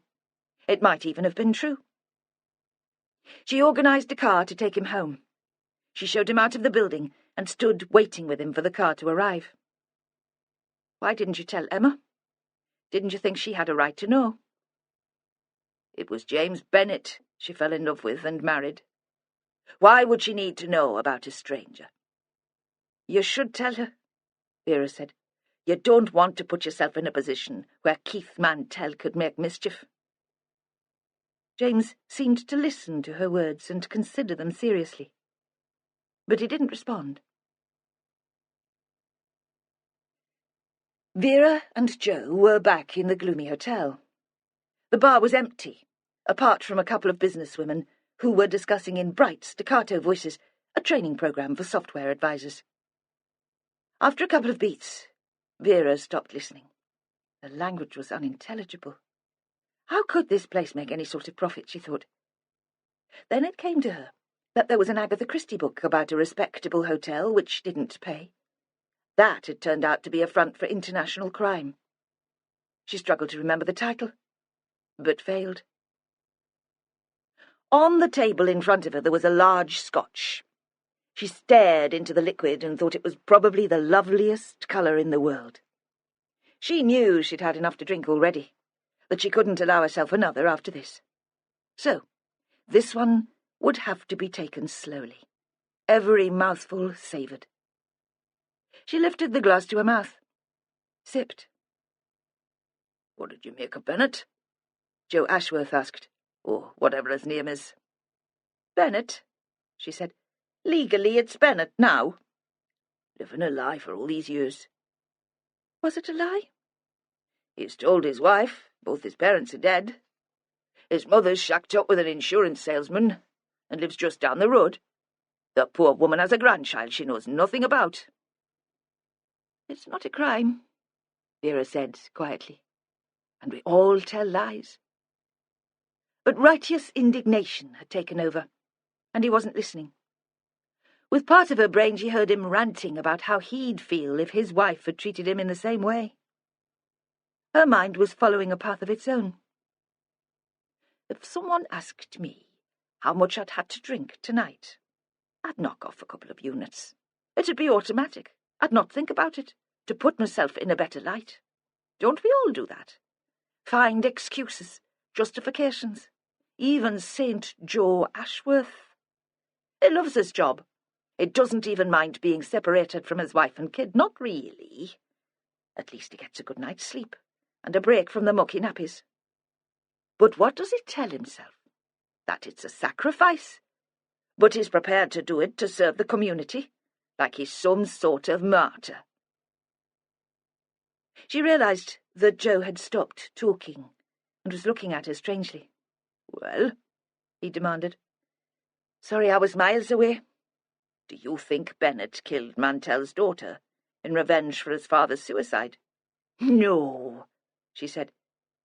If she was pushed, she could come up with a rational argument for thinking that way. But that would be a sort of lie, too. Her reply was about trusting her own judgment. Faith, not reason. "I could have killed the brother, though," she went on. "If Christopher had found out about his past, to protect his new identity, the happy family, all that. Yeah, I can see Bennett being prepared to kill to keep that. You think there could be two different murderers, then? Joe was sceptical, but still polite. He always was. Do I? We can't dismiss any possibilities. And I know that's a cop-out, because just at this moment I haven't got the concentration to think it through. You'd have had the opportunity, Joe said. I've talked to the witnesses. I could have slipped away from the bonfire. People were coming and going all the time. You were there. Is that how you remember it? Aye, she said. There was some light from the fire, but it only lit up the people closest to it. The rest were silhouettes. She sipped the whisky, held it in her mouth, swallowed it slowly. Bennett would have had to know Christopher would be there. He'd have had to arrange to meet him. Maybe it was Bennett who Christopher was trying to phone. Aye, she said, maybe. But she'd had too much to drink to focus any longer on the detail. Her imagination was soaring, like one of the goshawks which flew out from Kielder Forest, close to her home in the hills. She felt she should be able to look down on this flat and empty landscape and see the bigger picture. What did Abigail Mantel and Christopher Winter have in common? She asked suddenly, realising as she spoke that her voice was too loud. Joe Ashworth looked at her. Not much. She was a spoilt brat, and he was a screwed-up student. Both screwed up, wouldn't you say? She shot out the question. I suppose. By their parents. Vera could have quoted Larkin, but Joe would have been shocked. Well, the lass didn't have a mother she could remember. But if what Bennett told us is right, her dad wasn't much of a role model. And the Winters, what do you make of them? They're odd, he said at last. He paused. I'm not sure I'd want to grow up in that family. I wonder what Caroline Fletcher's parents are like. And Michael Long's, and Dan Greenwood's, and the grandparents. How far could you go back? The moment of clarity, of seeing the case as a whole, was over. The goshawk had crash-landed. She was left with a headache behind her eye. The knowledge that tomorrow there'd be another hangover, and that the glimpse of an answer had probably been an alcoholic illusion. I'm off to my room, Joe said. I need to phone home. Of course. If there's nothing else, that is. No, she said. You get off. I'll be up myself in a minute. But she sat on, looking into the empty glass, unable to face the square, overheated room with the television fixed to the wall. The businesswomen paused in their conversation for a moment and looked at her with pity. That made her move. She got up, walked past reception and out into the darkness. The hotel was on the main road out of the village, and there were streetlights but no pavements. When a lorry came towards her, she had to climb onto the verge and stand with her back to the hedge. She headed towards Elvet with no real sense of why she was there, but enjoying being outside and alone. Her headache started to clear. In the centre of the village the streets were quiet. The Anchor was still open, and through the small window she had a snapshot of two men standing at the bar, their mouths open in laughter, standing beside the giant whisky bottle where they collected change for the lifeboat. Beyond them, a barmaid with a diamond stud in her nose. But she continued walking, and the picture disappeared almost immediately.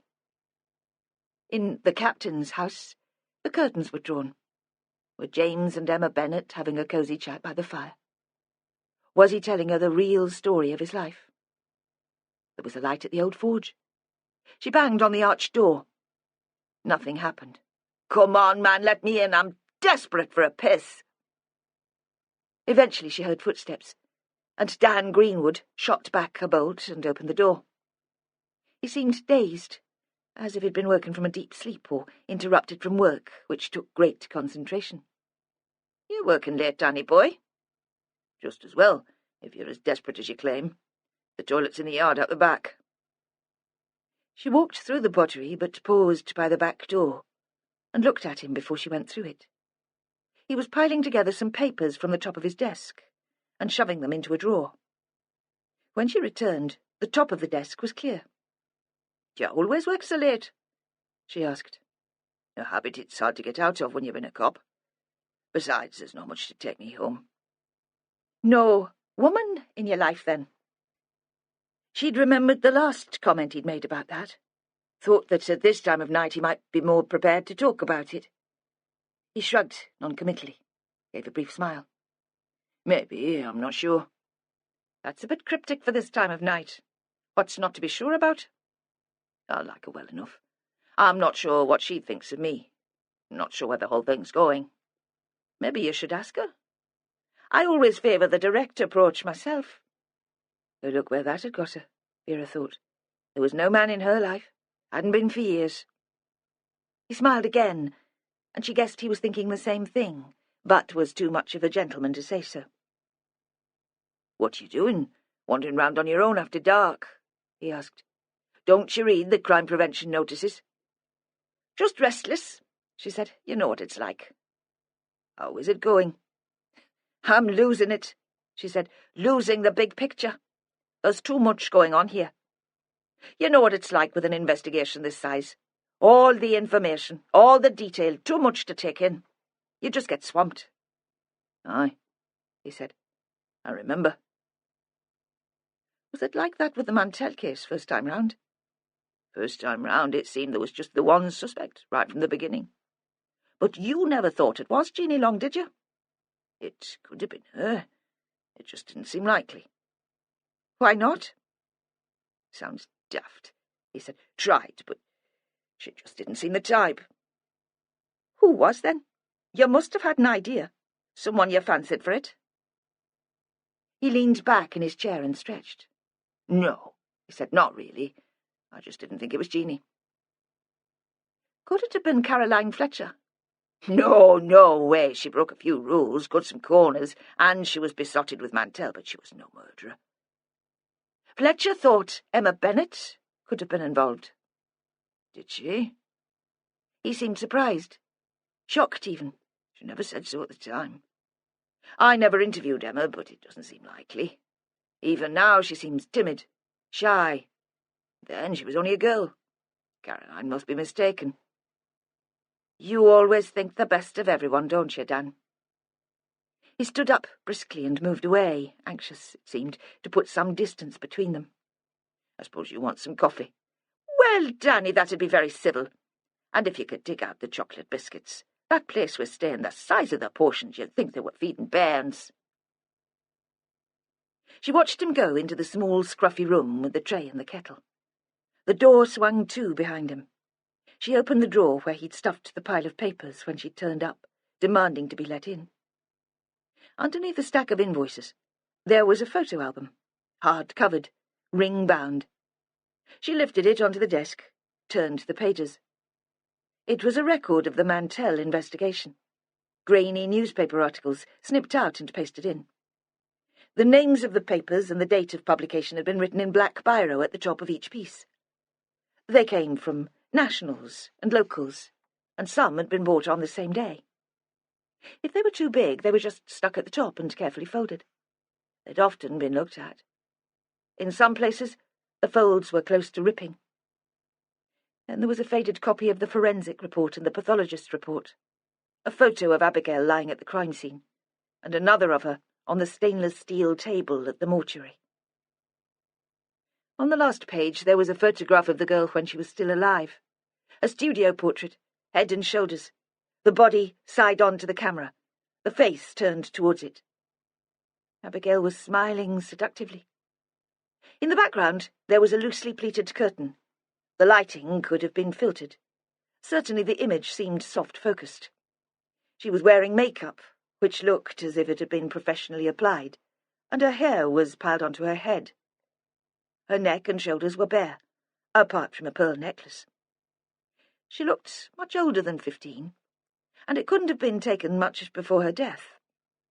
Perhaps it had been a birthday present from her father, Vera thought. His style, the sort of thing he'd do.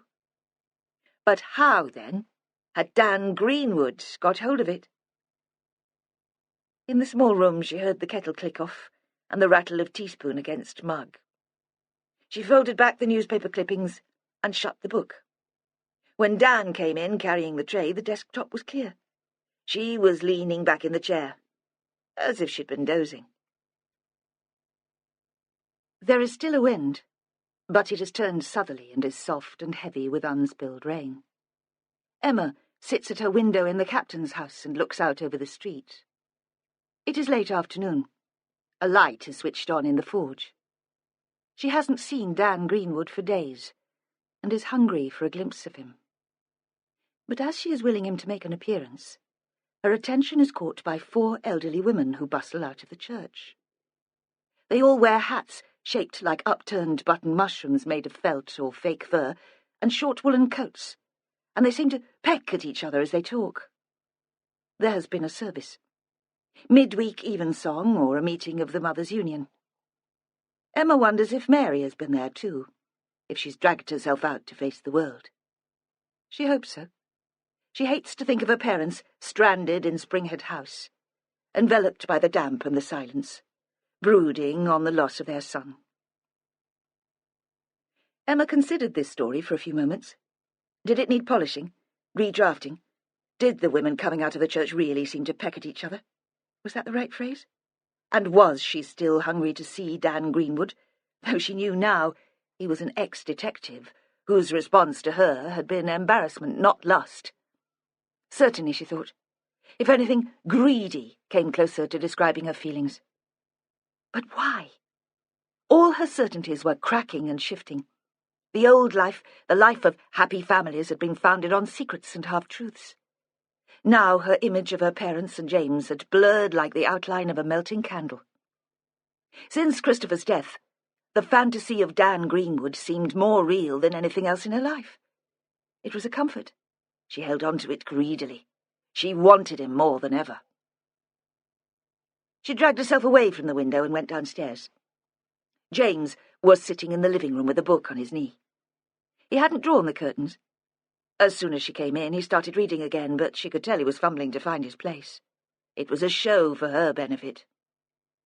Before that, he'd been staring into the fire, miles away. She wondered for the first time if he had a fantasy lover too, or even a real one. It had never occurred to her before. Now nothing would have surprised her. Usually, reading absorbed him. His taste was for the improving and informative, even in fiction. This was a travel book he'd seen reviewed in one of the Sundays, and had ordered over the net. He said he'd wasted his first chance at education and wanted to catch up. When he discussed his reading, despite her degree, she felt ignorant in comparison. But recently, since Christopher's death, it seemed nothing held his attention. She wondered if it could be guilt, which was eating away at him. He'd never particularly liked Christopher, might even, on that last night when her brother had been such a pain, have wished him dead. Perhaps now he was regretting that he'd been so hostile. She sat on the floor in front of James, her back against his legs, her arms around her knees.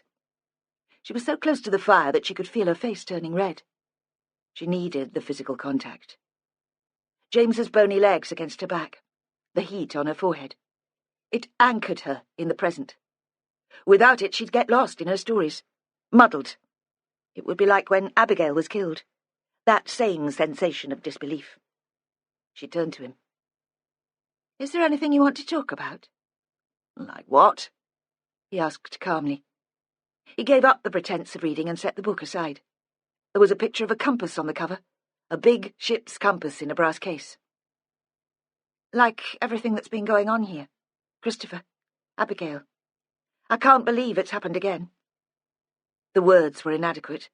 She couldn't explain that she'd lost trust in the everyday, in her own memory. "Of course we'll talk if you think it'd help." It was clear from his tone that he didn't see how it could be useful. Usually she would have agreed with him. She'd felt that much of the analysis of relationships which had engaged her friends when she was a student was bizarre, an unnatural entertainment, no more than prying and gossip. She'd found James's restraint attractive. After Abigail's death, too many people had wanted to discuss her feelings. No, she said quickly. "It won't bring Christopher back, will it?" They'd put Matthew to bed, and had just finished eating when there was a knock on the door. She was reminded of the night when Christopher had turned up, and looked across the table to James, wondering if he'd picked up on the memory. But he was already on his feet, preparing to answer. Emma heard a muttered conversation in the hall. Then James came in, followed by Vera Stanhope and her sergeant. "Inspector Stanhope would like to ask you some questions," he said. "Do you mind?" She thought James was annoyed by the interruption, but as always with James it was hard to tell.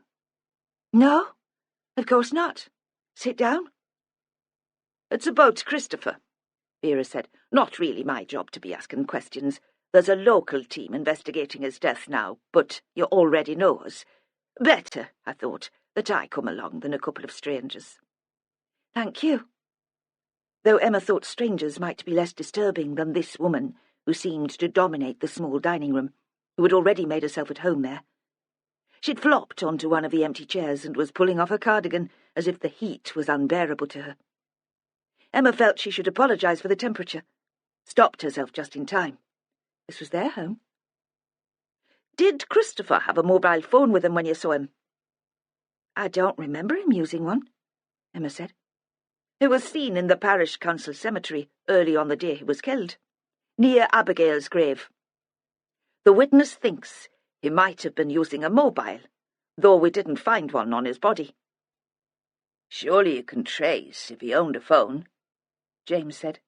"You'd think so, wouldn't you? But it's not that easy, apparently, especially the pay-as-you-go sort. People swap them, sell them. There are no bills. It's hard to get hold of records." Vera changed tack suddenly, stared at Emma. "Have you ever visited Abigail's grave?" "No." If Emma had thought more about it, she might have been tempted to lie. The bold denial sounded heartless. "You knew where she was buried, though? Did you go to her funeral?" "No," Emma said again, adding, "My parents thought it'd be upsetting, and although Keith had wanted a quiet burial, apparently the press were all there. I'm glad I stayed away." "What about Christopher?" "He wouldn't have been there." "No? Are you sure? Did you talk about it?" "There was no need. It would never have happened." "He could have slipped out of school, gone by himself." "I suppose so, but someone would have seen him and mentioned it to my parents." "Of course." Vera nodded vigorously. "A place as small as Elvet. You'd think it'd be impossible to get away with anything." She paused. There was no need to say, "But 2 murders. Someone got away with that." "Christopher would have heard where Abigail would be buried, though. It'd have been public knowledge." "Yes." "He must have visited the cemetery before," Vera said. "Our witness said he went straight to her grave that morning. It was still nearly dark, but he knew whereabouts in the cemetery she was buried." "I don't know." Emma felt her head spinning. The questions were coming too fast. She had the dizzy feeling of being only half awake, slipping again into a dream. She had to concentrate hard. Christopher was always very private, even when he was a boy. He'd disappear for hours and no one knew where he was. "Do you ever walk down the lane to the river?" Vera had suddenly changed pace. It was as if she was making polite conversation over tea. "It'd be a nice walk in the right weather. Flat for pushing the pram. Good for a family trip out."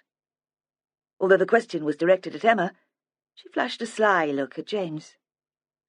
"I've walked there," Emma said, confused by that look, wondering what it could mean. "Occasionally." "I'm surprised you never looked at the grave. Just out of curiosity, she was your best friend." "I've spent my life trying to put Abigail's murder behind me." Vera gave her a quick, appraising stare, but let it go. "I think Christopher might have used a mobile while he was here," James said. "Might have? What does that mean?" "After the meal, he went upstairs to the bathroom. I checked on the baby and heard him talking."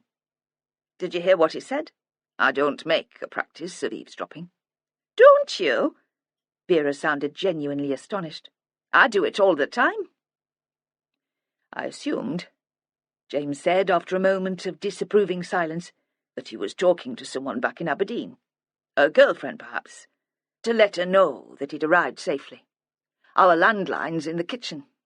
We'd have overheard him if he'd used that. I assumed he wanted some privacy. Did it sound like a call to a girlfriend? Vera asked. As I said, I didn't listen. But his voice, was it tender, intimate? No, James said. It was more businesslike than that. Vera pulled a notebook from her bag and jotted down a few scribbled notes. We don't understand where he went for the rest of the day, she said. He seems to have disappeared. He was at the cemetery at about 8. Then we know he took the lane to the river. How do you know that? James asked. To Emma, the question seemed too loud, too urgent. What could it matter to him? We found fingerprints in the public phone box there. You know the one, Vera said. Again, Emma thought this didn't sound right. It was as if the words had another meaning, as if the two of them were talking in a code she couldn't understand, hadn't been let in on. We've tested them, and we know they're Christopher's, Vera continued. So, what I want to know is where he went after that. We've tracked people who walked their dogs along the shore that morning. No one saw him. There were people about in the village that day. You'd think he'd want something to eat, wouldn't you? A cup of tea, at least. But he didn't go into any of the shops or the bakery. He cut quite a striking figure, apparently. Even if the staff didn't know him by name, you'd think he'd have been noticed. Can you think of anyone who might have put him up, where he'd have hidden, or who he might have wanted to hide from? No, she said. I feel that I knew as little about him as I did about Abigail Mantel. And I won't have the chance now to know him better. I'm sorry. Vera stood up suddenly, pulled on the cardigan as she walked towards the door. This isn't fair. You've enough to cope with. If you think of anything which would help, you can give us a ring. The sergeant, Ashworth, followed. He hadn't said a word since he'd come in. But at the door he stopped, gave Emma a look of such sympathy and pity that she was brought close to tears. Take care, he said. It was as if James was no longer in the room.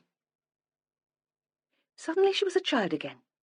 She was in the house in York, sitting on the stairs. She'd been in bed, but something had woken her, and she'd stumbled down, half asleep. It had been summer, and was still light. The garden behind the open door, full of sunshine and birdsong. And her parents' words. They'd been discussing her. She'd heard her name, and that had woken her properly, and she'd run down to join them. They were sitting on a wooden bench. She'd run out to them. There was a patio made of old flagstones, which were rough against her bare feet, but still warm. Her mother had gathered her into her arms. Emma had expected to be included in the conversation, an explanation, for she, after all, had been at the centre of the discussion. "What were you talking about?" she'd demanded. "Nothing, darling, nothing important." And Emma had realised that it wasn't worth asking again. She'd been irrevocably shut out. Now, in the captain's house, she felt just the same. The next day, Emma visited Abigail's grave. She left the baby with James and went alone, only saying that she seemed to have been stuck in the house for days and she needed some exercise. Usually on his days off, James went everywhere with her. He liked the three of them to be together as much as possible. Liked the idea of it, at least. Today he let her go without comment, without seeming even to listen to her explanation. And she wondered again what was preoccupying him. Christopher wouldn't be buried next to Abigail, although they didn't know yet when the body would be released. Mary and Robert had already decided that he would be cremated. Mary had said she couldn't bear the idea of strangers coming to stare at his grave. These days, even civilized people seemed to turn into voyeurs whenever a violent crime was reported in the media. Emma hadn't been consulted over the matter, and she thought that was only right. Of course, she was sad that Christopher was dead, but she wasn't devastated. She wasn't overwhelmed with grief, as you should be when a brother has been killed. She wondered what was wrong with her.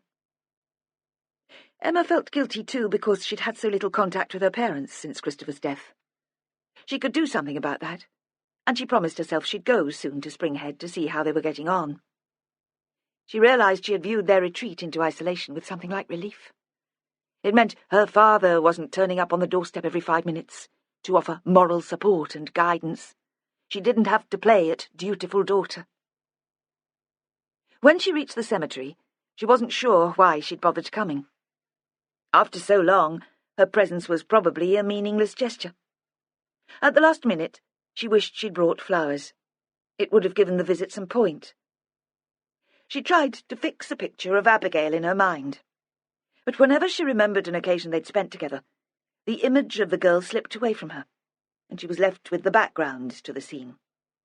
So there was that time when Abigail had told her triumphantly that she'd finally persuaded Keith to ask Jeanie Long to leave. Friday night.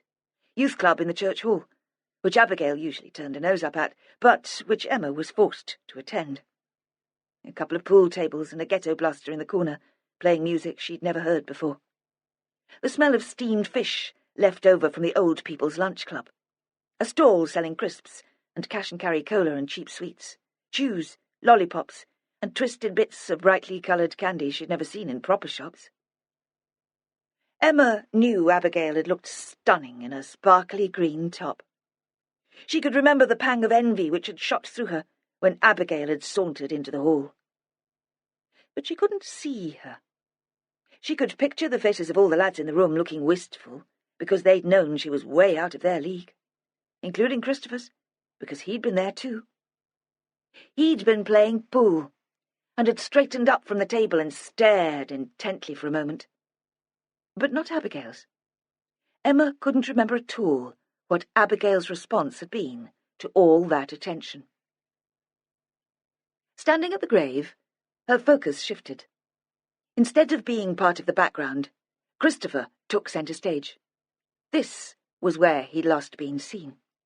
And if the inspector was right, it was a place he'd visited many times before. She could picture him quite clearly. The long, flapping anorak, his lank, untidy hair, the face drawn through lack of sleep and a hangover. But she had no idea what had been going on inside his head. She felt the desperation of missed opportunity. If only she'd been more sympathetic or more assertive.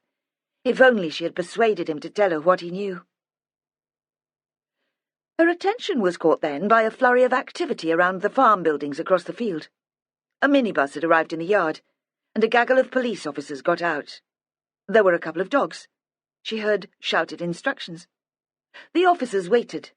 Then a car pulled up and 2 figures, sexless, in white paper overalls and white caps, emerged. Someone must have had a key to the house because they went inside. The rest of them stood by the bus, looking at the junk, the piles of rusting machinery, as if they didn't know where to start. Emma thought Vera Stanhope might turn up and didn't want to be caught by her at Abigail's grave. The detective might think it was her comments of the night before which had prompted Emma to come. Emma didn't want her to have that satisfaction. As she turned to leave, Emma saw Dan Greenwood leaning against the railings. He must have been watching her. He smiled and raised one hand in greeting. She felt a face flush, a sick excitement in the pit of her stomach. There was still a thrill of connection. That was what made James different, she thought. She never really felt connected to him. He was just a character in one of her stories. "What do you think they're doing?" She nodded towards the figures in navy, who had started to organise themselves into groups. One of the parties filed through a gap in the hedge into the field nearest the river. "They want to find out where Christopher spent the day he was killed. The cemetery was the last place he was seen, and the farm's empty. It could have been in there. They'll be checking if he left any trace of himself behind." He didn't speak as if he was guessing. She supposed he must still have friends in the service who kept him informed. She walked out through the gate to join him. He smelled of the tobacco he rolled into cigarettes. She stepped away until it was lost in the background scent of dead leaves. Safest not to get too close.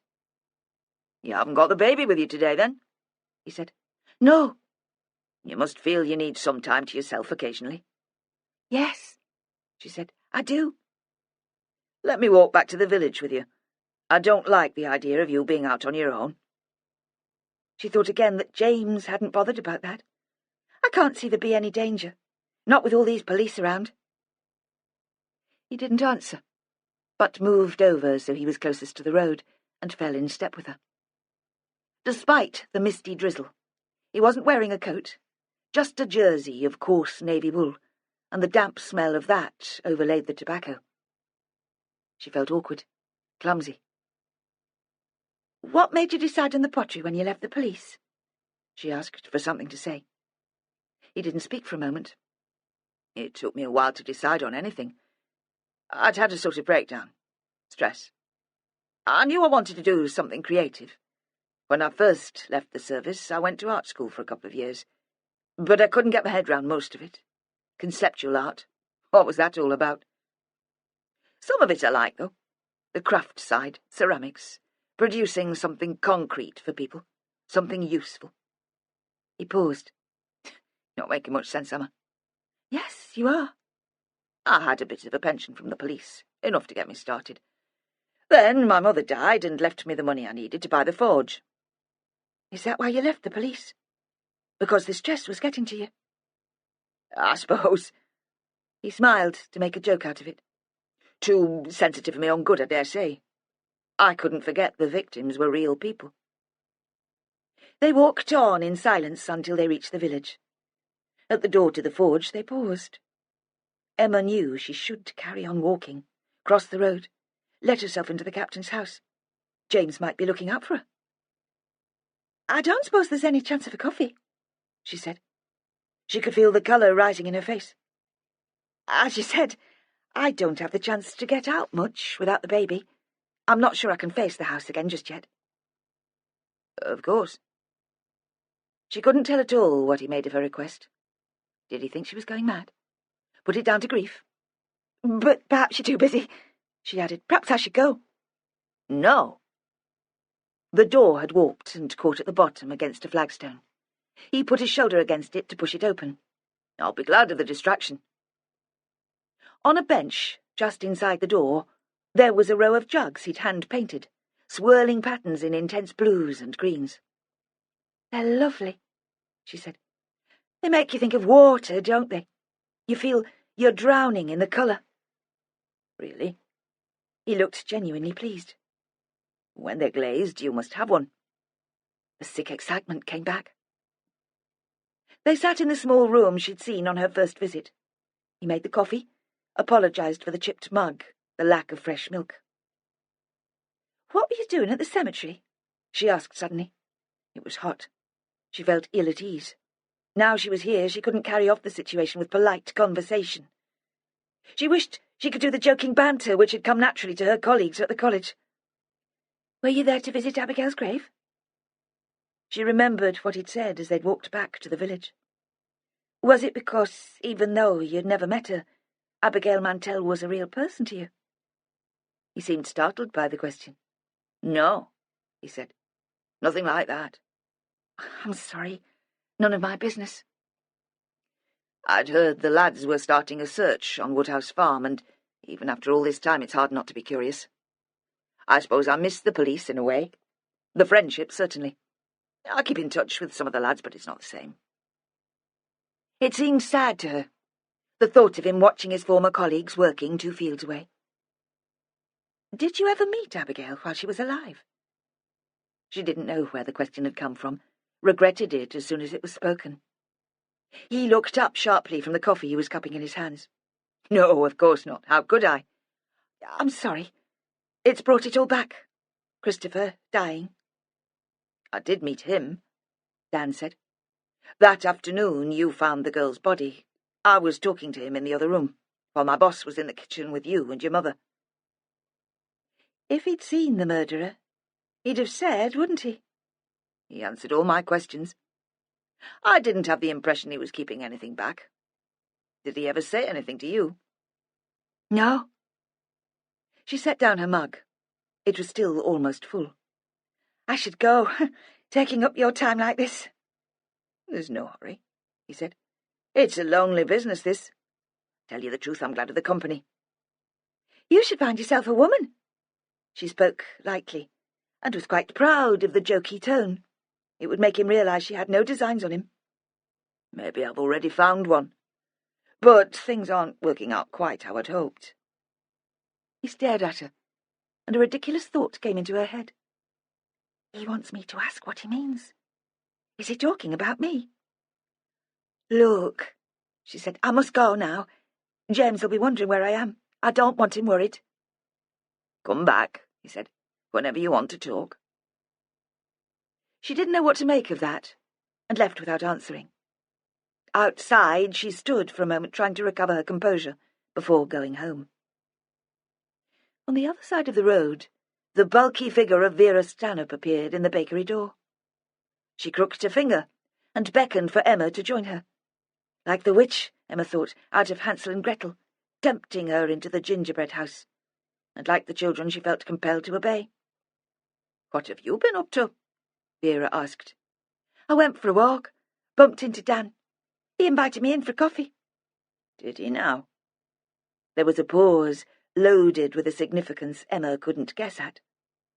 Then Vera added lightly, "At your age, you should know better than to go off with strange men."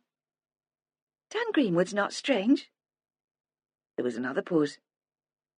"Maybe not. All the same, just take care." The same instruction Joe Ashworth had given at their last meeting. The inspector turned away with a little wave, and Emma was left with the impression that she'd been warned off. Michael Long hadn't seen Vera for days, not to speak to. He'd glimpsed her across the street, and once he'd approached her, but she just gave a friendly wave and continued on her way as if she was too busy to talk. At least he thought that was the impression she'd wanted to give, and he didn't think it was fair. He deserved better than that. Not only was he Jeanie's father, he was the man who'd pointed Vera in the right direction when it came to Keith Mantel. And he was an important witness, the last person to have seen Christopher Winter alive. Michael would never have put it that way, but he felt like a jilted lover. He wanted Vera to take some notice of him again. He stayed at home in case she called. Whenever there was a knock on the door, he hoped it might be her. Then he thought, sod it. He wasn't going to hang around for any woman. He'd do his own research, collect his own information, and he'd show her. He imagined presenting her with a fat file on Mantel, all organised and typed. It would provide her with everything she needed to show the man was a murderer, because that was what Michael wanted to prove to her. Mantel was a monster who'd killed his own daughter and the young Winter lad. And Mantel was to blame for Jeanie being locked up all that time, for her desperation and suicide. He got the bus into the town up the coast, where Mantel had first made his money. He knew it had a decent-sized library. The high school was there too, and he shared the bus with kids on their way in. He told himself this was a nuisance, and indeed the noise of shrieking girls and boys locked in continual mock battle irritated him to distraction. He muttered under his breath about feckless parents and bringing back national service. But it had its compensations. The bus was full, and he was squeezed on a bench seat which faced into the aisle. Beside him was a girl of 14 or 15, with a white, powdery face and narrow eyes lined in black. She seemed too dignified for the chaos surrounding her, and was annoyed as he was by the shouting and chucking of missiles. She sat with her legs crossed at the knee and her bag on her lap. "Why don't you just grow up?" she snapped at a lad, with a face scarred with acne, when a pencil sharpener missed its target and hit her arm. Then she turned to Michael and rolled her eyes conspiratorially, as if they were the only sane ones there. When they got off in Krill, in the wind-swept square close to the seafront, he was reluctant to let her go. He was tempted to follow her, just for the pleasure of watching her walk. She had a straight back, long legs, a haughty tilt to her head. But he told himself he had work to do. In the square, council workmen were erecting Christmas lights from a truck with a hydraulic lift. The library was a grand building with pillars in the front, and wide stone steps leading to a double door. It was shut, and wouldn't open until 9:30. His irritation returned. He ranted under his breath about the idleness of the staff. He could have walked with the girl as far as the school after all. Then he told himself it wouldn't do to get into a state. Peg had always warned him he would get into serious bother one day if he didn't learn to calm down. He asked one of the workmen where he could get a coffee, and he was pointed down a narrow street. The place was called Val's Diner, and was full of noise and steam. It reminded him of the cafe on the point. The bacon in his sandwich was just as he liked it, crisp and brittle, and his temper improved. These days, he thought, it took something that small to alter his mood. He wondered if he'd always been like that, and if everyone was the same. He knew the woman who ran the local history library. She was called Leslie, and she was efficient and jolly, with a loud voice which made the readers in the reference section look up and tut in disapproval. He'd first met her just before he'd retired. He'd started to get nostalgic about what he was giving up. Leslie held the archive of the lifeboat station and the pilot office on the point, and he'd come in to look up the history. There'd been one photo, he remembered, of the house where he'd lived all those years with Peg. It had been taken in the 20s, and the point had been quite different then. The dunes had stretched further, and the 2 cottages and the lighthouse had been the only buildings. Outside their cottage, a man with a large grey moustache had been leaning against the wall by the front door, glaring out at the camera. Leslie was sitting at her desk, and looked up when she saw him approaching. He could see from her face that she'd read about Jeanie in the papers, but she didn't say anything. She didn't even show that she recognised him, which he found upsetting, because when he'd been doing his research into the point, he'd thought she liked him. He explained that he was interested in the back issues of the local paper, going back 20, even 30 years. They are available.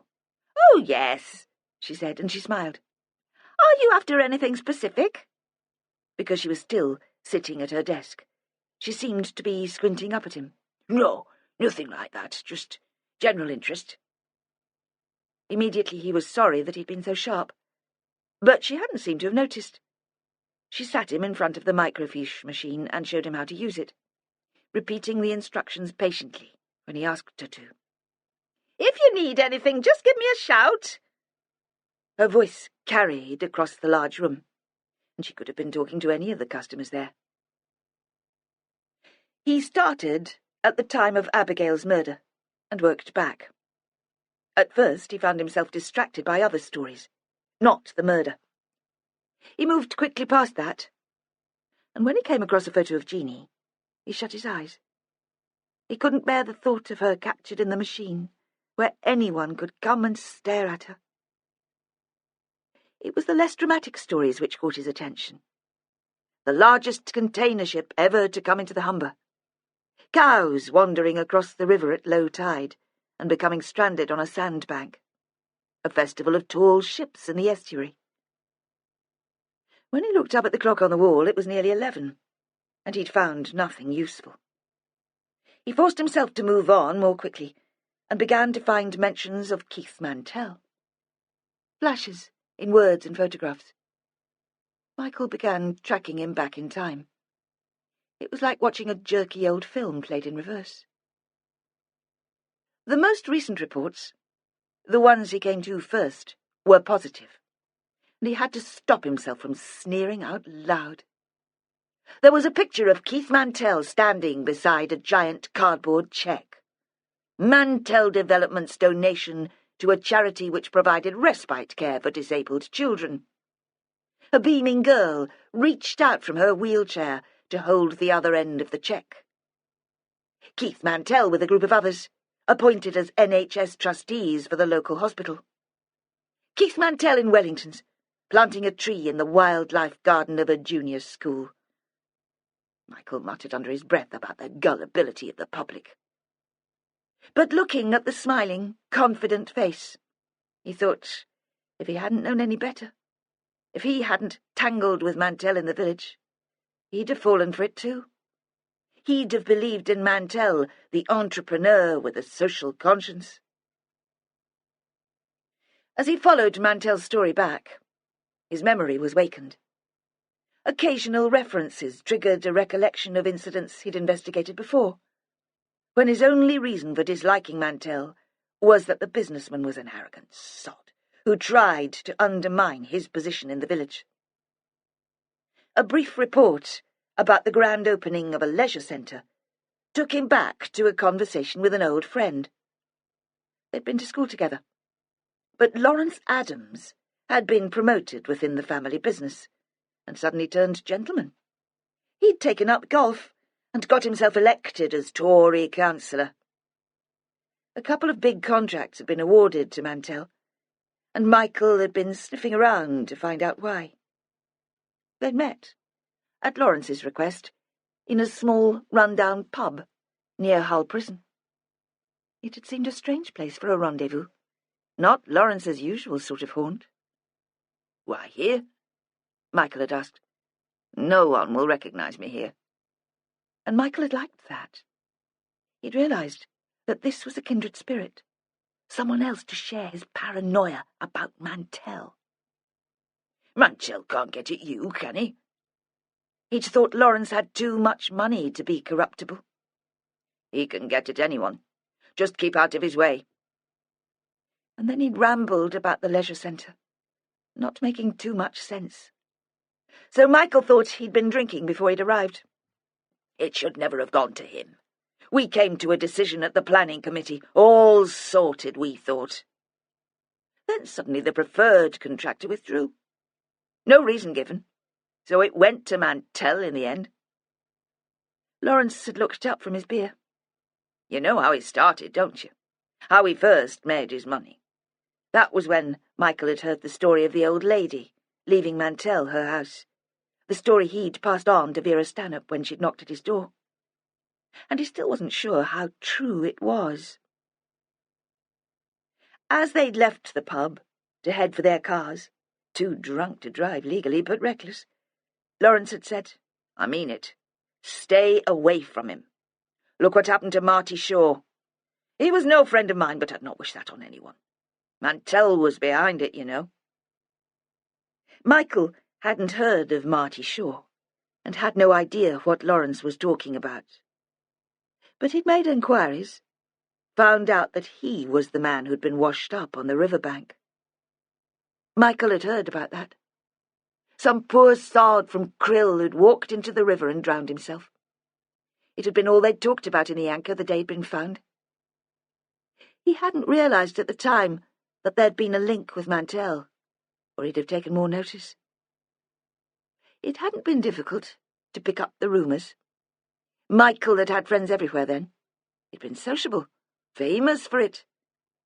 Not like now, when he hid away in his bungalow built for sad old people, drinking alone. Then there'd hardly been a pub on the peninsula where he'd not been known. Everywhere he went, there'd be people he'd gone to school with, or served on the lifeboat committee with, or done a favour for. He sat now, in the quiet library, staring at lines of print through the microfiche machine. They told one story. The memories of those conversations of years before fleshed out the details. Back again in time. Michael found the report of the inquest into Shaw's death. Suicide. He'd left a note, so the verdict was inevitable. They hadn't said what had driven him to it. Poor stupid bastard, Michael thought now. Then he'd been less charitable. He'd always thought suicide was a coward's way out. The report said the dead man had left behind a wife and a son. Michael couldn't remember if he'd picked up on that at the time. It felt suddenly grubby, this digging around in the past, and he was tempted to give up. Then he looked out through the long window across the square at the men who were still trying to string up the tacky lights, and thought he had nothing better to do. He almost missed the significance of the photograph. It seemed at first like the more recent stories. Keith Mantel as local hero. This showed the opening of a sheltered housing complex for elderly people, The sort of place Michael would end up living if he didn't take more care of himself. The picture was taken in a courtyard, paved with plants in tubs. Behind the party, the brick building looked brutally new and hard-edged. In the centre, the mayor, a plump, middle-aged woman, held a pair of scissors to cut the ribbons strung across the front door. Beside her stood Mantel, but around them were crowded a number of councillors and their families. There must have been a free lunch, Michael thought, to have brought so many people out. He read the names idly, putting off the time when he'd have to leave the comfort of the library. Councillor Martin Shaw. James Shaw. James stood next to his father. It was obvious that they were father and son. The resemblance was striking. Marty Shaw's face seemed familiar, and Michael thought perhaps he'd seen pictures at the time of his death. Then an image flashed into his mind of the man in uniform. A pilot's uniform. Not Marty, of course, but Marty's son. Then the old paranoia took over, and he imagined Keith Mantel and James Bennett working together, a web of conspiracy, which took in Jeanie's suicide, his own enforced retirement from the pilot service, and 2 murders. The psychiatrist was a pompous bastard. As soon as she walked into his office in the big new General Hospital, Vera saw this would be a waste of time. He seemed too young to be a consultant, with his dark hair and his clipped black beard, which looked as if it had been painted on. There wasn't a trace of grey. She spent a moment wondering if it had been dyed. He looked up from his desk. Inspector Stanhope. He was a man who liked rank. He'd call the nurses sister or staff nurse, just to put them in their place. My secretary said it was urgent. I'm leading an inquiry into the Abigail Mantel murder case. Yes. One of the detectives working on the investigation was a patient of yours. He said nothing. Daniel Greenwood, she said. Is he still your patient? You know better than that, Inspector. I can't discuss individuals. But he was interested, she could tell. He'd been hooked by the drama of a famous murder case, just like the people who slavered over the same story in the tabloids, then said how disgusting they found the publicity. Murder had a glamour all of its own. Of course not. She settled comfortably into the leather chair. She might as well take the opportunity to take the weight off her feet. I was after more general advice, the benefit of your expertise. He smiled, pulling his narrow lips back from his teeth. There was a gold crown on an upper molar. She found it hard not to stare. Anything I can do to help the police, which doesn't compromise me professionally, Inspector, of course. I'm interested in... Pausing, an attempt to find the right words. A person with an obsessive personality. Yes. I'm talking a stalker. Someone who is fascinated by a young woman, follows her maybe. Such a man could be dangerous. The psychiatrist smiled again. Under her polyester trousers, Vera felt her flesh crawl. It would be a man? She asked suddenly. No, not necessarily. He stroked his beard very slowly. There have been many recorded cases of women taking an unhealthy, delusional interest in a man, often an ex-lover. Most commonly, they refuse to believe that a relationship is over. Jeanie Long never accepted Mantel didn't love her, Vera thought. She wasn't mad. But if the object of the obsession was a young woman, Vera said, then the stalker is more likely to be a man, the doctor conceded.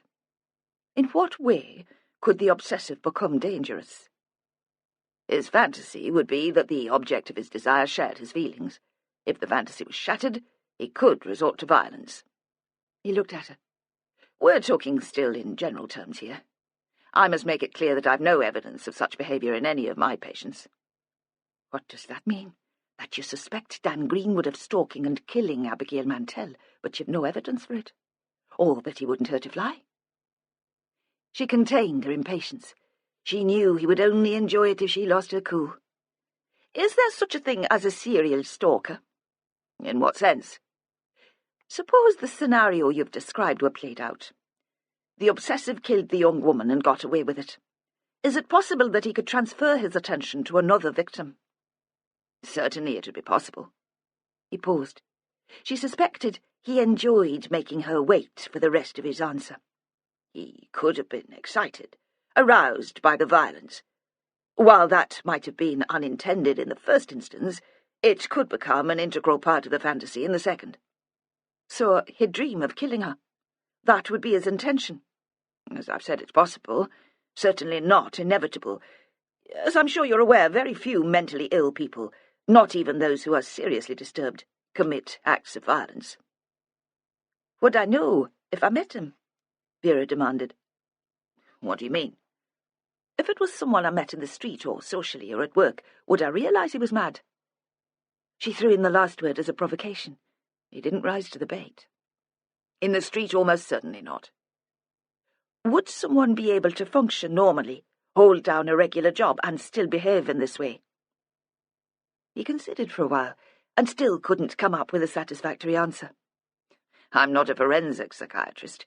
This isn't really my area of competence. Give me an opinion. It would take considerable control. The separation of the fantasy life and the everyday. It would be exceptional. But not impossible. No, not impossible. Driving back to Elvet, Vera thought she'd made a fool of herself. She should never have gone to the hospital. It had been a spur-of-the-minute impulse, an excuse to get out of the village. She'd overreacted to Dan Greenwood, keeping a few mementos of his last major case. It wouldn't do to start rumours that Dan was some sort of weirdo. In a place like this, that was the last thing he'd need. She drove through the square and saw that he was working in the forge. She was tempted to stop. Why not just ask him why he'd kept the material on the Mantel case, and how he'd come into possession of the photograph? But she continued on the road towards the coast, until she came to the crescent of small houses where he lived. She pulled her car into the verge on the main road and walked towards his home. The street was quiet. In one house, an elderly woman was watching a game show on the television in her front room. She sat with her swollen legs on a footstool, a Zimmer frame within easy reach. When Vera walked past, she kept her gaze fixed on the screen. Vera stopped before Dan's place and went up to his neighbour's front door. She rang the bell. There was no reply. She did the same thing at the house beyond. The street was only built on one side. It curved round a small children's play area. Satisfied that no one was looking, she approached Dan's. The door was locked, as she knew it would be. She looked under the mat. No spare key. One of his larger pots, containing a small evergreen shrub, stood next to the doorstep.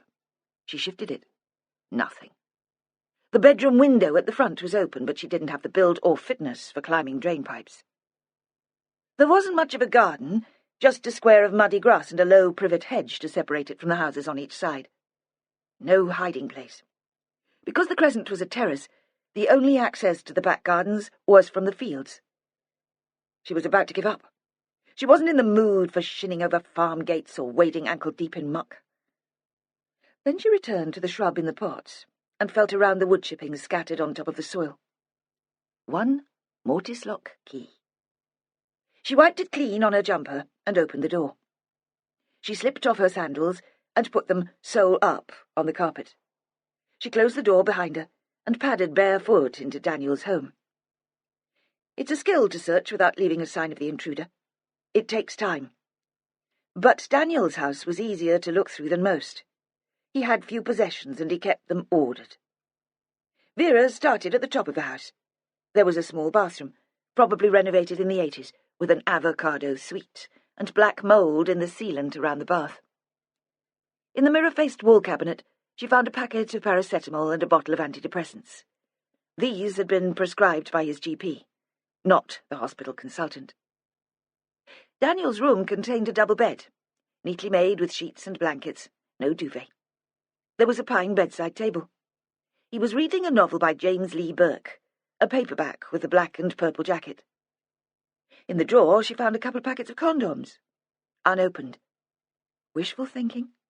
Or had he found a girlfriend, some secret woman prepared to take him on?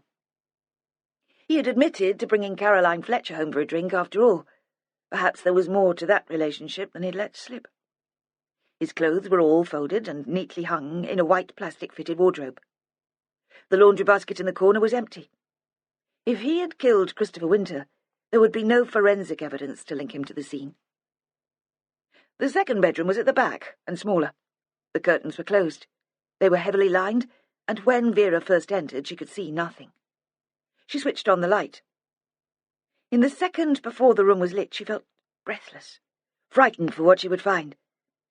But at first it seemed there was nothing out of the ordinary. Under the window stood an ornate dressing table, with 3 mirrors, angled, all surrounded in cheap gilt. Then next to the wall, a narrow single bed covered in a floral quilt. On the dressing table there was a photograph of a woman. From the style of hair and clothes it had been taken in the early 50s. She was young and smiling into the camera. Daniel's mother, perhaps. The woman who'd died and left Daniel enough money to buy the forge and set up his business. On the bed lay a pair of women's panties, black, tiny, a heart in sequins sewn on the front. Not the sort of garment Caroline Fletcher would go for. Too brash and down-market. Vera could see the label inside from where she stood. The garment had come from a chain store which catered to younger buyers. It should be possible to find out when they'd been produced, Vera thought. She hoped they were a recent addition to stock, that they hadn't been part of the range 10 years previously. Downstairs she found nothing of interest. She was meticulous, although she was aware of time passing. Did she want Daniel to find her, so she could confront him and give him a chance to explain? Certainly she took her time, sorting through the CDs in the living room and the drawers in the kitchen, emptying the small freezer compartment in the fridge so she could feel to the back. At last she was satisfied. She opened the front door and looked out. Still the road was quiet and the playground empty. She put on her sandals and stood on the doorstep. She locked the door and replaced the key. A few bark chippings fell from the pot onto the concrete path. She picked them up and threw them into the gutter as she walked to her car. Michael knew it was no good going to see Vera Stanhope yet. His mind was fizzing, the thoughts chasing each other, becoming wilder and more fantastic. But he was sane enough to realize that she'd need more than theories and accusations. At the moment, she'd see him as a balmy old man with a grudge. Why should she listen to him?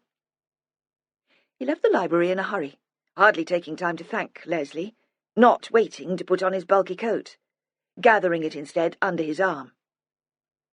In the square the men had finished putting up the decorations and were testing the lights. There was nothing magical about them, Michael thought. He couldn't see the point of all that effort. A whole morning's work. For what? The bulbs were as big as you'd find in domestic light fittings, but with garish colours, pink, lime green, and a sulphurous yellow. There was a snowman, which had been cut out of grubby polystyrene and hung from a wire strung between 2 lampposts. Its grin leered at passers-by. Michael found the crooked smile disturbing. It followed him down the street to Val's diner, where he drank a cup of coffee and tried to order his thoughts. He needed to plan what to do next. At the bus stop, there were a couple of women who'd come into town from Elvet to do their shopping. He heard them talking from a distance. Only a month until Christmas. Fancy? They wore little fur-lined suede boots, identical, and there were piles of white carrier bags on the pavement surrounding them, so each was stranded in her own island of plastic. Michael knew them. If he'd allowed himself a moment to think about it, he'd have remembered their names. They'd been friends of Peg's. But he was still racing after the ideas which seemed to be galloping away from him, and nothing else mattered. He stood behind them to form a queue, became suddenly aware that he was being spoken to. "It's nice to see you out, Michael. In town on a bit of business?" It was the shorter one with the white bubbly hair. He looked at her sharply, wondering for a moment if there was anything sinister in her question. It even occurred to him briefly that she might be a spy for Mantel. That was the extent of his anxiety. Then he told himself that he was letting his imagination run away with him. He'd spent too long brooding on his own. Still, it was well to be careful. "No, just here to visit the library." "You couldn't find anything that you liked, then?" "Sorry." "Books. You've not got any books with you." She spoke very slowly, then looked pityingly at her neighbour. "No, I wasn't there to borrow. I wanted to look something up in the reference." "A shame," she said. "It can be very healing, a good story." He was saved the necessity of replying, because the bus arrived, spluttering and spewing out diesel fumes from the exhaust into the cold air. Michael had to pay full fare because he'd never bothered to get a pensioner's pass, and half the way home he had to put up with the Elvet women telling him how to go about applying for one. The bus dropped them all outside the church, and Michael stood there for a moment to give the women time to move away. He looked across the street at the captain's house. He could see there was a fire in the grate in the front room. Emma Bennet came out and closed the door behind her. She paused for a moment, then walked up the street. She looked very smart in a long black coat, and he wondered where she could be going.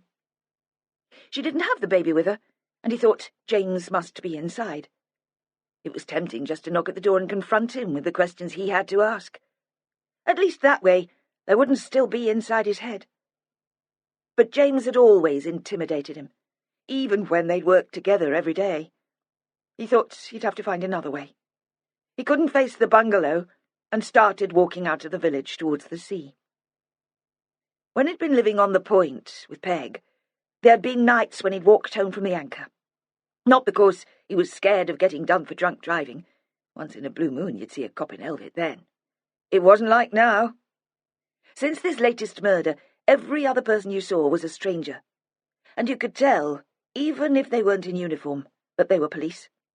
No, he'd walked then for the pleasure of it. A good night and a belly of beer, then the walk down the Point with the river on one side and the sea on the other, and knowing that Peg would be waiting for him in the big, soft bed. Just the starry sky and anticipation. That was how it had been, hadn't it? He hated the thought that his memory might be playing tricks. He'd started out on foot just because there was a relief in the exercise, though the walk seemed harder and longer than he remembered, with a stiff breeze from the south blowing into his face. But it helped him think more clearly, too, and he saw what he should do. He'd talk to Wendy, the coxswain of the pilot launch. She'd been friendly with James Bennet from the start, before he was so highly qualified, before he'd moved to Elvet, before he'd married. Michael had even wondered if there'd been more between them than friendship, though he hadn't been around to find out. He'd only worked with Wendy for a few weeks, a period of handover before he'd retired. If James Bennet, usually so stiff and reserved, had confided in anyone about his past, it would have been Wendy. It was mid-afternoon before he reached the pilot station, and the light was starting to go. Stan, the second coxswain, was on duty. He was sitting at the desk, his legs in front of him, reading the paper and drinking tea. When Michael walked in, you'd have thought he'd seen a ghost. "Hey, lad, what are you doing here?" Michael thought it had been a fair few years since he'd been called a lad. "Just a bit of a constitutional," he said. "You're busy, I see. Another half-hour and I'll be out to collect a pilot." "Which one?" "A new man called Evans. You'll not know him." "Do you know if Wendy's around?" "Her day off. She'll be in the cottage if she's not out gallivanting." "Does she do a lot of that these days?" "More than she used to. I think there's a new man in her life, but she'll not let on." Michael went back outside before Stan could ask what he was after. The grey bulk of a tanker was moving up the river, approaching the mouth of the estuary. It had started to spit with rain. It was odd to knock at the door of the cottage after so many years of just letting himself in. There was a light on upstairs, and the sound of music, so he knew she was there. He knocked again, more loudly. At last there were noises inside, water in a drain, someone clattering down the stairs, and she opened the door to him. She was wearing a dressing gown, and her hair was wrapped in a towel. She recognized him at once and was surprised. If it had been someone else, he thought, she'd have been angry about being disturbed. One good thing about being bereaved, people felt they had to be kind to you. "Sorry," she said, "I was in the bath." Her feet were bare, and he couldn't stop staring at them, at the feet and the smooth legs which disappeared into the toweling robe. He imagined her lying in the bath, shaving them. Her toenails were painted silver. Who was there to see them this time of year? It wasn't the weather for sandals. He stared at the painted nails, couldn't stop. "Can I help you, Michael?" she said, trying to keep the impatience from her voice. He realized She'd been waiting for him to explain why he was there. "Maybe I could come in. You'll be catching your death standing there with the door open." She nodded, giving in to the inevitable. "Just give me a minute, I'll get some clothes on." She let him into the kitchen and left him there. In Peg's day, he would have taken off his shoes before going in, but now there didn't seem much point. He would never have recognised it. He could tell that underneath the mess, nothing much had changed. They were the same cupboards and benches Peg had chosen from the MFI on the ring road. But everywhere there was clutter. Dirty washings spilling out from a basket, a pyramid of shoes and boots, mucky plates and pots, drying cat food on a purple plastic dish. He didn't know what to make of it. He tried to work up some indignation, told himself Peg would have a fit if she could see it, then thought it didn't really matter. When Wendy came back in, dressed in tracksuit bottoms and top, slippers too big for her, she cleared some clothes from a chair and sat down. "Now then, Michael, what can I do for you?" Not unfriendly, but brisk, making it clear she couldn't give him much of her time. No offer of tea, either, and after the walk he was gasping. Now he wasn't sure how to start. On his way he should have planned how to go about it. He shouldn't have let his mind wander back to the good times. "It's about James," he said. "James Bennett. How well do you know him?" "What are folks saying?" She narrowed her eyes, seemed to curl back in her chair like a cat ready to spring. Nothing like that." "Only you know what it's like. One woman working with men. People make up all sorts." "No," he said, "but I thought he might have talked to you, that's all." "What about?" "His childhood, where he grew up, that sort of thing." "Why would you want to know?" He felt the room swim around him as he grasped for an explanation which would satisfy her. "I thought I might have known him when he was a lad." "Oh?" Again the spinning panic. "Did he go to the Trinity House School?" "No, he's not a Trinity House lad." "Local, though?" "I don't think he's ever said. He's not one for chatting. He doesn't give much of himself away." "Michael, what is all this about?" "Like I said, I thought I knew him. Came across an old photo. It was the spitting image. But he wasn't calling himself Bennett in those days. Shaw, that was his name. I wondered if he'd talked about it to you." He realised he was gabbling. She was looking at him as if he was one of those mad old men let out into community care, who rant to themselves as they walk down the street. He wondered, as he had that day talking to Peg in the cemetery, if that was what he'd come to in the end. Perhaps that was what he'd come to already. "Why would he change his name?" she said reasonably. "You must have made a mistake. You can't really tell from an old photo, can you? Why don't you ask him next time you see him if it's troubling you?" "He must have said something about his family, what he did before he joined the pilotage.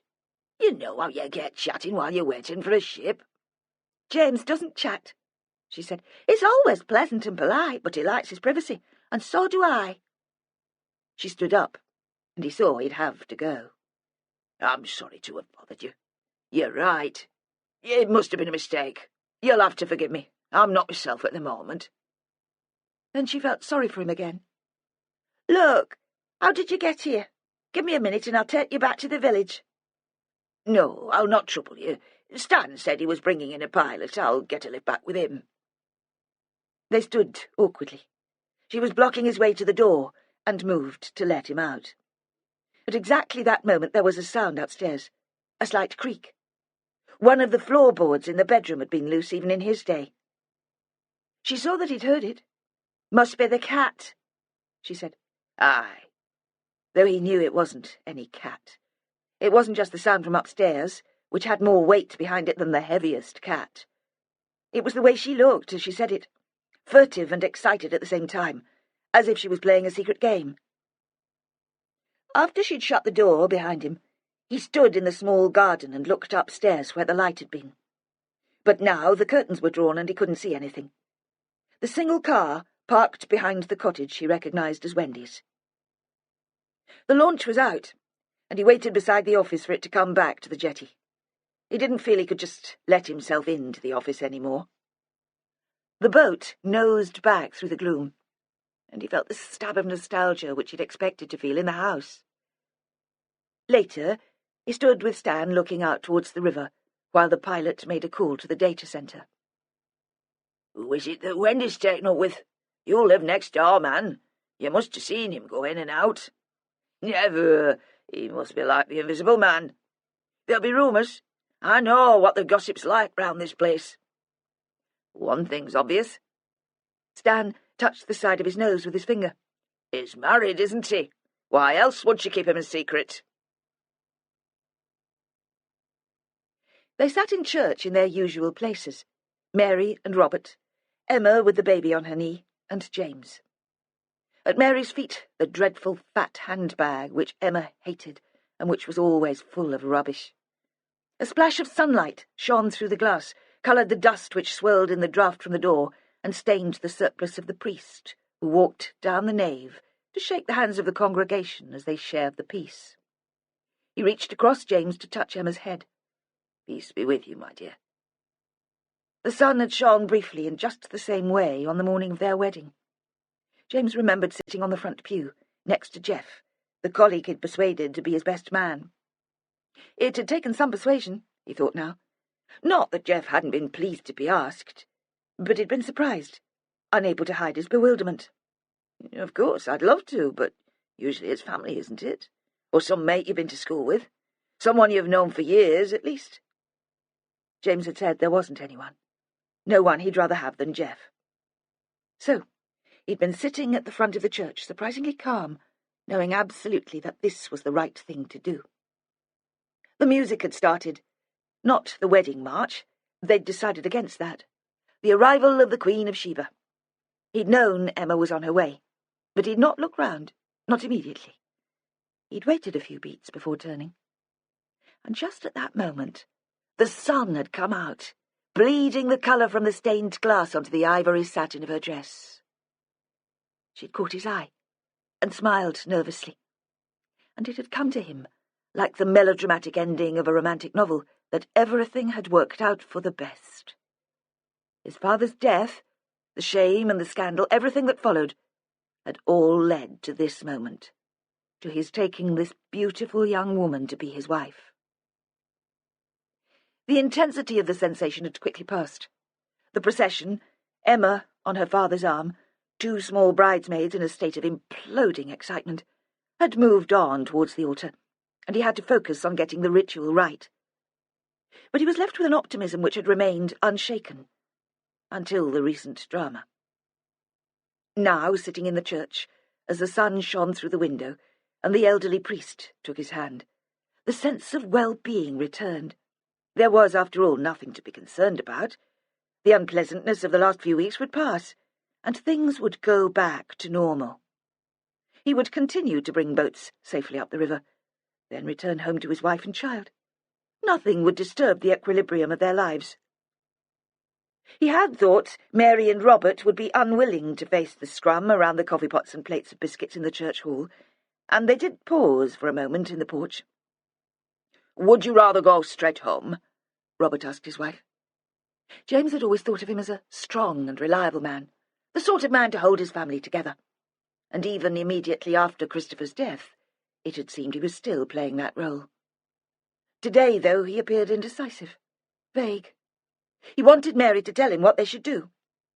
"No," she said. James saw that Springhead was the last place she wanted to be. "We'll have a coffee first, shall we?" Inside the hall, she seemed embarrassed to be a customer, and was all for rushing into the kitchen to find an apron and begin the washing up. "Sit down," James said. "I'll bring your drink over." He stood in the queue and looked at them, holding each other's hands across the Formica table, not speaking. They looked old. Around them the parishioners circled like birds of prey over a carcass, eager to make contact, to give their condolences, to get news. Emma had stayed in the church after the rest of the congregation had left. She'd whispered to James at the end of the service that she needed time to herself. He respected that. She was very young to have suffered so much. Now she walked into the hall, oblivious to the sympathetic glances, her face pale and still, without expression.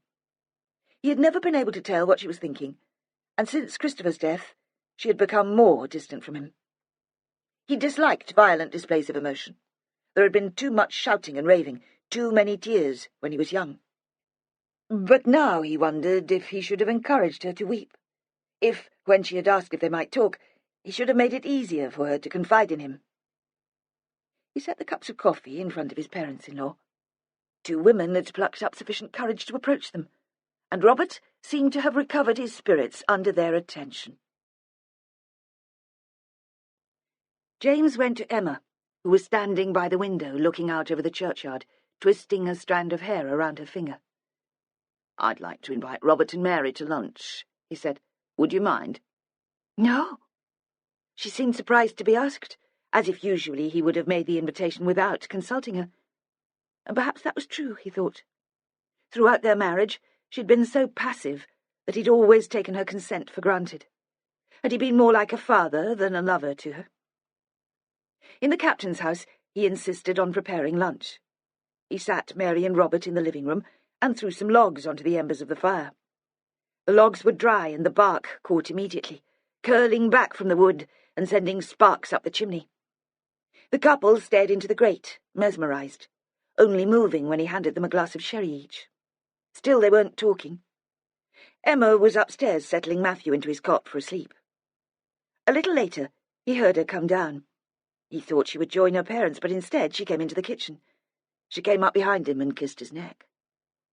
"Thank you for being so kind to them." She slipped away before he could respond, and he heard her voice, no more than a murmur, in the other room. "This is who I am," he told himself. "A kind man who cares for his family. Perhaps even a good man. There is no deception here." At the table, Robert became more himself again, brightening as he had earlier, surrounded by people in the hall. He said grace, and complimented James on his cooking. He drank more than he usually did, and James was reminded of Christopher's last meal in the house. He had never thought father and son had much in common, but now he could detect a resemblance, a dramatic quality, the possibility of excess. "Why don't you both stay here for the night?" Emma asked. Mary didn't like driving Robert's car, and James saw she thought her father was already over the limit. "You can go back early tomorrow." "No," Robert said. "I need to get home. I'd like to go into work tomorrow." "Is that wise?" James had never questioned Robert's judgment before and felt rather brave. "I'm sure they'd understand that you need more time. You could have until Christmas at least. It's hardly worth going back for a few weeks." "I'd prefer to be at work. I brood too much at home." But Robert reached out for the bottle of wine and topped up his glass. "Besides," Mary said suddenly, "if I don't go home today, I'll never face it." She saw that she'd shocked them. "I know it's foolish, but that's the way I feel. I'll never be able to walk through the door." "Why don't I drive you back later this evening?" James said. "Then you can stay for a while, relax, have another drink. I'll pick Robert up first thing in the morning so he can collect his car." Emma smiled at him and brushed her fingertips over the back of his hand.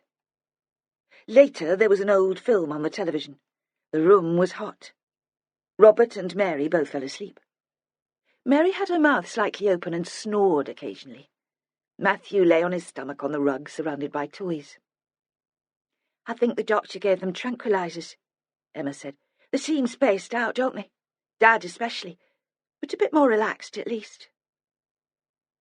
When they woke, she made tea for them, and James toasted crumpets in front of the fire.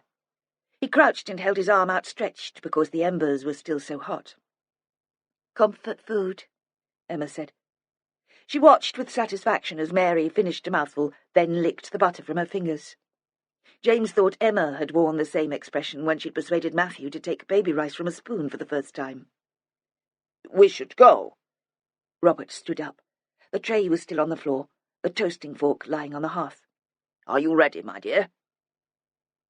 Outside, on the other side of the road, someone was waiting under the bus shelter.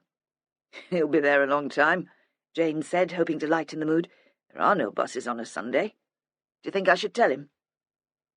The man turned and stared at them, though he couldn't have made out the words. His face was lit by the orange glow of a streetlight. "It's Michael Long," Robert said. James had recognised him at the same instant. "Perhaps it would be better to leave him alone." James went into Springhead with them. He'd always liked the house, despite its discomfort and inconvenience. It was where Emma had grown up, and there were reminders of her everywhere. School photos, books with her name in, her Wellingtons just inside the door. Now, as he stood awkwardly in the kitchen, while Robert and Mary fussed with the lights, he wondered how they could bear the gloomy paint, the threadbare carpets, the piles of slightly damp books. He was irritated that they'd never organised the improvements which were needed. "Will you stay here?" he asked. "You won't move?" "Of course not." Mary spoke as if he'd suggested something unthinkable. "Where would we go?" "I'm not sure. You could get somewhere smaller. In the village, perhaps. Close to the shops and to Emma." He tailed off as he saw her reaction. "Impossible," she said. "It's just that earlier you seemed reluctant to come back." "It's painful. But this place is all we have of Christopher now." She didn't speak to him again, and he thought he'd offended her. Then, as he was getting into his car in the yard, she came running out to him, still in her slippers, a coat thrown over her shoulders. "Thank you for this afternoon. For lunch. For looking after us so well." He wondered if the medication had worn off because she seemed desperate, rather manic. "No problem. You know, you're always welcome." "I'd like to do something for you and Emma. She was looking so pale today, didn't you think?" "It's been a dreadful time for you all." "Let me have Matthew for an evening, so you can spend some time on your own together. Go out for a drink, perhaps. I'd like to, if you trust me." "Of course we trust you. Have him whenever you like." "Tomorrow, then. Bring him here." She rushed back to the house, and James wondered if Robert had even realised she'd gone. When James drew up outside the captain's house, Michael Long was still standing at the bus stop, his hands in his pockets, muffled in his coat. He watched James climb out of the car, held his glance, a sort of challenge.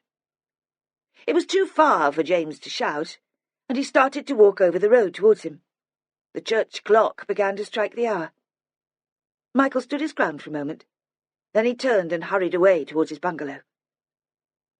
Inside, Matthew was in bed, and Emma was loading the dishwasher.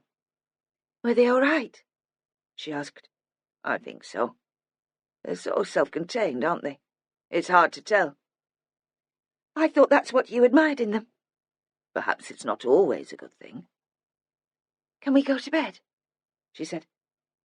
He felt nervous, as if it was the first time, afraid of doing something wrong, something which would upset her, spoil the mood.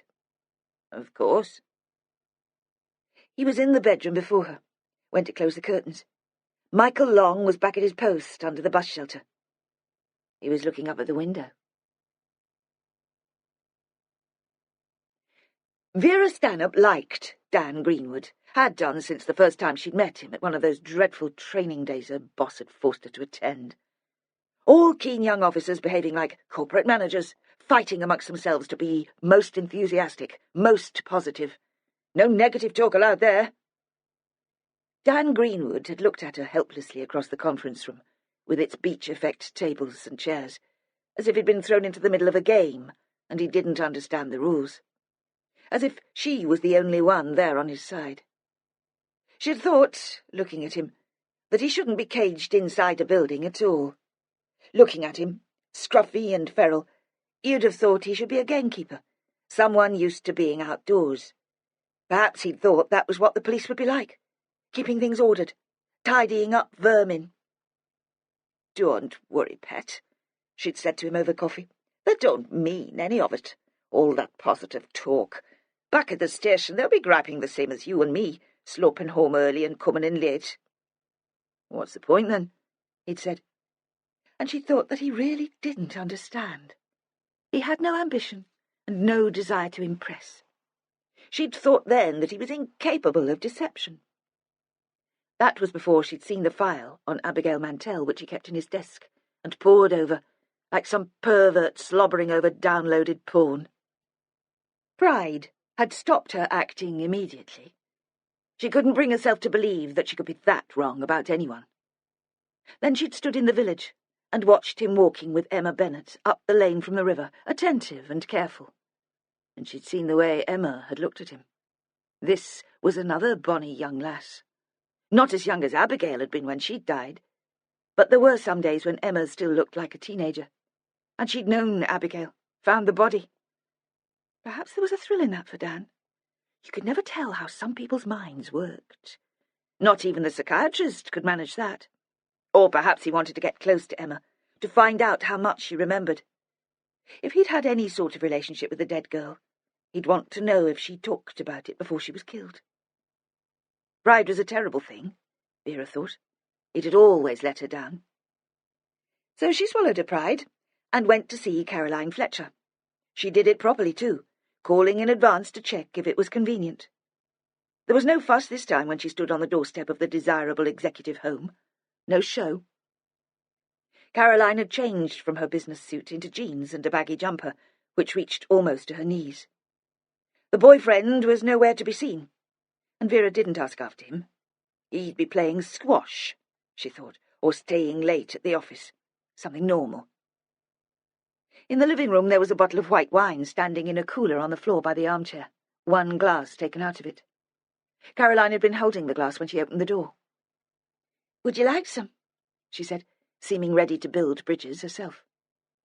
Vera preferred red, but it would have been churlish to refuse. "What's this about?" The woman's voice was cautious but not unfriendly.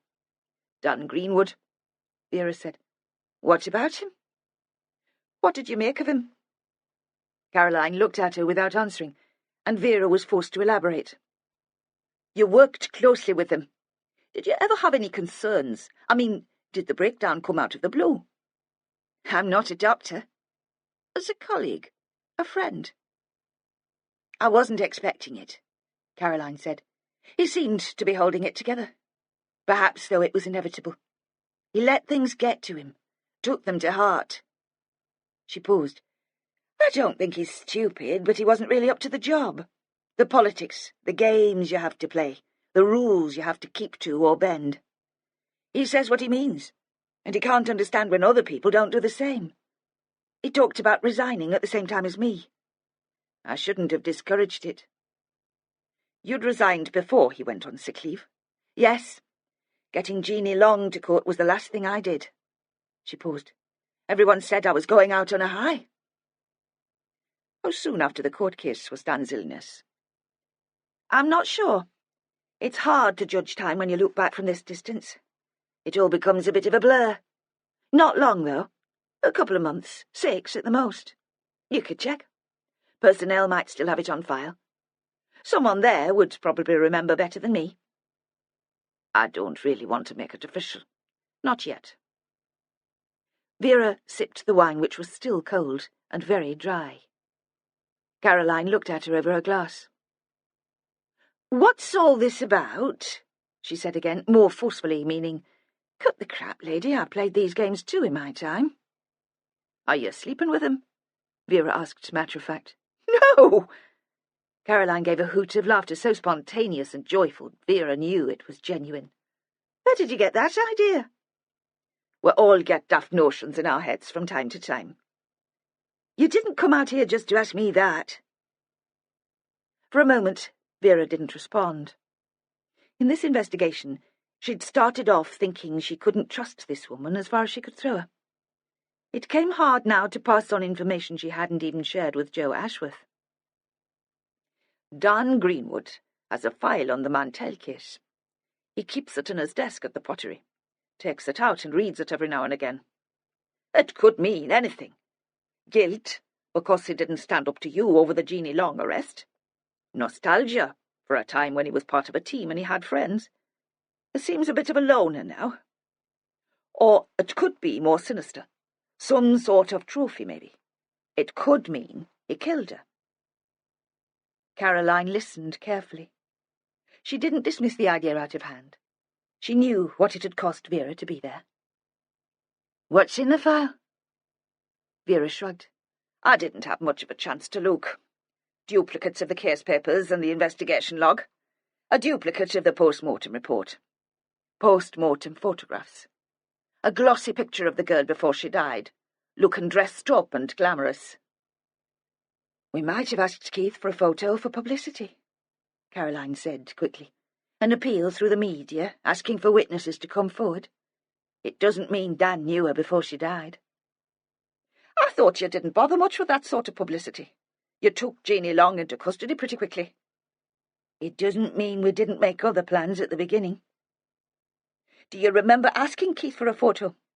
"No, but I wouldn't after all this time." "Strange, anyway. Dan holding on to it for 10 years. "Yes," Caroline said. "Perhaps." She poured herself another glass and waved the bottle towards Vera, who shook her head. She'd wait until she got back to the hotel, then have a proper drink. They sat again in silence. "What happened to the clothes Abigail was wearing when she died?" Vera asked. "God knows. After all this time. Why do you want to know?" "No reason." Caroline looked at her suspiciously, but didn't push it. Dan was a bit of a loner even then. I mean, friendly enough. A part of the team. No one ever minded being partnered up with him, but not really one of the lads. Do you know what I mean? Vera nodded. He wouldn't get pissed with them. He wouldn't swear about the bosses or get sentimental and pour out his heart. "Has he ever been married? I didn't check that either." "God, no." Caroline considered, then added, "I don't know why that should seem so unthinkable. I suppose he didn't seem the type. And he never mentioned anyone." "Yeah?" "No."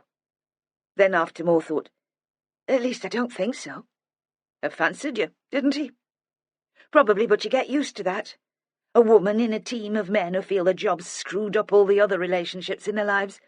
After a while it's not flattering anymore." "I'd be flattered," Vera thought. "Trust me." "You never felt threatened by his attentions?" "Not once." "Is there any way he could have got to know Abigail socially?" "I can't think of one." "Perhaps you invited him to one of Keith's parties?" "None of my colleagues knew about Keith. We were very discreet." "Dan guessed. During the investigation?" "Did he?" "He never said." Caroline seemed amused rather than surprised. "Where was Dan living when Abigail was murdered?" "In Krill. He had a flat in one of those big terraced houses on the seafront. I picked him up from there a couple of times." "Did you ever go in?" "Once or twice. Sometimes he wasn't ready if I was early to collect him for a job. Once he asked me in for a beer at the end of a shift." "What was it like in there?" "Bloody cold," she said. "It had old sash windows that let in all the drafts." She looked sharply at Vera. "There weren't any photos of naked schoolgirls on the walls, if that's what you mean." "Did you see inside his bedroom?" "No, I've told you, we weren't on those terms." "Well, then," Vera thought. She said, "Abigail was at school in Krill, wasn't she?" "Yes, and the bus took her straight there and brought her straight back in the evening." "Except when she bunked off?" "What are you saying?" Caroline demanded. "That Dan Greenwood picked her up on the street and had sex with her?" "I'm investigating possibilities." Vera stretched out and put her empty glass on the table. There was a moment of silence. Then she said, "Is he that sort? Into young girls?" "Most of the men I've ever known have been that sort. They see a schoolgirl walking down the street, 15 or 16 years old, face plastered in makeup, uniform, short skirt. They look. It doesn't mean they do anything." "Did Dan Greenwood look?" "I don't know." Caroline was losing patience. "I'm just saying." "What sort of family does he come from?" "What?" "Humour me." Caroline looked at her, as if she should be locked up, but answered anyway. "He's an only child. I think his parents were getting on when they had him. His father was already dead when he joined the team. He was close to his mum, but I think she's died since. Money from the sale of her house gave him the cash to start the pottery." "Is that enough for you?" "Aye," Vera said. "It'll do. He was a good policeman. Sometimes I thought he took it all too seriously. You could imagine him going home and thinking about work all evening and dreaming it at night. A bit intense, I suppose, and that worried me. He saw everything in black and white. But he worked on other cases involving young girls, and I never had any concerns about how he handled them." There was no talk among the team, no complaints from the public. Vera hoisted herself to her feet. She should have been pleased. Caroline had told her what she wanted to hear. But still she felt bad-tempered, edgy. At the door, Caroline started talking again. It was as if she had continued thinking about Dan, and like Vera, felt there were still things to say.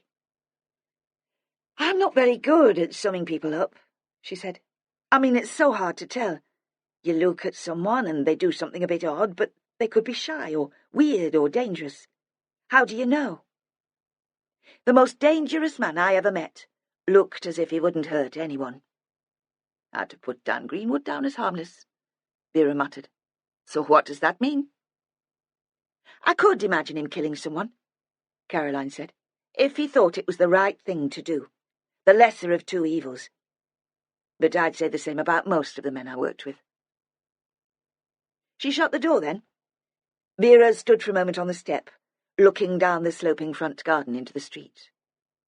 In the house opposite, the curtains were still not drawn, and two children were lying on their stomachs in front of the television. In the distance, a car alarm was ringing. Standing there, considering Caroline's words, she had another sudden goshawk moment, a brief glimpse of the whole picture. She walked on slowly to her car. She and Joe Ashworth had dinner that night in the hotel. They'd only managed it a couple of times before. Usually the restaurant was already closed when they got in, and they made do with takeaways in the car or bags of chips. Tonight they only just made it in time. Everyone else was already on to puddings or coffee, and the room emptied as they ate. There was no one to overhear. The waitresses were in end-of-shift mood and stood by the desk, chatting and giggling. The sweet trolley had been reduced to 3 sad profiteroles, some browning fruit salad, and half a trifle. Vera told him about finding the Mantel file in Dan Greenwood's desk. "I'm sorry. I shouldn't have kept it to myself. Did you want to get a warrant? Have a proper look round." She sat for so long in silence that he was about to repeat the question. "No," she said at last. "No need. I had a bit of a poke about myself." She explained about her search of the house in the Crescent. Felt like a guilty kid. Ashworth looked at her as if she should know better. "How do you want to handle it?" "We'll keep it to ourselves for the time being. No need to tell the Yorkies. We don't want the rumours flying if there's nothing to it. There's nothing to link him to the Winter case. But we'll keep an eye on him. I'll go and have a chat tomorrow, see if I pick up on anything." "What do you want me to do?" "I've got something special for you. A bit of a fishing trip. An away day. You'll love it." Emma drove Matthew to Spring Head. Arriving at the house, she sat for a moment in the car, reluctant to take him inside. She wasn't sure now that she wanted to let him out of her sight. Would her parents be able to cope with him? Inside, though, Mary was looking out for them. She must have heard the car, and the kitchen curtain was pulled aside. Emma saw her silhouetted against the yellow light, and imagined her peering into the darkness. She gathered Matthew into her arms and prepared to be cheerful. Inside, her parents were drinking tea, pretending not to be waiting. "I've expressed some milk, so I don't have to hurry back," Emma said in a jolly voice she hardly recognised as her own. She handed the baby to Robert. She wanted to say, "He's only a loan, not a replacement for Christopher, not yours to keep." But that would have been foolish.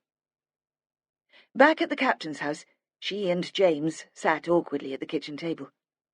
She thought there was a peculiar restraint between them, a shyness. They were like a couple in a Victorian novel who had escaped the chaperone. Though Matthew could hardly count as a chaperone. Now they were alone, they weren't quite sure how to proceed. "What would you like to do?"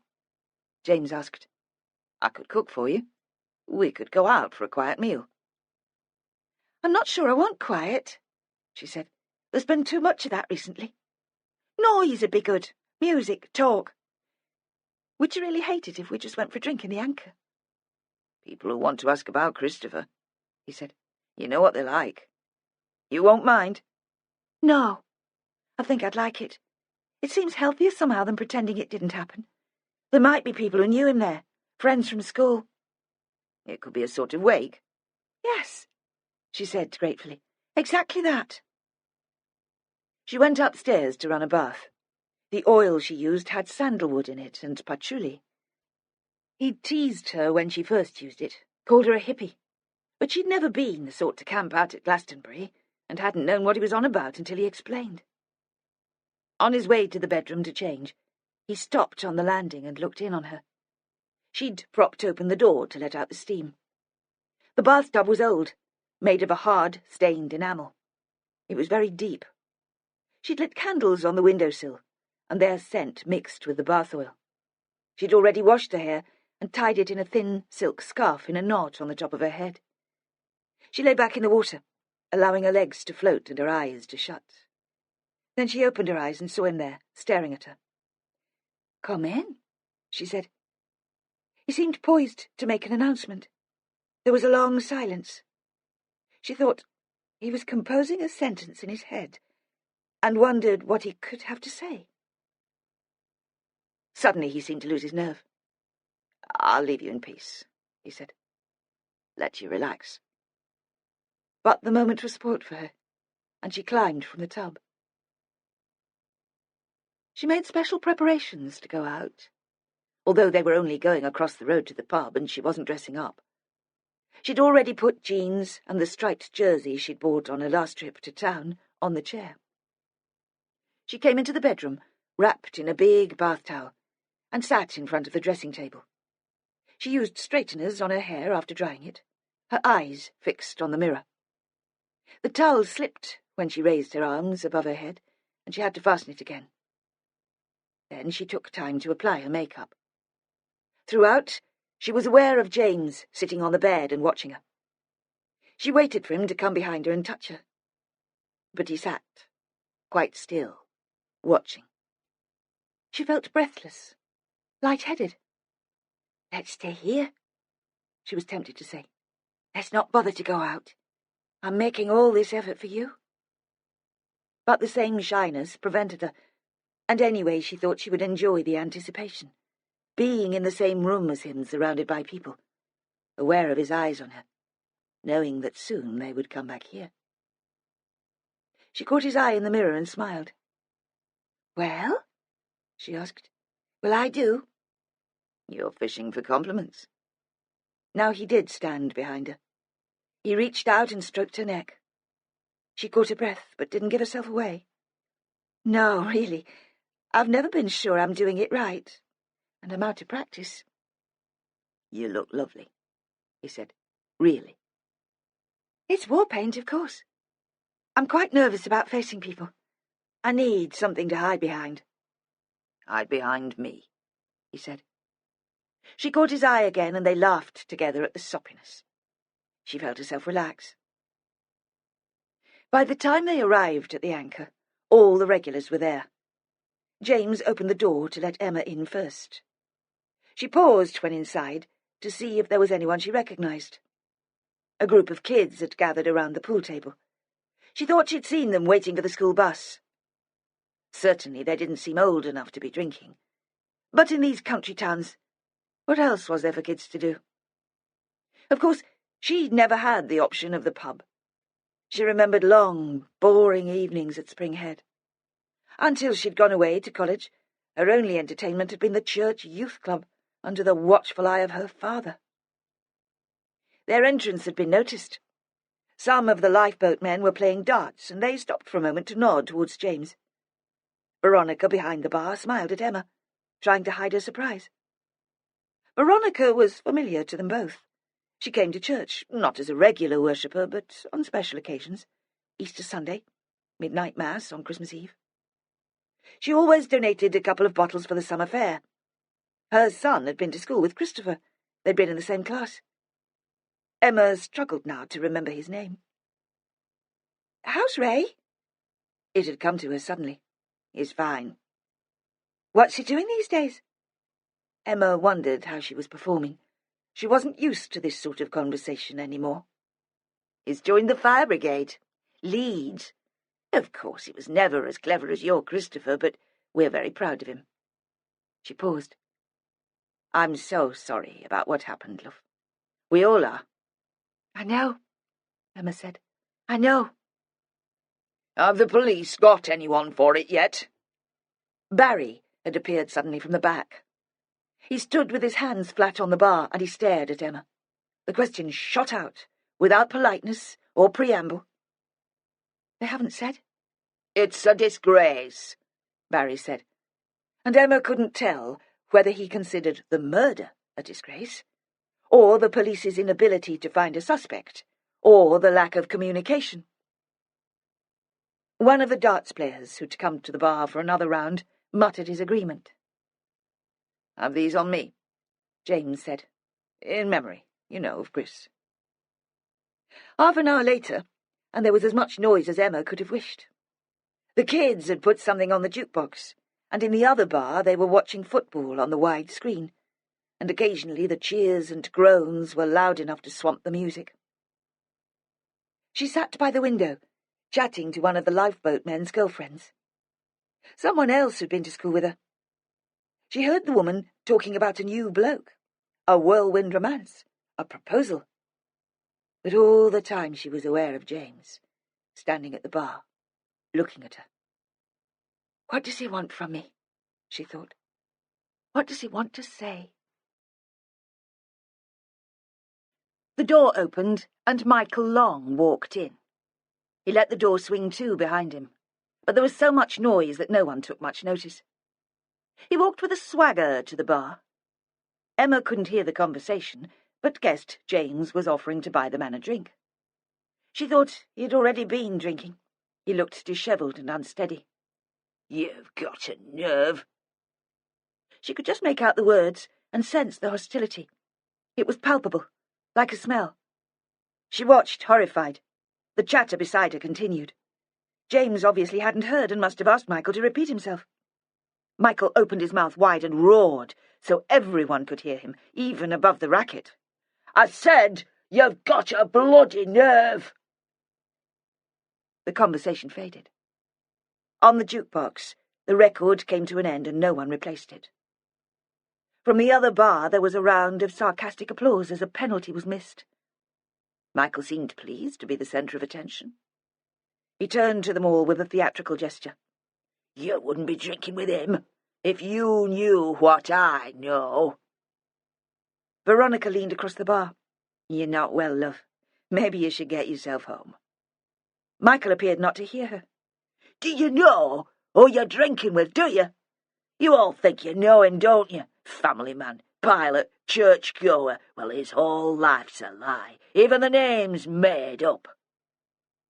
Michael began to speak more quietly, almost as if he and James were alone together in a small room. But Emma could hear him. The bar was silent. Everyone was watching and listening. He didn't need to shout. "It shouldn't have happened like this. I was going to get more evidence than go to that inspector. But I couldn't stand it seeing you in here laughing and talking, everyone feeling sorry for you."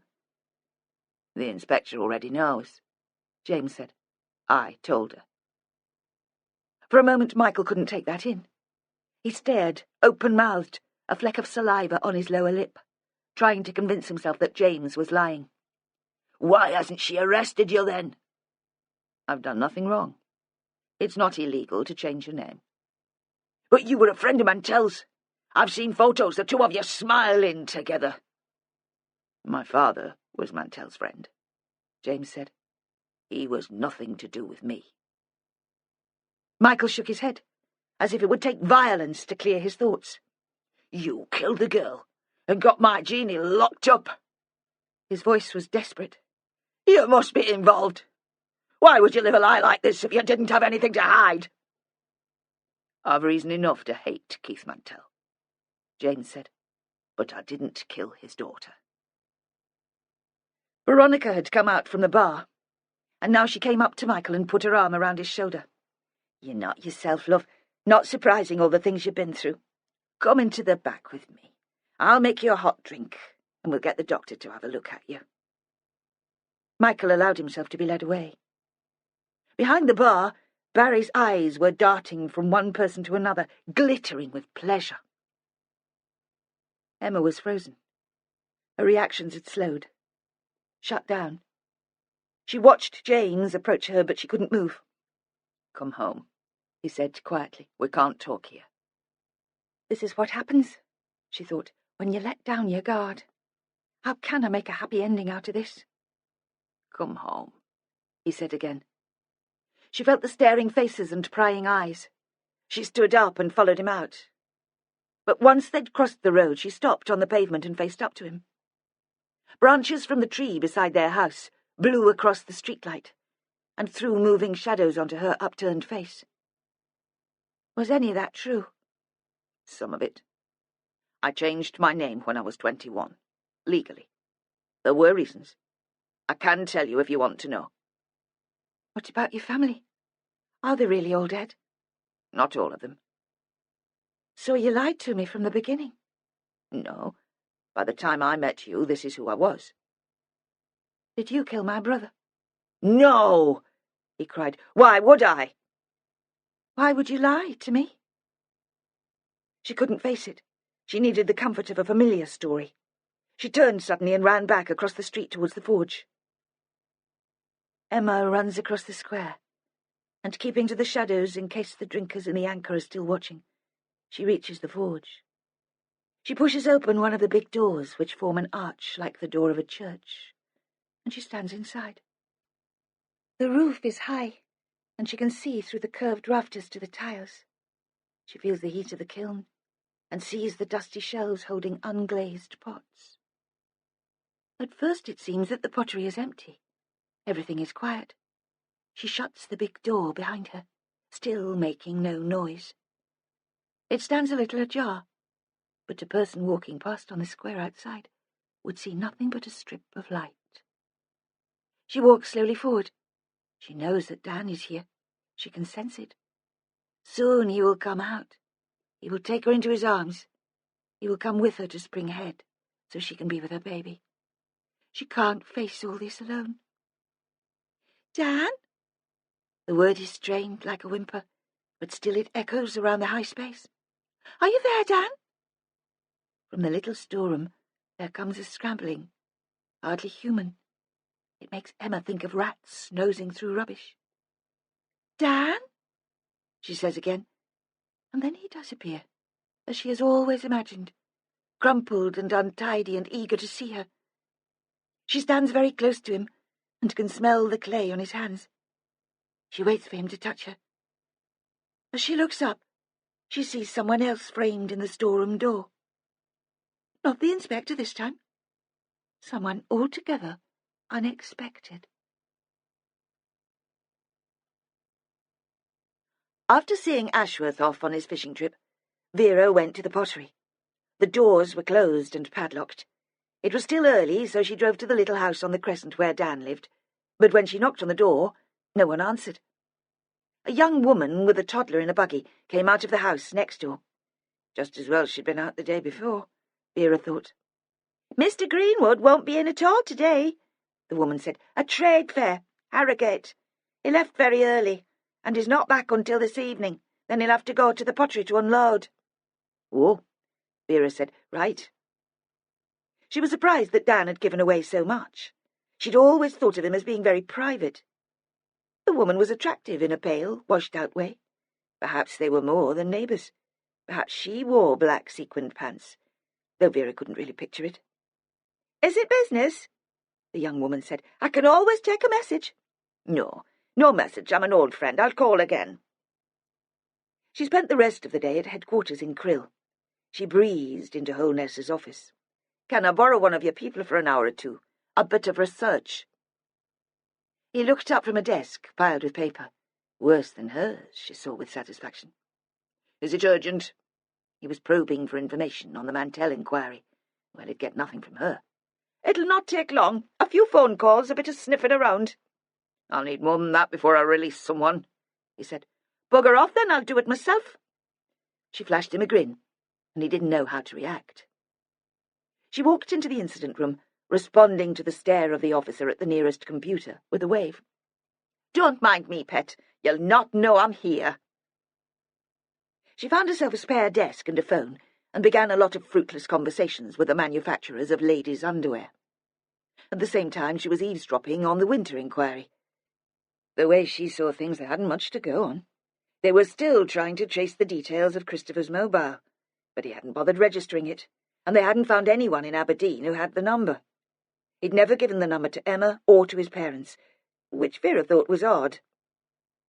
After an hour, she got bored and went back to pester Holness. She leaned on his doorframe and looked into his office. "Did anything come of the search of that farm by the cemetery?" "The lad was there," Holness said. "There was a fingerprint on the door of the stable." "Did you find anything to suggest he met someone?" "A couple of other prints, both left by one other person. No one known to us.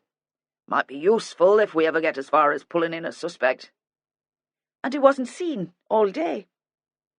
"We think he must have hidden out in the farm until it got dark. Otherwise, he'd have been noticed. Elvet's that sort of place. Nosy." Halfway through the afternoon she cracked and phoned Ashworth. She'd been thinking about him since he'd left in the morning. It was clear he couldn't talk without being overheard.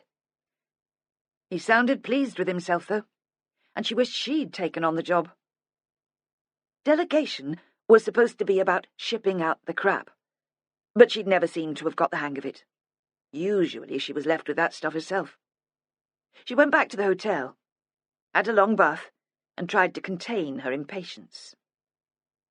Her phone rang at about 8:30, and she snatched it from the bedside cupboard, thinking it would be Joe Ashworth at last with some news. It was Paul Holness, and disappointment made her lose concentration for a moment.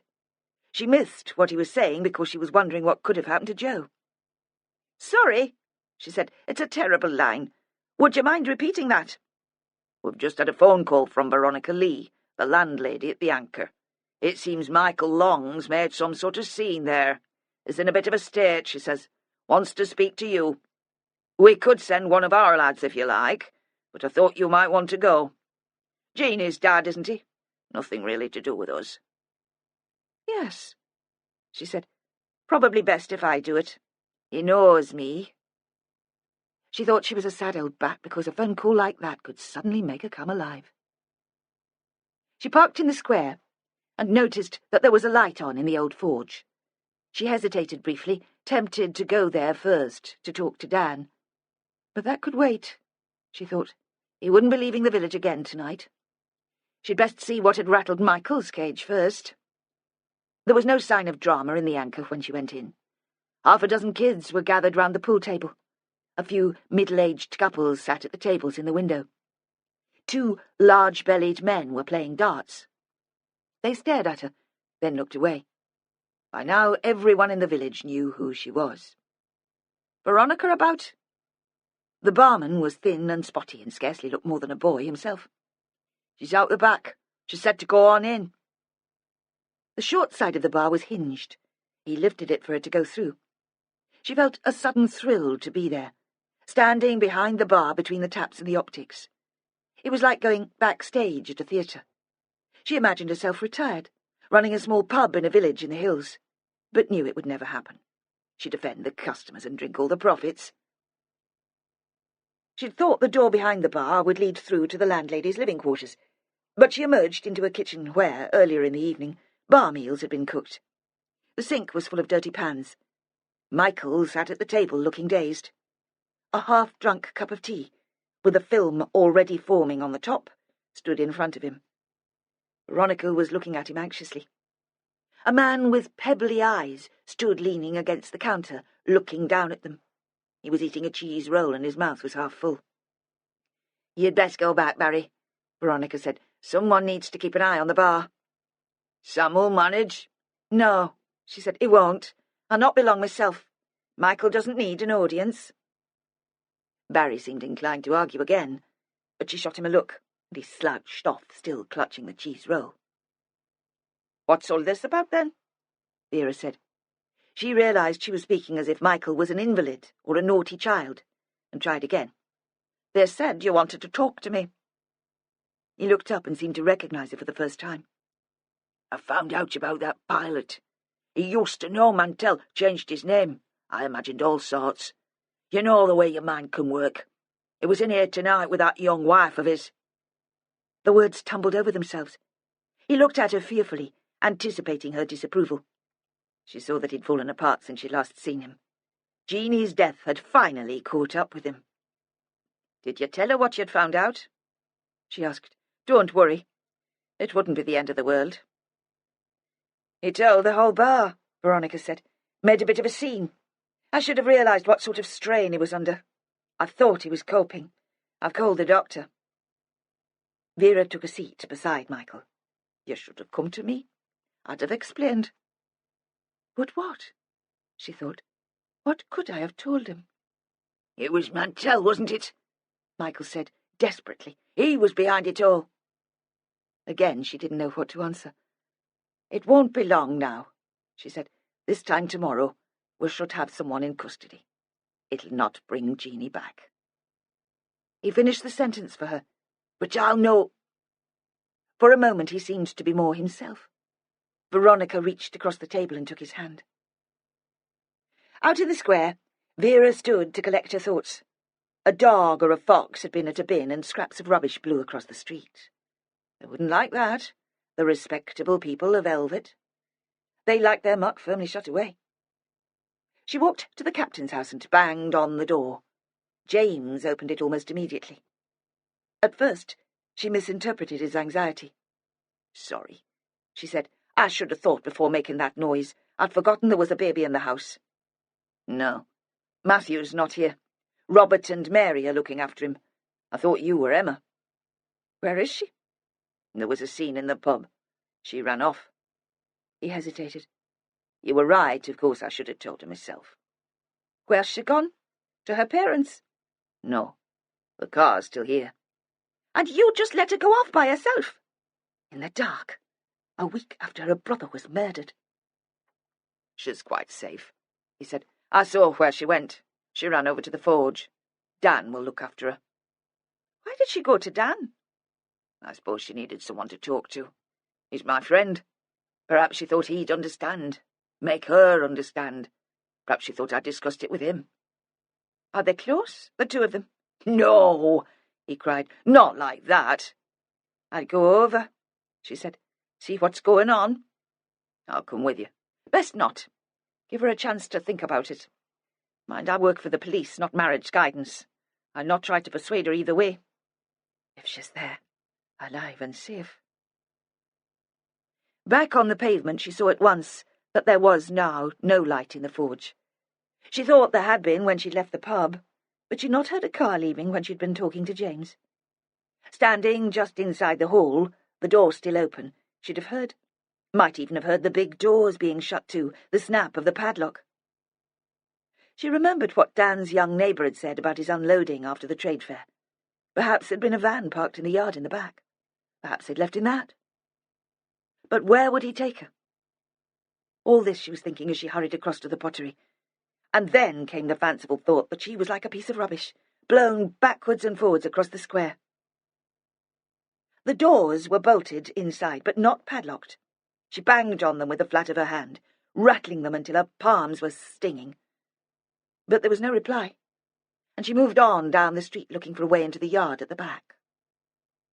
Access was through a tunnel, which cut through a terrace of houses. It led to an alley where domestic cars were parked. At the end of the alley was a set of wooden gates, now propped open, and the yard at the back of the pottery. There were no streetlights in the alley, but it was lit from the windows at the back of the houses. This was considered private space, and many hadn't bothered to shut curtains. She had brief glimpses of ordinary lives. A mother hanging nappies on a radiator, an elderly man washing up. In another room, a young couple sat after a late supper, the kitchen table transformed for a manse, with a paper tablecloth, a candle, and a bottle of wine. The yard behind the pottery was empty. If Dan had been there with a van, he'd already gone. He must have Emma with him, unless he'd left her inside. Vera had a picture of her in the dusty storeroom. Tired, perhaps, scared. But she couldn't bring herself to believe it. Was she dead already? Strangled like her brother and her best friend? Vera shook her head, trying to clear away the nightmare. She wiped dust and cobwebs from the narrow window pane with her sleeve and peered in, but it was dark inside and impossible to see. There was a small back door. She tried that, but it was locked. The paint was peeling from it, but the wood was sound, and she wasn't sure she'd have the strength to break in. She leaned her shoulder against it and shoved. Nothing moved. She thumped on the door, then put her ear to it and listened. There was no sound. She gave up. James was watching from his window. As she approached the house, the curtain fell back into place, but she'd seen his white face pressed against the glass, and the door open before she knocked. She's not there, is she? I can tell the place is all locked up. Has she got a mobile phone? She watched panic flash across his face. Like Christopher, you mean? You think there's some connection? No, she said, not like Christopher. You could call her, find out where she's gone. He gave an embarrassed laugh, lifted the phone in the hall and dialed. Vera realized they were both holding their breath, that she was straining to hear Emma's voice. From the kitchen came an electronic tune, something lively which she recognized, something from an old film, The Entertainer. Slowly, James replaced the receiver. That's her mobile, he said. She must have left it here. Probably thought she wouldn't need it in the pub. She knew I had mine with me.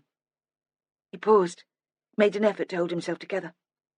She'll be all right with Dan, though. He used to be a policeman. Yes, Vera said. I know. She left him in the house. Someone had to be there, she said. Emma couldn't come home and find the place empty. Besides, Dan might talk some sense into her. She would probably phone.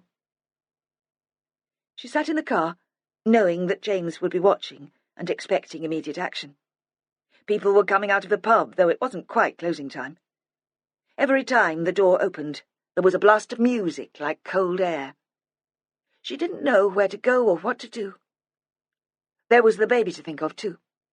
It wasn't like her to be indecisive, and the lack of direction made her anxious, the first stage of panic. Her phone rang, and she punched the button, glad to be distracted for the moment at least. It was Ashworth. You were right, he said, but then you always are. No, she thought, not any more. My judgment's worth nothing these days. I thought I was sure about Dan Greenwood. Once. Where are you? She asked. On my way to the house. That's what you want, is it? Is it? Yes. I'll see you there, shall I? Yes, she said again, more quickly, glad that the decision had been made for her. Are you all right? Of course, she said. Of course. Ashworth was sitting in his car at the end of the drive to Spring Head. Vera pulled into a gateway leading into a small patch of woodland and walked down the road to join him. There was a smell of wet leaves and cows. She felt better, though anxiety about Emma had settled at the pit of her stomach, a dull ache. She couldn't cope with breaking more bad news, and she couldn't cope with being wrong about what had happened here. She climbed into the passenger seat. Joe was listening to the radio, Classic FM. He was doing an evening class in music appreciation. She reached over and switched it off. Well, she said. I did as you suggested. Talk to the neighbours. It wasn't very useful at first. Most of them had moved in since the Winters left. It's one of those classy areas where everyone's too busy to wonder what's going on behind closed doors. Big houses, lots of garden. Then I tracked down one elderly woman who remembered them. A lovely family, she said. Such a shame when they moved. He put on an old lady's voice, high-pitched, with a BBC accent. Vera thought he'd be good in the local panto. He could play the dame. Joe went on. She was a widow even then, and she used to babysit for the Winters when the kids were small, until they stopped asking. She'd been upset by that, wondered if she'd done something wrong, if the children had taken against her for some reason. It troubled her so much that she went to see Mary. Of course, I was worrying quite unnecessarily. One of Robert's colleagues had a daughter who needed the money. It was only natural that they should ask her instead. Ah, Vera said, a sigh of relief and satisfaction. The colleague's name is Maggie Sullivan. There'd only been 4 of them working together.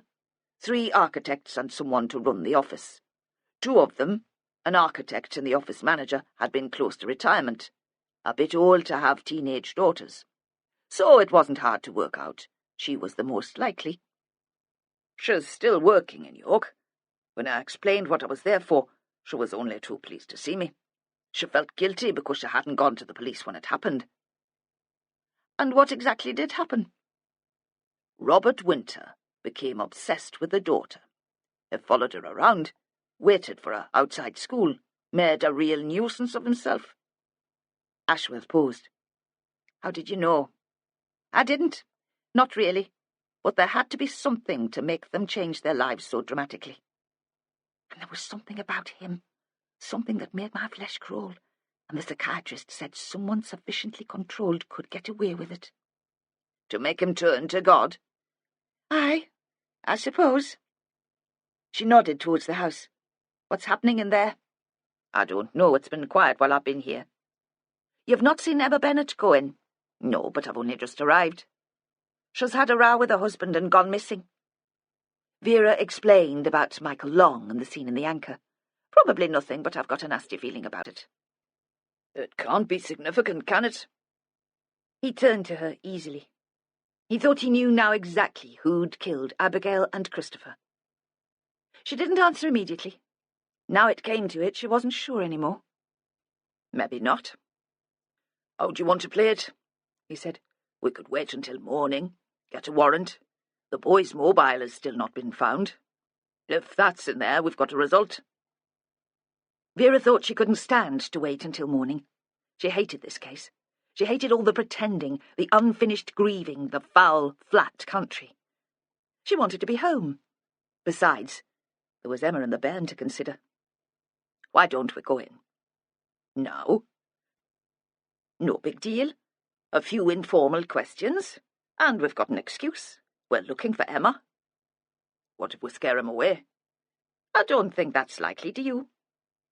Ashworth considered for a moment. No, he said. Someone like that. He wants to be caught. Vera didn't think Joe had got that quite right, but she was still hoping to persuade him to bend a few rules, so she didn't say anything. Ashworth reached for the key to turn on the engine, but she stopped him. We'll walk in. Don't want to give any warning. And she needed time to work it all out. Not so much that. To psych herself up. To believe again that she was up to the job. To forget that moment of panic outside the captain's house. They walked up the straight, flat drive to the house, and their eyes got used to the dark. So, after a while, they didn't need Joe Ashworth's torch. It was a clear night. It might freeze later, like the night Christopher was killed. Would Robert and Mary be looking out at the stars, remembering? There was enough light from the traffic passing on the road and the moon. To their right, the coast was marked by the red lamp on the pilot mast, and ahead of them were 2 orange squares, one above the other. One downstairs, and one upstairs window in the ugly square house, another sort of beacon. The curtains at the kitchen window weren't drawn, and Vera stood pressed against the wall so she couldn't be seen from inside, looking in. Robert and Mary were sitting at the kitchen table. Mary stood up, took a pan of milk from the Aga and poured it into mugs. Only 2 mugs, Vera saw. Something of the panic returned. Where was Emma?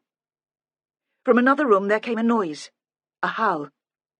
Then Emma walked in, and Vera felt her pulse slow. She was carrying a screaming baby on her hip, and her eyes were red from crying. Mary offered to take Matthew from her, but she held on to him. She paced up and down, rubbing his back, until the cries subsided. Then she took her place at the table. Immediately, Robert started to talk to her. All this talk, Vera thought. Everyone's sitting round telling stories to justify themselves or shift the guilt. She wondered what could have happened. Had Emma been to the pottery at all? Perhaps Dan had given her a lift. Another story, Vera thought. More explanations. Emma had come to Spring Head to collect the baby, of course, not to talk to her parents. She'd never confided in them. She continued to stand there in the yard looking in. Outside was the huge winter sky, which made you dizzy just to think of it. Inside, a small family drama, a soap opera, and she was in the middle. Even if they'd been able to make out her shadow in the darkness, she thought they wouldn't have noticed. They were engrossed in conversation, and she could hear everything which was going on. Springhead House had never run to double glazing. Mary was talking now. "I don't understand," she said. "Why would James do such a thing?" "I don't understand either. He lied to me. What else is there to know? If Mr. Long hadn't dug up his past, he probably never would have told me." "Shouldn't you ask him?" "Perhaps he lied because he killed Abigail." "I don't want to hear that." "That's ridiculous," Mary said. "James changed his name. It doesn't make him a different person. He didn't lie about anything important. And you married him. You had his child. It's not something you can just walk out of. You can't run away." She was clutching the big patchwork bag on her knee, as if she had a baby of her own. "Why not? Isn't that what he did? He didn't like who he was, so he ran away." "You should phone him," Robert said. "He'll be worried." "Good." Emma could have been 15 again, defiant, determined to get her own way. Vera thought she must have had exactly that expression before she set off to meet Abigail in the old chapel, venting her fury in her battle against the wind. "I hope he's desperate with worry." Vera walked away from the window and knocked on the kitchen door. Not too loud. The state of their nerves should give them all heart attacks. But they'd probably think it was James. She imagined them staring at each other, trying to decide who should answer. Eventually, Emma opened the door. That would be what the parents had wanted, Vera thought. They always knew what was best for her, and they always got their way. The young woman stood in the doorway, still holding the baby, glaring out at them. "I can't believe James got you involved with this," Emma said. "It's not police business. Nothing to do with you."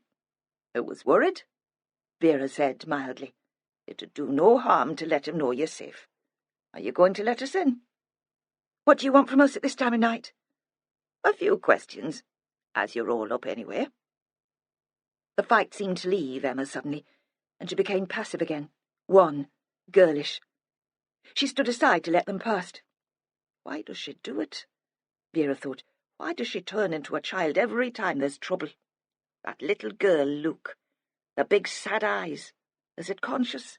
Does she think it'll keep her out of bother? Make Dan Greenwood love her? "How did you get here?"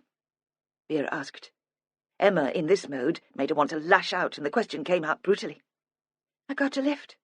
"Where is he now?" "Who?" But already Emma was blushing. It started at her neck and ears, and moved up her face. "Dan Greenwood. You went to see him. He gave you a lift here. Don't mess me about. If I ask you questions, it's because I need information." "I don't know where he is now." Emma seemed on the verge of tears. Vera could sense Ashworth behind her, winding himself up to be chivalrous. Any minute now he'd be offering the lass's hanky. He was always taken in by a pretty face and a sob-story. She moved through to the kitchen, where the Winters were sitting just as they'd been when she'd watched them through the window. "I hope you'll forgive the intrusion," she said. Nobody spoke. They stared at her. "I've just told Emma. There are a few more questions." And then, she thought, with a bitter look, she'd be away from this place and these people. They were getting under her skin.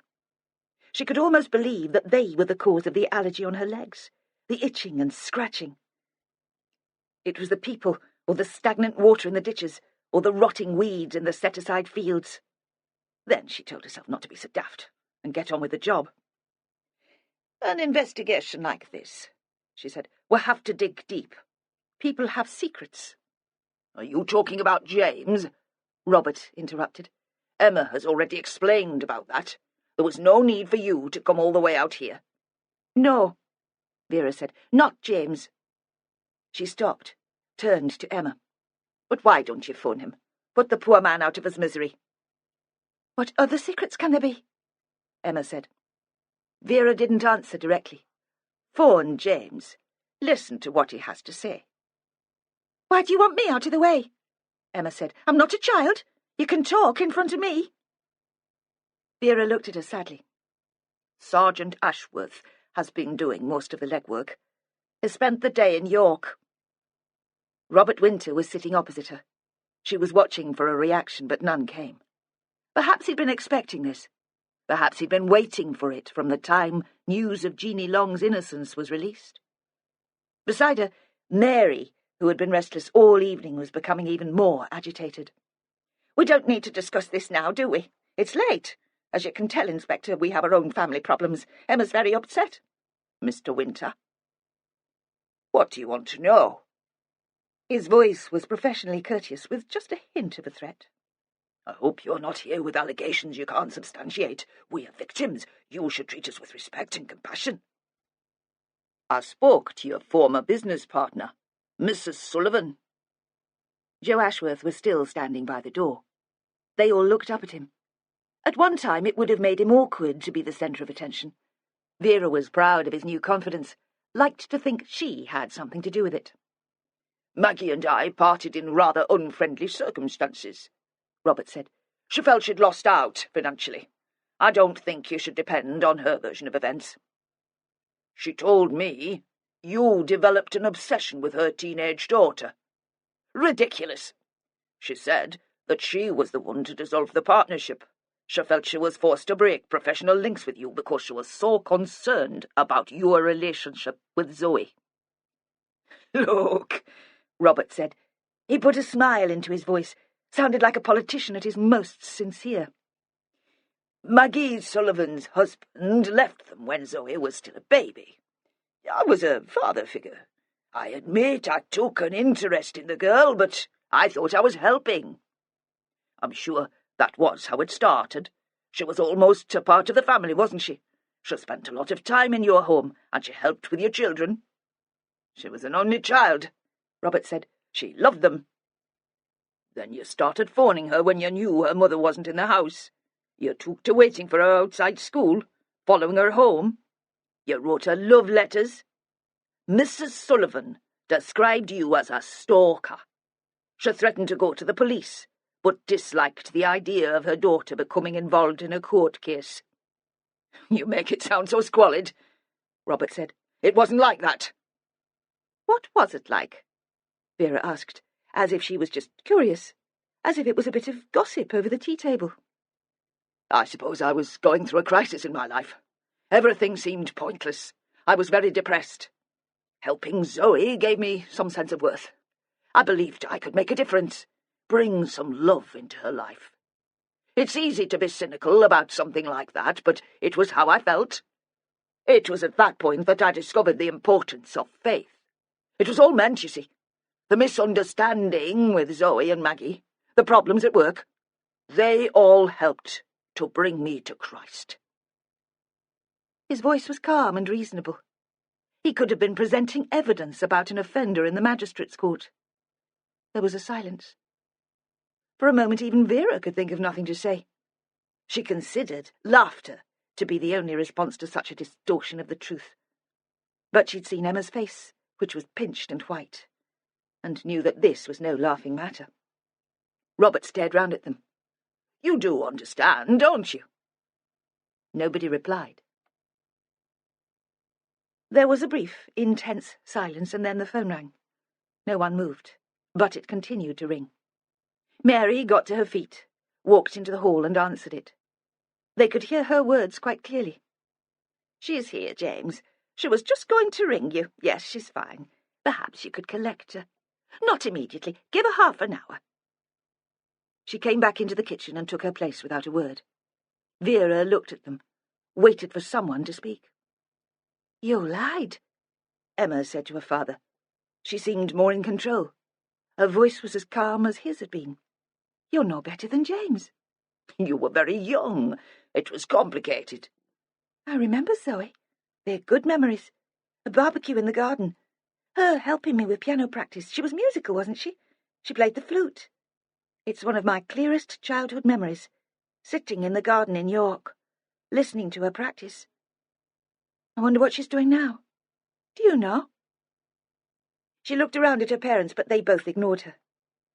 "I wondered why she stopped looking after us. Chris missed her more than I did. She understood his projects. They were very close." "What did you make of it, Mary?" Vera's voice was very quiet. They could have been alone in the room. Of Robert's fondness for Zoe? It was a difficult time. He blamed me for the friendship. If I'd been a different sort of wife, it would never have happened, he said. If I'd been younger, more attractive, more attentive. You didn't believe that. I didn't know what to believe. When she first started coming to the house, I'd watch them together and see that she made him happier than I ever could. She looked at Roberts, but he said nothing to contradict her. Then, when he became a Christian, I was relieved. I thought things would change. He'd been very low. Sometimes he talked about suicide. I tried to persuade him to see a doctor, but he wouldn't go. I felt responsible, for him and for poor Zoe. I thought I could hold the family together and make it work. Pride, I suppose. I didn't want to admit that we weren't as close as we appeared. It wasn't your fault, Emma said. None of it. Mary didn't answer. I believed the move to Elvet would be a fresh start for us all. A wonderful new beginning, and no real harm had been done after all. We still had a chance to put things back to how they'd been. But that was never really possible. We were different. We'd all been affected by what had happened in York. Even the children, although they were really too young to notice what was going on, and we tried to protect them. I suppose it was inevitable.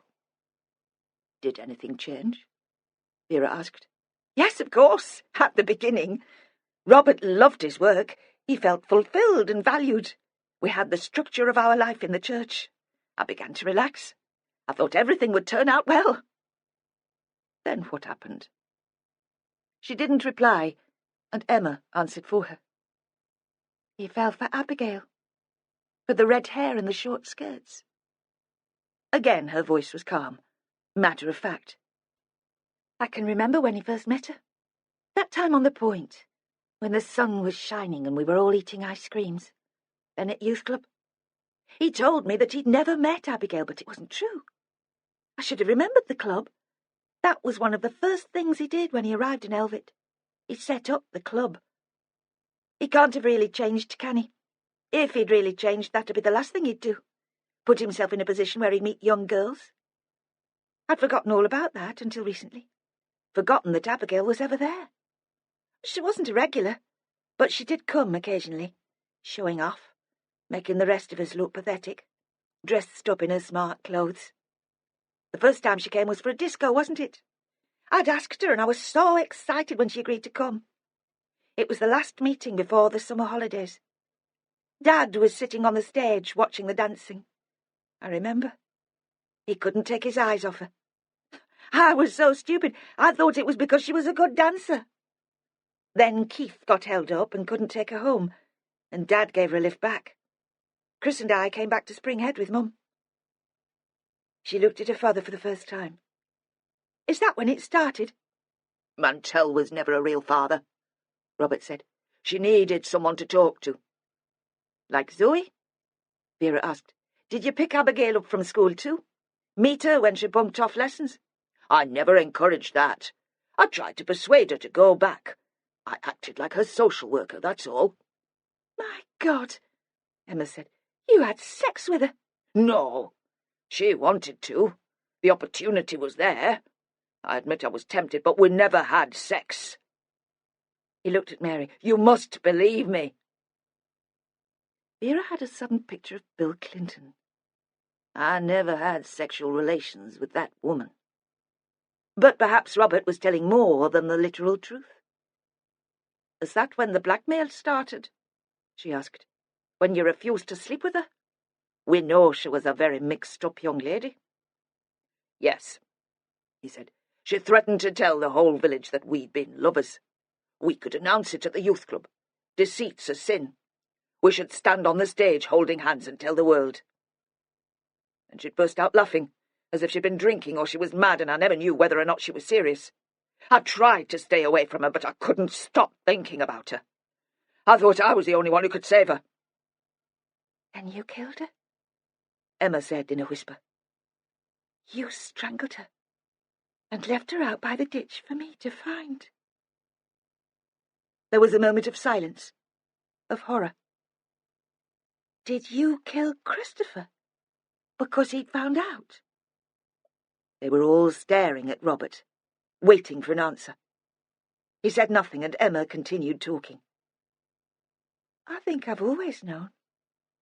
I think I even knew at the time, not about Zoe, not the details at least, but even then I knew something was wrong.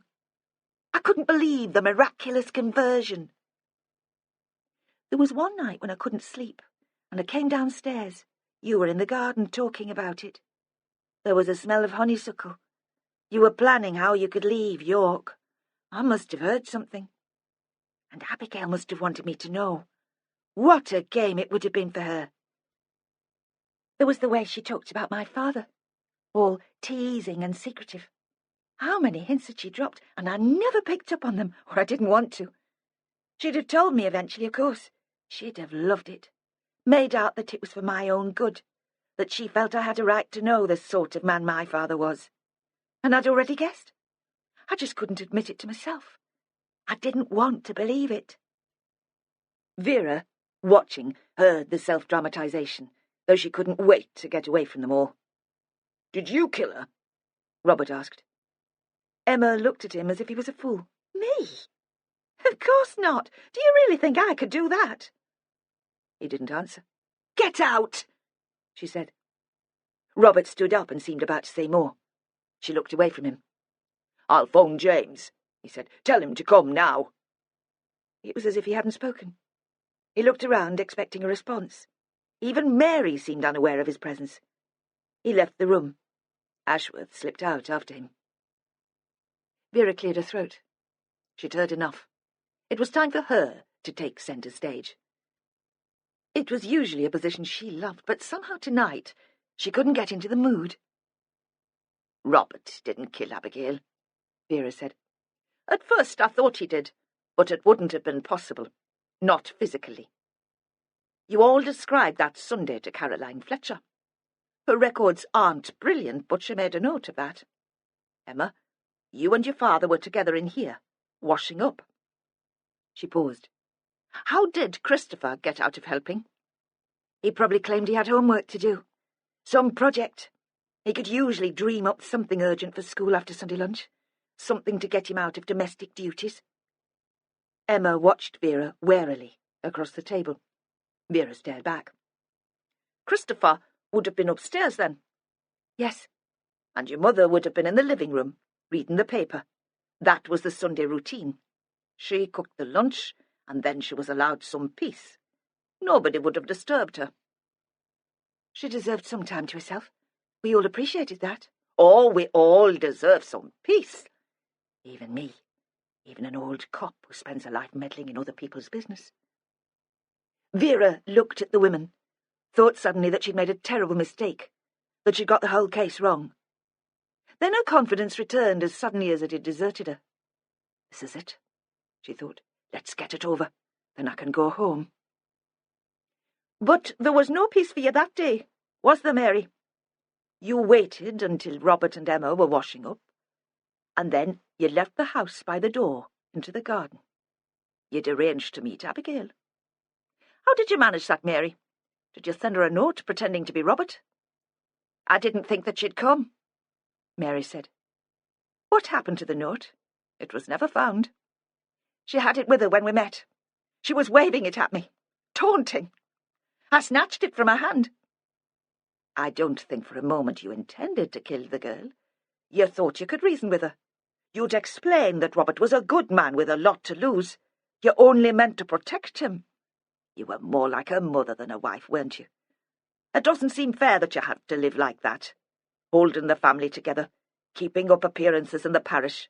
You'd never all have survived another move. For the first time that evening, Mary was quite still. She could have been carved from wax. She stared ahead of her and she didn't answer. But Abigail was never reasonable. She was disturbed and wilful. She liked to create trouble. She would have been delighted to see you. Someone else to be her audience. Did she gloat about her power over Robert? It would all have been a game to her. Did she laugh? Yes, Mary said. She laughed, and she wouldn't stop. At first, Vera thought Mary would refuse to answer, that she'd made a terrible mistake, coming here so late, provoking a confrontation. The silence seemed to last for hours. Then Mary spoke, her words as considered as always. She wanted her story told in her own way. It was so loud. Louder than the rooks and the sound of the wind. Even there, miles from anywhere. I was afraid someone would hear. You wanted her to be quiet? Yes, Mary said. I wanted the noise to go away. The door opened, and Ashworth came quietly into the room. Mary didn't notice. Perhaps we should talk about this later, Vera said. Somewhere else, when there's a lawyer to look after your interests. Let me tell you now. Her voice was urgent. I should warn you that you'll be charged and that you don't have to say anything. I know all about that. Mary interrupted impatiently. But I want you to know, before anyone else puts words into my mouth. Let her speak, Emma said. I have to know. Go on. Abigail was laughing. Suddenly it felt so undignified standing there shouting at the girl. I reached out to make her stop, so I wouldn't have to yell. I caught both ends of her scarf and pulled them. To make her listen at first, just to make her take me seriously. Then she was quiet and limp, and I could hear the rooks again in the wind. I left her and went home. I took off my wet shoes and my jacket and put them in the cupboard under the stairs. I went into the kitchen. No one had missed me. I didn't really believe she was dead. I thought I'd given her a fright. She was young and fit, and she'd run back to the chapel. You can't really believe that, Vera said. Of course, you followed Emma out. I wasn't sure. I didn't want Emma to find Abigail and be alone. I suppose I thought I might have killed her. You never told Robert. He didn't realise I knew he was seeing her. He thought it was a big secret. Weren't you angry that he was making a fool of himself over her? Emma asked. Jealous? He couldn't help himself, Mary said. And he had so much to give. So much good work still to do. There was another silence. Vera knew she should move on. It was one of the rules she'd passed on to Ashworth. Don't let them get to you. Whatever they've done, you can't take it personally. You'd go crazy. But she allowed herself one unnecessary question. How could you let Jeanie go to prison? I couldn't think about it. I had Robert to look after and the children. They wouldn't have survived without me. She was young, strong. I thought she'd be out in a few years. Vera said nothing. She thought of the prison on the top of the cliff. Jeanie Long protesting her innocence, facing the parole board and refusing to play the game which would have got her released. If you had children, Mary said, you'd understand. Did Christopher see you out in the field that afternoon? No. No one saw me. Why did he have to die? He didn't have to die, of course not. Do you think I wanted to kill him? I don't understand. You'll have to explain. That summer, he was obsessed by Abigail Mantel too. It was as if she'd cast a spell over the whole family, over Emma and Robert and Christopher. I was the only one who could see through her. That first day when we'd ridden our bikes to the point and we were eating ice creams, and she turned up with her father in that fast car. I could tell then that she resented us. We had a closeness that she missed. Her father was out with different women tied up with work. She wanted to be like us, but she couldn't, and so she had to spoil things. She was a child, Vera thought, screwed up and miserable. But she let Mary go on. Christopher saw Robert and Abigail together. He didn't say anything then. Perhaps it didn't mean much at the time. He'd had the afternoon off school, a dentist's appointment. He saw them together in Krill. Then he watched her. I think there were other occasions. Did he ask you about it? No, of course not. He was a secretive boy, and children seldom confide in their parents. How do you know, then, that he saw Abigail and your husband together? He told me, when he came here last week. The day that he died? Yes. The day that you killed him? There was a long pause. Yes. Did he phone you that morning? Robert had left for work. I started later in the library, and I was on my way out when the phone went. It was Christopher calling on his mobile. He sounded dreadfully upset. almost incoherent. He was in that derelict farm near the parish cemetery. He was accusing Robert of killing Abigail. He said he should have realised, said something at the time. I didn't know what to do. I thought we were safe. Robert was working hard. He'd put the nonsense of Abigail Mantel behind him, and nothing of the sort had happened since. We had a new family, Emma and James and the baby. More people for you to be responsible for. Yes, Mary said gratefully. You see, you do understand. Did you go to see Christopher at the farm? No, I needed time to consider what I should do for the best. I told him I'd ring him later, that we could meet. I hoped he'd get bored with waiting. He was very easily bored. I didn't think he'd make a scene in public. I hoped he'd just go back to Aberdeen and forget. Later, when I'd had time to put together a proper explanation, I'd go to visit him and make him see. I understood then why he'd been so reluctant to visit us, to be a part of the family. I thought if I had time I could make it right, that we could be close again. Easy going, Vera said, relaxed, like other families. Yes, Mary said, exactly. So the second set of fingerprints at the farm hadn't belonged to the murderer. Another false lead. Vera thought there was probably little forensic evidence connecting Mary to Christopher. But now they had a confession, and she wouldn't go back on that, whatever her lawyers would tell her. The role of martyr suited her. Was killing him one of the options you considered? Of course not. She was horrified. He was my only son. What did you do with his mobile phone? It's upstairs, in my drawer in the bedroom. Vera knew she should be triumphant. But looking at the dumpy woman with the untidy ponytail, she only felt sick. No doubt Mary would end up in Spinney Fen too. She would be a model prisoner. She'd volunteer for the groups to tackle offender behaviour. Robert and Emma would visit. Robert wouldn't be able to work there anymore, but the probation service was supposed to be compassionate. They'd find him something else. Why did you arrange to meet him in the lane outside the Mantel house? I didn't. He must have made his way here, hoping to make a scene perhaps. Some sort of confrontation. James and Emma must have mentioned the fireworks. When he came here and the house was empty, he crossed the fields to the chapel, taking the path Abigail had used 10 years before. When I went to fetch my coat, he was waiting by the car. It was a terrible shock. It was as I told you. I switched on the headlights and there he was. He was very cold. He'd been waiting for a long time. He looked like a tramp. I hardly recognised him. He said his father had killed Abigail. I told him that was ridiculous, that it wasn't true. He got out his mobile and said he was going to phone the police. I had to stop him. Of course, I didn't mean to kill him. Didn't you? Thought Vera, no longer convinced. Was it really another accident, like Abigail? It's much easier to love a dead son than a live, inconvenient one. He was your son, she said, forgetting again the rule about staying detached. Yet afterwards, you kept to your story.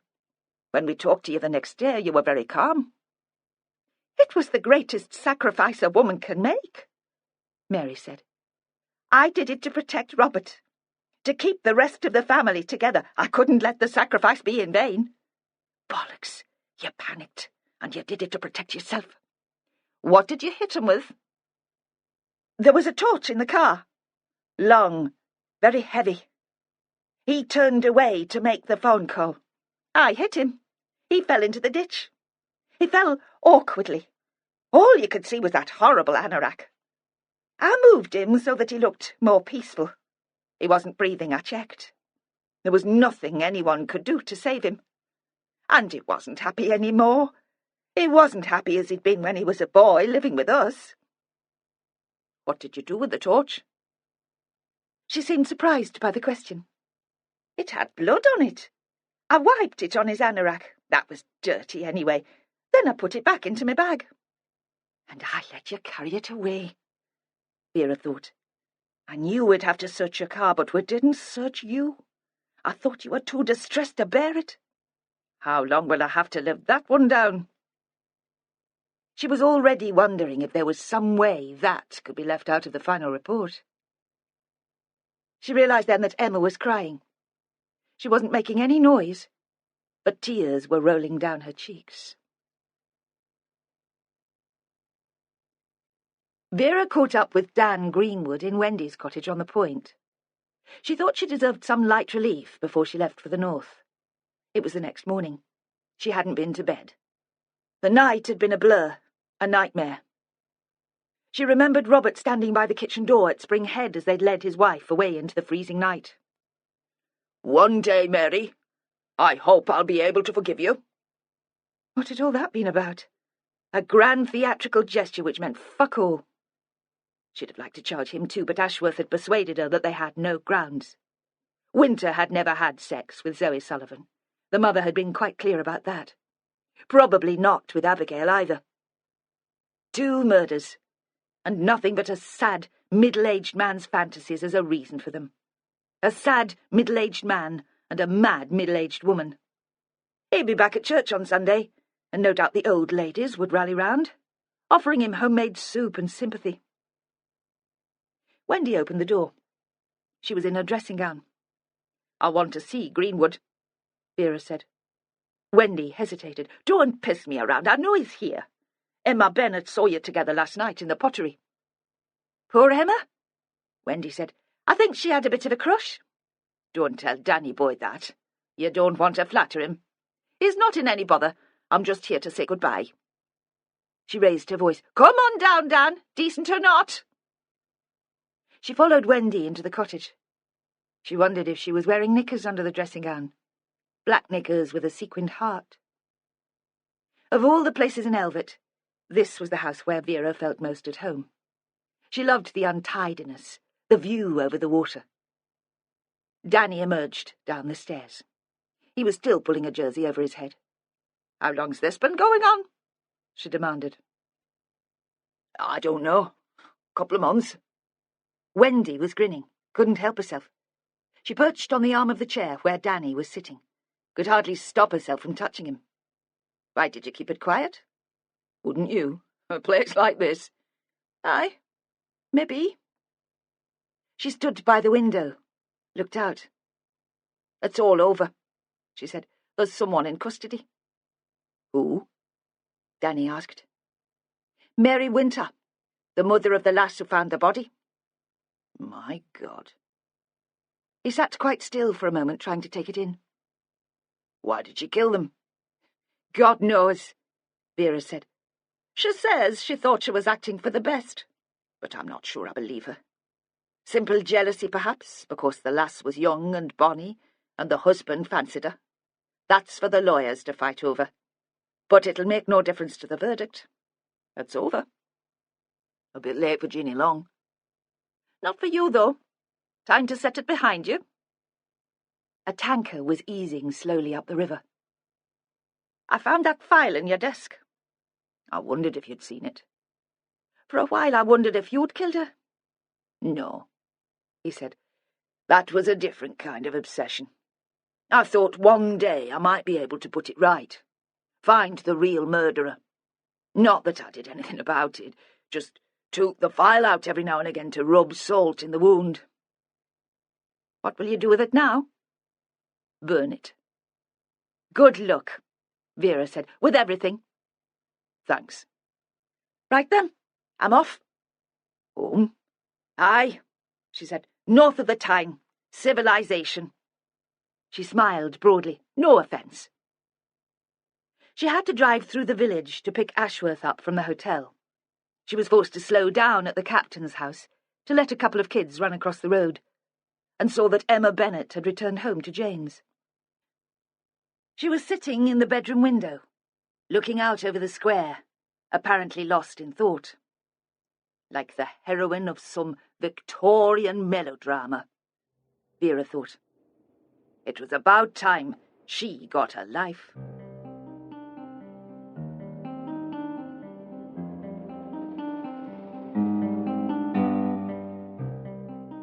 You have been listening to Telling Tales by Ann Cleeves.